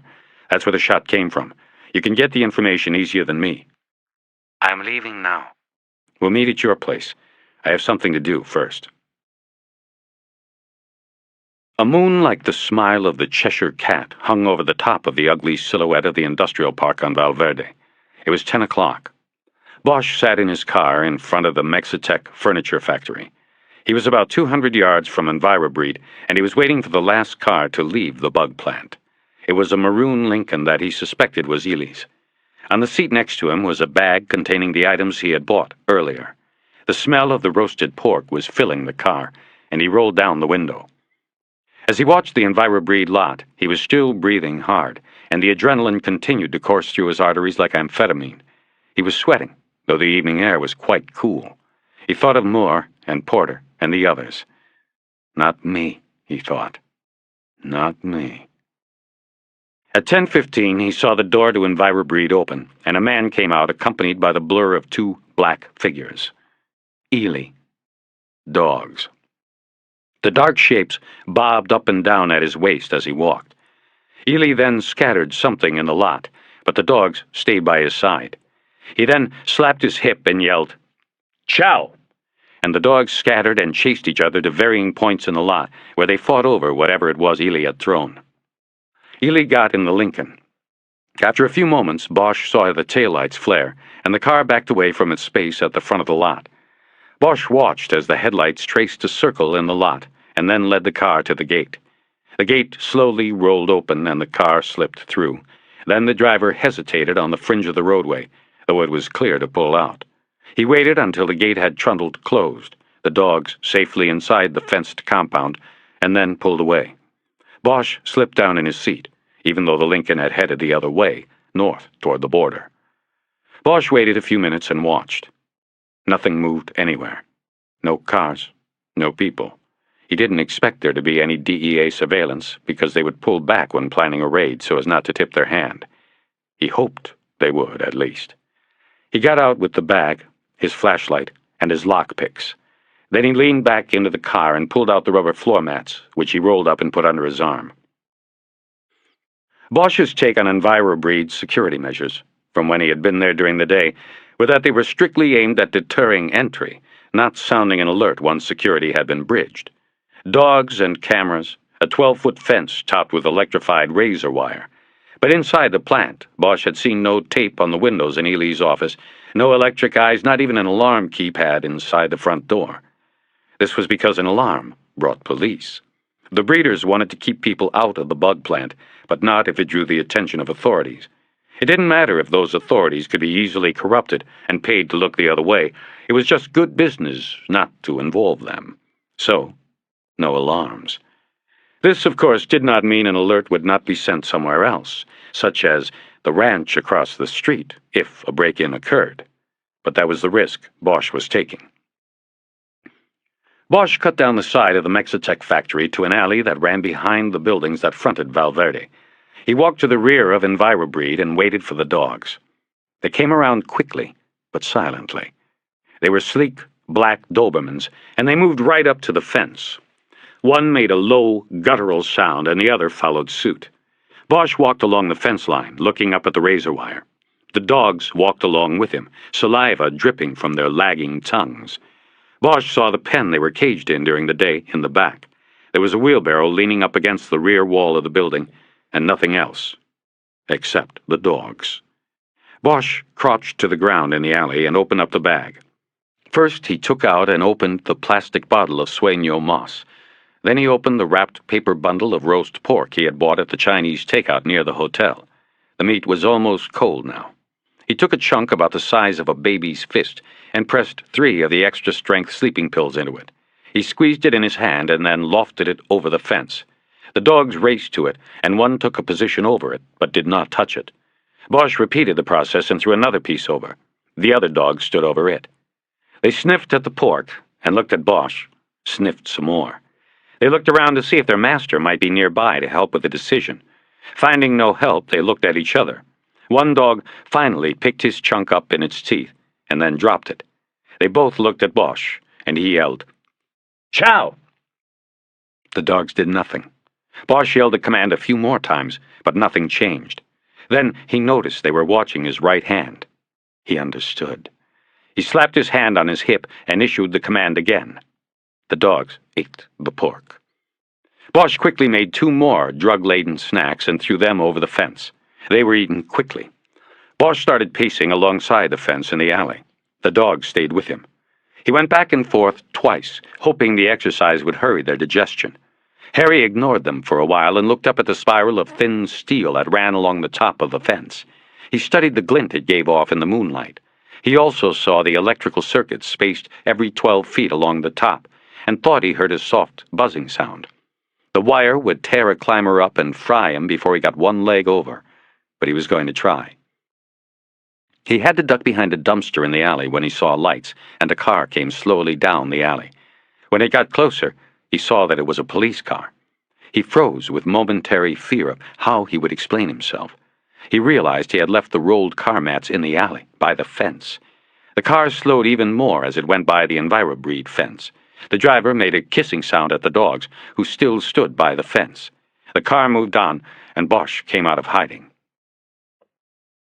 The Dobermans stood on their side of the fence, watching him for nearly an hour, before one dropped into a sitting position, and the other quickly did the same. The leader then worked its front paws forward until it was lying down. The follower did likewise. Bosch watched as their heads, almost in unison, bowed, and then dropped onto their outstretched front legs.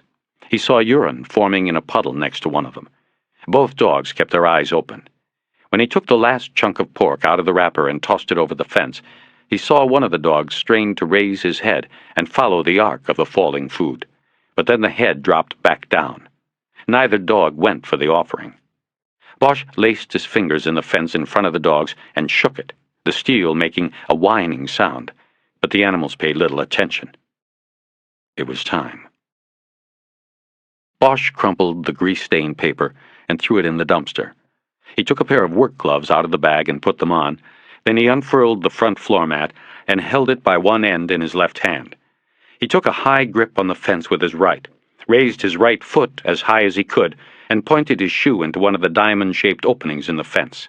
He took a deep breath, and in one move pulled himself up the fence, using his left hand and arm to swing the rubber mat up and over the top, so that it hung down over the spiral of razor wire like a saddle. He repeated the maneuver with the rear mat. They hung there side by side, their weight pressing the spiral of razor wire down. It took him less than a minute to get to the top and gingerly swing one leg over the saddle, and then pull the other over. The electric buzz was louder on top, and he carefully moved his hand grips until he was able to drop down next to the still forms of the dogs. He took the small penlight from his pick set and put it on the dogs. Their eyes were open and dilated, their breathing heavy. He stood a moment, watching their bodies rise and fall on the same beat. Then he moved the light around on the ground until he found the uneaten piece of pork. He threw it over the fence, down the alley. Then, gripping the dogs by the collars, he dragged their bodies into their pen and latched the gate. The dogs were no longer a threat. Bosch ran quietly up the side of the building and looked around the corner to make sure the parking lot was still empty. Then he came back down the side to the window of Ely's office. He studied the window. double-checking to be sure he was correct about there being no alarm. He ran the light along all four sides of the louvered window and saw no wires, no vibration tape, no sign of an alarm. He opened the blade on his knife and pried back one of the metal strips that held the bottom pane of glass in place. He carefully slid the pane out of the window and leaned it against the wall. He moved the light through the opening and swung its beam around inside. The room was empty. He saw Ely's desk and other furnishings. The panel of 4 video tubes was black. The cameras were off. After taking 5 glass sections out of the window and stacking them neatly against the outside wall, there was enough room for him to hoist himself up and crawl into the office. The top of the desk was clear of paperwork and other clutter. The glass paperweight took the beam from the penlight and shot prism colors around the room. Bosch tried the drawers of the desk, but found them locked. He opened them with a hook pick, but found nothing of interest. There was a ledger in one drawer, but it seemed to pertain to incoming breeding supplies. He directed the light into the wastebasket on the floor inside the desk well and saw several crumpled pieces of paper. He emptied the basket on the floor. He reopened each piece of trash and then recrumpled it and dropped it back into the basket as he determined it was meaningless. But not all of it was trash. He found one piece of crumpled paper that had several scribbles on it, including one that said, Colorado, 504. What to do with this, he thought. The paper was evidence of the effort to kill Bosch. But Bosch had discovered it during an illegal search. It was worthless unless found later during a legitimate search. The question was, when would that be? If Bosch left the crumpled paper in the trash can, there was a good chance the can would be emptied and the evidence lost. He crumpled the paper back up and then took a long piece of tape off the dispenser on the desk. He attached one piece to the paper bowl, which he then put in the trash can, pressing the other end of the tape down on the bottom of the can. Now, he hoped, if the can was emptied, the crumpled paper would remain attached and inside the can, and maybe the person who emptied the can wouldn't notice. He moved out of the office into the hall. By the lab door, he took goggles and a breathing mask off the hook and put them on. The door had a common 3-pin lock, and he picked it quickly. The doorway opened into blackness. He waited a beat and then moved into it. There was a cloying, sickly sweet smell to the place. It was humid. He moved the flashlight beam around what looked like the shipping room. He heard a fly buzzing in his ear, and another insect was nattering around his masked face. He waved them off and moved farther through the room. At the other end of the room, he passed through a set of double doors and into a room where the humidity was oppressive. It was lit by red bulbs that were spaced above rows of fiberglass bug bins. The warm air surrounded him. He felt a squadron of flies bumping and buzzing around his mask and forehead. Again, he waved them away. He moved to one of the bins and put his light into it. There was a brownish-pink mass of insect larvae moving like a slow-motion sea under the light. He then cast the light about the room and saw a rack containing several tools and a small, stationary cement mixer that he guessed was what the day laborers used to mix the food paste for the bugs. Several shovels, rakes, and brooms hung on pegs in a row at the back of the room. There were pallets containing large bags of pulverized wheat and sugar, and smaller bags of yeast. The markings on the bags were all in Spanish. He guessed this could be called the kitchen. He played the light over the tools and noticed that one of the shovels stood out because it had a new handle. The wood was clean and light, while all of the other tools had handles that had darkened over time with dirt and human sweat. Looking at the new handle, Bosch knew that Fernal Gutierrez Llosa had been killed here, beaten so hard with a shovel that it broke, or became so blood-stained it had to be replaced. What had he seen that required his death? What had the simple day laborer done? Bosch swung the light around again until it came upon another set of doors at the far side of the room. On these, a sign said, "Danger. Radiation. Keep out.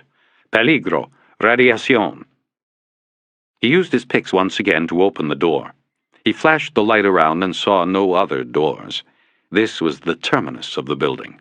It was the largest of the 3 rooms in the complex and was divided in 2 by a partition with a small window in it. A sign on the partition said, in English only, "Protection must be worn." Bosch stepped around the partition and saw that this space was largely taken up by a large, box-like machine. Attached was a conveyor belt that carried trays into one side of the machine and then out the other side, where the trays would be dumped into bins like the ones he saw in the other room. There were more warning signs on the machine. This was where the larvae were sterilized by radiation.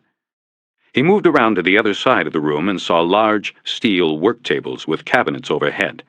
These were not locked, and inside he saw boxes of supplies, plastic gloves and the sausage-like casings the larvae were shipped in, batteries and heat sensors.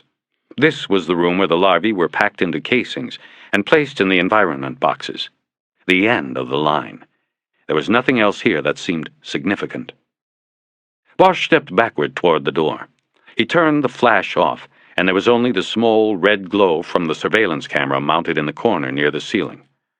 What have I missed? He asked himself. What is left? He put the light back on and walked back around the partition to the radiation machine. All of the signs in the building were designed to keep people away from this spot. This would be where the secret was. He focused on the floor-to-ceiling stacks of the wide steel trays used for moving larvae. He put his shoulder against one of the stacks and began to slide it on the floor. Beneath was only concrete. He tried the next stack and looked down and saw the edge of a trap door. The tunnel.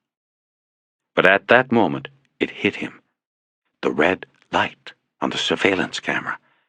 The video panel in Ely's office had been off, and earlier, when Bosch had visited, he had noticed that the only interior view Ely had on video was of the shipping room.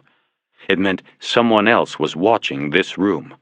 He looked at his watch, trying to estimate how long he had been in the room. 2 minutes? 3 minutes? If they were coming from the ranch, he had little time. He looked down at the outline of the door in the floor, and then up at the red eye in the darkness. But he couldn't take the chance that no one was watching. He quickly pushed the stack back over the door in the floor and moved out of the third room. He retraced his path through the complex, hooking the mask and goggles on the peg by Ely's office. Then he went through the office and out the window. He quickly put the glass panes back in place, bending the metal strips back with his fingers. The dogs were still lying in the same spot, their bodies pumping with each breath. Bosch hesitated, but then decided to drag them out in case the monitor at the end of the camera's cable line was not being watched, and he hadn't been seen. He grabbed them by the collars and dragged them out of the pen. He heard one try to growl, but it sounded more like a whine.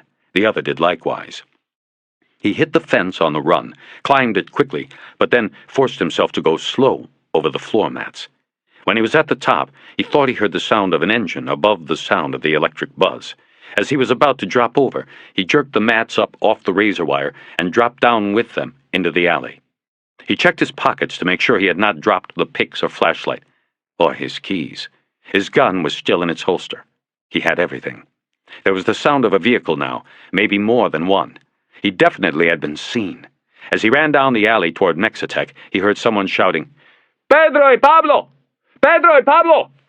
The dogs, he realized. Peter and Paul were the dogs. He crawled into his car and sat crouched in the front seat watching EnviroBreed. There were 2 cars in the front lot, and 3 men that he could see. They were holding guns and standing beneath a spotlight over the front door. Then a 4th man came around the corner, speaking in Spanish. He had found the dogs. Something about the man looked familiar, but it was too dark, and Bosch was too far away to be able to see any tattooed tears. They opened the door, and, like cops with their guns up, they went inside the building. That was Bosch's cue. He started the Caprice and pulled out onto the road. As he sped away, he realized he was once again shaking with the release of tension, the high of a good scare. Sweat was running down out of his hair and drying in the cool night air on his neck. He lit a cigarette and threw the match out the window. He laughed nervously into the wind. 25. On Sunday morning, Bosch called the number Ramos had given him from a payphone at a restaurant called Casa de Mandarin in downtown Mexicali. He gave his name and number, hung up, and lit a cigarette. 2 minutes later, the phone rang, and it was Ramos. ¿Qué pasa, amigo? Nothing. I want to look at the mugs you got, remember? Right. Tell you what, I'll pick you up on my way in. Give me a half hour. I checked out. Leaving, are you? No, I just checked out. I usually do that when somebody tries to kill me. What? Somebody with a rifle, Ramos. I'll tell you about it. Anyway, I'm in the wind at the moment. You want to pick me up? I'm at the Mandarin in downtown. Half hour. I want to hear about this. They hung up, and Bosch went back to his table, where Aguila was still finishing breakfast. They had both ordered scrambled eggs with salsa and chopped cilantro, fried dumplings on the side. The food was very good, and Bosch had eaten quickly. He always did, after a sleepless night. The night before, after he drove, laughing, from EnviroBreed, they had met at Aguila's small house near the airport, and the Mexican detective reported on his findings at the hotel. The desk clerk could offer little description of the man who rented 504, other than to say he had 3 tears tattooed on his cheek below the left eye. Aguila had not asked where Bosch had been, seeming to know that an answer would not be given. Instead, he offered Harry the couch in his sparsely furnished house. Harry accepted, but didn't sleep. He just spent the night watching the window and thinking about things until bluish-gray light pushed through the thin white curtains. Much of the time, Lucius Porter had been in his thoughts. He envisioned the detective's body on the cold steel table, naked and waxy, Teresa Corazon opening him up with the shears. He thought of the pinprick-sized blood hemorrhages she would find in the corneas of his eyes, the confirmation of strangulation. And he thought of the times he had been in the suite with Porter, watching others be cut up, and the gutters on the table filling with their debris. Now it was Lucius on the table, a piece of wood under his neck, propping his head back into position for the bone saw. Just before dawn, Harry's thoughts became confused with fatigue, and in his mind he suddenly saw it was himself on the steel table, Teresa nearby, readying her equipment for the cut. He had sat up then and reached for his cigarettes, and he made a vow to himself that it would never be himself on that table, not that way. Drug enforcement? Aguila asked as he pushed his plate away. Huh? Aguila nodded to the pager on his belt. He had just noticed it. Yeah, they wanted me to wear it. Bosch believed he had to trust this man, and that he had earned that trust. He didn't care what Ramos had said, or Corvo. All his life, Bosch had lived and worked in society's institutions, but he hoped he had escaped institutional thinking, that he made his own decisions. He would tell Aguila what was happening when the time was right.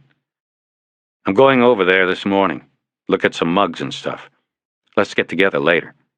Aguila agreed and said he would go to the Justice Plaza to complete paperwork on the confirmation of Fanal Gutierrez Llosa's death. Bosch wanted to tell him about the shovel with the new handle he had seen in EnviroBreed, but thought better of it. He planned to tell only one person about the break-in. Bosch drank coffee, and Aguila drank tea for a while without speaking. Bosch finally asked, "Have you ever seen Zorillo in person?" At a distance, yes. Where was that? The bullfights? Yes, at the Plaza de los Toros. El Papa often attends to see his bulls, but he has a box in the shade reserved each week for him. I have afforded only seats on the sun side of the arena. This is the reason for the distance from which I have viewed him. He pulls for the bulls, huh? Excuse me? He goes to see his bulls win, not the fighters? No, he goes to see that his bulls die honorably. Bosch wasn't sure what that meant, but let it go. I want to go today. Can we get in? I want to sit in a box near the Popes. I don't know. These are expensive. Sometimes they cannot sell them. Even so, they keep them locked. How much? You would need at least $200 American. I'm afraid it is very expensive. Bosch took out his wallet and counted out $210. He left a 10 on the table for the breakfast and pushed the rest across the faded green tablecloth to Aguila. It occurred to him it was more money than Aguila made in a 6-day week on the job. He wished he had not been so quick to make a decision that would have taken Aguila hours of careful consideration. Get us a box near the Pope. You must understand there will be many men with him. He will be... I just want to look at him, is all. Just get us the box. They left the restaurant then, and Aguilar said he would walk to the Justice Plaza, a couple blocks away. After he left, Harry stood in front of the restaurant waiting for Ramos. He looked at his watch and saw it was 8 o'clock. He was supposed to be in Irving's office at Parker Center. He wondered if the assistant chief had initiated disciplinary actions against him yet. Bosch would probably be put on a desk as soon as he got back into town. Unless he brought back the whole package in his back pocket. That was the only way he would have any leverage with Irving. He knew he had to come out of Mexico with everything tied together. It dawned on him that it was stupid to be standing like a target on the sidewalk in front of the restaurant. He stepped back inside and watched for Ramos through the front door. The waitress approached him and bowed effusively several times and walked away. It must have been the $3 tip, he thought. It took Ramos nearly an hour to get there. Bosch decided he didn't want to be without a car, so he told the agent he would follow him. They drove north on Lopez Mateos. At the circle around the statue of Juarez, they went east, into a neighborhood of unmarked warehouses. They went down an alley and parked behind a building that had been tagged dozens of times with graffiti. Ramos looked furtively around after he got out of the beat-up Chevy Camaro with Mexican plates he was driving. "Welcome to our humble federal office," he said. Inside it was Sunday morning quiet. No one else was there. Ramos put on the overhead lights, and Bosch saw several rows of desks and file cabinets. Toward the back were 2 weapons storage lockers and a 2-ton Cincinnati safe for storing evidence. Okay, let me see what we got while you tell me about last night. You're sure somebody tried to do you, right? Only way to be sure was if I got hit. The Band-Aid Bosch had used on his neck was covered by his collar. There was another on his right palm, which also was not very noticeable. Bosch told Ramos about the hotel shooting, leaving out no detail, including that he had recovered a shell from room 504. What about the slug? Recoverable? I assume it's still in the headboard. I didn't hang around long enough to check. No, I bet you went running to warn your pal, the Mexican. Bosch, I am telling you to wise up. He may be a good guy, but you don't know him. He might have been the one that set the whole thing up. Actually, Ramos, I did warn him. But then I left and did what you wanted me to do. What are you talking about? EnviroBreed. I went in last night. What? Are you crazy, Bosch? I didn't tell you to. Come on, man, don't fuck with me. You told me all that shit last night so I would know what was needed to get the search okayed. Don't bullshit me. We're alone here. I know that's what you wanted, and I got it. Put me down as a CI. Ramos was pacing in front of the file cabinets. He was making a good show of it. Look, Bosch, I have to clear any confidential informant I use with my soup, so that's not going to fly. I can't make it fly. Bosch, do you want to know what I found there, or should we just drop it? That quieted the DEA agent for a few moments. Do you have your ninjas, what did you call them, the clits in town yet? Klets, Bosch. And yeah, they came in last night. Good. You're going to have to get going. I was seen. Bosch watched the agent's face grow dark. He shook his head and dropped down into a chair. Fuck! How do you know? There was a camera. I didn't see it until it was too late. I got out of there, but some people came looking. I wasn't identifiable. I was wearing a mask, but still, they know somebody was inside. Okay, Bosch, you aren't leaving me many options. What did you see? There it was. Ramos was acknowledging the illegal search. He was sanctioning it. Bosch would not have it come back on him now. He told the agent about the trap door hidden beneath the stack of bug trays in the radiation room. You didn't open it? Didn't have time, but I wouldn't have done it anyway. I worked tunnels in Vietnam. Every trapdoor was just that, a trap. The people that came after I got out of there came by car, not through the tunnel. That tells you right there that there might be a rig in the tunnel. He then told Ramos that his application for a search warrant, or approval, or whatever they call them in Mexico, should include requests to seize all tools and debris from trash cans.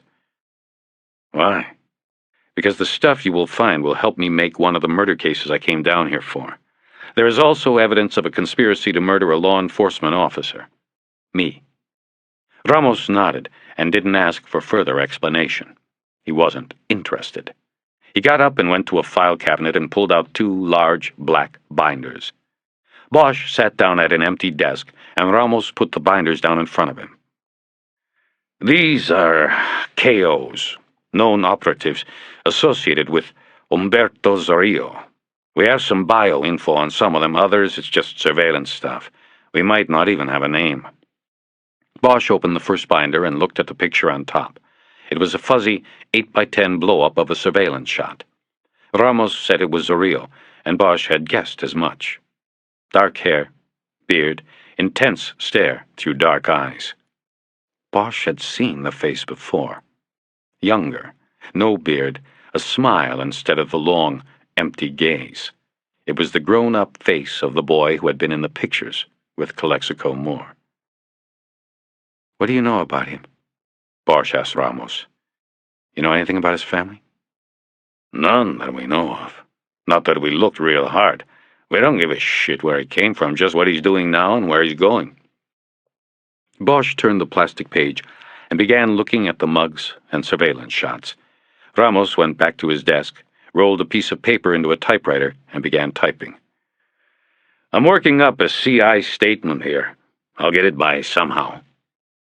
About 2/3 through the first book, Bosch found the man with 3 tears. There were several photos of him, mugs and surveillance, from all angles and over several years. Bosch saw his face change as the tears were added, from a smiling wise-ass to a hardened con. The brief biographical data said his name was Osvaldo Arpis Rafaelio, and that he was born in 1952. They said his 3 stays in the penitenciaro were for murder as a juvenile, murder as an adult, and drug possession. He had spent half his life in prisons. The data described him as a lifelong associate of Zorillo's. "Here, I got him," Bosch said. Ramos came over. He recognized the man also. "You're saying he was up in L.A. whacking out cops?" "Yeah, at least one. I think he might have done the job on the first one, too. I think he also took down a courier for the competition, a Hawaiian named Jimmy Capps. He and one of the cops were strangled the same way." "Huh. Mexican necktie, right?" "Right." "And the laborer? The one you think got it at the bug house?" "He could have done them all, I don't know." "This guy goes way back. Arpis. Yeah, he just got out of the Penta a year or so ago. He's a stone-cold killer, Bosch. One of the Pope's main men. An enforcer. In fact, people around here call him Alvin Karpis. You know, after that killer with a machine gun in the 30s? The Ma Barker gang? Arpis was put away for a couple hits, but they say that doesn't do him service. He's really down for more than you can count." Bosch stared at the photos and said, "That's all you got on him? This stuff here?" "There's more around someplace, but that's all you have to know. Most of it is just he said, she said informant stuff. The main story about Al Karpis is that when Zorillo first made his move to the top, this guy was a one-man front line doing the heavy stuff. Every time Zorillo had a piece of work to do, he'd turn to his buddy Arpis from the barrio. He'd get the job done. And like I said, they only bagged him a couple times. He probably paid his way out of the rest." Bosch began writing some of the information from the bio in a notebook. Ramos kept talking. "Those 2, they came from a barrio south of here. Some Saints and Sinners?" "Yeah, Saints and Sinners. Some of the local cops, the ones I trust about as far as I can throw 'em, said Arpis had a real taste for killing. In the barrio, they had a saying, 'Quién eres?' Means, 'Who are you?' It was a challenge. It meant, what side are you on, you know? Are you with us or against us, saint or sinner? And when Zorillo rose to power, he had Arpis taking out the people that were against them. The locals said that after they whacked somebody, they'd spread the word around the barrio. El descubrió quién era means he found out who he was." "Right. It was good PR. Made the natives fall in behind him. Supposedly, they really got into it. Got to the point they were leaving messages with the body, you know? They'd kill a guy and write out, 'He found out who he was,' or whatever, and leave it pinned to his shirt." Bosch said nothing and wrote nothing. Another piece of the puzzle dropped into place. "Sometimes you still see it on graffiti around the barrio," Ramos said. "It's part of the folklore surrounding Zorillo. It's part of what makes him the Pope." Harry finally closed his notebook and stood up. I got what I need. All right. Be careful out there, Bosch. Nothing that says they won't try again, especially if our piece is on the job. You just want to hang out here today? It's safe. Nah, I'll be okay. He nodded and took a step toward the door. He touched the pager on his belt. I will get a call. Yeah, you're in. Corvo's coming down for the show, so I gotta make sure you're there. Where are you gonna be later today? I don't know. I think I'm gonna make like a tourist. Go to the Historical Society, take in a bullfight. Just be cool. You'll get a call. I better. He walked out to the Caprice, thinking only about the note that had been found in Cal Moore's back pocket. I found out who I was. 26. It took Bosch 30 minutes to get across the border. The line of cars extended nearly half a mile back from the drab, brown Border Patrol port of entry. While waiting and measuring his progress in 1 or 2 car-length movements, he ran out of change and $1 bills as an army of peasants came to his window, holding up their palms or selling cheap bric-a-brac and food. Many of them washed the windshield unbidden with their dirty rags and then held up their hands for coins. Each progressive washing smeared the glass more, until Bosch had to put on the wipers and use the car's own spray. When he finally made it to the checkpoint, the BP inspector in mirrored shades just waved him through after seeing his badge. He said, "Hose up there on the right if you want to wash the shit off your windshield." A few minutes later, he pulled into one of the parking spaces in front of the Calexico Town Hall. Bosch parked and looked out across the park while smoking a cigarette. There were no troubadours today. The park was almost empty. He got out and headed toward the door marked Calexico Historical Society, not sure what he was looking for. He had the afternoon to spend, and all he knew was that he believed there was a deeper line running through Cal Moore's death, from his decision to cross, to the note in his back pocket, to the photo of him with Zorillo so many years ago. Bosch wanted to find out what happened to the house he had called a castle, and the man he had posed with, the one with the hair white as a sheet. The glass door was locked, and Bosch saw that the society didn't open until 1 on Sundays. He looked at his watch and saw he still had 15 minutes to wait. He cupped his hands to the glass and looked in, and saw no one inside the tiny space that included 2 desks, a wall of books, and a couple of glass display cases. He stepped away from the door and thought about using the time to get something to eat. He decided it was too early. Instead, he walked down to the police station and got a Coke from the machine in the mini lobby. He nodded at the officer behind the glass window. It wasn't Gruber today. While he stood leaning against the front wall, drinking the soda and watching the park, Harry saw an old man with a latticework of thin white hair on the sides of his head unlock the door to the Historical Society. He was a few minutes early, but Bosch headed down the walk and followed him in. "Open?" he said. "Might as well be," the old man said. "I'm here. Anything in particular I can help you with?" Bosch walked into the center of the room and explained he was unsure what he wanted. "I'm sort of tracing the background of a friend, and I believe his father was a historical figure. In Calexico, I mean. I want to find their house if it's still standing, find out what I can about the old man." What's this fellow's name?" "I don't know. Actually, I just know his last name was Moore." "Hell, boy, that name don't much narrow it down. Moore's one of the big names around here. Big family, brothers, cousins, all over the place. Tell you what, you have pictures? You know, books with photos of the Moores? I've seen pictures of the father. I could pick... Yeah, that's what I'm saying. Let me set you up here with a couple things. We'll find your Moore. I'm kind of curious now myself. What are you doing this for your friend for anyway?" "Trying to trace the family tree, put it all together for him." A few minutes later, the old man had him sitting at the other desk with 3 books in front of him. They were leather-bound and smelled of dust. They were the size of yearbooks, and they wove photographic and written history together on every page. Randomly opening one of the books, he looked at a black-and-white photo of the De Anza Hotel under construction. Then he started them in order. The first was called Calexico and Mexicali, 75 Years on the Border. And as he scanned the words and photos on the pages, Bosch picked up a brief history of the 2 towns and the men who built them. The story was the same one Aguila had told him, but from the white man's perspective. The volume he read described the horrible poverty in Taipei, China, and told how the men facing it gladly came to Baja California to seek their fortunes. It didn't say anything about cheap labor. In the 1920s and 1930s, Calexico was a boom town, a company town, with the Colorado River Land Company's managers the lords of all they surveyed. The book said many of these men built opulent homes and estates on bluffs rising on the outskirts of town. As Bosch read, he repeatedly saw the names of 3 Moore brothers, Anderson, Cecil, and Morgan. There were other Moores listed as well, but the brothers were always described in terms of importance and had high-level titles in the company. While leafing through a chapter called "A Dirt Road Town Paves Its Streets in Gold," Bosch saw the man he was interested in. He was Cecil Moore. There, amidst the description of the riches the cotton brought to Calexico, was a photograph of a man with prematurely white hair standing in front of a Mediterranean-style home the size of a school. It was the man in the photo Moore had kept in the crumpled white bag.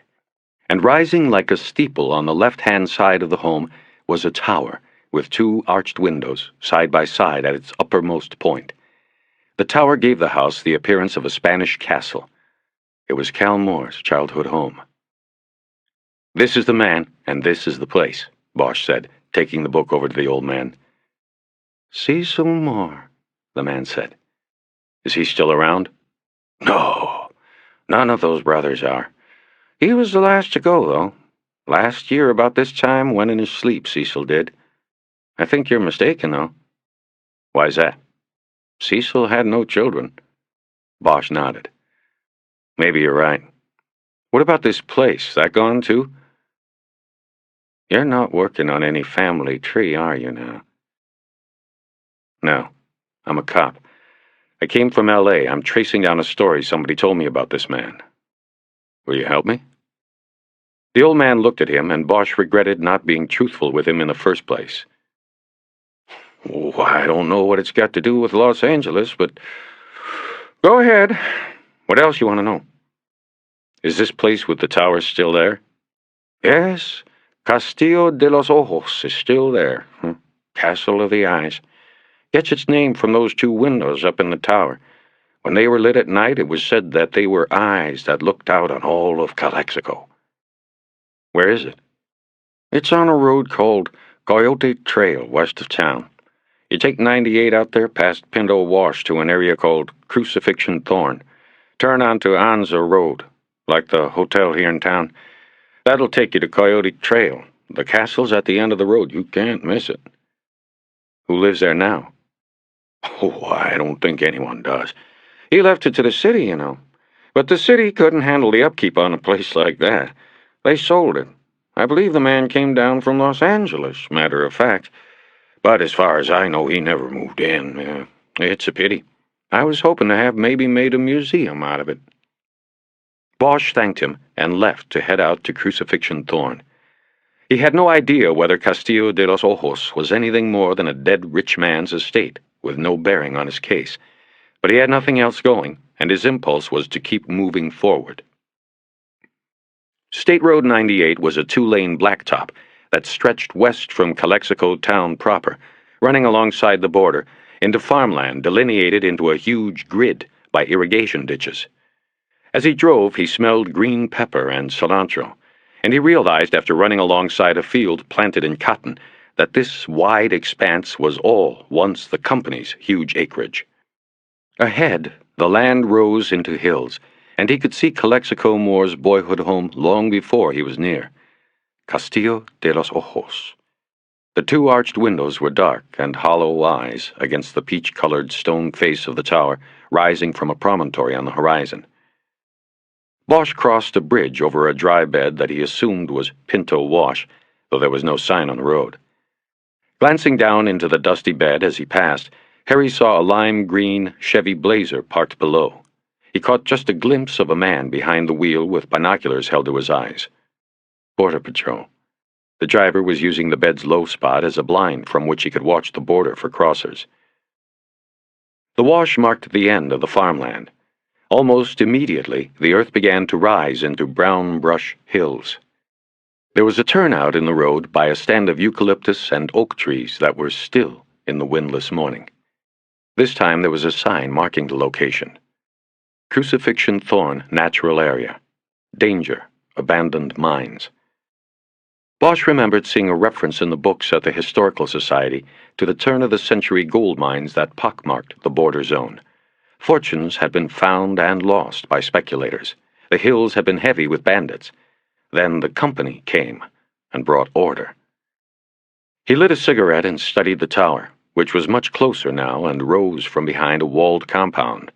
The stillness of the scene and the tower windows, like soulless eyes, somehow seemed morbid. The tower was not alone on the hill, though.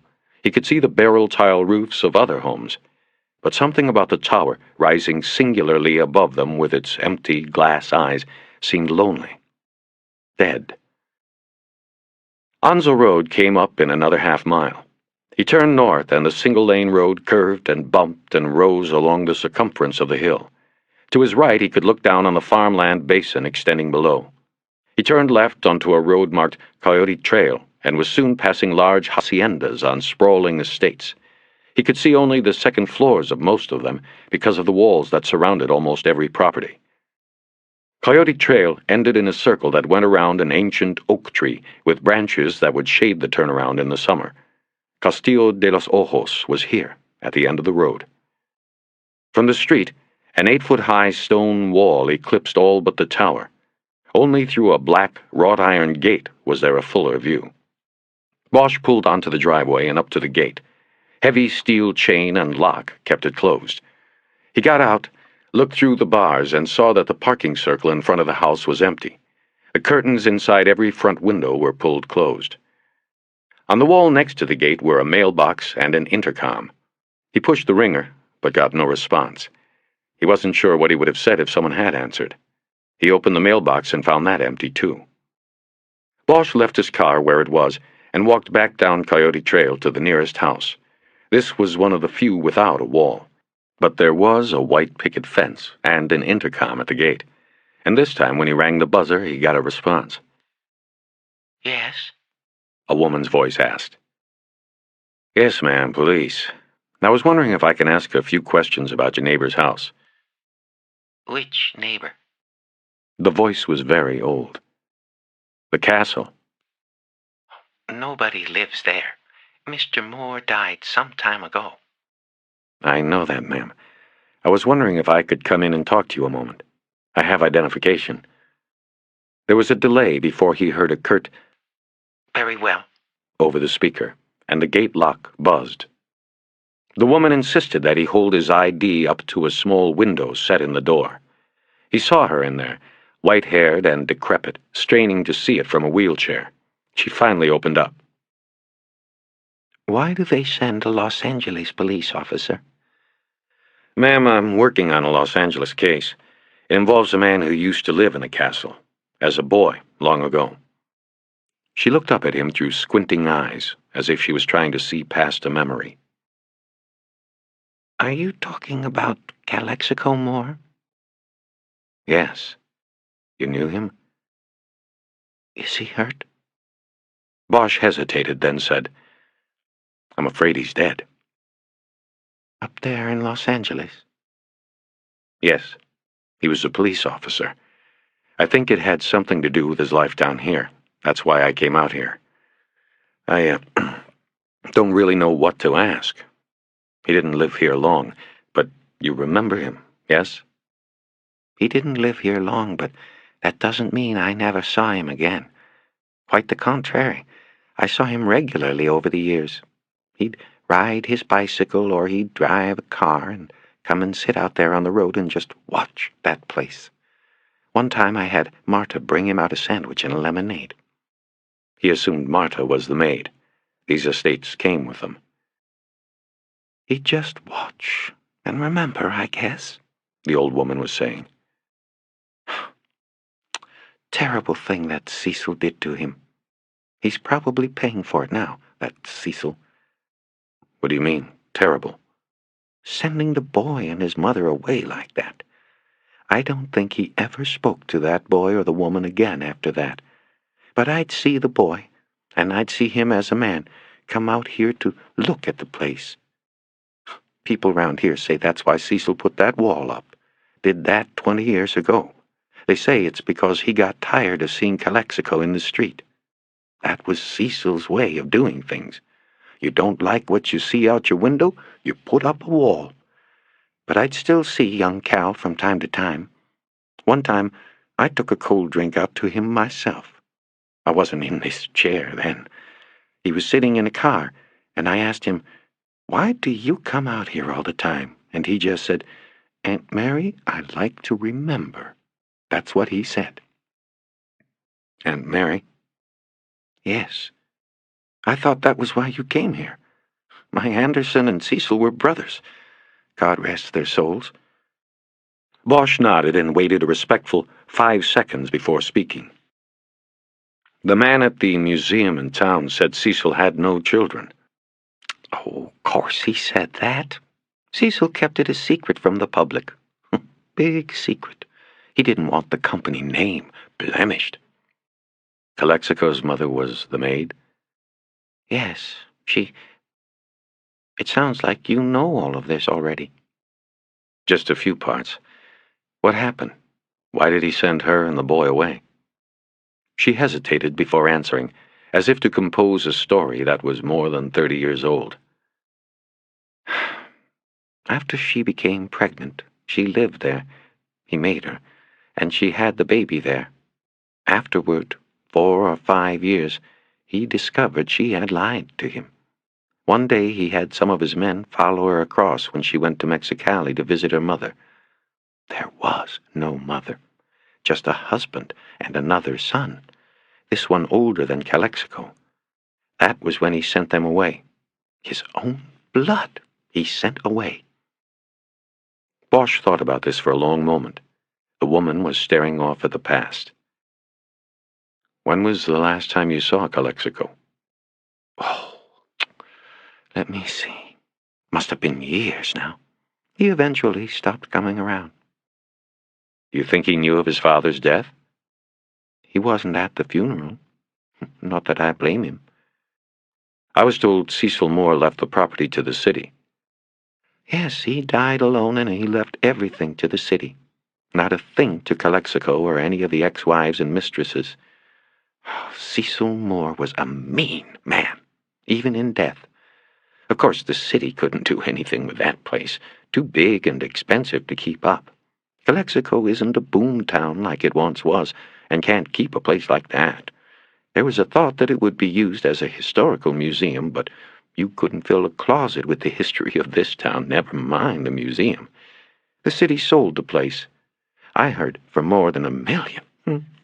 Maybe they'll operate in the black for a few years. Who bought it? Oh, I don't know. But they never moved in. They got a caretaker comes around. I saw lights on over there last week. But nope, nobody's ever moved in, as far as I know. It must be an investment. In what, I don't know. We're sitting out here in the middle of nowhere.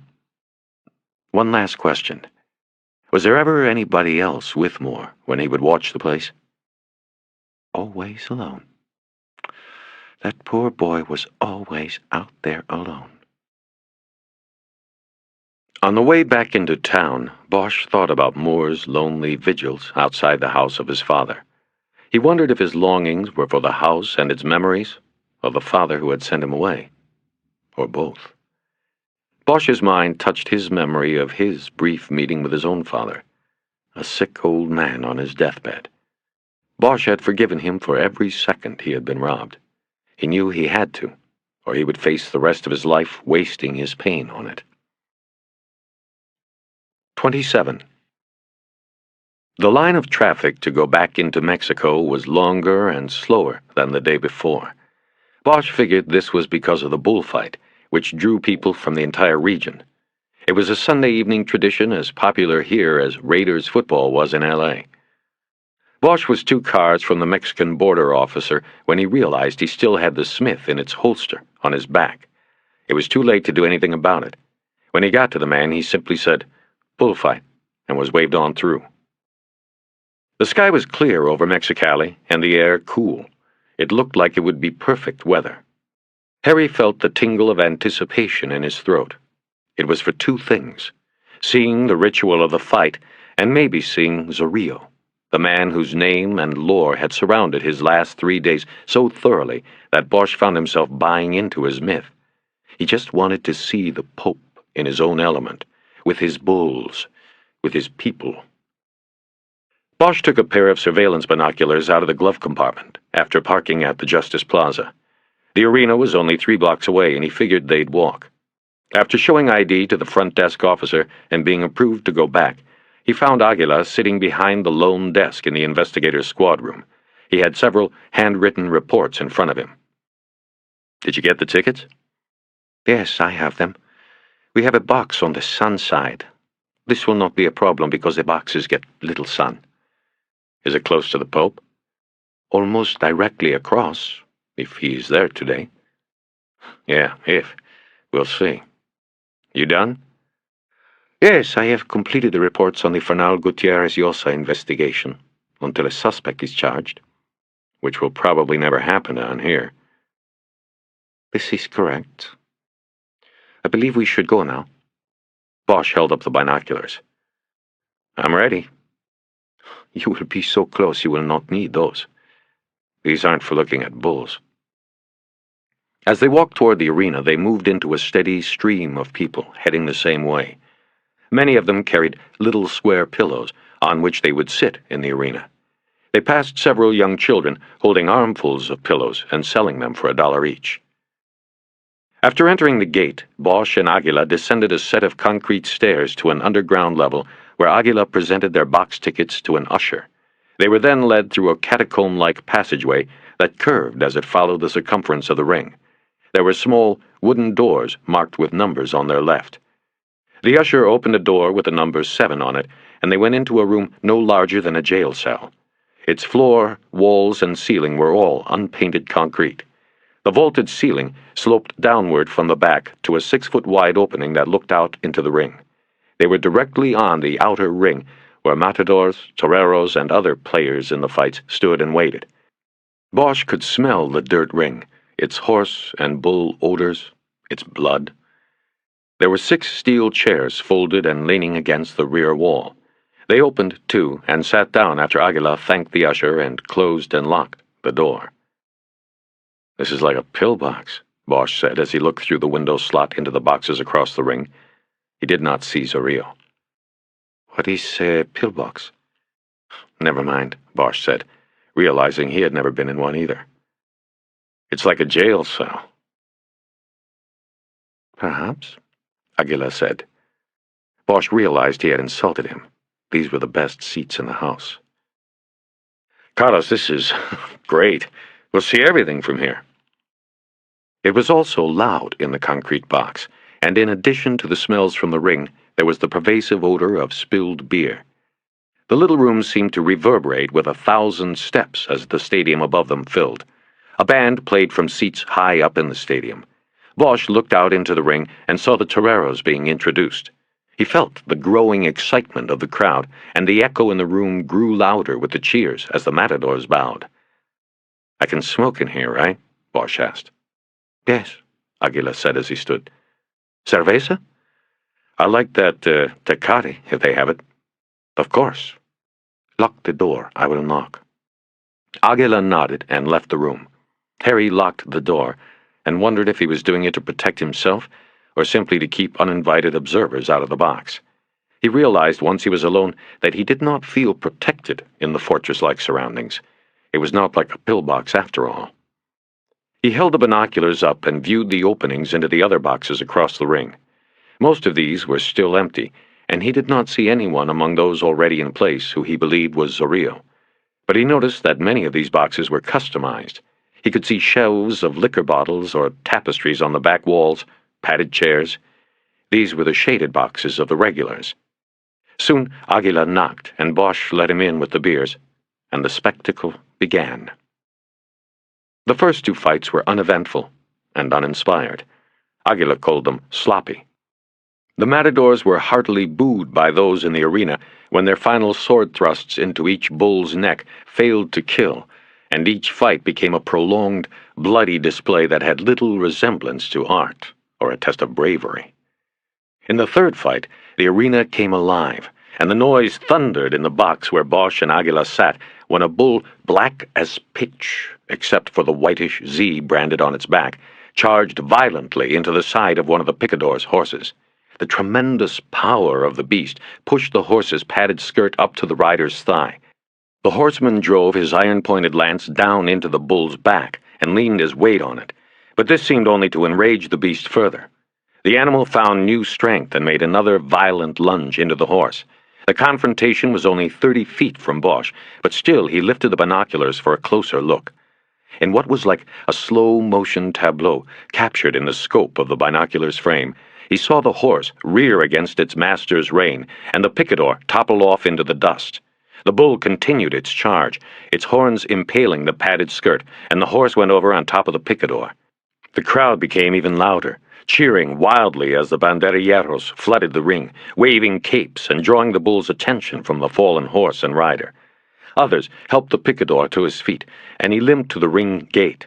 He then shrugged their hands away, refusing any further help. His face was slick with sweat and red with embarrassment, and the cheers of the arena had a jeering quality. With the binoculars, Bosch felt as though he was standing next to the man. A pillow came down from the stands and glanced off the man's shoulder. He did not look up, for to do that would be to invite more. The bull had won this crowd, and in a few minutes they respectfully cheered its death. A matador's sword deeply embedded in its neck, the animal's front legs buckled, and its huge weight collapsed. A torero, a man who was older than all the other players, quickly moved in with a short dagger and stabbed it into the base of the bull's skull. Instant death after the prolonged torment. Bosch watched the man wipe the blade on the dead animal's black coat and then walk away, replacing the dagger in a sheath strapped to his vest. 3 mules in harness were brought into the ring, a rope was looped around the black bull's horns, and the body was dragged around in a circle and then out. Bosch saw a red rose fall from above and hit the dead beast as it made a flattened path in the ring's dirt floor. Harry studied the man with the dagger. Applying the coup de grace seemed to be his only role in each fight. Bosch couldn't decide if his job was administering mercy or more cruelty. The man was older. His black hair was streaked with gray, and his face had a worn, impassive look. He had soulless eyes and a face of worn, brown stone. Bosch thought of the man with 3 teardrops on his face. Arpis. What look did he have when he choked the life out of Porter, when he held the shotgun up to Moore's face and pulled the trigger? The bull was very brave and beautiful, Aguila said. He had said little through the first 3 fights other than to pronounce the skills of the matadors as expert or sloppy, good or bad. I guess Rio would have been very proud, Bosch said, if he had been here. It was true. Zorrillo had not come.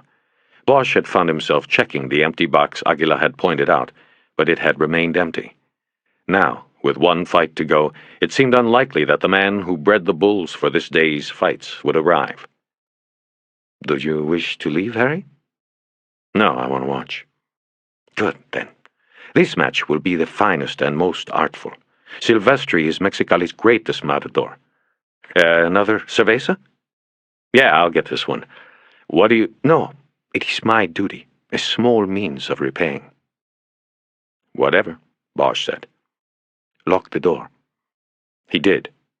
Then he looked at his ticket, on which the names of the bullfighters were printed. Cristobal Silvestri. Aguila had said he was the most artful and bravest fighter he had ever seen. A cheer went up from the crowd as the bull, another huge black monster, charged into the ring to confront his killers. The toreros began moving about him with green and blue capes opening like flowers. Bosch was struck by the ritual and pageantry of the bullfights, even the sloppy ones. It was not a sport, he was sure of this, but it was something. A test of skills and, yes, bravery, resolve. He believed that if he had the opportunity, he would want to go often to this arena to be a witness. There was a knock on the door, and Bosch got up to let Aguila in, but when he opened the door there were 2 men waiting, One he did not recognize. The other he did, but it took him a few moments to place him. It was Grania, the captain of investigations. From what little he could see past their two figures, there was no sign of Aguila. "Senor Bosch, may we come in?" Bosch stepped back, but only Grania entered. The other man turned his back as if to guard the doorway. Grania closed and locked it. "So we won't be disturbed, yes?" he said as he scanned the room. He did this at length, as if it were the size of a basketball court, and needed careful study in determining that no one else was present. "It is my custom to come for the last fight, Senor Bosch. Particularly, you see, when Silvestri is in the ring. Oh, a great champion. I hope you will enjoy this." Bosch nodded and casually looked out into the ring. The bull was still lively and moving about the ring, while the torero sidestepped and waited for it to slow. "Carlos Aguila, he has gone?" "Cerveza. But you probably already know that, Captain, so why don't you tell me what's up?" "What is up? How do you mean?" "I mean, what do you want, Captain? What are you doing here?" "Ah, see. You want to watch our little pageant and do not wish to be bothered by business. Get to the point, is the way they said, I believe." "Yeah, that works." There was a cheer, and both men looked out into the ring. Silvestri had entered and was stalking the bull. He wore a white and gold suit of lights, and he walked in a regal manner, his back straight and his head canted downward, as he sternly studied his adversary. The bull was still game as it charged about the ring, whipping the blue and yellow banderillas stuck in its neck from side to side. Bosch pulled his attention back to Grania. The police captain was wearing a black jacket of soft leather, its right cuff barely covering his Rolex. "My point is, I want to know what you are doing, Senor Bosch. You don't come down here for bullfights. So, why are you here? I am told identification of Senor Gutierrez Llosa has been made. Why do you stay? Why do you bother Carlos Aguila with your time?" Bosch was not going to tell this man anything, but he did not want to endanger Aguila. Bosch would be leaving eventually, but not Aguila. "I am leaving in the morning. My work is completed." "And you should leave tonight, eh?" "An early start." "Maybe." Grania nodded. "You see, I have had an inquiry from a Lieutenant Pounds of the LAPD. He's very anxious at your return. He asked me to tell you this personally." "Why is that?" Bosch looked at him and shook his head. "I don't know. You would have to ask him." There was a long silence during which Grania's attention was drawn to the ring again. Bosch looked that way too, just in time to see Silvestri leading the charging bull past him with his cape. Grania looked at him for a long time and then smiled, probably the way Ted Bundy had smiled at the girls on campus. "You know the art of the cape?" Bosch didn't answer, and the two just stared at each other. A thin smile continued to play across the captain's dark face. "El arte de la muleta," Grania finally said. "It is deception. It is the art of survival. The matador used the cape to fool death, to make death go where he is not.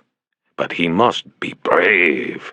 He must risk himself over the horns of death. The closer death comes, the braver he becomes. Never for a moment can he show fear. Never show fear. To do so is to lose. It is to die. This is the art, my friend." He nodded, and Bosch just stared at him. Grania smiled broadly now and turned to the door. He opened it, and the other man was still there. As he turned to reclose the door, he looked at Bosch and said, "Have a good trip, Detective Harry Bosch. Tonight, eh?" Bosch said nothing, and the door was closed. He sat there for a moment, but his attention was drawn by the cheers to the ring. Silvestri had dropped to one knee in the center of the ring and had lured the bull to a charge. He remained stoically fixed in position until the beast was on him. He then moved the cape away from his body in a smooth flow. The bull rushed by within inches, and Silvestri was untouched. It was beautiful, and the cheers rose from the stadium. The unlocked door to the box opened, and Aguila stepped in. Grania, what did he want? Bosch didn't answer. He held the binoculars up and checked Zorrillo's box. The Pope wasn't there, but now Grania was, staring back at him with the same thin smile on his lips. Silvestri felled the bull with a single thrust of his sword, the blade diving deep between its shoulders and slicing through the heart, instant death. Bosch looked over at the man with the dagger and thought he saw a trace of disappointment on his hardened face. His work wasn't needed. The cheering for Silvestri's expert kill was deafening, and it did not let up as the matador made a circuit around the ring, his arms up to receive the applause. Roses, pillows, women's high-heeled shoes showered down into the ring. The bullfighter beamed in the adulation. The noise was so loud that it was quite some time before Bosch realized that the pager on his belt was sounding its call to him. 28. At 9 o'clock, Bosch and Aguila turned off Avenida Cristobal Colon onto a perimeter road that skirted Rodolfo Sanchez Taboada Aeropuerto Internacional. The roadway passed several old Quonset hut hangars and then a larger grouping of newer structures. On one of these was a sign that said, Aero Carga. The huge bay doors had been spread a few feet, and the opening was lit from the inside. It was their destination, a DEA front. Bosch pulled into the lot in front and parked near several other cars. He noticed that most of them had California plates. As soon as he stepped out of the Caprice, he was approached by 4 DEA types in blue plastic windbreakers. He showed his ID and evidently passed muster after one of them consulted a clipboard. "And you?" the clipboard man said to Aguila. "He's with me," Bosch said. "We have you down as a solo entry, Detective Bosch. Now we have a problem." "I guess I forgot to RSVP that I'd bring a date," Bosch said. "It's not very funny, Detective Bosch." "Of course not, but he's my partner. He stays with me." Clipboard had a distressed look on his face. He was an Anglo with a ruddy complexion and hair that had been bleached almost white by the sun. He looked as though he had been watching the border a long time. He turned to look back at the hangar, as if hoping for direction on how to handle this. On the back of his windbreaker, Bosch saw the large yellow DEA letters. "Better get Ramos," Bosch said. "If my partner goes, I go. Then where's the integrity of the operation's security?" He looked over at Aguila, who was standing stiffly with the 3 other agents around him like bouncers, ready to toss somebody out of a nightclub on the Sunset Strip. "Think about it," Bosch continued. "Anybody who's come this far has to go the distance. Otherwise, you got someone outside the circle, out there and unaccounted for. Go ask Ramos." Clipboard hesitated again, then told everybody to stay cool and took a radio from the pocket of his jacket. He radioed to someone called Staff Leader that there was a problem in the lot. Then everybody stood around for a few moments in silence. Bosch looked over at Aguila, and when their eyes met, he winked. Then he saw Ramos and Corvo, the agent from L.A., walking briskly toward them. "What's this shit, Bosch?" Ramos started before he got to the car. "Do you know what you've done? You've compromised the whole fucking operation. I gave explicit He's my partner on this, Ramos. He knows what I know. We are together on this. If he's out, then so am I. And when we leave, I go across the border. To L.A. I don't know where he goes. How will that hold with your theory on who can be trusted?" In the light from the hangar, Bosch could see the pulse beating in an artery on Ramos's neck. "You see," Bosch said, "if you let him leave, you are trusting him. So if you trust him, you might as well let him stay." "Fuck you, Bosch." Corvo put his hand on Ramos's arm and stepped forward. "Bosch, if he fucks up, or this operation in any way becomes compromised, I will make it known. You know what I mean? It'll be known in L.A. that you brought this guy in." He made a signal across the car to the others, and they stepped away from Aguila. The moonlight reflected on Corvo's face, and Bosch saw the scar that split his beard on the right side. He wondered how many times the DEA agent would be telling the story of the knife fight tonight. And another thing, Ramos threw in. He goes in naked. We only have one more vest. That's for your ass, Bosch. So if he gets hit, it's on you. Right, Bosch said. I get it. No matter what goes wrong, it's my ass. I got it. I also have a vest in my trunk. He can use yours. I like my own. Briefing's at 2200, Ramos said as he walked back toward the hangar. Corvo followed, and Bosch and Aguila fell in behind him. The other agents brought up the rear. Inside the cavernous hangar, Bosch saw there were 3 black helicopters sitting side by side in the bay area. There were several men, most in black jumpsuits, milling about and drinking coffee from white cups. 2 of the helicopters were wide-bodied personnel transport craft. Bosch recognized them. They were UH-1Ns, Hueys. The distinctive whoop-whoop of their rotors would forever be the sound of Vietnam to him. The third craft was smaller and sleeker. It looked like a craft manufactured for commercial use, like a news or police chopper, but it had been converted into a gunship. Bosch recognized the gun turret mounted on the right side of the copter's body. Beneath the cockpit, another mount held an array of equipment, including a spotlight and night vision sensor. The men in the black jumpsuits were stripping the white numbers and letters off the tail sections of the craft. They were preparing for a total blackout, a night assault. Bosch noticed Corvo come up next to him. We call it the Lynx, he said, nodding to the smallest of the 3 craft. Mostly use them in Central and South American ops, but we snagged this one on its way down. It's for night work. You've got total night vision set up, infrared, heat pattern displays. It will be the in-air command post tonight. Bosch just nodded. He was not as impressed with the hardware as Corvo was. The DEA supervisor seemed more animated than during their meeting at the Code 7. His dark eyes were darting around the hangar, taking it all in.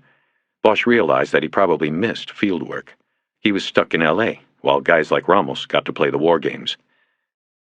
And that's where you're going to be, you and your partner, Corvo said, nodding at the Lynx. With me. Nice and safe. Observers. You in charge of this show, or is Ramos? I'm in charge. Hope so. Then, looking at the war chopper, Bosch said, Tell me something, Corvo. We want Zorrillo alive, right? That's right. Okay, then.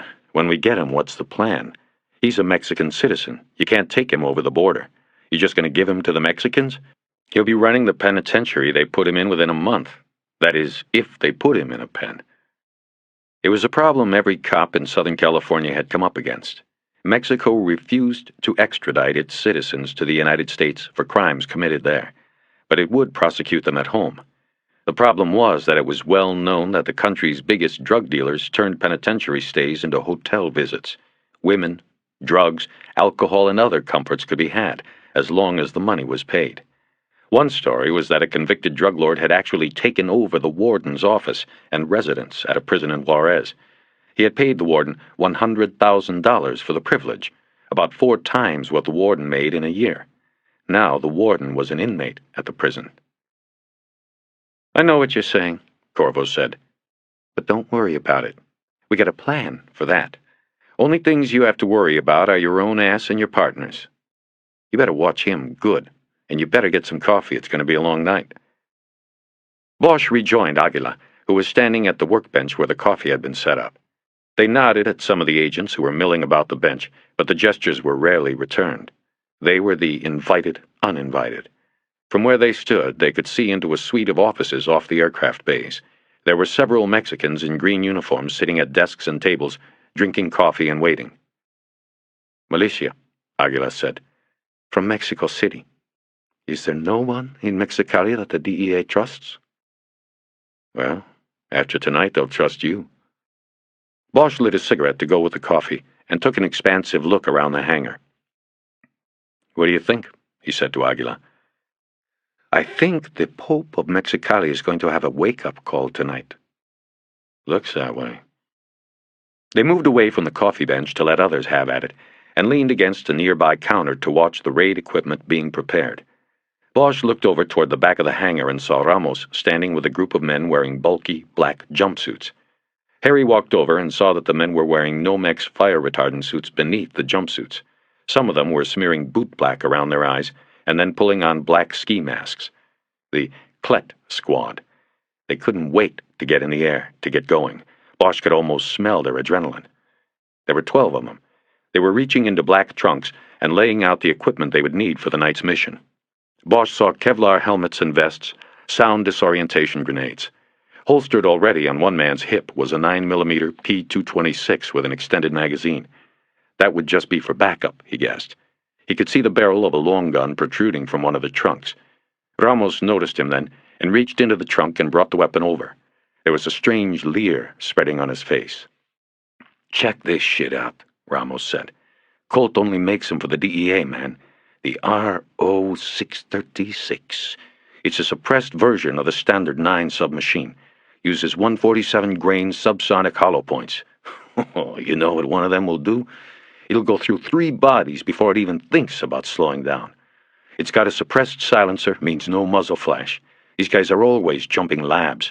You get ether fumes and the muzzle flash could set it off. Boom! You land about 2 blocks away. But not with these. No muzzle flash. It's beautiful. I wish I was going in with one of these tonight." Ramos was holding and ogling the weapon like a mother with her first baby. "You were in Vietnam, weren't you, Bosch?" Ramos asked. Bosch just nodded. "Yeah, I could tell. Something about you. I always can tell." Ramos handed the gun back to its owner. There was still an odd smile on his face. "I was too young for Nam and too old for Iraq. Ain't that a pisser?" The raid briefing did not start until nearly 10:30. Ramos and Corvo gathered all the agents, the militia officers, and Bosch and Aguila in front of a large bulletin board on which a blow-up of an aerial photo of Zorrillo's ranch had been tacked. Bosch could see that the ranch contained vast areas of open, unused land. The Pope had found security in space.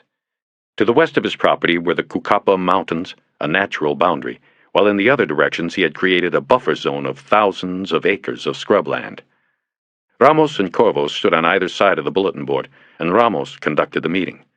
By using a yardstick as a pointer, he delineated the boundaries of the ranch and identified what he called the population center, a large, walled compound that included a hacienda, ranch house, and adjoining bunker-type building. He then circled the breeding corrals and barn located about a mile from the population center along the perimeter of the ranch that fronted Valverde Highway. He also pointed out the EnviroBreed compound across the highway. Next, Ramos tacked up another blow-up, this one detailing about a quarter of the ranch, ranging from the population center to the breeding center EnviroBreed compound area. This shot was close enough that tiny figures could be seen on the roofs of the bunker building. In the scrubland behind the buildings there were black figures against the light brown and green earth. The bulls. Bosch wondered which one of them was El Temblar. He could hear one of the militia officers translating the meeting for a group of the guardsmen gathered around him. "Okay, these photos are about 30 hours old," Ramos said. "We had NASA do a flyover in a U-34. We also had them shoot heat resonance strips, and that's where this gets good. The reds you see are the hot spots." He tacked a new blow-up next to the other.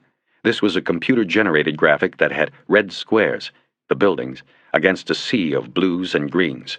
There were small dots of red outside the square, and Bosch assumed these were the bulls. "These photos were taken at the same second yesterday," Ramos said. "By jumping back and forth between the graphic and the live shot, we can pinpoint certain anomalies. These squares become the buildings, and most of these smaller red blotches become the bulls." He used the yardstick to refer back and forth between the two blow-ups. Bosch realized that there were more red spots on the graphic than there were bulls on the photo. "Now, these marks do not correspond with animals on the photo," Ramos said. "What they do correspond with is the feed boxes." With Corvo's help, they pinned up 2 more enlargements. These were the closest shots so far. Bosch could clearly make out the tin roof of a small shed.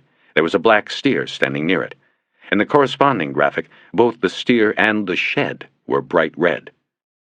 "These basically are little shelters to keep rain off the hay and feed for the livestock.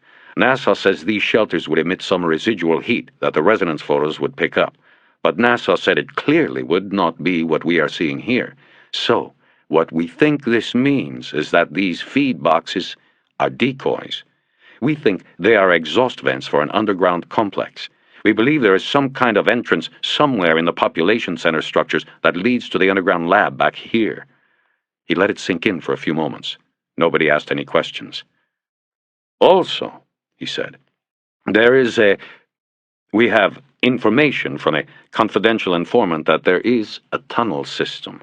We believe it runs from the breeding center here to this complex, a business called EnviroBreed, here. We believe it has allowed Zorrillo to circumvent surveillance and is one of the possible means of moving product from the ranch to the border. Ramos went on to detail the raid. The plan was to strike at midnight. The Mexican militia would have a two-part responsibility.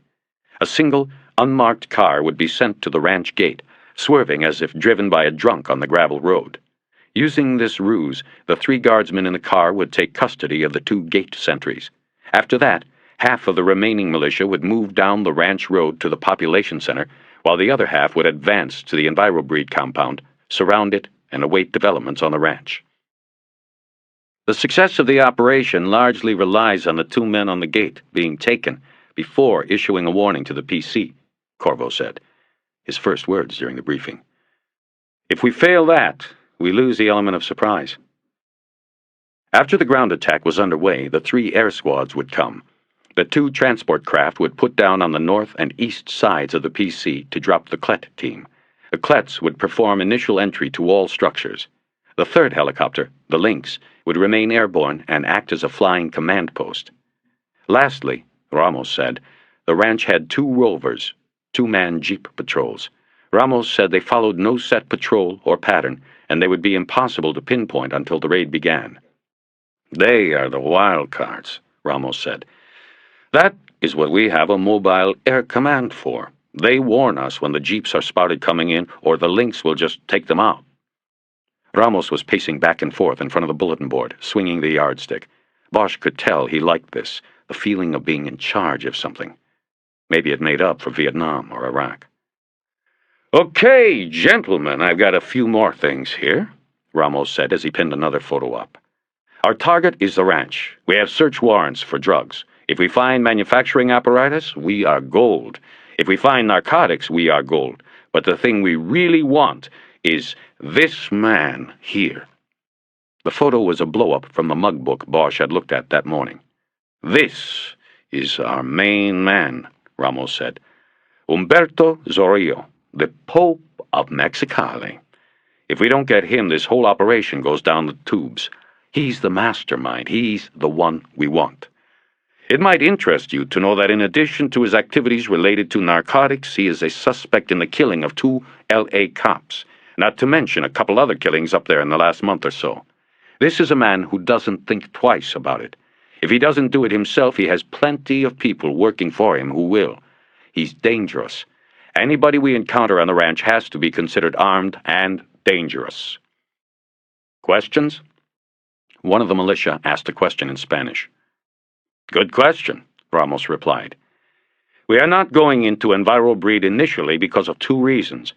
1, our prime target is the ranch, and we have to initially deploy more resources to EnviroBreed if we were to make simultaneous entry to the compound and the ranch.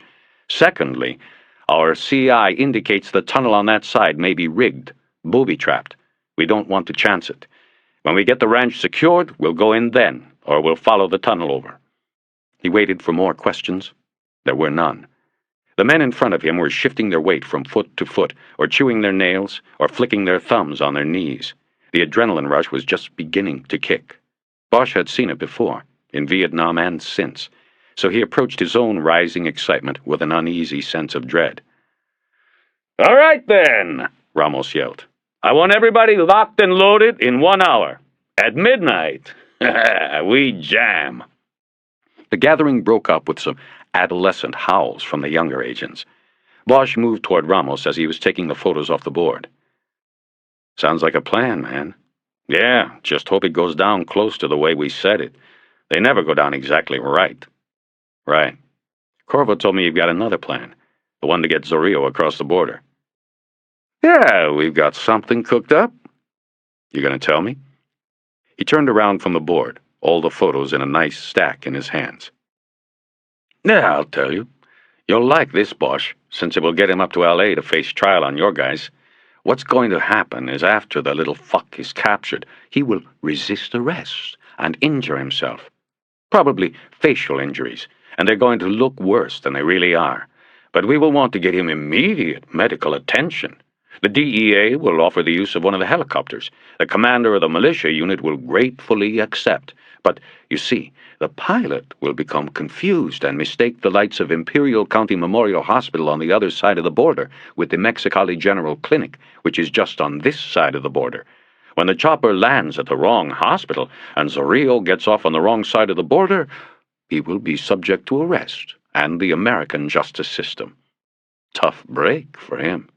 We might have to put a notice of reprimand in the pilot's personnel file.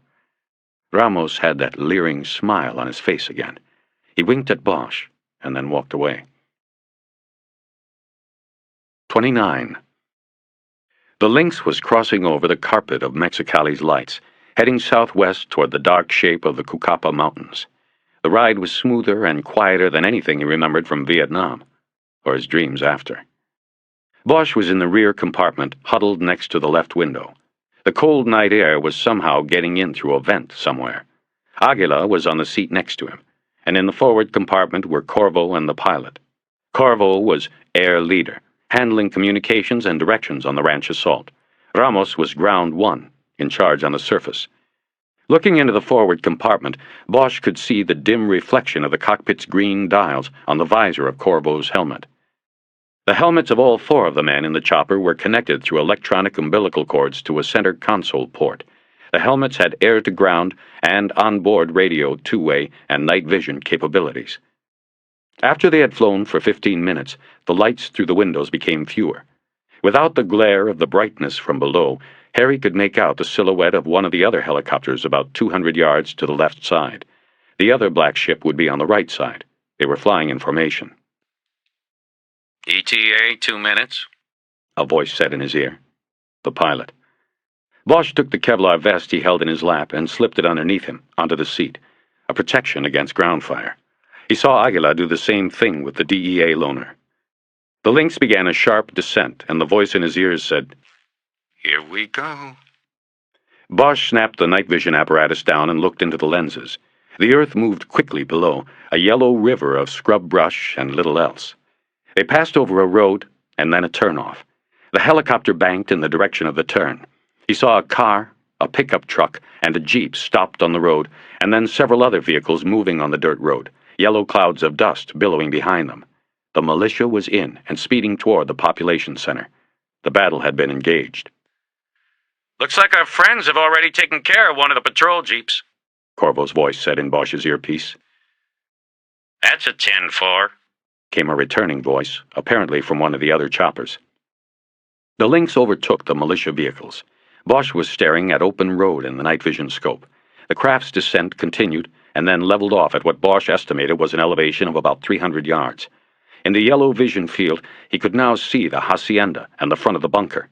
He saw the other two helicopters, looking like black dragonflies, set down on their assigned sides of the house. Then he felt the Lynx pull up slightly, as if hovering on an air pocket. "One down," a voice shouted in the headset. "Two down," came another. Men in black began spilling from the side doors of the landed craft. One group of 6 went immediately to the front of the hacienda. The 6-man group from the other helicopter moved toward the bunker building. Militia cars now began pulling into the field of view. Bosch saw more figures leap from the helicopters. That would be Ramos and the backup. It all appeared surrealistic in the scope to Bosch. The yellow tint, the tiny figures. It seemed like a badly filmed and edited movie. "Switching to ground comm," Corvo said. Bosch heard the click as the frequencies were switched. Almost immediately he began to pick up radio chatter and the heavy breathing of men running. Then there was a loud banging sound, but Bosch could tell it was not weapon fire. It was the ram used to open the door. Over the air there were now panicked shouts of, "Policia! DEA!" Corvo's voice cut through a momentary lull in the shouting. Ground 1, talk to me. What have we got? Let's talk to the mothership. There was some static, and then Ramos's voice came back. We have entry at Point A. I'm going... Ramos was cut off. Point A was the hacienda. The plan had been to hit the hacienda and the bunker, Point B, at once. Ground 2, do we have entry yet at Point B? Corvo asked. No answer. It was a few long moments of silence, and then Ramos came back up on the air. Our leader can't tell on Ground 2 at this time. Target team has approached entry point, and we... Before the transmission was cut off, Bosch heard the unmistakable sound of automatic gunfire. He felt adrenaline begin to flood his body, yet he could do nothing but sit and listen to the dead radio air and watch the murky yellow night vision display. He saw what he believed were muzzle flashes from the front of the bunker. Then Ramos came back up on the air. We're hot! We're hot! The helicopter lurched as the pilot took them up higher. As the craft rose, the nightscope offered a larger view of the scene below. The entire PC became visible. Now Bosch could see figures on the roof of the bunker moving toward the front of the structure. He pushed the switch on the side of his helmet and said into the mouthpiece, "Corvo, they've got people on the roof. Warn them." Stay off! Corvo shouted. Then to below he radioed, Ground 2, you have weapons on the roof of the bunker. Count 2 positions approaching north side. Copy? Bosch could hear no shooting over the sound of the rotor, but he could see the muzzle flash from automatic weapons from 2 locations at the front of the bunker. He saw sporadic flashes from the vehicles, but the militia was pinned down. He heard a radio transmission open and heard the sound of fire, but then it was closed and no one had spoken. Ground 2, copy? Corvo said into the void. There was just the initial strain of panic in his voice. There was no reply. Ground 2, do you copy? A hard-breathing voice came back. Ground 2. Yeah, we're pinned down in the Point B entry. We're in a crossfire here. Would like some help. Ground 1, report. Corvo barked. There was a long moment of silence. Then Ramos came on the air. His words were partially obscured by gunfire. Here, the house. I have 3 suspects down. No others present. Looks like the fucking bunker. Get to the bunker. 2 needs backup. That way. Bosch noticed how the voices on the radio were higher and more urgent. The code words and formal language had been stripped away. Fear did that. He had seen it in the war. He'd seen it on the streets when he was in uniform. Fear, though always unspoken, nevertheless stripped men of their carefully orchestrated poses. The adrenaline roars and the throat gurgles with fear like a backed-up drain. Sheer desire for survival takes over. It sharpens the mind, pares away all the bullshit. A once-modulated reference to Point B becomes the almost hysterical expletive. From 400 yards up and looking down through the nightscope, Bosch could also see the flaw in the plan. The DEA agents had hoped to outrun the militia in their helicopters, charge the population center and secure things before the ground troops arrived. But that hadn't happened. The militia was there, and now one of the Klet groups was pinned down between the militia and the people in the bunker. There was a sudden increase in the shooting from the bunker. Bosch could tell this by the flaring of repeated muzzle flashes. Then, on the scope, he saw a jeep suddenly begin speeding from the back of the bunker. It smashed through a gate in the wall that surrounded the compound and began moving across the scrubland in a southeasterly direction. Bosch pushed his transmit button again. "Corvo, we have a runner. Jeep heading southeast." Have to let him go for now. It's going to shit down there and I can't move anybody. Stay off the fucking line! The jeep was now well out of the scope's field of vision. He flipped the lenses up off his face and looked out the window. There was nothing, only darkness. The jeep was running without lights. He thought of the barn and stables out near the highway. That was where the runner was going. Ramos! Corvo said over the radio. Do you want lights? No return. Ground 1? Ground 2, do you want lights? Lights would be good, but you'd be a sick... The Ground 2 voice said. Better hold it a few until we clean up. That's a copy. Ramos, are you copying? There was no answer. The shooting ended quickly after that. The Pope's guardians put down their weapons after apparently determining that their odds of survival in a prolonged firefight were not good. Their leader, give us that light now. Ramos radioed from below, the tone of his voice back to being calmly modulated and confident. 3 powerful beams from the belly of the Lynx then illuminated the ground below. Men with hands laced together on the tops of their heads were walking out of the bunker and into the hands of the militia. There were at least a dozen. Bosch saw one of the Klets drag a body out of the bunker and leave it on the ground outside. We're secure down here. Ramos radioed. Corvo signaled with his thumb to the pilot, and the craft began to descend. Bosch felt tension drift out of him as they went down. In 30 seconds, they were on the ground, next to one of the other helicopters. In the yard in front of the bunker, the prisoners were kneeling while some of the militia officers used plastic disposable handcuffs to bind their wrists. Others were making a stack of confiscated weapons. There were a couple of Uzis and AK-47s, but mostly shotguns and M16s. Ramos was standing with a militia captain who had his radio to his ear. Bosch did not see a recognizable face among the prisoners. He left Aguila and went to Ramos. "Where's the Rio?" Ramos held up his hand in a do-not-disturb gesture and didn't answer. He was looking at the captain. Corvo walked up then, too. There was a report over the captain's radio, and then he looked at Ramos and said, "Nada." "Okay, nothing's happening at EnviroBreed," Ramos said. "Nobody in or out since this went down here. The militia is maintaining a watch over there." Ramos saw Corvo, and in a lower voice, meant just for him, said, "We've got a problem. We've lost one." "Yeah, we saw him," Bosch said. "He was in the jeep and heading southeast out of—" He stopped when he realized what Ramos had meant. "Who'd we lose?" Corvo asked. "Kurth, one of the Klets. But that's not the whole problem." Bosch stepped back from the two men. He knew he had no place in this. "What the fuck do you mean?" Corvo said. "Come on, I'll show you." The two agents headed off around the hacienda. Bosch trailed at a discreet distance behind. A covered porch ran the length of the rear of the house. Ramos crossed it to an open door. A Klet agent, his mask pulled up to expose his blood and sweat-streaked face, was on the floor 3 feet inside the door. It looked to Bosch like 4 rounds, 2 in the upper chest, just above the vest, and 2 in the neck. A nice, tight pattern, all of them through and through wounds. Blood was still leaking out from beneath the body into a pool. The dead agent's eyes and mouth were open. He had died quickly. Bosch could see the problem. It was friendly fire. Kurth had been hit with fire from one of the 636s. The wounds were too big, too devastating, and bunched too close together to have come from the weapons stacked near the prisoners. "Looks like he came running out this back door when he heard the shooting," Ramos was saying. "Ground 2 was already in a crossfire. Someone from 2's unit must have opened on the door, hit Kurth here." "God damn it!" Corvo yelled.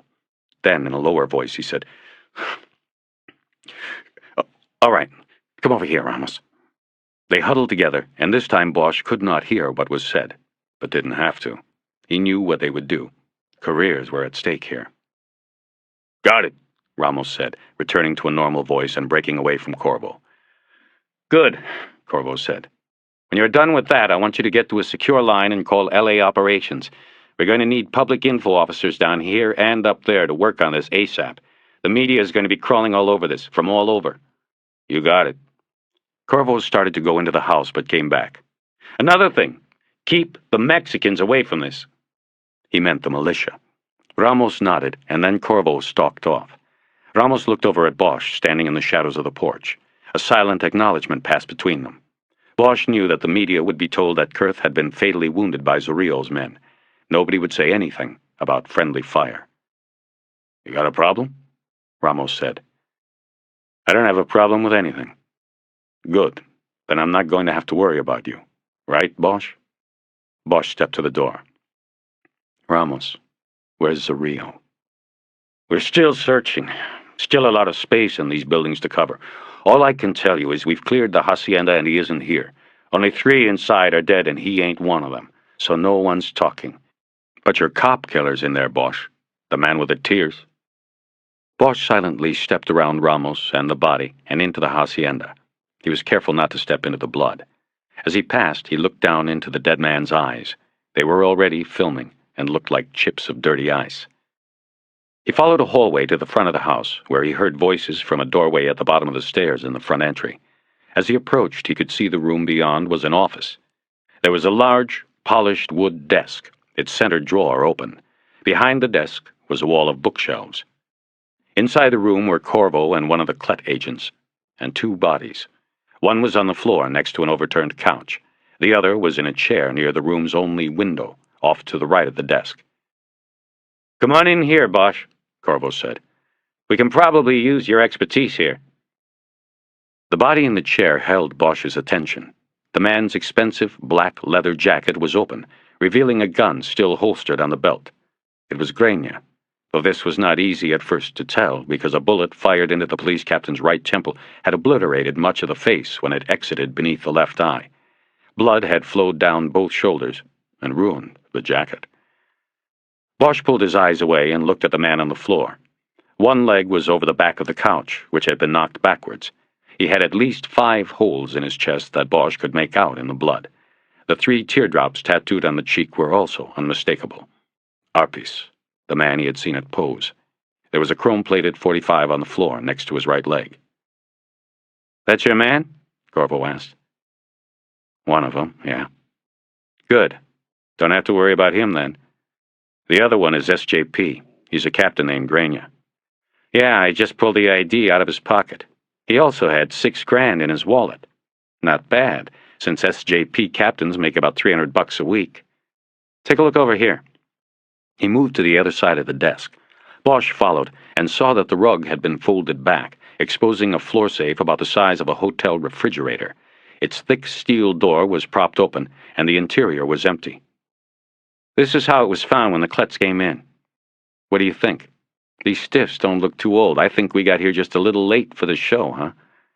Bosch studied the scene for a few moments. Hard to say. Looks like the end of a business deal. Maybe Grania got greedy, asked for more than he deserved. Maybe he was making some kind of play with Zorillo, some kind of scam, and it went to shit. I saw him a few hours ago at the bullfight. Yeah? What did he say? That he was heading over to the Pope's for a shot? Corvo didn't laugh, and neither did Bosch. No, he just told me to get out of town. So, who shot him? Looks like a .45 to me. Just guessing. That would make Arpis over here a likely candidate. Then who shot Arpis? Got me. But if I was guessing, it looks like Zorillo or whoever was behind the desk pulls a gun out of the drawer there and starts popping him right here in front of the desk. He goes backwards and over the couch. Why would he shoot him? I don't know.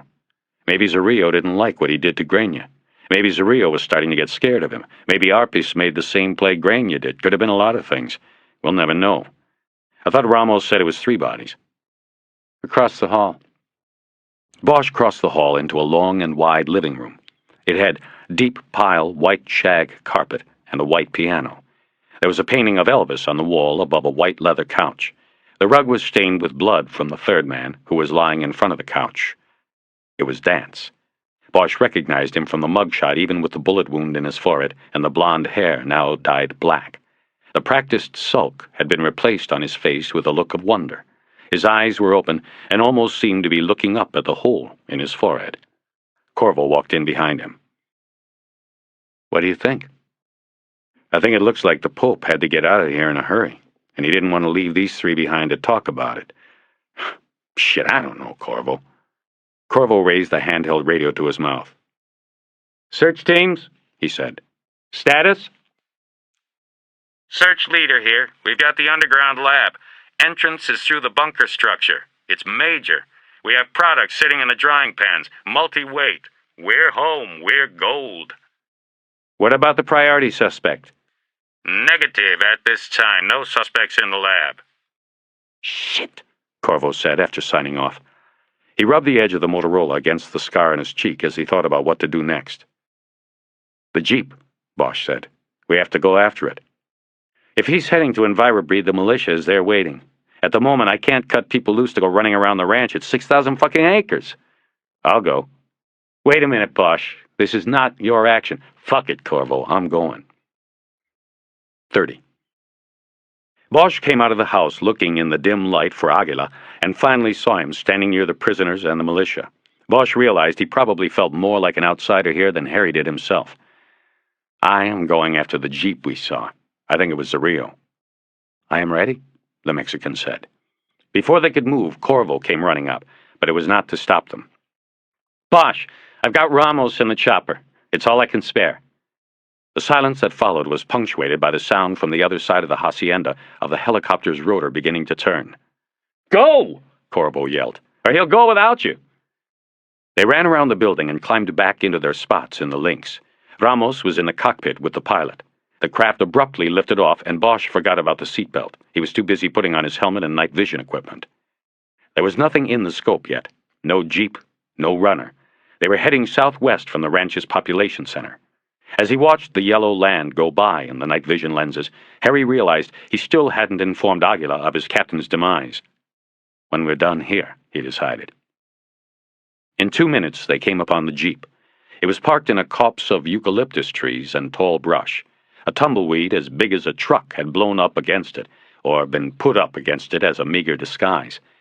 The vehicle was about 50 yards from the corrals and barn. The pilot put on the spots, and the Lynx began circling. There was no sign of the driver, the runner, Zorrillo. Looking between the front seats, Bosch saw Ramos give the pilot the thumbs-down sign, and the craft began its descent. The lights were cut off, and until Harry's eyes adjusted, it felt like they were dropping through the depths of a black hole. He finally felt the impact of the ground, and his muscles relaxed slightly. He heard the engine cut, and there was just the chirping and whooping sound of the free-turning rotor winding down. Through the window, Bosch could see the western side of the barn. There were no doors or windows on this exposure, and he was thinking that they could approach with reasonable cover when he heard Ramos yell, "What the? Hold on!" There was a hard impact, and the helicopter lurched violently and began sliding. Bosch looked out his window and could only see that they were being pushed sideways. The jeep. Someone had been hidden in the jeep. The Lynx's landing rails finally caught on something in the earth, and the craft tipped over.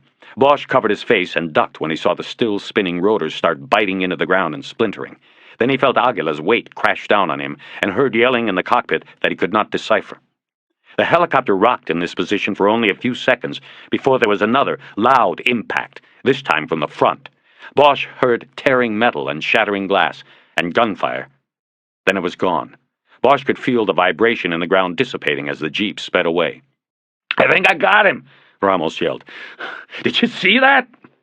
All Bosch could think of was their vulnerability. The next hit would probably be from behind, where they could not see to shoot. He tried to reach his Smith, but his arms were trapped under Aguila.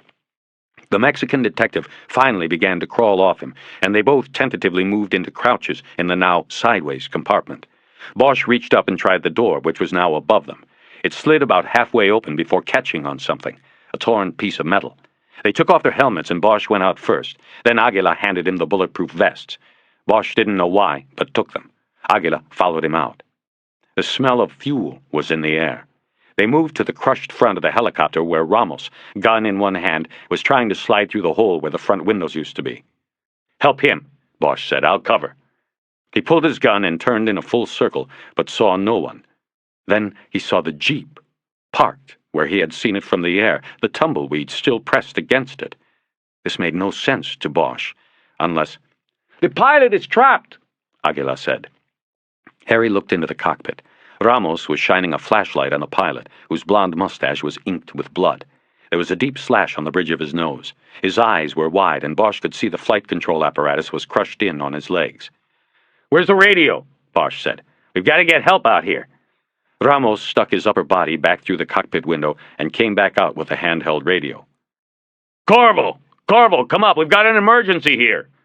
While waiting for a response, Ramos said to Bosch, "Do you believe this shit? That fucking monster comes out of nowhere. I didn't know what the—" "What's happening?" Corvo's voice came back on the radio. "We got a situation here. We need a medevac out here. Tools. The Lynx is wrecked. Corcoran is pinned inside, has injuries." "Location of the crash?" "It's not a crash, man. A goddamn bull attacked it on the ground. It's wrecked and we can't get Corcoran out. Our location is 100 yards northeast of the breeding center, the barn." "Stay there. Help's on the way." Ramos clipped the radio to his belt, held the flashlight under his arm, and reloaded his handgun.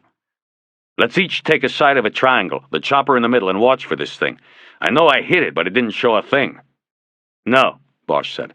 "Ramos, you and Aguila take sides of it and wait for help. I'm going to clear the barn. Zorrillo's getting—" No, we don't do it like that, Bosch. You aren't calling any of the shots here. We wait here, and when help— He stopped in mid-sentence and made a full turn. Then Bosch realized he heard it too. Or rather, felt it. A rhythmic vibration in the ground, growing stronger. It was impossible to place the direction. He watched Ramos turn in circles with the flashlight. He heard Aguilar say, "El Temblar!" "What?" Ramos yelled. "What?" And then the bull appeared at the edge of vision. A huge black beast. It came at them undeterred by their number. This was his turf to defend. The bull seemed to Bosch in that moment to have come from within the darkness, an apparition of death, its head down and jagged horns up.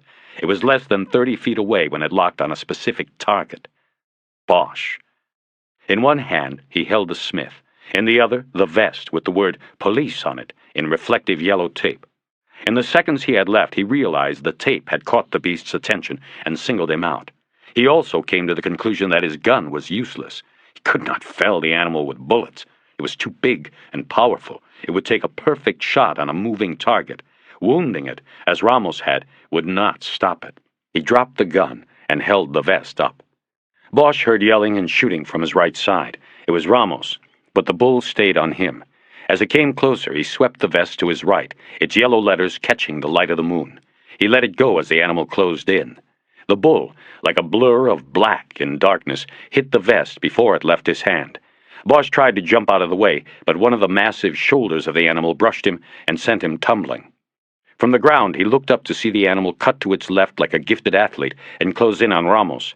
The agent was still firing, and Bosch could see the reflection of the moon off the shells as they were ejected from his gun. But the bullets did not stop the beast's charge. They did not even slow it. Bosch heard the gun's ejector go dry, and Ramos was pulling the trigger on an empty chamber. His last cry was unintelligible. The bull hit him low in the legs and then raised its brutish and bloodied neck up, ejecting him into the air.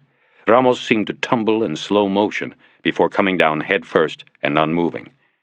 The bull tried to stop its charge, but momentum and damage from bullets finally left it unable to control its huge weight. Its head dipped, and it cartwheeled onto its back. It righted itself and prepared for another charge. Bosch crawled to his gun, picked it up and aimed. But the animal's front legs faltered, and it went down. Then it slowly turned onto its side and lay unmoving, save for the hesitant rise and fall of its chest. Then that stopped, too. Aguilar and Bosch took off for Ramos at the same time. They huddled over him, but did not move him. He was on his back, and his eyes were still open and caked with dirt. His head lolled at an unnatural angle. His neck appeared to have been cleanly broken in the fall. In the distance, they could hear the sound of one of the Hueys flying their way. Bosch stood up and could see its spotlight sweeping over the scrubland, looking for them. "I'm going to the tunnel," Bosch said. "When they land, come in with backup." "No," Aguilar said. "I'm going with you." He said it in a way that invited no debate. He leaned down and took the radio off Ramos's belt and picked up the flashlight. He gave the radio to Bosch. "Tell them we're both going." Bosch radioed Corvo. Where's Ramos? "We just lost Ramos. Me and Aguilar are going to the tunnel. Alert the militia at Envirobri that we're coming through. We don't want to get shot." He turned the radio off before Corvo could reply and dropped it on the ground next to the dead DEA agent. The other helicopter was almost on them now. They ran to the barn, their weapons held up and ready, and moved slowly around the outside until they were at the front and could see the bay door had been slid open, wide enough for a man to pass through. They went through and crouched in the darkness. Aguilar began to sweep the flashlight's beam around. It was a cavernous barn with stalls running along both sides to the back. There were crates used for trucking bulls to arenas stacked in the back along with towers made of bales of hay. Bosch saw a line of overhead lights running down the center of the building. He looked around and found the switch near the bay door. Once the interior was lighted, they moved down the aisle between the rows of stalls, Bosch taking the right and Aguilar the left. The stalls were all empty, the bulls set free to roam the ranch. It was when they reached the back that they saw the opening to the tunnel. A forklift was parked in the corner, holding a pallet of hay bales 4 feet off the ground. There was a 4-foot-wide hole in the concrete floor where the pallet had sat. Zorillo, or whoever the runner had been, had used the forklift to lift the pallet, but there had been no one to drop it back down to hide his escape. Bosch crouched down and moved to the edge of the hole and looked down. He saw a ladder leading about 12 feet down to a lighted passageway. He looked up at Aguilar. "Ready?" The Mexican nodded. Bosch went first. He climbed a few steps down the ladder and then dropped the rest of the way, bringing up his gun and ready to shoot. But there was no one in the tunnel as far as he could see. It wasn't even like a tunnel. It was more of a hallway. It was tall enough to stand in, and an electrical conduit ran along the ceiling, feeding lights in steel cages every 20 feet. There was a slight curve to the left, and so he could not see where it ended. He moved into the passageway, and Aguila dropped down behind him. "Okay," Bosch whispered. "Let's stay to the right.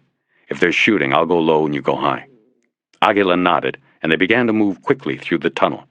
Bosch, trying to figure his bearings, believed they were heading east and slightly north. They covered the ground to the curve quickly, and then pressed themselves hard against the wall as they moved into the second leg of the passage. Bosch realized that the bend in the passage was too wide for them to still be on line with EnviroBreed.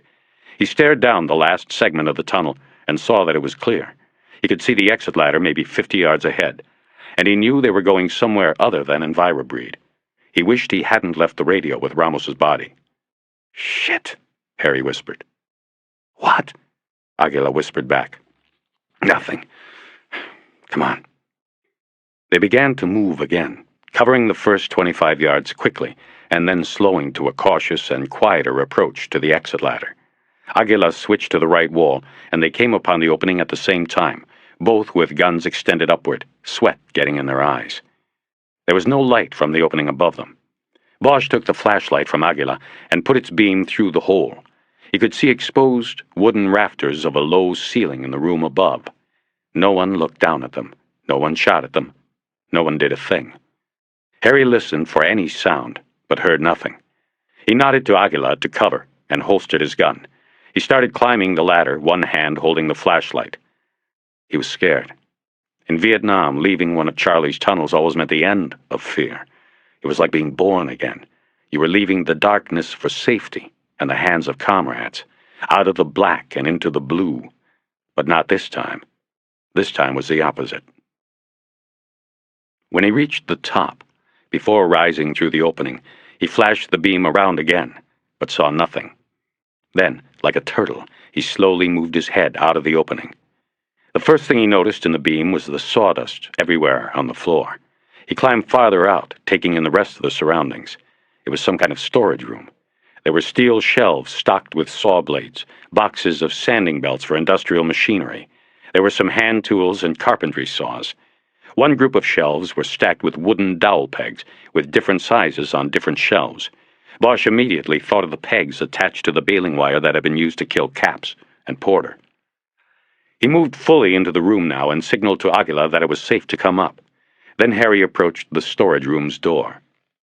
It was unlocked, and it opened into a huge warehouse with lines of machinery and workbenches on one side, and the completed product, unfinished furniture, tables, chairs, chests of drawers, stacked on the other. Light came from a single bulb that hung from a cross-support beam. It was the nightlight. Aguila came up behind him then. They were in Mexitech, Bosch knew. At the far end of the warehouse were sets of double doors. One of these was open, and they moved to it quickly. It led to a loading dock area that was off the back alley Bosch had walked through the night before. There was a puddle at the bottom of the parking bay, and he saw wet tire tracks leading into the alley. There was no one in sight. Zareel was long gone. 2 tunnels, Bosch said, unable to hide the dejection in his voice. 2 tunnels, Corvo said. Ramos's informant fucked us. Bosch and Aguila were sitting on chairs of unfinished pine, watching Corvo pacing and looking like shit, like a man in charge of an operation that had lost 2 men, a helicopter, and its main target. It had been nearly 2 hours since they had come up through the tunnel. "How do you mean?" Bosch asked. "I mean the CI had to have known about the second tunnel. How's he know about one and not the other? He set us up. He left Zareel the escape route. If I knew who he was, I'd charge him with accessory in the death of a federal agent." "You don't know?" "Ramos didn't register this one with me, hadn't gotten around to it." Bosch breathed a little easier. "I can't fucking believe this," Corvo was saying. "I might as well never go back. I'm done, man. Done." "At least you got your cop killer, Bosch. I got a shit sandwich." "Have you put out a telex?" Bosch said, to change the subject. "Already out. To all stations, all law enforcement agencies, but it doesn't matter. He's long gone. He'll probably go to the interior, lie low for a year, and then start over, right where he left off. Probably Michoacan, maybe farther down." Maybe he went north, Bosch said.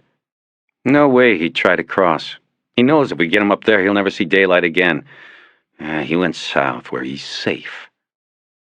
There were several other agents in the factory with clipboards, cataloging and searching. They had found a machine that hollowed out table legs so that they could be filled with contraband, recapped, and sent across the border. Earlier, they had found the second tunnel opening in the barn and followed it through to EnviroBreed. There had been no explosives on the trap door, and they had gone in. The place was empty except for the 2 dogs outside. They killed them. The operation had closed down a major smuggling network. Agents had left for Calexico to arrest the head of EnviroBreed, Ely. There were 14 arrests made on the ranch. Others would follow. But all of that wasn't enough for Corvo or anybody. Not when agents were dead and Zarrillo was in the wind. Corvo had been wrong if he thought Bosch would be satisfied that Arpis was dead. Bosch wanted Zarrillo too. He was the man who had called the hits. Bosch got up so he wouldn't have to witness the agent's anguish anymore. He had enough of his own. Aguila must have felt the same. He too stood and began to walk listlessly around the machines and the furniture. Basically, they were waiting for one of the militia cars to take them back to the airport to Bosch's car. The DEA would be here until well after sunup. Both Bosch and Aguila were finished. Harry watched Aguila go back into the storage room and approach the tunnel entrance. He had told him about Grania, and the Mexican had simply nodded. He hadn't shown a thing. Now, Aguila dropped to his haunches and seemed to be studying the floor, as if the sawdust were a spread of tea leaves in which he could read Zarrillo's location. After a few moments, he said, "The Pope has new boots." Bosch walked over, and Aguila pointed to the footprints in the sawdust. There was one that was not from Aguila's or Bosch's shoes. It was very clear in the dust, and Harry recognized the elongated heel of a bulldog boot. Inside it was the letter S, formed by a curving snake. The edges of the print were sharp in the dust, the head of the snake clearly imprinted. Aguila had been right. The Pope had new boots. 31.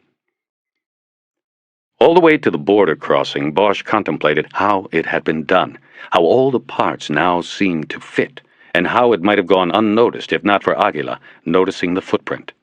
He thought about the snake's box in the closet of the apartment in Los Feliz, a clue so obvious, yet he had missed it. He had seen only what he wanted to see. It was still early. Just the first hint of dawn's light was fighting its way up the eastern horizon, and there was not yet much of a line at the crossing. Nobody was cleaning windshields, nobody was selling junk, nobody was there at all. Bosch badged the bored-looking Border Patrol agent and was waved through. He needed a phone and some caffeine. He drove 2 minutes to the Calexico Town Hall, got a Coke from the machine in the police department's cramped lobby, and took it out to the payphone on the front wall. He looked at his watch and knew she would be at home, probably awake and getting ready for work. He lit a cigarette and dialed, charging the call to his own Pactel card. While he waited for it to go through, he looked across the street into the fog. He saw the shapes of sleeping figures under blankets scattered around the park.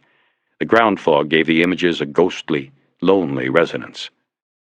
Teresa picked up after 2 rings. She sounded like she had been awake early. "Hi." Harry? What is it? "Sorry to wake you up. You didn't. What's the matter? Are you getting dressed up to go to Moore's funeral today?" Yes. What is this? You called me at 10 minutes before 6 to ask... "That isn't Moore they'll be putting in the ground."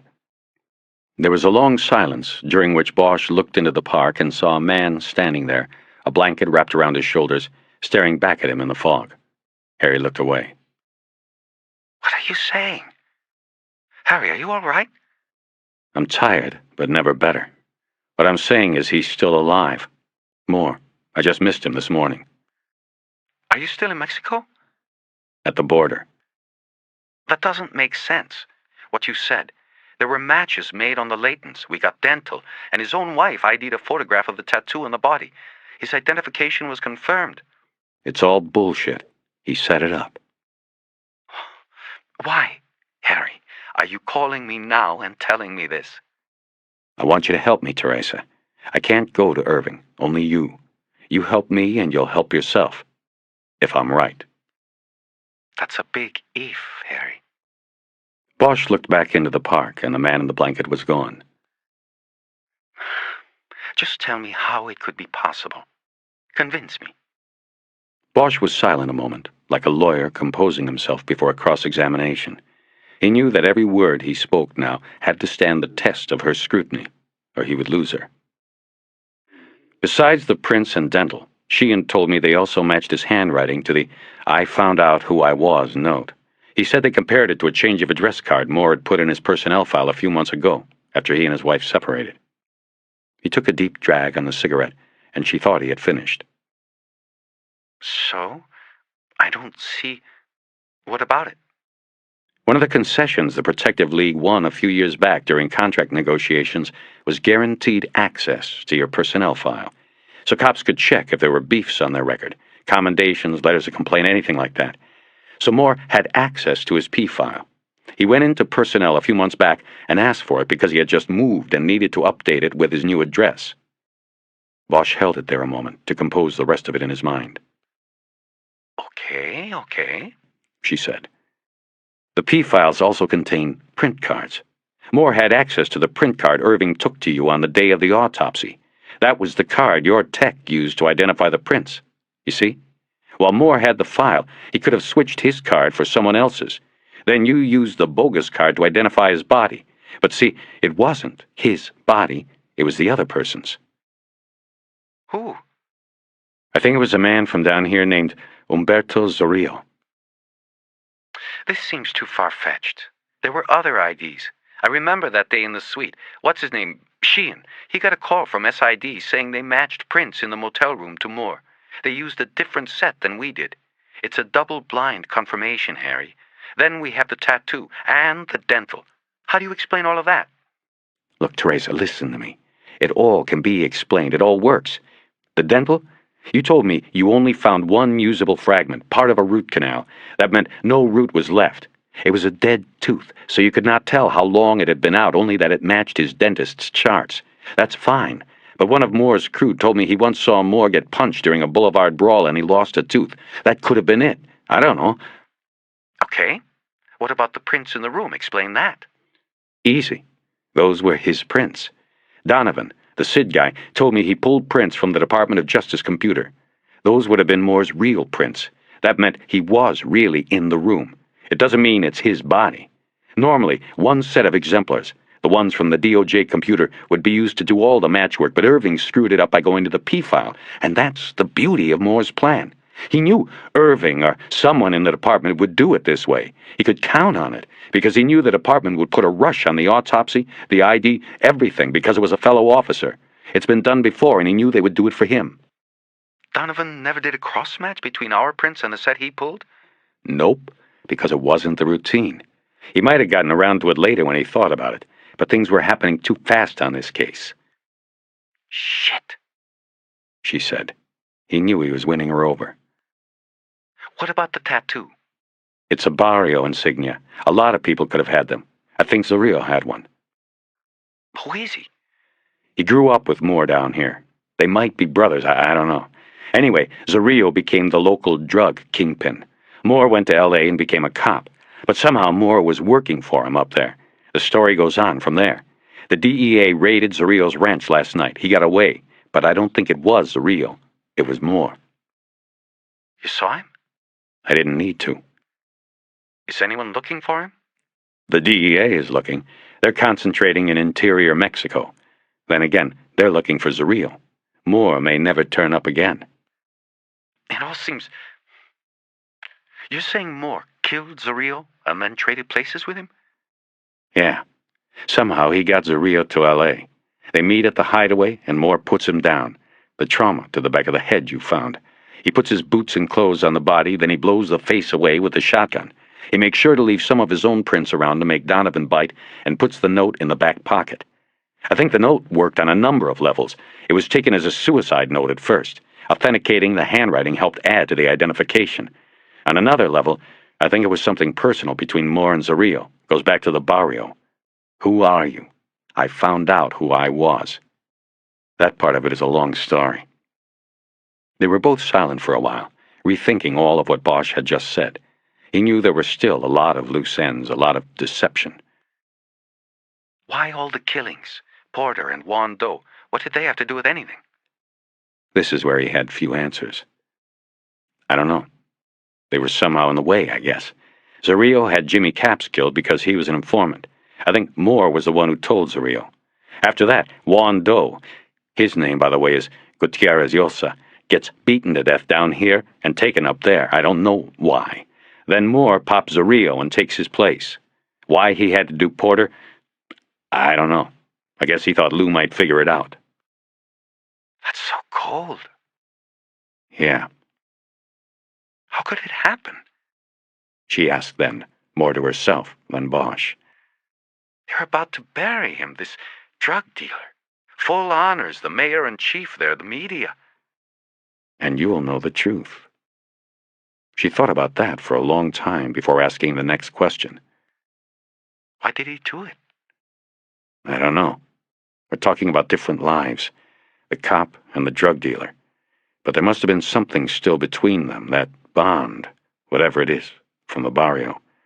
And somehow, one day the cop crosses over, starts watching out for the dealer on the streets of L.A. Who knows what made him do it? Maybe money, maybe just something he had lost a long time ago when he was a kid. What do you mean? I don't know. I'm still thinking. If they were that close, why did he kill him? I guess we'll have to ask him, if we ever find him. Maybe, like you said, it was just to take Zarillo's place. All that money. Or maybe it was guilt. He got in too far and he needed a way to end it. Moore was, or is, hung up on the past. His wife said that. Maybe he was trying to recapture something, go back. I don't know yet. There was silence on the line again. Bosch took a last drag on his cigarette. The plan seems almost perfect, he said. He leaves a body behind in circumstances he knew would make the department not want to come looking. But you did, Harry. Yeah. And here I am, he thought. He knew what he had to do now. He had to finish it. He could see the ghostly figures of several people in the park now. They were waking to another day of desperation. Why did you call me, Harry? What do you want me to do? I called because I have to trust someone. I could only think of you, Teresa. Then what do you want me to do? You have access to the DOJ prints in your office, right? That's how we make most of our IDs. That's how we will make all of them after this. I have Irving by the balls now. Do you still have the print card he brought over for the autopsy? I don't know. But I'm sure the techs made a copy of it to keep with the body. You want me to do the cross-check? Yeah, do a cross and you'll see they don't match. Oh, you're so sure. Yeah, I'm sure. But you might as well confirm it. Then what? Then, I guess I'll see you at the funeral. I've got one more stop to make and then I'm heading up. What stop? I want to check out a castle. It's part of the long story. I'll tell you later. You don't want to try to stop the funeral? Harry thought a few moments before answering. He thought of Sylvia Moore and the mystery she still held for him. Then he thought about the idea of a drug lord getting a cop's farewell. No, I don't want to stop it. Do you? No way. He knew her reasons were far different from his, but he didn't care about that. Teresa was well on her way to winning her assignment as permanent chief medical examiner. If Irving got in her way now, he'd end up looking like one of the customers in the autopsy suite. In that case, more power to her, he thought. I'll see you in a little bit, he said. Be careful, Harry. Bosch hung up and lit another cigarette. The morning sun was up now and beginning to burn the ground fog off the park. People were moving around over there. He thought he heard a woman laughing, but at the moment he felt very much alone in the world. 32. Bosch pulled his car up to the front gate at the end of Coyote Trail and saw that the circular driveway in front of Castillo de los Ojos was still empty. But the thick chain that had secured the two halves of the iron gate the day before hung loose, and the lock was open. Moore was here. Harry left his car there, blocking the exit, and slipped through the gate on foot. He ran across the brown lawn in a crouched, uneasy trot, mindful that the windows of the tower looked down at him like the dark, accusing eyes of a giant. He pressed himself against the stucco surface of the wall, next to the front door. He was breathing heavily and sweating, though the morning air was still quite cool. The knob was locked.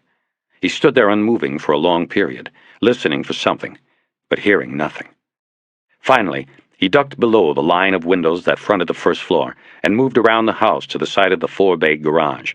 There was another door here, and it, too, was locked. Bosch recognized the rear of the house from the photographs that had been in Moore's bag. He saw the sliding doors running along the pool deck. One door was open, and the wind buffeted the white curtain. It flapped like a hand, beckoning him to come in. The open door led to a large living room. It was full of ghosts, furniture covered by musty white sheets. Nothing else. He moved to his left, silently passing through the kitchen and opening a door to the garage. There was one car which was covered by more sheets and a pale green panel van. It said Mexitech on the side. Bosch touched the van's hood and found it still warm. Through the windshield he saw a sawed-off shotgun lying across the passenger seat. He opened the unlocked door and took the weapon out. As quietly as he could, he cracked it open and saw both barrels were loaded with double-aught shells. He closed the weapon, holstered his own, and carried it with him. He pulled the sheet off the front end of the other car and recognized it as the Thunderbird he had seen in the father and son photo in Moore's bag. Looking at the car, Bosch wondered how far back you have to go to trace the reason for a person's choices in life. He didn't know the answer about Moore. He didn't know the answer about himself. He went back to the living room and stopped and listened. There was nothing. The house seemed still, empty, and it smelled dusty, like time spent slowly and painfully in wait for something or someone not coming. All the rooms were full of ghosts. He was considering the shape of a shrouded fan chair when he heard the noise, from above, like the sound of a shoe dropping on a wood floor. He moved toward the front, and in the entry area he saw the wide stone staircase. Bosch moved up the steps. The noise from above was not repeated. On the second floor, he went down a carpeted hallway, looking through the doors to 4 bedrooms and 2 bathrooms, but finding each room empty.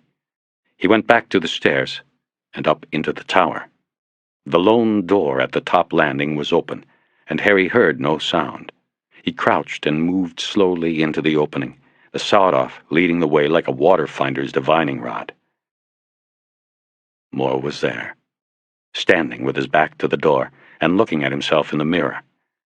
The mirror was on the back of a closet door, which was open slightly, angling the glass so that it did not catch Harry's reflection. He watched Moore unseen for a few moments, then looked around. There was a bed in the center of the room with an open suitcase on it. Next to it was a gym bag that was zipped closed and already appeared to be packed. Moore still had not moved. He was intently staring at the reflection of his face. He had a full beard now, and his eyes were brown. He wore faded blue jeans, new snakeskin boots, a black t-shirt, and a black leather jacket with matching gloves. He was Melrose Avenue cool. From a distance he could easily pass for the Pope of Mexicali. Bosch saw the wood grips and chrome handle of an automatic tucked into Moore's belt. "You going to say something, Harry? Or just stare?" Without moving his hands or head, Moore shifted his weight to the left, and then he and Bosch were staring at each other in the mirror. "Picked up a new pair of boots before you put Zorrillo down, didn't you?" Now Moore turned completely to face him, but he didn't say anything. "Keep your hands out front like that," Bosch said. "Whatever you say, Harry. You know, I kind of thought that if somebody came, you'd be the one." "You wanted somebody to come, didn't you?" "Some days I did. Some days I didn't." Bosch moved into the room and then took a step sideways, so he was directly facing Moore. "New contacts, beard. You look like the Pope, from a distance. But how'd you convince his lieutenants, his Guardia? They were just going to stand back and let you move in and take his place?" "Money convinced them. They'd probably let you move in there if you had the bread, Harry. See, anything is negotiable when you have your hands on the purse strings. And I did. Moore nodded slightly toward the duffel bag on the bed. How about you? I have money. Not much. About 110 grand there. I figured you'd be running away with a fortune. Oh, I am. What's in the bag is just what I have on hand. You caught me a little short, but I can get you more. It's in the banks. Guess you've been practicing Zario's signature as well as his looks. Moore didn't answer. Who was he? Who? You know who. Half-brother? Different fathers? This place. This is what it was all about, wasn't it? It's the castle you lived in before you were sent away. Something like that. Decided to buy it after he was gone. But it's falling apart on me. It's so hard to take care of something you love these days. Everything is a chore. Bosch tried to study him. He looked tired of it all. What happened back at the ranch? Bosch asked. You mean the 3 bodies? Yes, well, I guess you could say justice happened. Grania was a leech who had been sucking Zaria for years. Arpis detached him, you could say. Then who detached Arpis and Dance?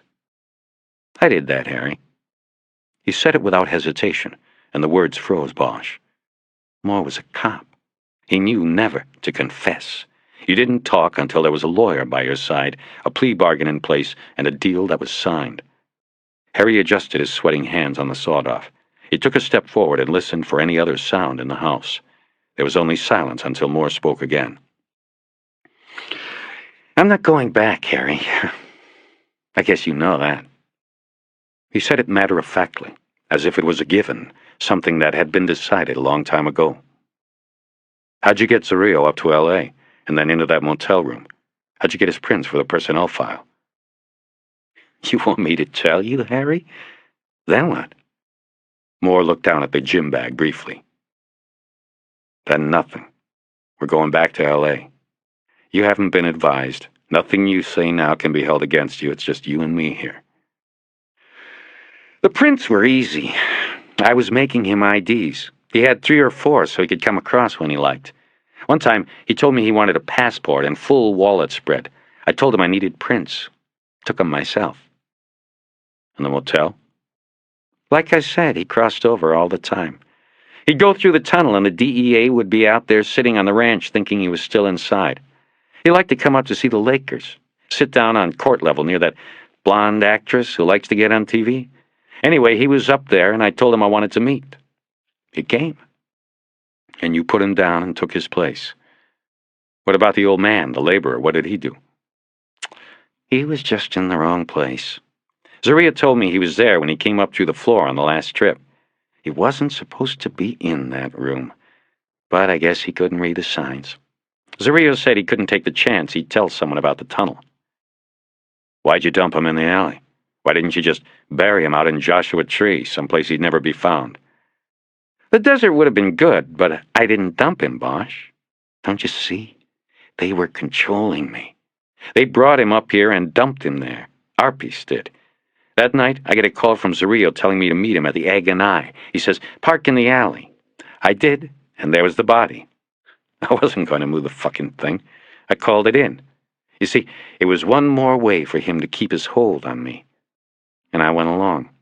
Porter caught the case, and I made a deal with him to take it slow. Bosch didn't say anything. He was trying to envision the sequence Moore had just described. This is getting boring, man. You gonna try to cuff me, take me in, be the hero? Why couldn't you let it go? Bosch asked. What? This place? Your father, the whole thing? You should have let the past go. I was robbed of my life, man. He kicked us right out. My mother. How do you let go of a past like that? Fuck you, Bosch. You don't know. Bosch said nothing, but he knew he was allowing this to go on too long. Moore was taking control of the situation. When I heard he was dead, it did something. Moore said. I don't know. I decided I wanted this place, and I went to see my brother. That was my mistake. Things started small, but they never stopped. Soon I was running the show for him up there. I had to get out from under it. There was only one way. It was the wrong way. Don't bother, Bosch. I know the song. Bosch was sure Moore had told the story the way he believed it, but it was clear to Bosch he had fully embraced the devil. He had found out who he was. Why me? Bosch asked. Why you what? Why did you leave the file for me? If you hadn't done that, I wouldn't be here. You'd be in the clear. Bosch, you were my backup. You don't see? I needed something in case the suicide play didn't work. I figured you'd get that file and take it from there. I knew with just a little misdirection you would sound the alarm. Murder. Thing is, I never thought you'd get this far. I thought Irving and the rest of them would crush you because they wouldn't want to know what it was all about. They just want the whole thing to die with me. And Porter. Yeah, well, Porter was weak. He's probably better off now anyway. And me? Would I be better off if our piece had hit me with a bullet in the hotel room? Bosh, you were getting too close. Had to take the shot. Harry had nothing more to say or ask. Moore seemed to sense that they were at a final point. He tried one more time. Bosh, in that bag I have account numbers. They're yours. Not interested, Moore. We're going back. Moore laughed at that notion. Do you really think anybody up there gives a rat's ass about all of this? Bosch said nothing. In the department, Moore said. No fucking way they care. They don't want to know about something like this. Bad for business, man. But see, you're not in the department, Bosch. You're in it, but not of it. See what I'm saying? There's the problem. You take me back, man, and they're going to look at you as being just as bad as me, because you'll be pulling this wagon full of shit behind you. I think you're the only one who cares about it, Bosch. I really think you are. So just take the money and go. What about your wife? You think she cares? That stopped him, for a few moments at least. Sylvia, he said. I don't know. I lost her a long time ago. I don't know if she cares about this or not. I don't care anymore myself. Bosch watched him, looking for the truth. Water under the bridge, Moore said. So, take the money. I can get more to you later. I can't take the money. I think you know that. Yeah, I guess I know that. But I think you know I can't go back with you either. So where's that leave us? Bosch shifted his weight onto his left side, the butt of the shotgun against his hip. There was a long moment of silence, during which he thought about himself and his own motives. Why hadn't he told Moore to take the gun out of his pants and drop it? In a smooth, quick motion, Moore reached across his body with his right hand and pulled the gun out of his waistband. He was bringing the barrel around toward Bosch when Harry's finger closed over the shotgun's triggers. The double-barrel blast was deafening in the room. Moore took the brunt of it in the face. Through the smoke, Bosch saw his body jerk backward into the air. His hands flew up toward the ceiling and he landed on the bed. His handgun fired, but it was a stray shot, shattering one of the panes of the arched windows. The gun dropped onto the floor. Pieces of blackened wadding from the shells floated down and landed in the blood of the faceless man. There was a heavy smell of burned gunpowder on the air, and Bosch felt a slight mist on his face that he also knew by smell was blood. He stood still for more than a minute. Then he looked over and saw himself in the mirror. He quickly looked away. He walked over to the bed and unzipped the duffel bag. There were stacks and stacks of money inside it, most of it in $100 bills. There was also a wallet and passport. He opened them and found they identified Moore as Henry Mays, age 40, of Pasadena. There were 2 loose photos held in the passport. The first was a Polaroid that he guessed had come from the white bag. It was a photo of Moore and his wife in their early 20s. They were sitting on a couch, maybe at a party. Sylvia was not looking at the camera. She was looking at him. And Bosch knew why he had chosen this photo to take. The loving look on her face was beautiful. The second photo was an old black and white with discoloration around the edges, indicating it had come from a frame. It showed Cal Moore and Umberto Zorillo as boys. They were playfully wrestling, both shirtless and laughing. Their skin was bronze, blemished only by the tattoos. Each boy had the Saints and Sinners tattoo on his arm. He dropped the wallet and passport back into the duffel bag, but put the 2 photos in his coat pocket. He walked over to the window with the broken pane and looked out onto Coyote Trail and the lowlands leading to the border. No police cars were coming, no border patrol. No one had even called for an ambulance. The thick walls of the castle had held the sound of the man dying inside. The sun was high in the sky, and he could feel its warmth through the triangular opening in the broken glass. 33. Bosch did not begin to feel whole again until he reached the smogged outskirts of L.A. He was back in the nastiness again, but he knew that it was here that he would heal. He skirted downtown on the freeway and headed up through Cahuenga Pass. Midday traffic was light. Looking up at the hills, he saw the charred path of the Christmas night fire. But he even took some comfort in that. He knew that the heat of the fire would have cracked open the seeds of the wildflowers, and by spring the hillside would be a riot of colors. The chaparral would follow, and soon there would be no scar on the land at all. It was after 1. He was going to be too late for Moore's funeral mass at the San Fernando Mission, so he drove through the valley to the cemetery. The burial of Calexico Moore, killed in the line of duty, was to be at Eternal Valley in Chatsworth, the police chief, the mayor, and the media presiding. Bosch smiled as he drove. We gather here to honor and bury a drug dealer. He got there before the motorcade, but the media were already set up on a bluff near the entrance road. Men in black suits, white shirts, and black ties, with funeral bands around their left arms, were in the cemetery drive and signaled him to a parking area. He sat in the car, using the rearview mirror to put on a tie. He was unshaven and looked crumpled, but didn't care. The plot was near a stand of oak trees.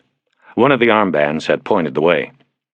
Harry walked across the lawn, stepping around plots, the wind blowing his hair in all directions. He took a position a good distance away from the green funeral canopy and accompanying bank of flowers, and leaned against one of the trees. He smoked a cigarette while he watched cars start to arrive. A few had beaten the procession. But then he heard the approaching sound of the helicopters, the police air unit that flew above the hearse, and the media choppers that started circling the cemetery like flies. Then the first motorcycles cut through the cemetery gate, and Bosch watched as the TV cameras on the bluff followed the long line in. There must have been 200 cycles, Bosch guessed. The best day to run a red light, break the speed limit, or make an illegal U-turn in the city was on a cop's funeral day. Nobody was left minding the store. The hearse and attendant limousine followed the cycles. Then came the rest of the cars, and pretty soon people were parking all over the place and walking across the cemetery from all directions toward the plot. Bosch watched one of the armbands help Sylvia Moore out of the limo. She had been riding alone. Though he was maybe 50 yards away, Harry could tell she looked lovely. She wore a simple black dress, and the wind gusted hard against it, pressing the material against her and showing her figure. She had to hold a black barrette in place in her hair. She wore black gloves and black sunglasses, red lipstick. He couldn't take his eyes off her. The armband led her to a row of folding chairs beneath the canopy and alongside the hole that had been expertly dug into the earth. Along the way, her head turned slightly, and Bosch believed she was looking at him, but was not sure because the glasses hid her eyes and her face showed no sign. After she was seated, the pallbearers, composed of Rickard, the rest of Moore's narcotics unit, and a few others Bosch didn't know, brought the grayish-silver steel casket. So you made it back, a voice said from behind. Bosch turned to see Teresa Corazon walking up behind him. Yeah, just got in. You could use a shave. And a few other things. How's it going, Teresa? Never better. Good to hear. What happened this morning after we talked? About what you expected.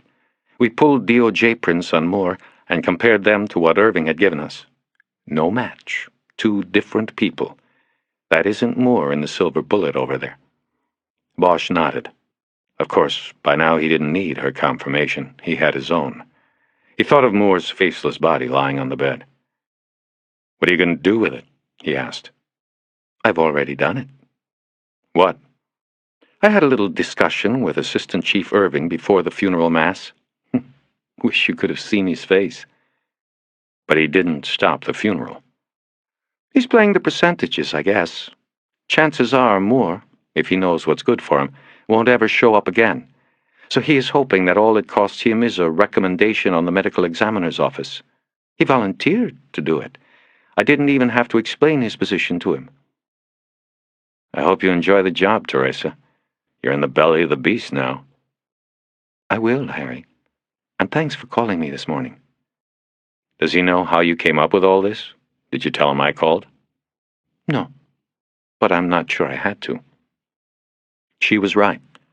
Irving would know Bosch was in the middle of this somehow. He looked past Teresa to look at Sylvia again. She was sitting quietly, the chairs on either side of her empty. No one was going to come near her. I'm going over to the group, Teresa said. I told Dick Ebbard I would meet him here. He wants to set up a date to call for the commission's full vote. Bosch nodded.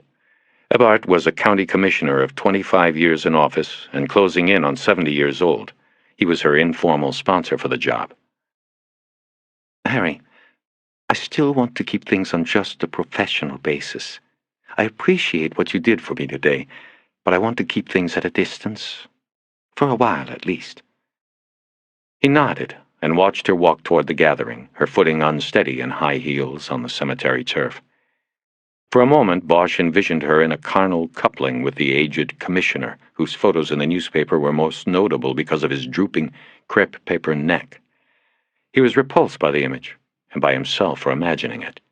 He blanked it out of his mind and watched Teresa mingling in the crowd, shaking hands, and becoming the politician she would now have to be. He felt a sense of sadness for her. The service was a few minutes away, and people were still arriving. In the crowd, he picked up the gleaming head of Assistant Chief Irvin Irving. He was in full uniform, carrying his hat under his arm. He was standing with the chief of police and one of the mayor's frontmen. The mayor was apparently late, as usual. Irving then saw Bosch, broke away, and started walking toward him. He seemed to be taking in the vista of the mountains as he walked. He didn't look at Bosch until he was next to him under the oak tree. Detective? Chief? When did you get in? Just now. Could use a shave. Yeah, I know. So, what do we do? What do we do? The way he said it was almost wistful, and Bosch didn't know whether Irving wanted an answer from him or not. You know, Detective, yesterday when you did not come to my office as ordered, I opened a 1.81 on you. I figured you would, Chief. Am I suspended? No action taken at the moment. I'm a fair man. I wanted to speak with you first. You, spoke with the acting chief medical examiner this morning? Bosch wasn't going to lie to him. He thought this time he held all the high cards. Yes, I wanted her to compare some fingerprints. What happened down there in Mexico to make you want to do that? Nothing I care to talk about, Chief. I'm sure it will all be on the news. I'm not talking about that ill-fated raid undertaken by the DEA. I am talking about more. Bosch, I need to know if I need to walk over there and stop this funeral. Bosch watched a blue vein pop high on Irving's shaven skull. It pulsed and then died. I can't help you there, Chief. It's not my call. We've got company. Irving turned around to look back toward the gathering. Lieutenant Harvey Pounds, also in dress uniform, was walking toward them, probably wanting to find out how many cases he could close from Bosch's investigation. But Irving held up a hand like a traffic cop, and Pounds abruptly stopped, turned, and walked away. The point I'm trying to make with you, Detective Bosch, is that it appears we are about to bury and eulogize a Mexican drug lord while a corrupt police officer is running around loose. Do you have any idea what Damn it. I cannot believe I just spoke those words out loud. I cannot believe I spoke those words to you. Don't trust me much, do you, Chief? In matters like these, I do not trust anyone. Well, don't worry about it. I am not worried about who I can and cannot trust. I mean about burying a drug lord while a corrupt cop is running around loose. Don't worry about it. Irving studied him, his eyes narrowing as if he might be able to peer through Bosch's own eyes into his thoughts. Are you kidding me? Don't worry about it. This is a potential embarrassment to this city and this department of unimaginable proportions. This could... Look, man, I am telling you to forget about it. Understand? I am trying to help you out here.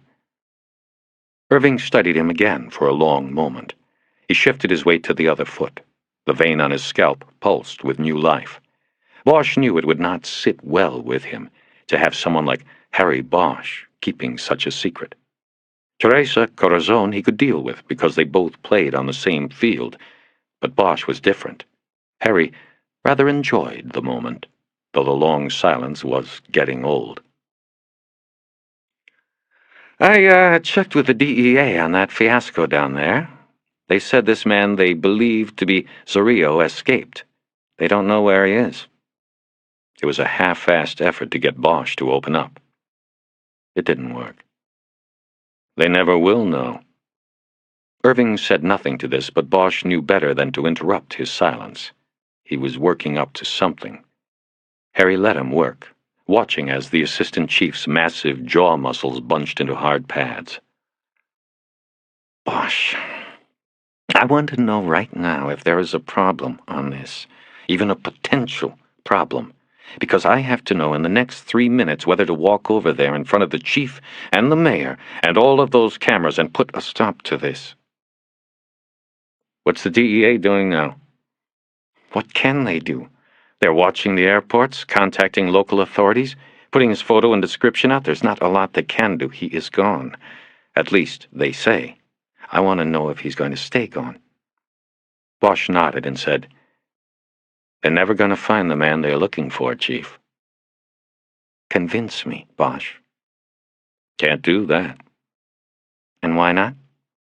Trust goes two ways. So does lack of trust. Irving seemed to consider this, and Bosch thought he saw an almost imperceptible nod. Bosch said, The man they are looking for, who they believe to be Zorrillo, is in the wind, and he isn't coming back. That's all you need to know. Bosch thought of the body on the bed at Castillo de los Ojos. The face was already gone. Another 2 weeks and the flesh would go. No fingerprints, no identification, other than the bogus credentials in the wallet. The tattoo would stay intact for a while, but there were plenty who had that tattoo, including the fugitive Zorrillo. He had left the money there, too. An added precaution. Enough there maybe to convince the first finder not to bother calling the authorities.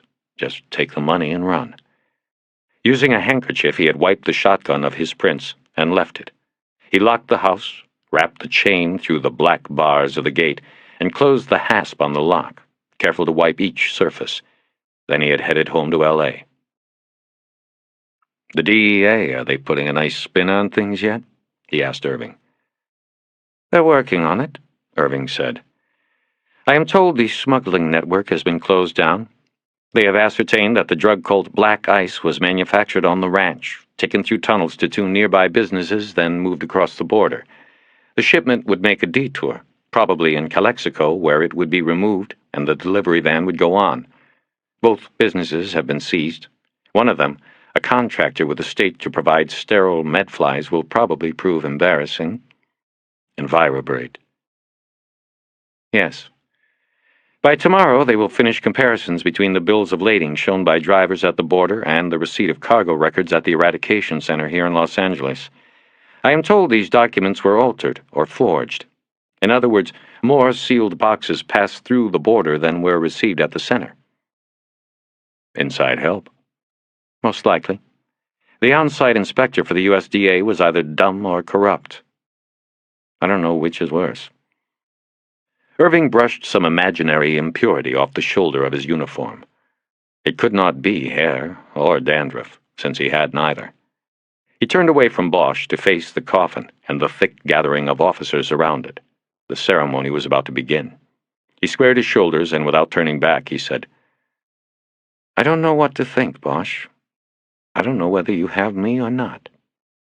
Bosch didn't answer. That would be one Irving would have to worry about. "Just remember," Irving said, "you have just as much to lose as the department. More. The department can always come back, always recover.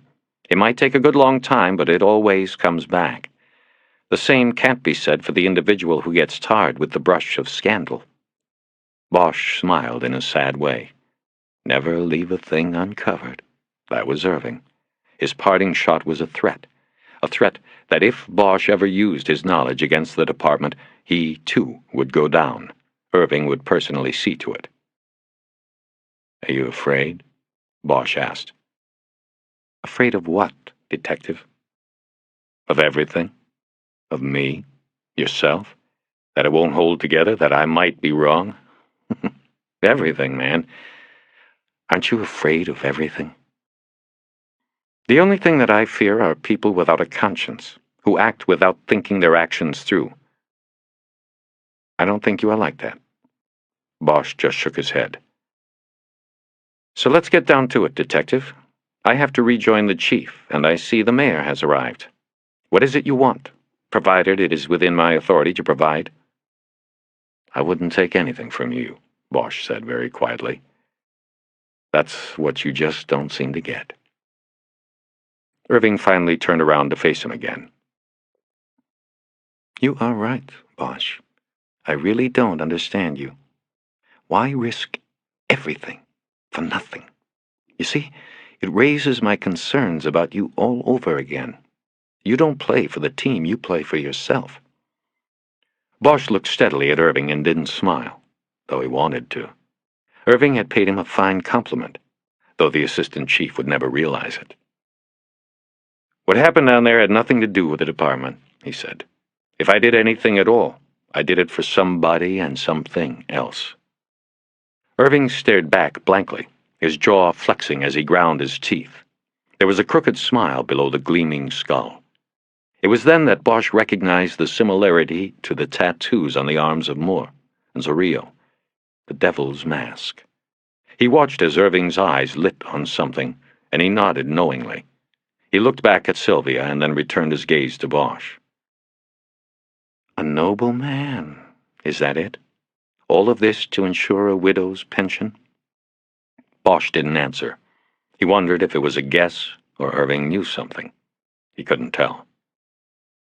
"How do you know she wasn't part of it?" Irving said. "I know. But how can you be sure? How can you take the chance?" "The same way you're sure. The letter." "What about it?" Bosch had done nothing but think about Moore on his way back. He had had 4 hours of driving on the open road to put it together. He thought he had it. "Moore wrote the letter himself," he began. "He informed on himself, you could say. He had this plan. The letter was the start. He wrote it." He stopped to light a cigarette. Irving didn't say a word. He just waited for the story. "For reasons that I guess go back to when he was a boy, Moore fucked up. He crossed, and after he was already on the other side, he realized there is no crossing back. But he couldn't go on. He had to get out, somehow. His plan was to start the IAD investigation with that letter. He put just enough in the letter so Chastain would be convinced there was something to it, but not enough that Chastain would be able to find anything. The letter would just serve to cloud his name, put him under suspicion. He'd been in the department long enough to know how it would go. He'd seen the way IAD and people like Chastain operate. The letter set the stage, made the water murky enough so that when he turned up dead at the motel, the department, meaning you, wouldn't want to look too closely at it. You're an open book, Chief. He knew you'd move quickly and efficiently to protect the department first, find out what really happened second. So he sent the letter. He used you, Chief. He used me, too. Irving turned toward the gravesite. The ceremony was about to begin. He turned back to Bosch. Go ahead, Detective. Quickly, please. Layer after layer. Remember, you told me he had rented that room for a month? That was the first layer. If he hadn't been discovered for a month, decomp would have taken care of things. There would have been no skin left to print. That would leave only the latency left in the room, and he'd have been home free. But he was found a few weeks early, Irving helpfully interjected. Yeah, that brings us to the second layer. You. Moore had been a cop a long time. He knew what you would do. He knew you'd go to personnel and grab his package. That's a big gamble, Bosch. You ask me, it was a better than even bet. Christmas night, when I saw you there with the file, I knew what it was before you said. So I can see Moore taking the gamble and switching the print cards. Like I said, he was gambling it would never come to that anyway. You were the second layer. And you? You were the third? Yeah, the way I figure it. He used me as sort of a last backup. In case the suicide didn't wash, he wanted somebody who'd look at it and see a reason for Moore to have been murdered. That was me. I did that. He left the file for me, and I went for it. Thought he'd been killed over it. It was all a deflection. He just didn't want anybody looking too closely at who was actually on the tile floor in the motel. He just wanted some time. But you went too far, Bosch. He never planned on that. I guess not. Bosch thought about his meeting with Moore in the tower. He still hadn't decided whether Moore had been expecting him, even waiting for him, waiting for Harry to come kill him. He didn't think he'd ever know. That was Calexico Moore's last mystery. Time for what? Irving asked. What? You said he just wanted some time? I think he wanted time to go down there, take Zarrillo's place, and then take the money and run. I don't think he wanted to be the Pope forever. He just wanted to live in a castle again. What? It's nothing. They were silent a moment before Bosch finished up. Most of this I know you already have, Chief. I do? Yeah, you do. I think you figured it out after Chastain told you that Moore sent the letter himself. And how did Detective Chastain know that? He wasn't going to give Bosch anything. That was okay, though. Harry found that telling the story helped clarify it. It was like holding it up to inspect for holes. After he got the letter, Chastain thought it was the wife who sent it. He went to her house and she denied it. He asked for her typewriter because he was going to make sure, and she slammed the door in his face. But she didn't do it before saying she didn't even have a typewriter. So then, after Moore turns up dead, Chastain starts thinking about things and takes the machine out of Moore's office at the station. My guess is he matched the keys to the letter. From that point, it wouldn't be difficult to figure out the letter came from either Moore or somebody in the bank squad. My guess is that Chastain interviewed them this week and concluded they hadn't done it. The letter was typed by Moore. Irving didn't confirm any of it, but didn't have to. Bosch knew. It all fit. Moore had a good plan, Chief. He played us like cheater solitaire. He knew every card in the deck before it was turned over. Except for one, Irving said. You. He didn't think you'd come looking. Bosch didn't reply. He looked over at Sylvia again. She was innocent, and she would be safe. He noticed Irving turn his gaze on her, too. She's clear, Bosch said. You know it. I know it. If you make trouble for her, I'll make trouble for you. It wasn't a threat. It was an offer. A deal. Irving considered it a moment and nodded his head once. A blunt agreement. Did you speak to him down there, Bosch? Harry knew he meant Moore and knew he couldn't answer. What did you do down there?" After a few moments of silence, Irving turned and walked as upright as a Nazi back to the rows of chairs holding the VIPs and top brass of the department. He took a seat his adjutant had been saving in the row behind Sylvia Moore. He never looked back at Bosch once. 34. Through the entire service, Bosch had watched her from his position next to the oak tree. Sylvia Moore rarely raised her head, even to watch the line of cadets fire blanks into the sky, or when the air squad flew over, the helicopters arranged in the missing man formation. One time he thought she glanced over at him, or at least in his direction, but he couldn't be sure. He thought of her as being stoic, and he thought of her as being beautiful. When it was over and the casket was in the hole and the people were moving away, she stayed seated, and Bosch saw her wave away an offer from Irving to be escorted back to the limousine. The assistant chief sauntered off, smoothing his collar against his neck. Finally, when the area around the burial site was clear, she stood up, glanced once down into the hole, and then started walking toward Bosch. Her steps were punctuated by the slamming of car doors all across the cemetery. She took the sunglasses off as she came. "You took my advice," she said.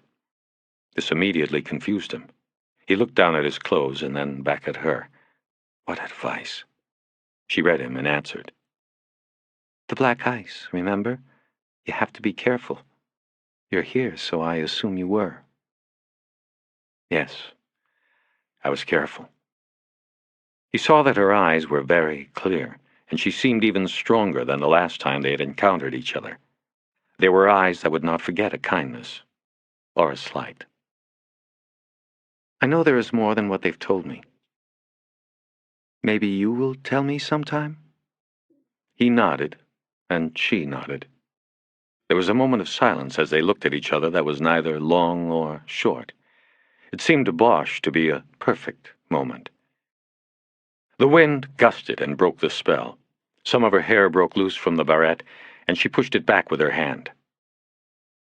"I would like that," she said. "Whenever you want," he said. "Maybe you'll tell me a few things, too." "Such as?" "That picture that was missing from the picture frame. You knew what it was, but you didn't tell me." She smiled as if to say he had focused his attention on something unnecessary and trivial. "It was just a picture of him and his friend from the barrio. There were other pictures in the bag." "It was important, but you didn't say anything." She looked down at the grass. "I just didn't want to talk or think about it anymore." "But you did, didn't you?" "Of course. That's what happens. The things you don't want to know or remember or think about come back to haunt you." They were quiet for a moment. "You know, don't you?" he finally said. That wasn't my husband buried there? I had an idea, yes. I knew there was more than what people were telling me. Not you, especially. The others." He nodded, and the silence grew long, but not uncomfortable. She turned slightly and looked over at the driver standing next to the limo, waiting. There was nobody left in the cemetery. "There is something I hope you will tell me," she said. "Either now or sometime. If you can, I mean. You see, is there a chance he will be back?" Bosch looked at her and slowly shook his head. He studied her eyes for reaction, sadness or fear, even complicity. There was none. She looked down at her gloved hands, which grasped each other in front of her dress. "My driver," she said, not finishing the thought. She tried a polite smile, and for the 100th time he asked himself what had been wrong with Calexico Moore. She took a step forward and touched her hand to his cheek. It felt warm, even through the silk glove, and he could smell perfume on her wrist, something very light. Not really a smell, a scent. "I guess I should go," she said. He nodded, and she backed away. "Thank you," she said. He nodded. He didn't know what he was being thanked for, but all he could do was nod. Will you call? Maybe we could... I don't know. I will call. Now she nodded and turned to walk back to the black limousine. He hesitated and then spoke up. You like jazz? The saxophone? She stopped and turned back to him. There was sharpness in her eyes, that need for touch. It was so clear he could feel it cut him. He thought maybe it was his own reflection. Especially the solos, she said. The ones that are lonely and sad. Oh, I love those. Is tomorrow night too soon? It's New Year's Eve. I know. I was thinking, I guess it might not be the right time. The other night, that was, I don't know. She walked back to him and put her hand on his neck and pulled his face down to hers. He went willingly. They kissed for a long time, and Bosch kept his eyes closed. When she let him go, he didn't look to see if anyone was watching. He didn't care. What is a right time? She asked. He had no answer. I'll be waiting for you. He smiled, and she smiled. She turned for the last time and walked to the car, her high heels clicking on the asphalt once she left the carpet of grass. Bosch leaned back against the tree and watched the driver open the door for her. Then he lit a cigarette and watched as the sleek, black machine carried her out through the gate and left him alone with the dead. This book is over, but the story continues. Keep listening after the credits to hear the beginning of The Concrete Blonde, Book 3 in the Harry Bosch series. Free. We hope you have enjoyed our presentation of The Black Ice by Michael Connelly. Copyright 1993 by Michael Connelly and performance copyright 1998 by Brilliance Corporation. All rights reserved. For further information concerning this program or other book cassette titles, please call the following toll-free number, 1-800-222-3225. No part of this recording may be played for an audience or reproduced in any form without written permission. Address all inquiries to Brilliance Corporation, Post Office Box 887, Grand Haven, Michigan, 49417. And now, a free preview of The Concrete Blonde, Book 3 in the Harry Bosch series. The house in Silver Lake was dark, its windows as empty as a dead man's eyes. It was an old California craftsman with a full front porch and 2 dormer windows set on the long slope of the roof. But no light shone behind the glass, not even from above the doorway. Instead, the house cast a foreboding darkness about it that not even the glow from the streetlight could penetrate. A man could be standing there on the porch, and Bosch knew he probably wouldn't be able to see him. "You sure this is it?" he asked her. "Not the house," she said. "Behind it. The garage. Pull up so you can see down the drive." Bosch tapped the gas pedal, and the Caprice moved forward and crossed the entrance to the driveway. "There," she said. Bosch stopped the car. There was a garage behind the house with an apartment above it. Wooden staircase up the side, light over the door. 2 windows, lights on inside. "Okay," Bosch said. They stared at the garage for several moments. Bosch didn't know what he expected to see. Maybe nothing. The whore's perfume was filling the car, and he rolled his window down. He didn't know whether to trust her claim or not. The one thing he knew he couldn't do was call for backup. He hadn't brought a rover with him, and the car was not equipped with a phone. "What are you going to—" "There he goes!" she said urgently. Bosch had seen it. The shadow of a figure crossed behind the smaller window. The bathroom, he guessed. "He's in the bathroom," she said. "That's where I saw all the stuff." Bosch looked away from the window and at her. "What stuff?" I checked the cabinet, when I was in there. Just looking to see what he had. A girl has to be careful. And I saw all the stuff. Makeup shit, mascara, lipsticks, compacts and stuff. That's how I figured it was him. He used all that stuff to paint them when he was done, killing them. Why didn't you tell me that on the phone?" "You didn't ask." He saw the figure pass behind the curtains of the other window. Bosch's mind was racing now, his heart jacking up into its overdrive mode. How long ago was this that you ran out of there? Shit, I don't know. I had to walk down to Franklin just to find a fucking ride over to the boulevard. I was with the ride about 10 minutes, so I don't know. Guess. It's important. I don't know. It's been more than an hour. Shit, Bosch thought. She stopped to turn a trick before she called the task force number. Showed a lot of genuine concern there. Now there could be a replacement up there, and I'm sitting out here watching. He gunned the car up the street and found a parking space in front of a hydrant. He turned off the engine, but left the keys in the ignition. After he jumped out, he stuck his head back in through the open window. Listen, I'm going up there. You stay here. If you hear shots, or if I'm not back here in 10 minutes, you start knocking on doors and get some cops out here. Tell them an officer needs assistance. There's a clock on the dash. 10 minutes. 10 minutes, baby. You go be the hero now. But I'm getting that reward. Bosch pulled his gun as he hurried down the driveway. The stairs up the side of the garage were old and warped.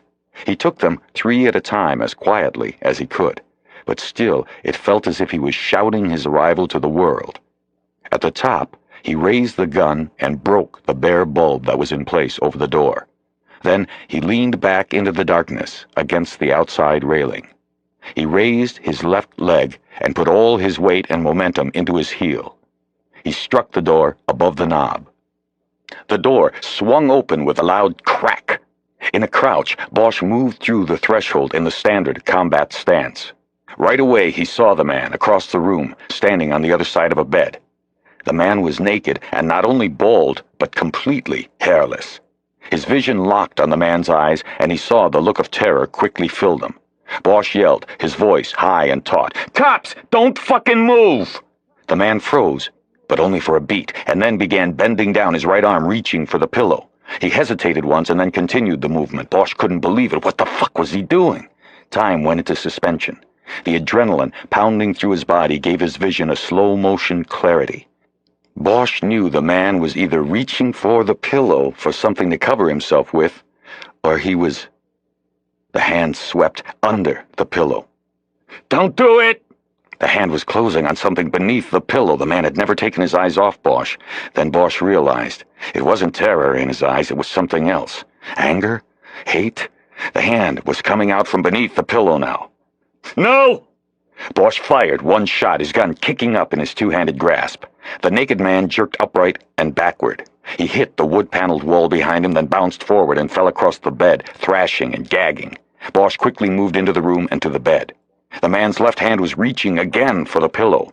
Bosch brought his left leg up and knelt on his back, pinning him to the bed. He pulled the cuffs off his belt and grabbed the groping left hand and cuffed it, then the right, behind the back. The naked man was gagging and moaning. I can't, he said, but his statement was lost in a bloody coughing fit. "You can't do what I told you," Bosch said. "I told you not to move." Just die, man, Bosch thought, but didn't say. It'll be easier for all of us. He moved around the bed to the pillow. He lifted it, stared at what was beneath it for a few moments, and then dropped it. He closed his eyes for a moment. "God damn it," he called at the back of the naked man's head. "What were you doing? I had a fucking gun, and you reach... I told you not to move." Bosch came around the bed so he could see the man's face. Blood was emptying from his mouth onto the dingy white sheet. Bosch knew his bullet had hit the lungs. The naked man was the dying man now. "You didn't have to die," Bosch said to him.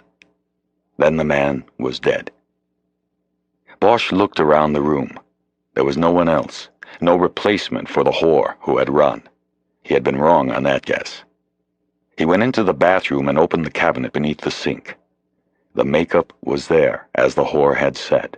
Bosch recognized some of the brand names. Max Factor, L'Oreal, CoverGirl, Revlon. It all seemed to fit. He looked back through the bathroom door at the corpse on the bed. There was still the smell of gunpowder in the air. He lit a cigarette, and it was so quiet in the place that he could hear the crisp tobacco burn as he dragged the soothing smoke into his lungs. There was no phone in the apartment. Bosch sat on a chair in the kitchenette and waited. Staring across the room at the body, he realized that his heart was still pounding rapidly and that he felt lightheaded. He also realized that he felt nothing, not sympathy or guilt or sorrow for the man on the bed. Nothing at all. Instead, he tried to concentrate on the sound of the siren that was now sounding in the distance and coming closer. After a while, he was able to discern that it was more than one siren. It was many. 1. There are no benches in the hallways of the U.S. District Courthouse in downtown Los Angeles. No place to sit. Anybody who slides down the wall to sit on the cold marble floor will get rousted by the first deputy marshal who walks by, and the marshals are always out in the halls, walking by. The lack of hospitality exists because the federal government does not want its courthouse to give even the appearance that justice may be slow or non-existent. It does not want people lining the halls on benches or on the floor, waiting with weary eyes for the courtroom doors to open and their cases or the cases of their jailed loved ones to be called. There is enough of that going on across Spring Street in the County Criminal Courts building. Every day the benches in the hallways of every floor there are clogged with those who wait. Mostly they are women and children, their husbands or fathers or lovers held in lockup. Mostly they are black or brown. Mostly the benches look like crowded life rafts, women and children first, with people pressed together and cast adrift, waiting, always waiting, to be found. Boat people, the courthouse smartasses call them. Harry Bosch thought about these differences as he smoked a cigarette and stood on the front steps of the federal courthouse. That was another thing. No smoking in the hallways inside. So he had to take the escalator down and come outside during the trial's breaks. Outside, there was a sand-filled ash can behind the concrete base of the statue of the blindfolded woman holding up the scales of justice. Bosch looked up at the statue. He could never remember her name. The Lady of Justice. Something Greek, he thought, but wasn't sure. He went back to the folded newspaper in his hands and reread the story. Lately, in the mornings, he would read only the sports section, concentrating his full attention on the pages in the back where box scores and statistics were carefully charted and updated each day. He somehow found the columns of numbers and percentages comforting. They were clear and concise, an absolute order in a disordered world. Having knowledge of who had hit the most home runs for the Dodgers made him feel that he was still connected in some way to the city and to his life. But today, he had left the sports section folded and tucked into his briefcase, which was under his chair in the courtroom. The Los Angeles Times' Metro section was in his hands now. He had carefully folded the section into quarters, the way he had seen drivers on the freeway do it so they could read while they drove, and the story on the trial was on the bottom corner of the section's front page. He once again read the story, and once again felt his face grow hot as he read about himself. Trial on Police Toupee Shooting to Begin, by Joel Bremer, Times staff writer. As an unusual civil rights trial gets underway today, a Los Angeles police detective stands accused of having used excessive force 4 years ago when he shot and killed a purported serial killer he believed was reaching for a gun. The alleged killer was actually reaching for his toupee. Los Angeles police detective Harry Bosch, 43, is being sued in U.S. District Court by the widow of Norman Church, an aerospace worker Bosch shot to death at the climax of the investigation into the so-called dollmaker killings. For nearly a year before the shooting, police had sought a serial killer so named by the media because he used makeup to paint the faces of his 11 victims. The highly publicized manhunt was marked by the killer's sending of poems and notes to Bosch and the Times. After Church was killed, police announced they had unequivocal evidence proving that the mechanical engineer was the killer. Bosch was suspended and later transferred from the Homicide Special Unit of the LAPD Robbery Homicide Division to the Hollywood Division Homicide Squad. In making the demotion, police stressed that Bosch was disciplined for procedural errors, such as his failure to call for a backup to the Silver Lake apartment where the fatal shooting took place. Police administrators maintained that the church killing was a good shooting, department terminology meaning not improper. Since Church's death precluded a trial, much of the evidence gathered by police has never been provided publicly under oath. That will likely change with the federal trial. A week-long jury selection process is expected to be completed today, with the opening statements of the attorneys to follow. Bosch had to refold the paper to continue reading the story on an inside page. He was momentarily distracted by seeing his own picture, which was on the inside page. It was an old photo and looked not unlike a mugshot. It was the same one that was on his department ID card. Bosch was more annoyed by the photo than the story. It was an invasion of his privacy to put his picture out like that. He tried to concentrate on the story. Bosch is being defended by the city attorney's office because he was acting in the line of duty when the shooting occurred. If any judgment is won by the plaintiffs, the city taxpayers, not Bosch, will pay. Church's wife, Deborah, is being represented by civil rights attorney Honey Chandler, who specializes in police abuse cases. In an interview last week, Chandler said she will seek to prove to the jury that Bosch acted in such a reckless manner that a fatal shooting of Church was inevitable. Detective Bosch was cowboying and a man ended up dead, Chandler said. I don't know if he was merely reckless or if there is something more sinister here, but we will find out in the trial. That was the line that Bosch had read and reread at least 6 times since getting the paper during the first break. Sinister. What did she mean by that? He had tried not to let it bother him, knowing that Chandler would not be above using a newspaper interview for a psych ops outing, but still, it felt like a warning shot. It let him know more was to come. Chandler said she also plans to question the police evidence that Church was the doll maker. She said Church, the father of 2 daughters, was not the serial killer police sought, and that they labeled him as such to cover up Bosch's misdeed. Detective Bosch killed an innocent man in cold blood, Chandler said. What we are doing with this civil rights suit is what the police department and the district attorney's office refused to do. Bring forward the truth and provide justice for Norman Church's family. Bosch and Assistant City Attorney Rodney Belk, who is defending him, declined comment for this story. Along with Bosch, those expected to testify in the 1 to 2 week case include Spare change, pal?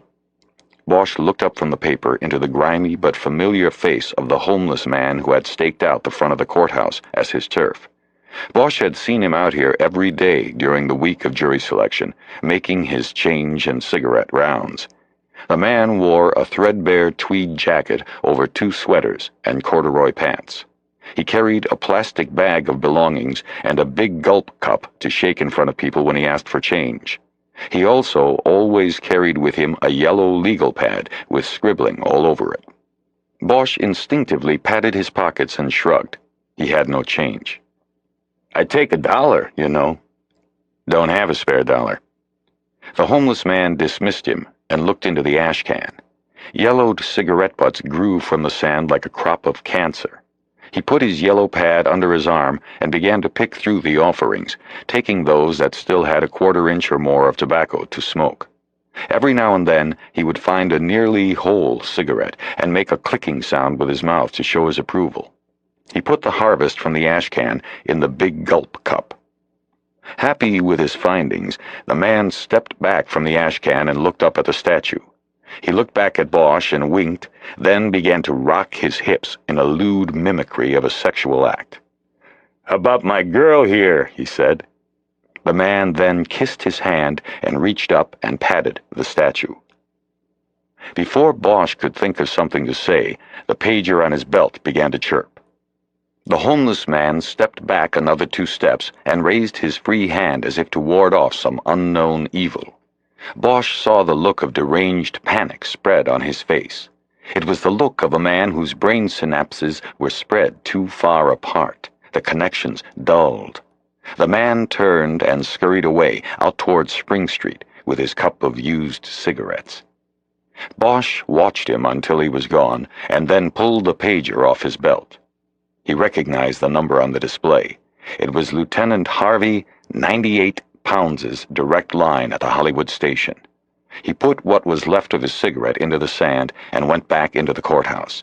There was a bank of payphones at the top of the escalator near the second-floor courtrooms. Harry, what's happening there? Pounds asked. The usual, just waiting around. We got a jury, so now the lawyers are in with the judge talking about openers. Belk said I didn't have to sit in on that, so I'm just hanging around. He looked at his watch. It was 10 to 12. They'll be breaking for lunch soon. Good. I need you. Bosch didn't reply. Pounds had promised he would be off the case rotation until the trial was over. A week more, maybe 2 at the most. It was a promise Pounds had no choice but to make. He knew that Bosch couldn't handle catching a homicide investigation while in federal court 4 days a week. What's going on? I thought I was off the list. You are, but we may have a problem. It concerns you. Bosch hesitated again. Dealing with Pounds was like that. Harry would trust a street snitch before he'd trust Pounds. There was always the spoken motive and the hidden motive. It seemed that this time the lieutenant was doing one of his routine dances, speaking in elliptical phrases, trying to get Bosch to bite on the hook. A problem? Bosch finally asked. A good, non-committal reply. Well, I take it you saw the paper today, the Times story about your case? Yeah, I was just reading it. Well, we got another note. A note? What are you talking about? I'm talking about somebody dropping a note at the front desk, addressed to you. And damn if it doesn't sound like those notes you got from the doll maker back when all of that was going on. Bosch could tell Pounds was enjoying this, the stretching it out.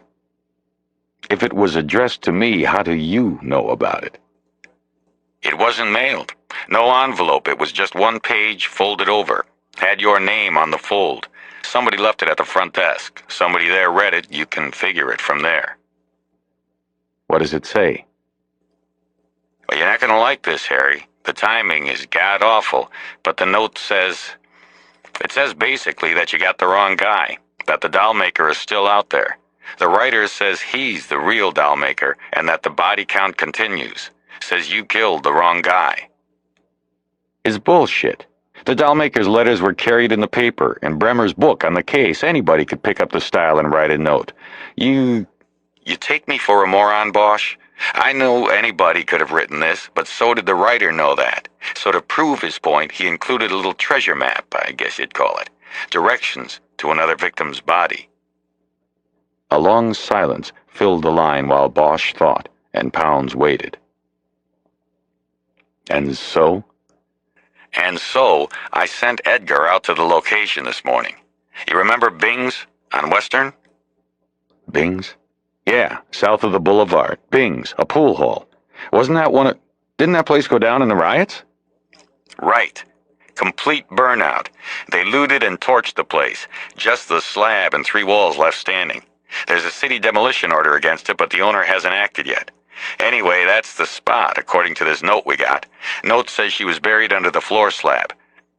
Edgar went out there with a city crew, jackhammers, the works. Pounds was dragging it out. What a petty asshole, Bosch thought. This time he would wait longer. And when the silence grew nervously long, Pounds finally spoke. He found a body. Just like the note said he would, beneath the concrete. He found a body. That... How old is it?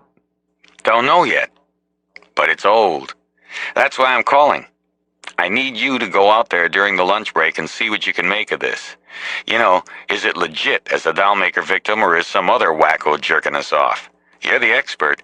You could go out there when the judge breaks for lunch. I'll meet you there and you'll be back in time for openers. Bosch felt numb. He already needed another cigarette. He tried to place all of what Pounds had just said into some semblance of order. The doll maker, Norman Church, had been dead 4 years now. There had been no mistake. Bosch knew that night. He still knew it in his guts today. Church was the doll maker. So this note just appeared at the desk? Desk sergeant found it on the front counter about 4 hours ago. Nobody saw anybody leave it. You know, a lot of people come through the front in the mornings. Plus, we had changed a shift. I had Meehan go up and talk to the desk uniforms. Nobody remembers jack shit about it until they found it. Shit. Read it to me. Can't. SID has it. Doubt there'll be any lifts, but we have to go through the motions. I'll get a copy and have it with me at the scene, okay? Bosch didn't answer. I know what you're thinking, but let's hold our horses till we see what is out there. No reason to worry yet. Might be some stunt cooked up by that lawyer, Chandler. Wouldn't put it past her. She's the type. She'd do anything to nail another LAPD scalp to the wall. Likes seeing her name in the paper. What about the media? They heard about this yet? We've gotten a few calls about a body being found. They must have gotten it off the coroner's dispatch freak. We've been staying off the air. Anyway, nobody knows about the note or the dollmaker tie-in. They just know there's a body. The idea of it being found under the floor of one of the riot burnouts is sexy, I guess. Anyway, we have to keep the dollmaker part under our hat for the time being. Unless, of course, whoever wrote it also sent copies out to the media. If he did that, we'll hear about it by the end of the day. How could he bury her under the slab of a pool hall? The whole building wasn't a pool hall. There were storage rooms in the back. Before it was Bing's, it was a studio prop house. After Bing's took the front, they rented out sections in the back for storage. This is all from Edgar. He got the owner out there. The killer must have had one of the rooms, broke through the existing slab, and put this girl's body in there. Anyway, it all got burned down in the riots. But the fire didn't hurt the slab. This poor girl's body has been down in there through all of that. Edgar said it looks like a mummy or something.